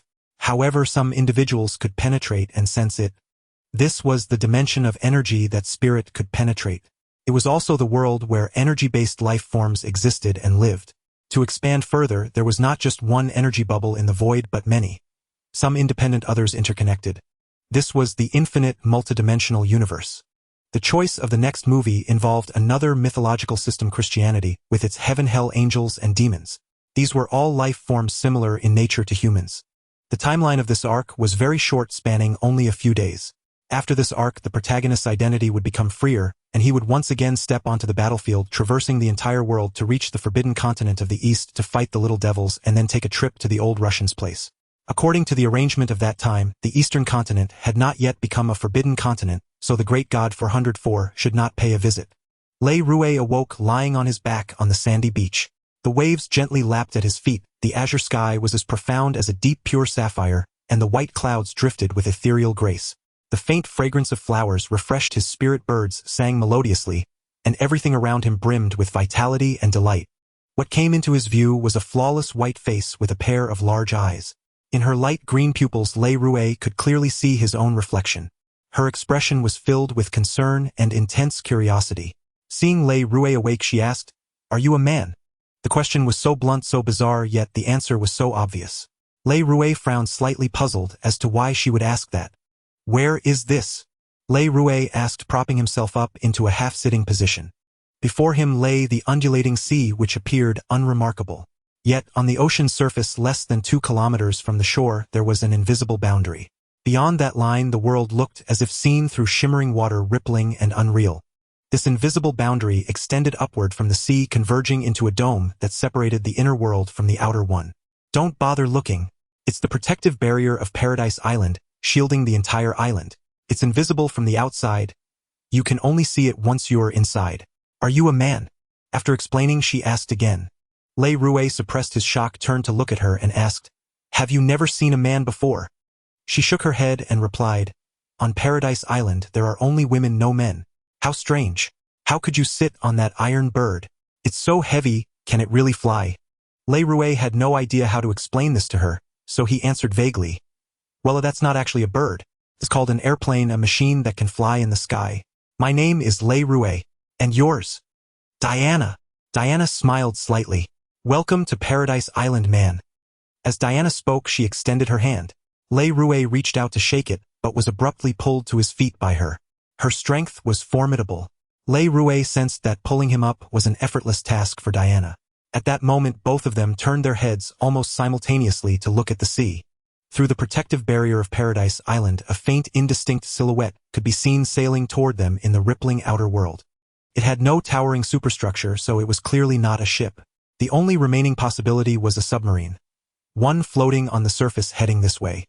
In the nearby battlefield, the Allied escort fleets along with fighters and bombers were targeting only German submarines, the infamous underwater wolf packs of the North Atlantic. "Diana," Le Rouet asked, "are there any weapons on the island?" "Weapons?" Diana turned with curiosity, looking at him seriously. "On Paradise Island, there are only women, but every one of them is a brave Amazon warrior. Of course we have weapons. But why would we need them? Is there a battle?" "Yes, that's a German submarine. It's heading this way. It looks damaged and can't dive." Diana understood every word Le Rouet said, but put together they made no sense to her. Germany submarine dive. By the gods of Mount Olympus, what was this man talking about? Le Rouet grabbed Diana's hand, intending to pull her away, but he couldn't budge her at all. Instead, Diana looked at him with surprise and praised, "You're quite strong. If these people are coming, we welcome them to Paradise Island. You know Paradise Island moves across the sea. We rarely see people from the outside world. But they are not people. They are demons. Demons that bring slaughter." Le Rouet shouted in panic. "You need to prepare your people for battle immediately. These men have guns. Don't just stand there, Diana." His urgent shout made Diana stop and ask with grave seriousness, "Demons. Demons that bring slaughter. Are they servants of Ares? Has Ares appeared again?" By this time, the German submarine had already crossed the protective barrier.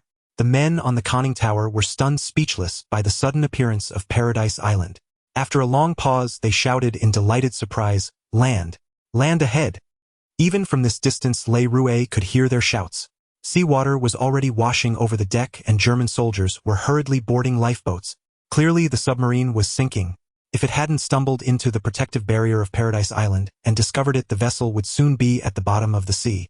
Le Rouet stamped his feet in frustration, but Diana seemed to be on a different wavelength, persistently asking about the war god Ares. Le Rouet deeply regretted this. He knew that the woman before him was Wonder Woman, and this was Paradise Island, a refuge created by the Olympian gods for the Amazon tribe. But he hadn't seen this movie, or to be precise, he hadn't had the chance to. At that time, he was in the cinema about to buy a ticket when he saw the huge movie poster. Wonder Woman stared at him with piercing eyes. No matter where he moved, it seemed her gaze followed him. Just as he felt a strange unease, the accident happened. His vision went dark, and when he woke up, he was on a landing craft heading for Omaha Beach. He watched helplessly as German soldiers frantically rowed their lifeboats toward them. Behind them, the submarine had already sunk, leaving only the conning tower barely above the surface. There were 6 lifeboats in total, carrying 36 German soldiers.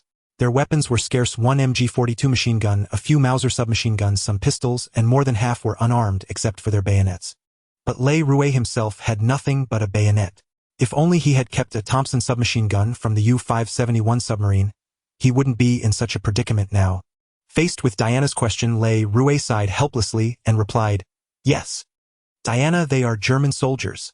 Whether they are servants of Ares, I don't know. All I know is that the world war they have ignited has already engulfed the entire globe, killing billions of people. And this war is still ongoing. If they set foot here, they will not be grateful. They will occupy this place, trying to turn it into part of their war machine." Diana was stunned. The world war. She couldn't comprehend its meaning, yet a war that led to the deaths of tens of millions. This number completely exceeded her understanding. If Rayleigh wasn't lying, then the god of war and the conflicts she knew were utterly insignificant before this global catastrophe. Ares, the god of war, had long been stirring trouble across the world, while they, the brave Amazon warriors, hid in the sanctuary of Paradise Island built by the gods, waiting for his resurgence. How absurd. Diana couldn't help but think these thoughts to herself. Yet she couldn't fully trust Rayleigh's words, for she noticed that the clothes he wore bore the same insignia as those on the lifeboats. Diana remained cautious. Though she had always lived on Paradise Island, she was no naive girl. Her mother had warned her that Ares was cunning and brutal, delighting not only in force but in pitting others against each other to grow stronger from their slaughter. Perhaps this was one of his schemes, to provoke the brave Amazon warriors into attacking these people, leading to mutual carnage. Ray lay unaware of Diana's suspicions, was devising a bold plan. He intended to use the very German naval uniform that had aroused her distrust. He planned to blend in with the landing German soldiers and seize the MG-42 machine gun. A true weapon of mass destruction, a scythe reaping lives against these unsuspecting Amazon women. The appearance of the German soldiers had already caught the attention of the Amazon warriors. On a cliff platform near the beach, Queen Hippolyta sat astride a pure white horse overlooking the approaching lifeboats. Beside her was her sister Antiope, the acknowledged champion of Paradise Island, who had trained the fierce Amazon warriors behind them. She bore a resemblance to Queen Hippolyta, the main difference being her bronze skin, while the queen's complexion was fairer and more delicate. What is Diana doing? Queen Hippolyta had just arrived and knew nothing of the events. The man beside her fell from the sky. Diana fished him out of the sea, and then these people appeared. Their great ship sank into the ocean. Poor souls, someone murmured behind her. The situation seemed simple. These people's ship had wrecked, and they sought refuge on Paradise Island in small boats. Queen Hippolyta thought the same, but as queen her responsibilities weighed heavier. She could not jump to conclusions so easily and decided to observe further. Yet as soon as they landed, the men shouted and assumed aggressive stances, showing no regard for Diana on the beach or the Amazon warriors on the island. Queen Hippolyta frowned displeased. With a wave of her hand, Antiope gave the order, sprinted forward, and leaped from the cliff platform. The other Amazon warriors followed, jumping off midair. They drew long ropes from their waists, swinging the hooked ends into the cliff's rocks. Clinging to the ropes, they swung like trapeze artists, their garments fluttering before releasing and somersaulting gracefully to land safely below. This display was so dazzling that Ray lay stared wide-eyed. The Amazon warriors, clad in scant valiant armor, revealed large expanses of fair, delicate skin, flat stomachs, high breasts, and strong, shapely thighs. It made one swallow hard thoughts turning to fantasies. Ray couldn't help but wonder, were these Amazon women, including the Wonder Woman Diana, truly dressed for battle?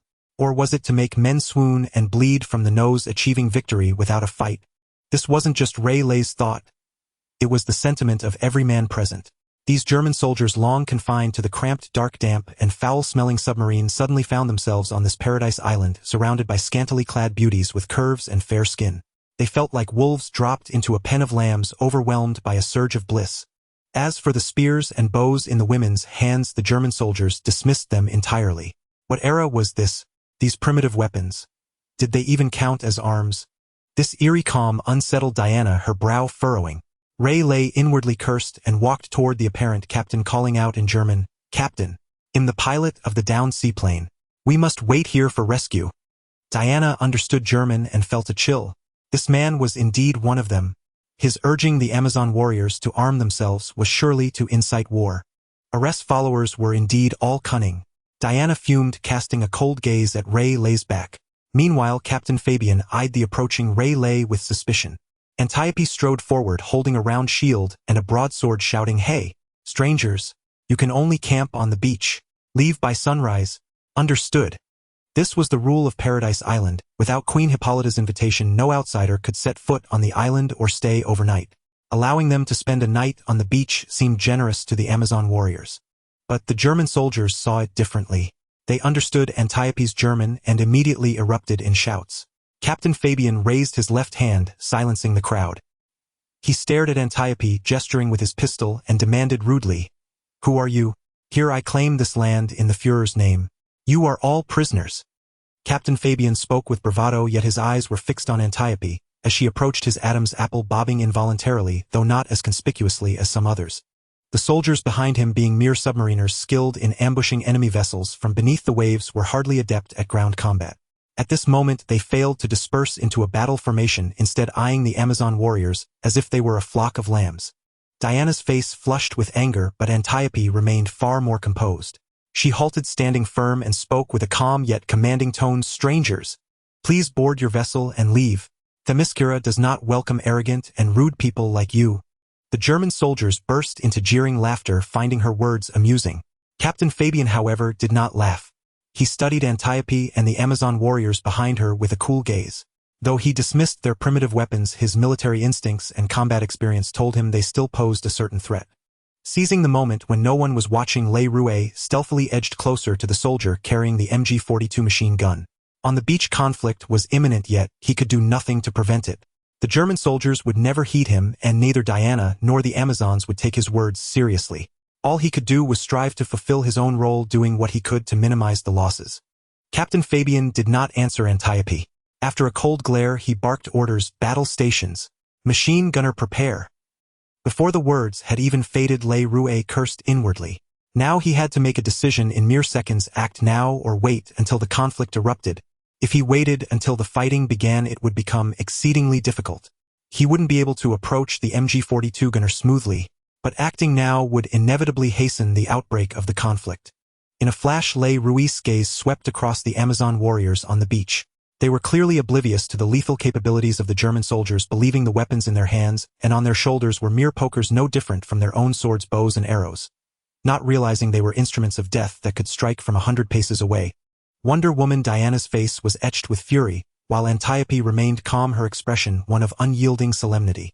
At the far end of the beach stood a cliff about 30 meters high.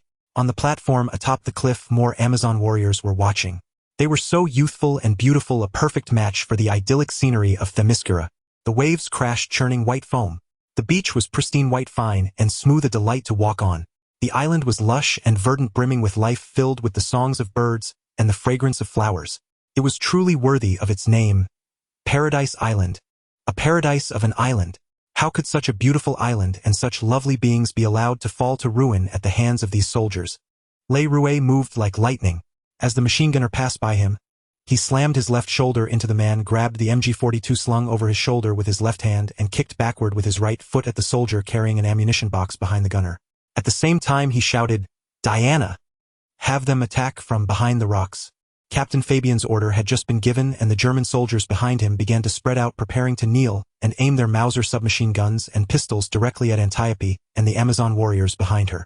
Le Rouet's sudden outburst threw everything into chaos. At this moment, Captain Fabian displayed exceptional military acumen and formidable mental fortitude. Ignoring the commotion behind him, he made a decisive sweep of his hand and commanded, "Open fire! Amazon warriors, charge!" Almost simultaneously, Antiope also gave the order to attack. Through years of rigorous training, Antiope, the foremost warrior of Themyscira, reacted with swiftness and grace.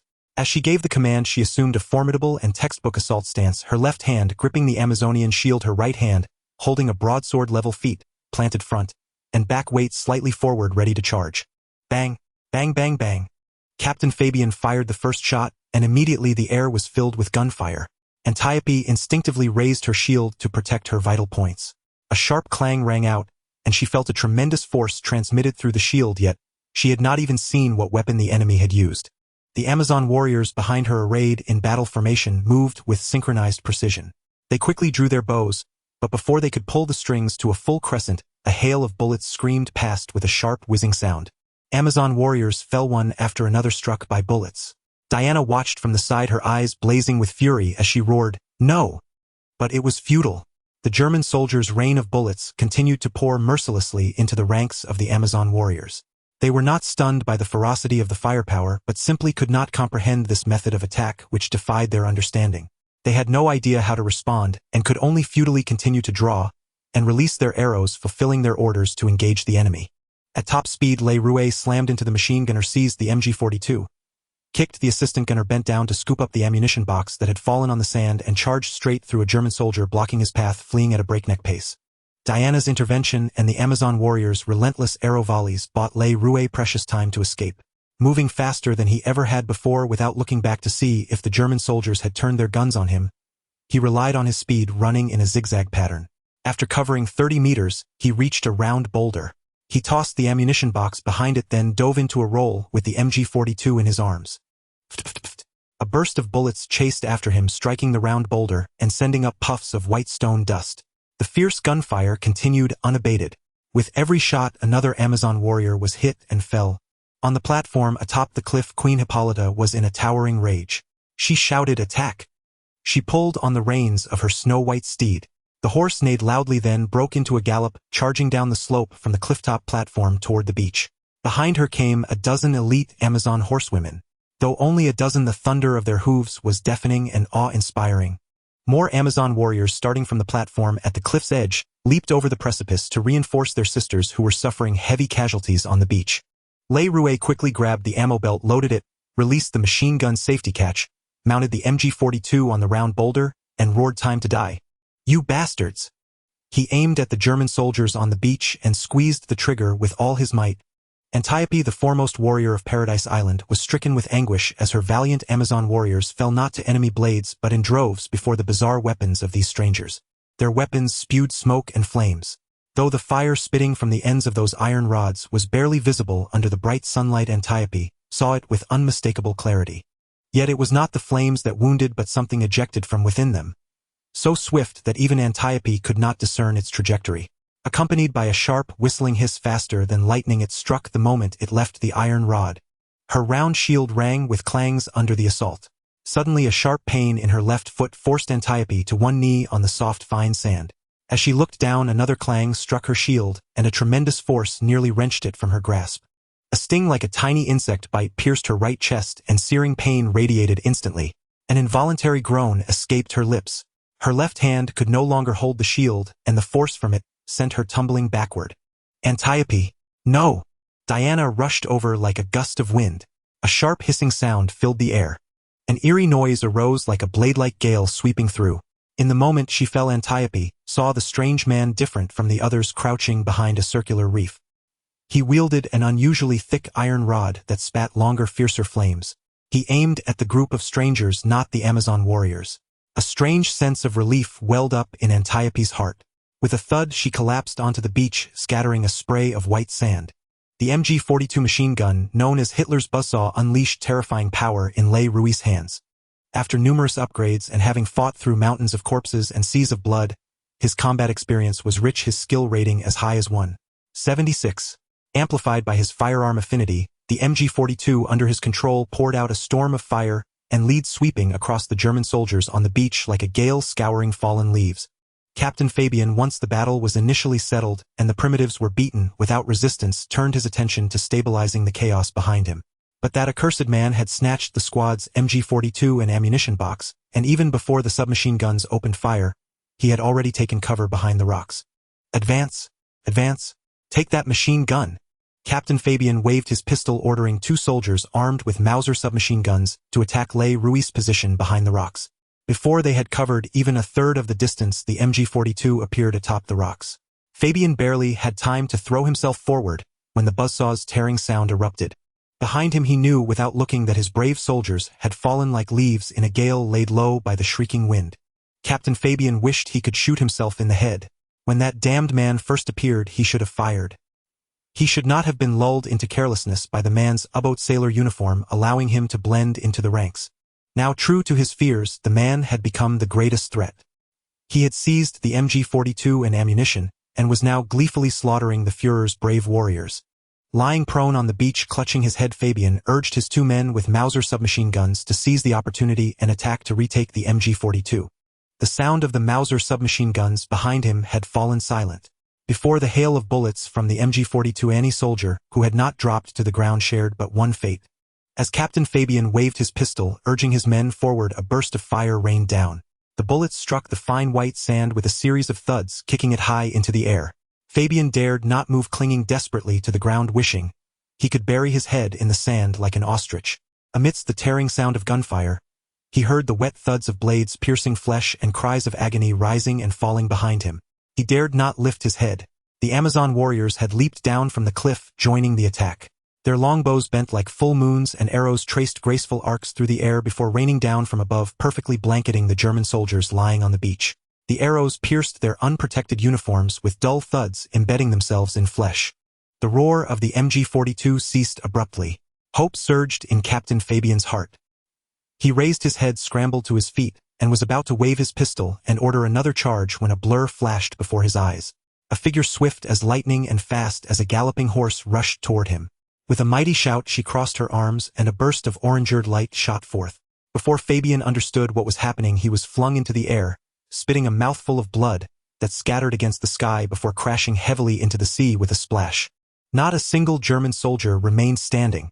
Le Roux strode quickly from behind the rocks, picked up Captain Fabian's Walther P-38 pistol, and walked over to him. Fabian was not dead. He struggled but could not rise from the seawater, blood trickling from the corner of his mouth. He looked at Le Roux in panic and asked, "You? Who Who are you? I'm the one sending you to see your Führer. Goodbye, bastard. Le Rouet replied, raised the pistol aimed at Captain Fabian, and fired 3 shots without a blink. Fabian's body convulsed in the water before falling still.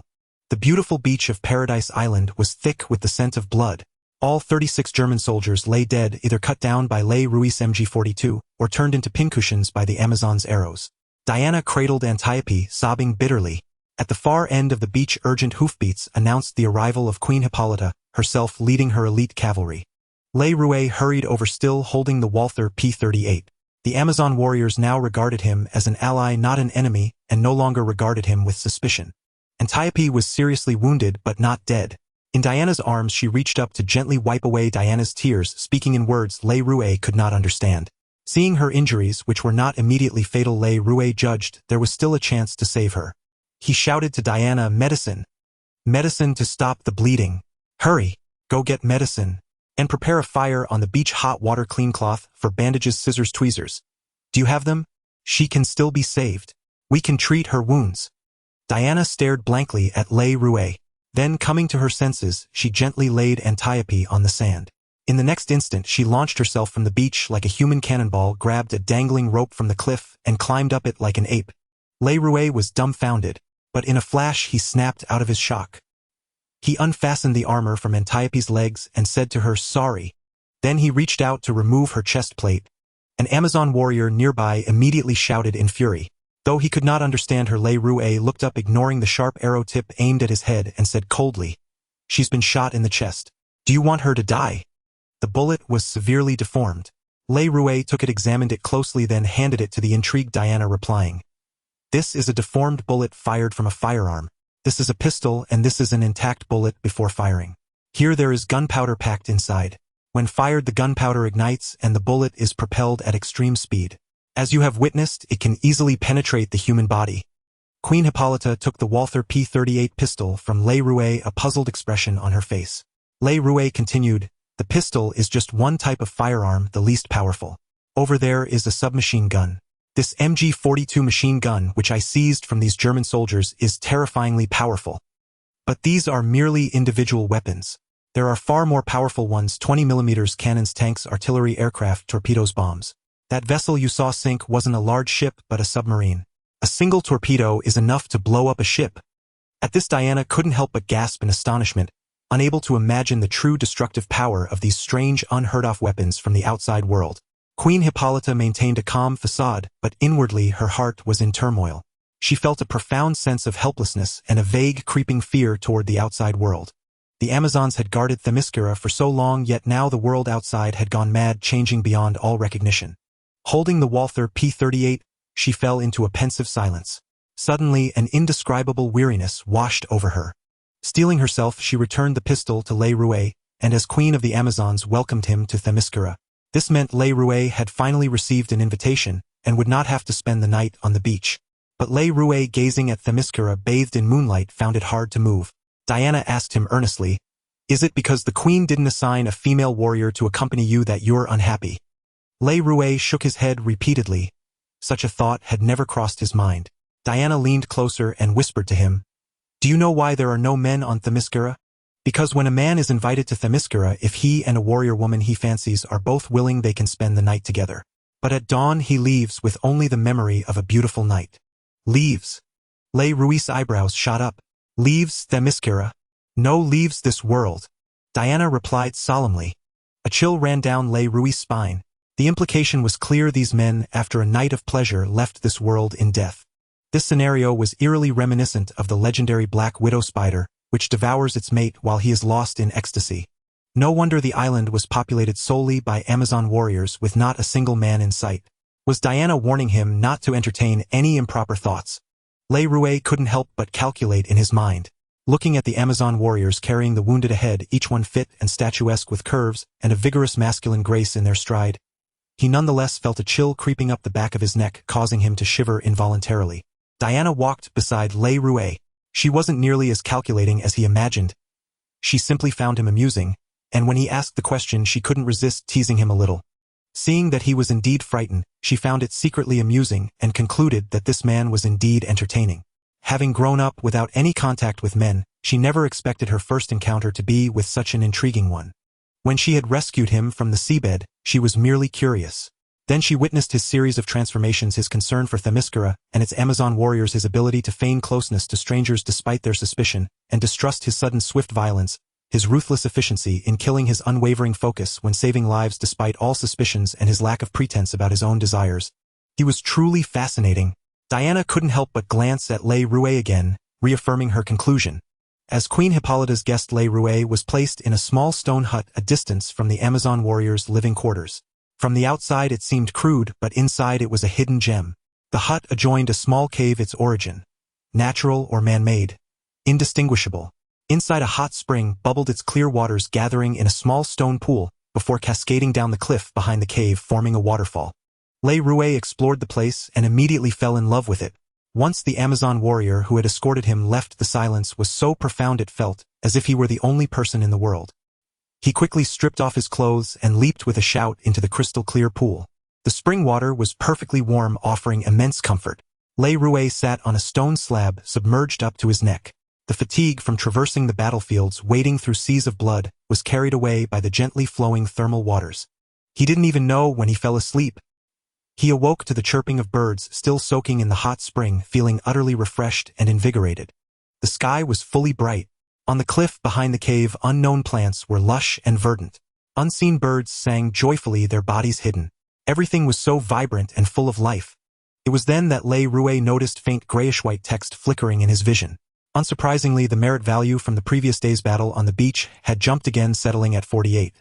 Still a long way from the next level. What truly surprised and delighted him was the system notification. He currently had 10 assignable upgrade points.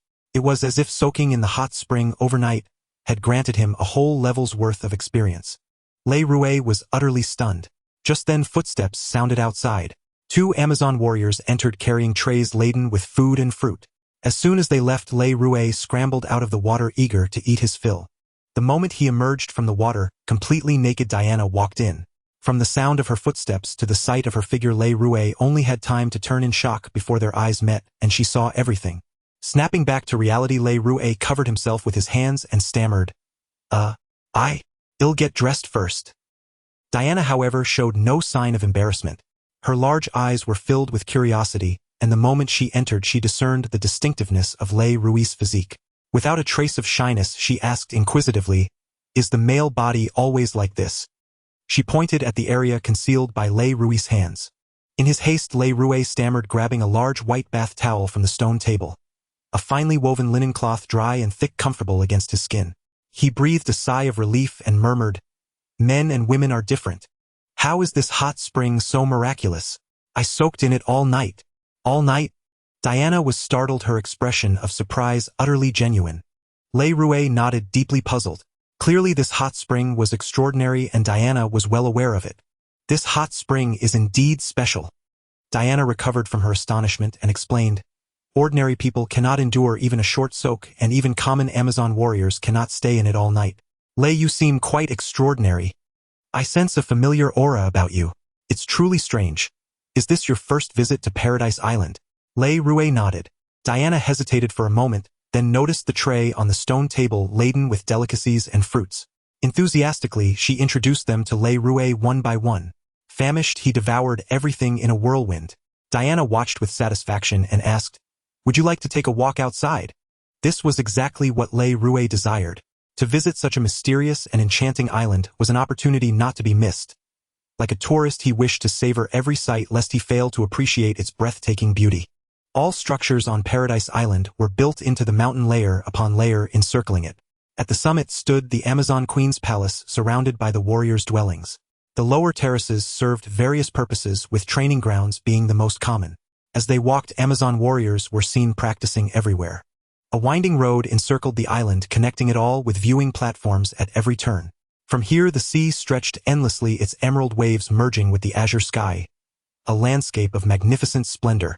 Diana guided Le Rouet along the way, but the palace atop the mountain was off-limits to him. It was the Amazon's sacred sanctuary, forbidden to outsiders like Le Rouet, and even Amazon warriors without the Queen's permission. Queen Hippolyta was also on the training ground. Diana's body stiffened at the familiar figure, and just as she halted, the Queen turned her gaze toward them. Before she could suggest changing direction, she had no choice but to brace herself and approach. Lei Rui glanced over and realized the queen and her attendants were studying something. The MG-42 machine guns, submachine guns, and pistols seized from German soldiers lay before them. Seeing Lei Rui approach, the queen waved her hand, and a maid promptly returned his saber with a respectful bow. After the fierce battle on the beach yesterday, Lei Rui had been busy tending to the wounded. Later, when he introduced the weapons to Queen Hippolyta and Diana, they had taken his saber for closer examination and not returned it. He hadn't minded at the time, as it seemed improper to carry a weapon when visiting Paradise Island. "This blade carries an ominous aura," Queen Hippolyta stated directly. "Can you tell me who forged it?" Lei Rui froze his hand, holding the saber suspended in midair. Everything on this island was shrouded in mystery. What did she mean by an ominous aura? Was it the legendary killing intent, or the malevolent energy absorbed from countless battles? Such notions defied scientific explanation. He could only shake his head with a wry smile and reply, "It wasn't forged by anyone. It was mass-produced industrially, with millions of soldiers issued such sabers or other types. Blacksmiths and forges are relics of the past. These firearms, ammunition, sabers, uniforms, even the soldiers' rations, all are products of large-scale industrial production. I don't understand this ominous aura. What does it refer to?" Queen Hippolyta remained silent, but Diana explained, "Slaughter, brutality, death. Your blade carries these ominous traces." Lei Rui still didn't grasp it. Just as the queen and Diana could hear his words but not comprehend their meaning, so too was he at a loss. A saber inevitably brings death and carnage. This was a natural truth on the battlefield. Whether auspicious or not, it couldn't change reality. Otherwise, one would have to bare one's neck to the enemy's blade. He could never accept that. Peace was certainly desirable and safety a blessing, but only if one had the strength to safeguard it. No peace existed without bloodshed. Without sacrifice and slaughter, how could peace's preciousness be appreciated? The beauty and tranquility of Paradise Island relied solely on an invisible, undetectable barrier. Once discovered by the outside world, its peace would shatter, and slaughter and death would follow inescapably. Just like the battle on the beach yesterday, the Amazon warriors had suffered heavy casualties. Over 20 dead, more than a dozen wounded, even Antiope gravely injured. Seeing Lei Rui's reaction, Queen Hippolyta seemed to read his thoughts. She sighed softly and said, "Since the fall of the gods, the Amazons have guarded this world from Paradise Island, fighting against evil and darkness. We are acutely sensitive to ominous auras. Every wisp is as clear as a strand of hair to us. However, your saber has been purified and blessed by the gods. You may use it without worry. These firearms, could you explain them in detail? How can they be forged, or rather produced?" This question truly troubled Lei Rui. Paradise Island was idyllic, but establishing a full industrial production system here was not merely difficult. It was nearly impossible. He had no choice but to answer honestly, "Your Majesty, building an industrial system on Paradise Island to produce these firearms and ammunition is virtually unfeasible. However, there is a solution. The outside world already has a complete and mature industrial system. These firearms and ammunition are not expensive. Trade can resolve the issue." Trade is not a new term.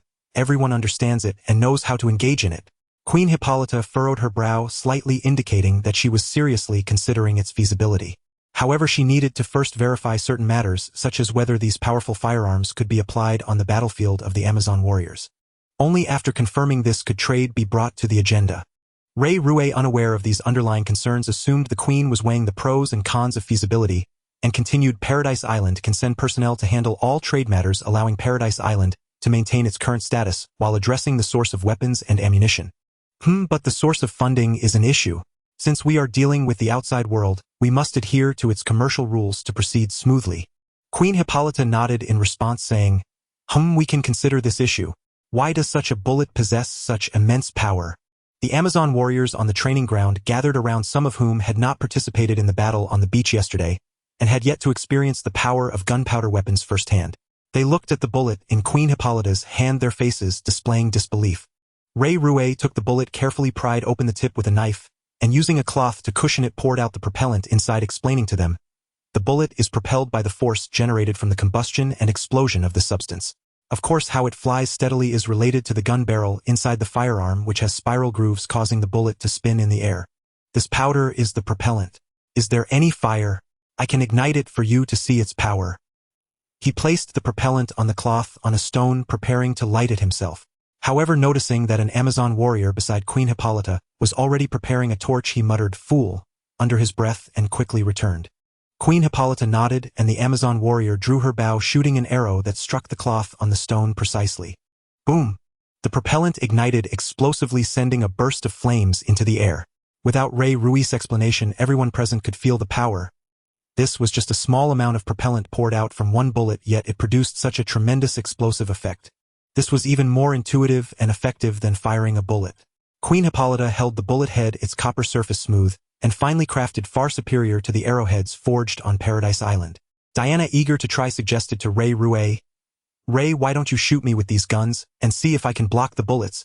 Ray Ruiz was not surprised. Among those he had encountered, the super soldier Red Skull from Germany seemed unafraid of being shot by a Thompson submachine gun.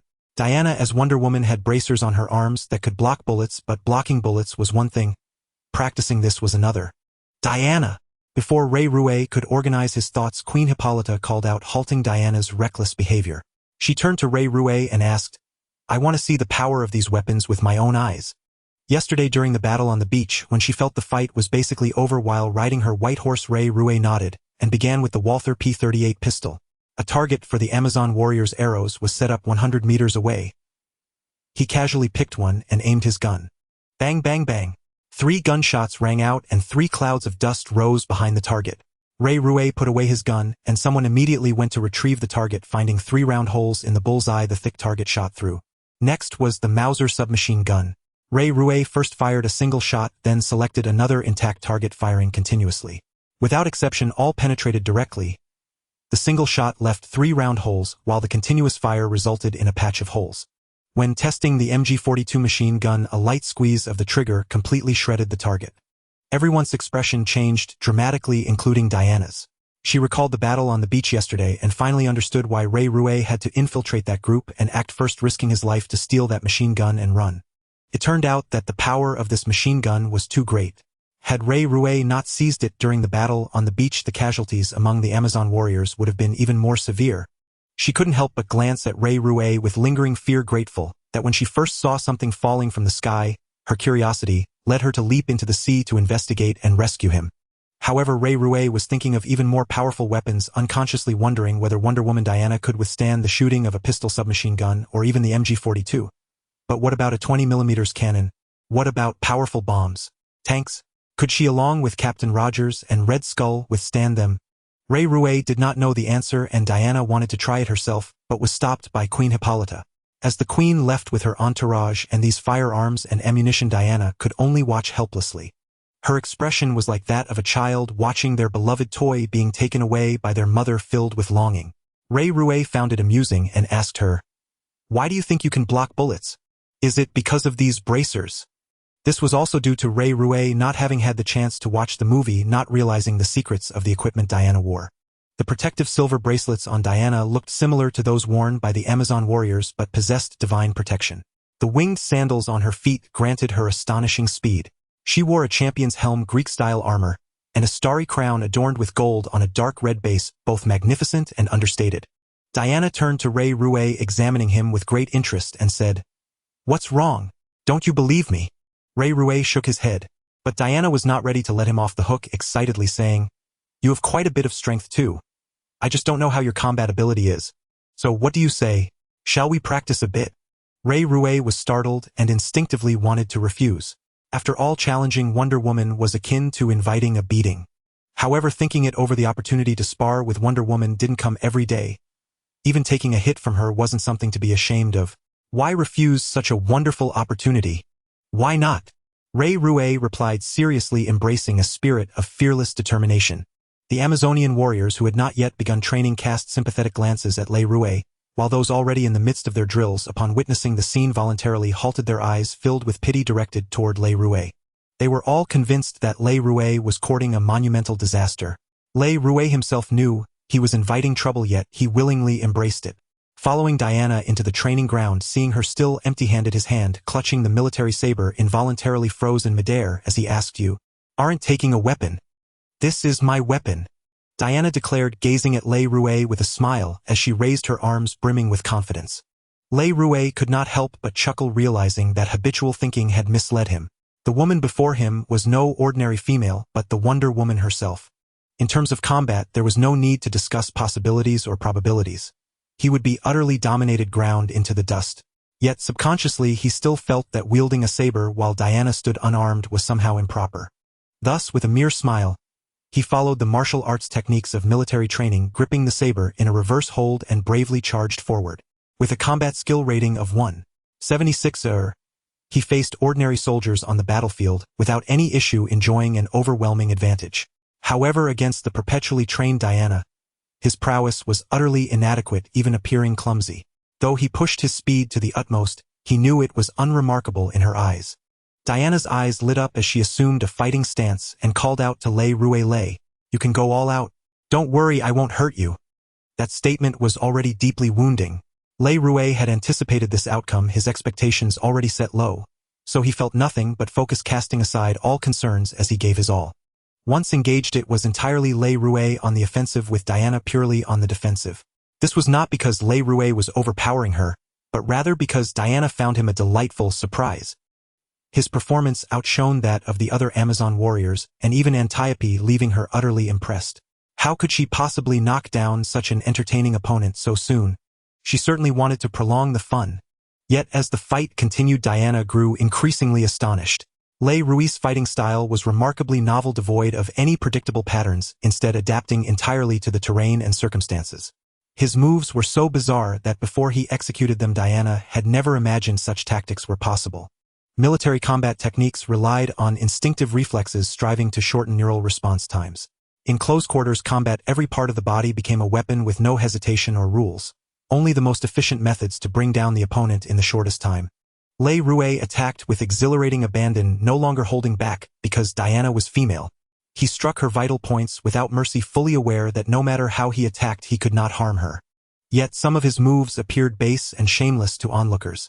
Queen Hippolyta, who had arrived at the training ground upon hearing the news, watched with a displeased expression. However, she refrained from intervening, knowing such training was beneficial, not detrimental to Diana's growth. The enemy Diana would face was the cunning war god Ares. Immensely powerful, savage, chaotic, and bloodthirsty. In his hands there was no distinction between men, women, or children, only slaughter. Queen Hippolyta watched for a while before turning away, her heart filled with conflict. On one hand, Diana was the hope of protecting Themyscira from the war god. She was the god-killer.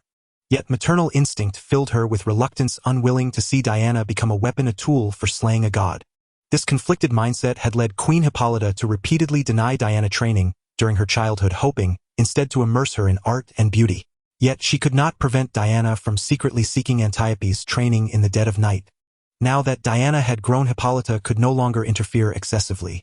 She could only return to the palace laden with infinite melancholy.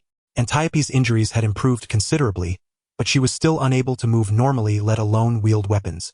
She remained bedridden, resting quietly. "What's the matter? Worried about Diana again?" Antiope asked. One glance at Queen Hippolyta's expression revealed her concerns.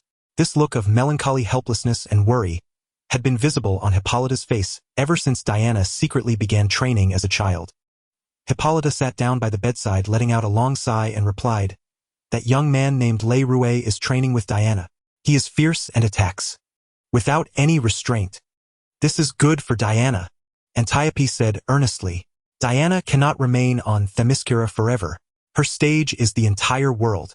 This time this young man brings news from the outside world. Diana, it is time for her to leave." Hippolyta looked dazed.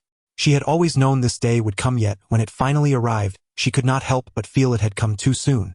Antiope sighed softly and said, "The war god Ares has risen faster than we anticipated. We thought that guarding the gates of the underworld, blocking his passage back to this world, would prevent him from wreaking havoc. But we underestimated him. If what this young man says is true, that this war engulfing the world has raged for so long, claiming so many lives, then Ares' rise is no longer a possibility but a reality." She spoke at length, her chest heaving, a faint, unnatural flush coloring her cheeks. Queen Hippolyta reached out, took her hand, and patted it gently, consoling her. "Rest now, do not exert yourself. Diana's affairs are beyond our control now. She has grown up." These were the heartfelt words of Queen Hippolyta as a mother, tinged with both pride and melancholy as well as infinite sorrow. Diana's growth signified her own aging. Though the Amazons were blessed by the gods and regarded as immortal by mortals, they were still powerless against the erosion of time. Even the gods themselves could not achieve eternity. As expected, Ray Rouet was beaten black and blue by Diana, unable to stand up and continue the fight, thus ending the training session. Diana had him carried back to his small stone hut. Just as she reached out to strip his clothes, Ray Rouet quickly stopped her. "I'll do it myself. I'll do it myself." The Amazon warriors who had carried him back withdrew, but Diana remained standing leisurely staring at Ray Rouet. She ignored his various hints to leave and showed no intention of exiting. Having no other choice, Ray Rouet decided not to overthink it. He treated it like being in a swimming pool where men and women wore only swimsuits covering their essentials. Nothing to be embarrassed about. In a few swift moves, he stripped down to a pair of shorts and soaked into the hot spring. He was truly black and blue, his body covered in bruises, but they were merely superficial wounds, looking more frightening than they actually were, with bruises scattered all over. This was thanks to Diana's restraint. If she had gone all out, Ray Rouet would have been down long ago. "Are you still soaking in the spring wearing underwear? We all soak completely naked. That's the most effective way," Diana kindly reminded him. Before she finished speaking, Ray Rouet slipped off his shorts underwater, rinsed them a few times, wrung them out, and laid them on the stone slab beside him. Then he looked at Diana and said with a puzzled tone, "Aren't you leaving? I need to sleep and I'll spar with you again this afternoon." "Really?" Diana's eyes lit up with surprise and delight. Ray Rouet nodded, slid his body down, tilted his head back, and submerged his entire head into the hot spring water, leaving only his nostrils above the surface. The hot spring water was perfectly warm, seeping into every pore of his body, soothing him so much that he almost moaned in pleasure. He floated there, closed his eyes, and truly prepared to sleep. Diana glanced at him a few times, a smile playing on her lips, then turned and left. Deep down she found Ray Rouet utterly fascinating. Ray Rouet wasn't asleep. His eyes were slightly closed, the warm spring water rippling gently over his eyelids, caressing them as softly as a lover's lips. Before his eyes, faint grayish-white text appeared against a black backdrop, reminding him that he still had 10 unallocated upgrade points. This was an unexpected gain from soaking in the hot spring overnight last night. A full 10 allocable upgrade points, even more precious than an equal amount of merit points. Ray Rouet pondered how to allocate these 10 upgrade points. The gap in strength between him and Diana was comprehensive. Having such a perfect sparring partner was something Ray Rouet welcomed eagerly. It wasn't about getting beaten under Diana's overwhelming dominance. He didn't have to worry about his own safety or hurting her. He could focus entirely on giving his all until he could fight no more. This was the ultimate challenge, the perfect extreme training. Ray Rouet didn't expect these 10 upgrade points to reverse the power dynamic between him and Diana. That was unrealistic. He simply considered how best to allocate this unexpected boon. After brief deliberation, he decided it was time to try out spirit and intelligence. Without further hesitation, he allocated all the points evenly, 5 each to spirit and intelligence. 2 dull thuds echoed like drumbeats, sending ripples across the hot spring surface. With his mouth submerged, Ray Rouet couldn't let out a groan. His entire body trembled in the water for a while before calming down. Before his eyes, the faint grayish-white text scrolled and finally settled. Level LV9, 89 merit points needed to advance to next level. Merit points 48. Strength 2, 66. Speed 2, 35. Endurance 2, 39. Spirit 1, 83. Intelligence 1, 84. Perception 1, 98. Combat skill 1, 88. The upgraded stats looked much more balanced, with strength standing out and the lagging attributes no longer so pronounced. After a quick glance, Ray Rouet stopped paying attention and truly fell asleep. When he awoke, the rocky cavern behind the stone hut had grown quite dim. A sliver of setting sunlight streamed through the entrance, coating the cave in a warm golden hue. He had slept for nearly an entire day.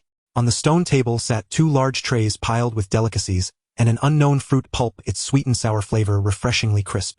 As if Diana had timed it perfectly, just as Ray Rouet was relieved that no one had barged in and had risen from the hot spring, footsteps sounded from outside the stone hut. Diana burst in energetically, showing no modesty at his nudity, staring intently at the parts he was covering with his hands. Helpless, Ray Rouet figured Diana had already seen everything worth seeing. He turned, picked up his dried shorts, put them on, then dressed. Walking to the stone table, he ate and drank heartily, asking, "Is it evening?" "You sure can sleep," Diana said with a hint of dissatisfaction. "All day long I've come to check on you several times, and you were just sleeping soundly in the hot spring." "What? Can't wait anymore." Ray Rouet ravenous mumbled with his mouth full of food. Diana raised her hands, the silver protective bangles on her arms glinting in the slanting sunlight. She arched an eyebrow and replied, "Of course. A sparring partner like you who can take a beating is hard to find." Ray Rue chuckled. With Diana's combative nature, she had likely fought every Amazon warrior on Paradise Island. Now that he had arrived bringing an unprecedented fighting style, she undoubtedly treasured him, itching for more matches. Once Ray Rue had finally eaten his fill, Diana eagerly dragged him back to the training ground, assuming a fighting stance ready for another bout. But Ray Rue, watching her bustling about with a smile, leisurely remarked, "I just ate. I'm full. Let me rest a bit before fighting." With that, he plopped down onto a large rock. Seeing Diana's stunned expression, he added, "Why don't you practice first? I'll watch." Diana was nearly driven mad with frustration. Many Amazon warriors watching from the sidelines chuckled at the scene. With a delicate shout, Diana whirled like a cyclone, her right leg lashing out like a whip, sweeping through the air toward Ray Rue's temple with astonishing force.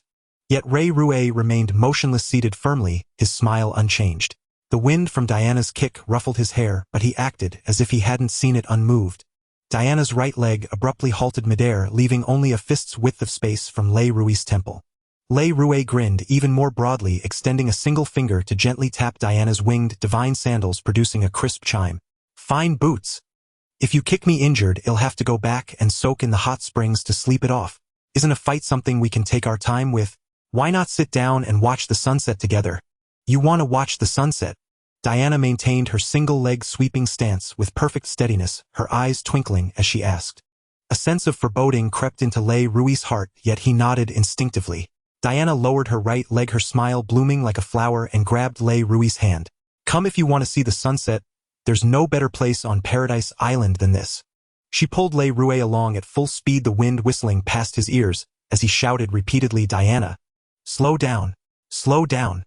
But Diana paid him no heed, dragging him in a frantic dash along the main road toward the highest peak of Paradise Island. Ray Rue experienced Diana's true prowess firsthand.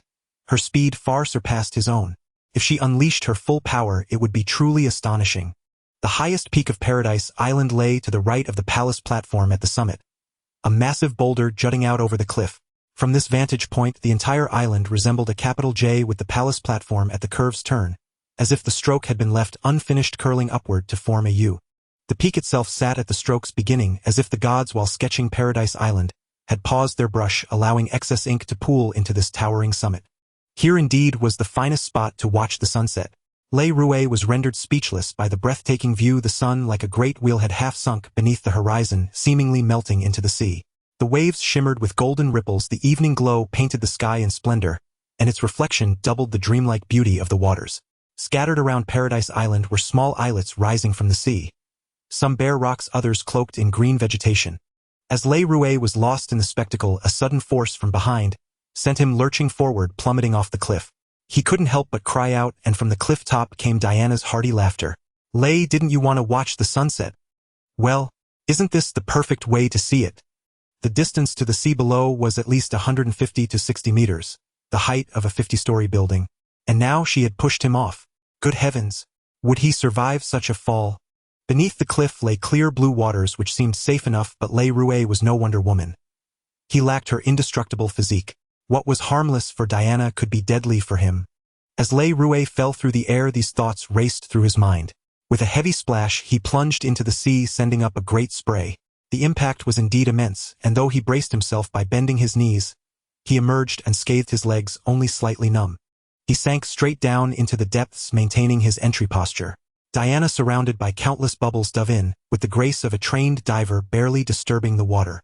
Seeing Ray Rue's condition, she felt a pang of concern, kicked her feet, and shot through the water like a fish, wrapping her arm around his chest and abdomen to propel them both to the surface. This was of course a ruse by Ray Rue to catch Diana off guard. He restrained his impulse to launch a surprise attack underwater, knowing that while he considered himself a decent swimmer, Diana had grown up on Paradise Island, surrounded by the sea.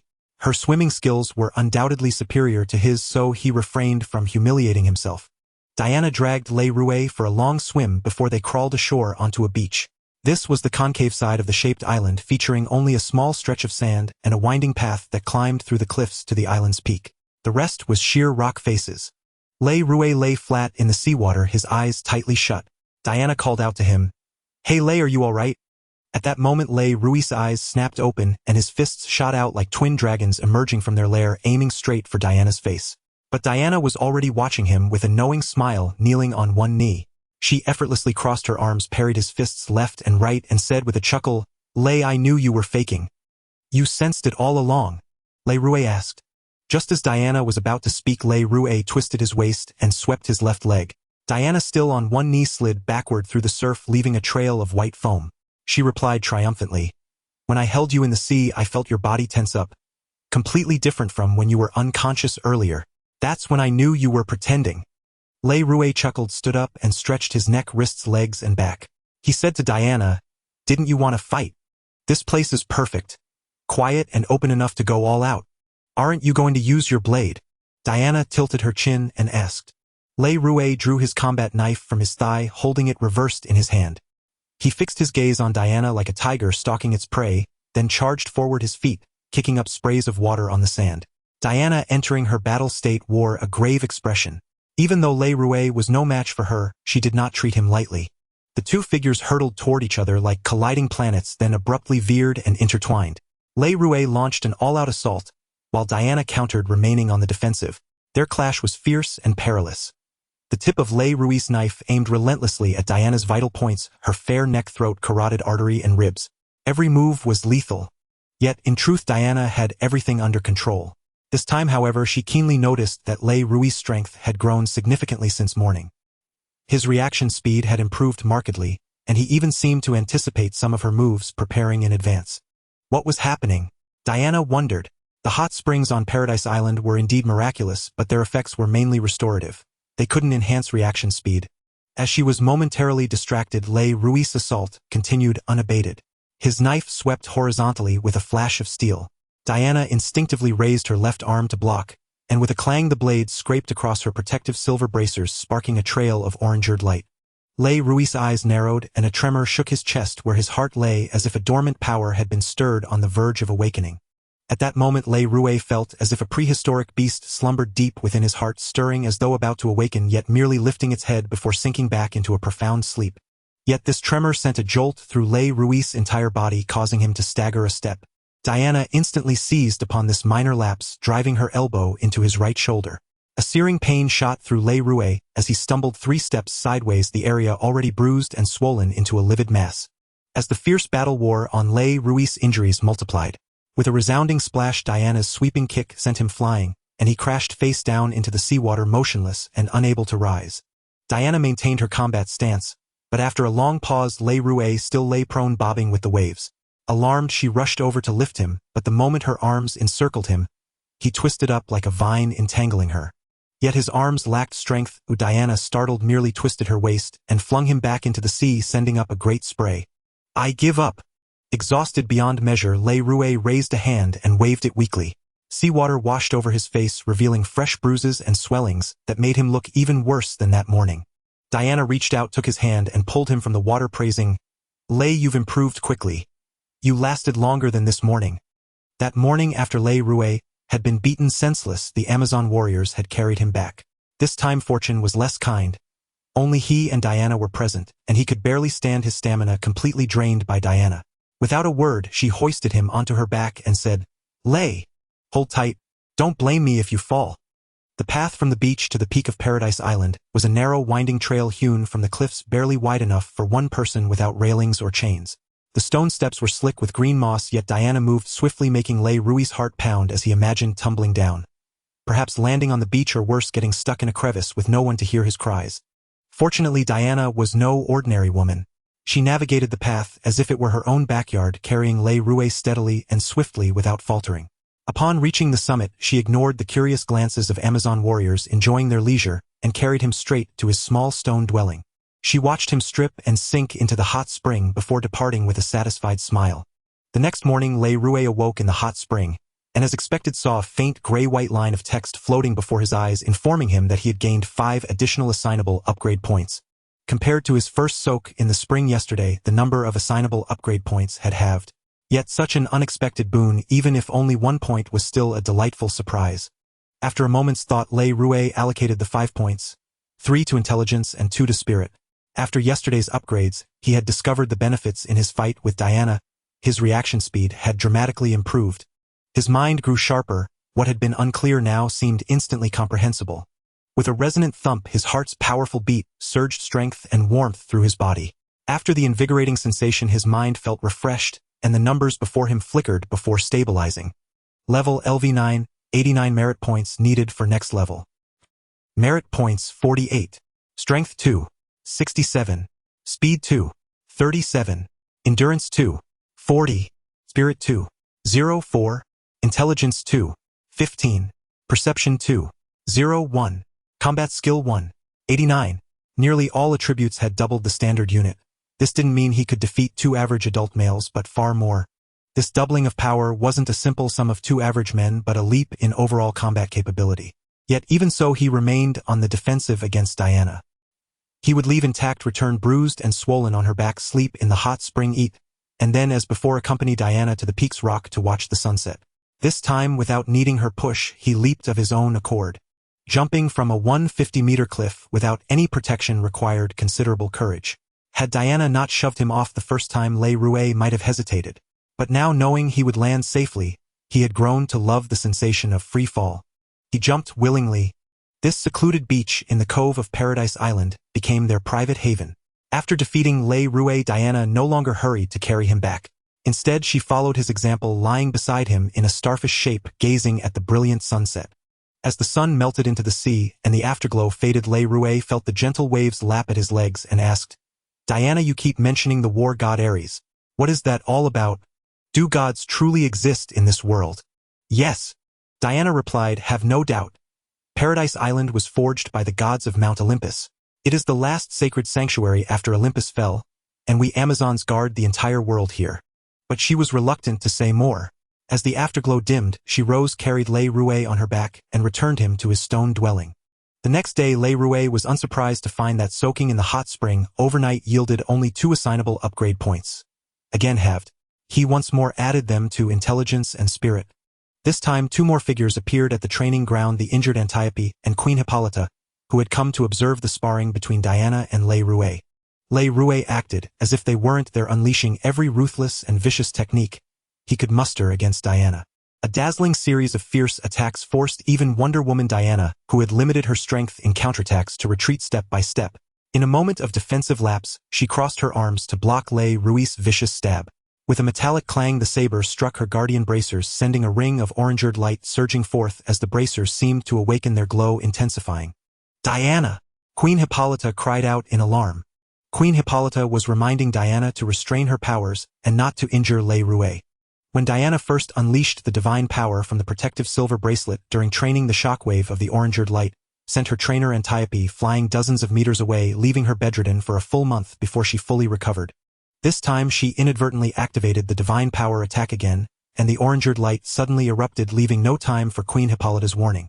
In that instant, Le Rouet distinctly felt the beast within him fully awaken. He could almost hear the roar of the prehistoric monster. As he was hurled into the air by the orangered light, a surge of power erupted from his body. The scene before everyone left them all stunned, especially Queen Hippolyta and Antiope. A sudden red light burst forth from Le Rouet, interspersed with other colors: gold, silver, white, and tender green, as if several strands of different colors were floating amid a sea of red flames. This light countered the orangered light unleashed by Diana, shielding Le Rouet from the impact. However, he had already been propelled into the air by the shockwave of the orangered light. Now, while protected by the awakened power within him, he was merely shielded from further impact. Diana, startled, immediately released her hands, causing the orangered light to surge back like a tide, and the power within Le Rouet also receded. Le Rouet fell from the air, bending his knees to land steadily, and raised his hands curiously to examine them. He could not understand where this sudden power came from. Suddenly a flash of insight struck him as he connected this to the super soldier serum within him. In a secret military base in London, he and 10 others were injected with the super soldier serum. After a series of trials, only he and Rogers survived while the others perished.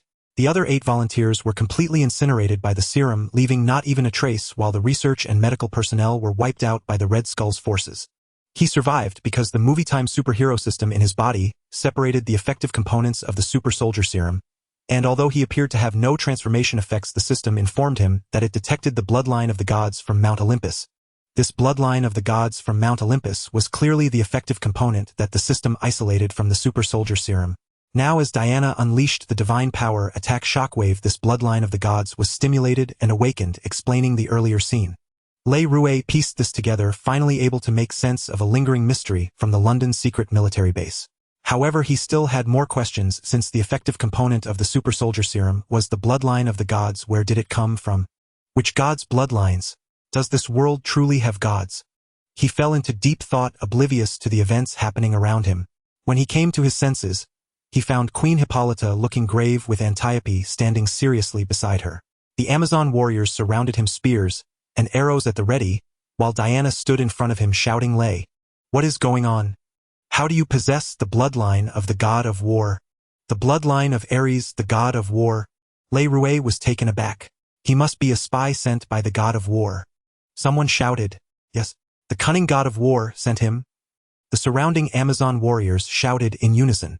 Lei Rue shook his head and replied, "Your Majesty, Queen Hippolyta Diana, I don't know what is happening either. I have no idea what this bloodline of the god of war you mentioned is. However, I was part of the Allied Super Soldier program and injected with the Super Soldier serum. Perhaps this is related to what you call the god of war's bloodline." He spoke no lies.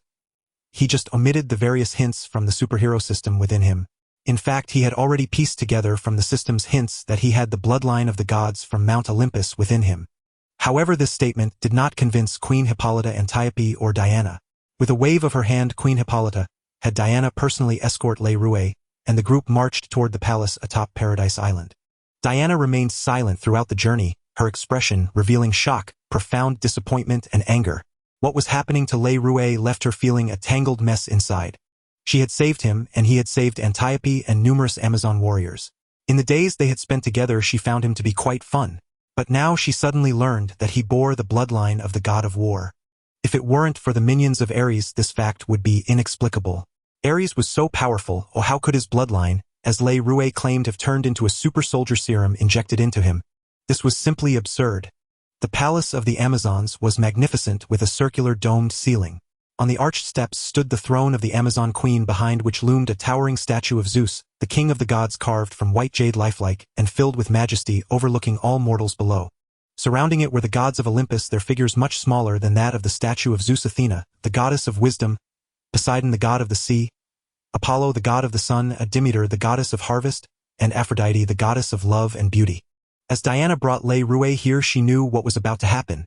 Her lasso of truth had always been kept away by her mother, who said that this weapon was too powerful, and that it was not yet time for Diana to wield it.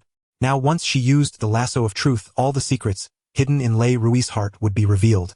This left Diana feeling conflicted. She hoped the lasso of truth would confirm Lei Rue's words and separate him from Ares, yet deep down she felt that he was most likely lying. If she used the lasso of truth, she would lose such a fun companion forever. Diana stepped aside. Queen Hippolyta held the lasso of truth, which appeared to be an unassuming rope, but possessed a miraculous ability to compel those bound to speak their innermost truths.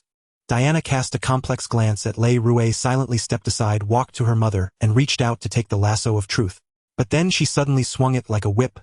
The lasso blazed like a flaming whip, with orange-red light radiating from its length. With a single swing, an invisible aura of authority surged forth, causing the Amazon warriors surrounding Lei Rue to step back.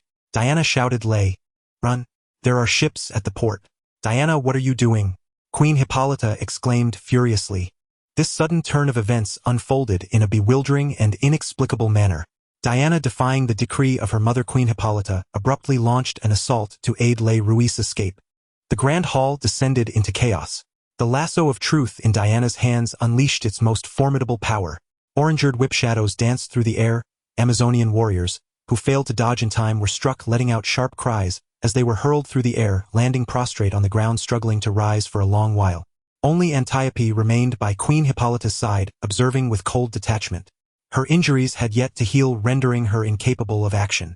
Diana's actions were merely to clear a path for Lei Rue, not a true declaration of war against her entire kin.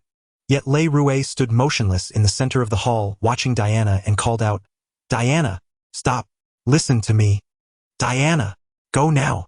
Diana cried out in panic, rushing forward to grab Lei Rue's hand and pull him away. Lei Rue, as if gifted with foresight, sidestepped, evading her grasp. His right hand shot out like lightning, seizing her wrist, and he shouted, "Diana, listen to me. I will not flee. I cannot flee. Everything I said is the truth." The truth. Diana finally halted, staring into Lei Rui's eyes from close range, and asked, "Everything you said, is it the truth?" Lei Rui nodded. "Yes, all of it is true. I know nothing of the god of war Ares. In fact, I still cannot believe that the gods truly exist in this world. Yes, the existence of Themyscira is a miracle, but how is its connection to the gods any different from myths and legends from around the world? Are they not merely tales?" The hall fell silent. Queen Hippolyta stepped forward, glaring fiercely at Diana. She reached out and gently took the lasso of truth from Diana's hand. The moment it left Diana's grasp, the lasso reverted to a dull, ordinary-looking rope, seemingly unremarkable. "Diana," Queen Hippolyta said with grave severity, "you have disappointed me greatly." She then turned to Lei Rui and declared, "Young man, the existence of the gods is no myth. Your ignorance or disbelief does not negate their reality. Whether you speak truth or falsehood, I have my ways of knowing." With that, Queen Hippolyta flicked her wrist.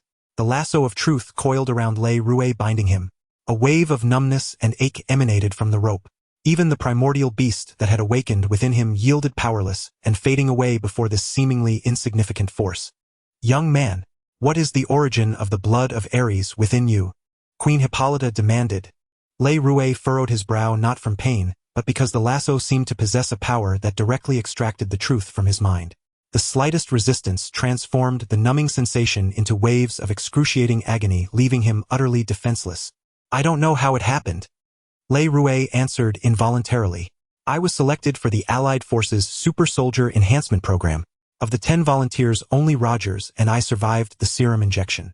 Rogers was transformed successfully into a super soldier. My transformation was incomplete, but my body was enhanced to a certain degree. My strength, speed, and endurance far surpassed those of an ordinary man. The super soldier serum, where did it come from? I don't know. It was the highest military secret of the Allied forces. We volunteers had no right to know." "Who knows of this?" Lei Rui's brow was deeply furrowed as he endured the intense discomfort from the lasso. "I don't know who knows. Perhaps Major Errett at the secret military base in London might." Queen Hippolyta asked a series of questions, and Lei Rui answered each one truthfully.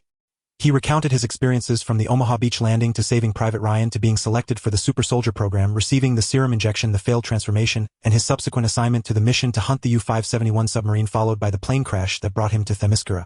Lei Rui could not lie on any question. However, he could omit details not directly relevant, such as the existence of the Transformers canon or the movie universe superhero system. The lasso of truth showed no reaction to these omissions. Having finished her interrogation, Queen Hippolyta was convinced that Lei Rui had not lied. In truth, if anyone could deceive while bound by the lasso of truth, she had no way to discern it, and could only trust that he spoke the truth. Queen Hippolyta flicked her wrist, releasing the lasso from Lei Rui. His body suddenly went limp and he nearly stumbled to the ground. Diana, standing nearby, reached out to support him. While bound by the lasso, Lei Rui had not felt particularly affected. But the moment it was released, it was as if a latent effect erupted, leaving him utterly weak and drained.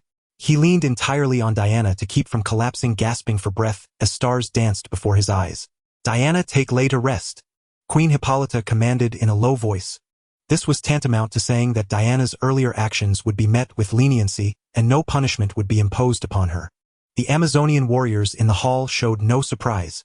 Such scenes were all too familiar to them. Diana half-carried Lei Rui away.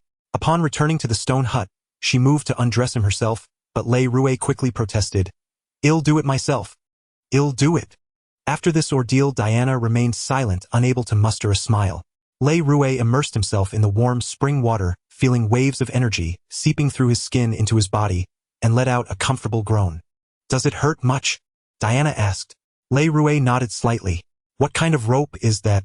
"I didn't feel it while bound, but after it was released it felt as if all my strength had been drained away, leaving me terribly weak." "This is the lasso of truth," Diana replied. "Forged by Hephaestus, the god of fire. Anyone bound by it can only speak the truth. Otherwise the pain is unbearable." "And you, Diana?" Lei Rui opened his eyes in the water. "What happens if you are bound by the lasso? Would you become as weak as I am?" Diana nodded. "Yes, even the gods cannot resist the power of the lasso of truth. In fact, the lasso poses a greater threat to the gods than to mortals. If they still exist in this world, the lasso would cause them to lose control of their divine power, becoming more fragile than humans."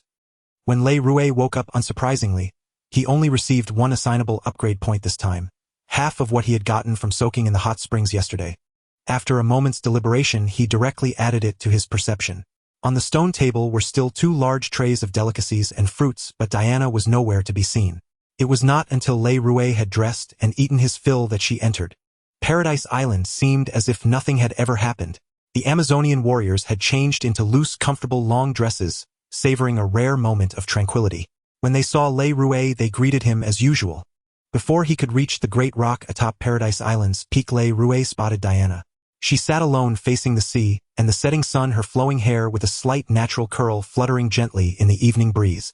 The warm sunlight cast a golden halo upon her locks.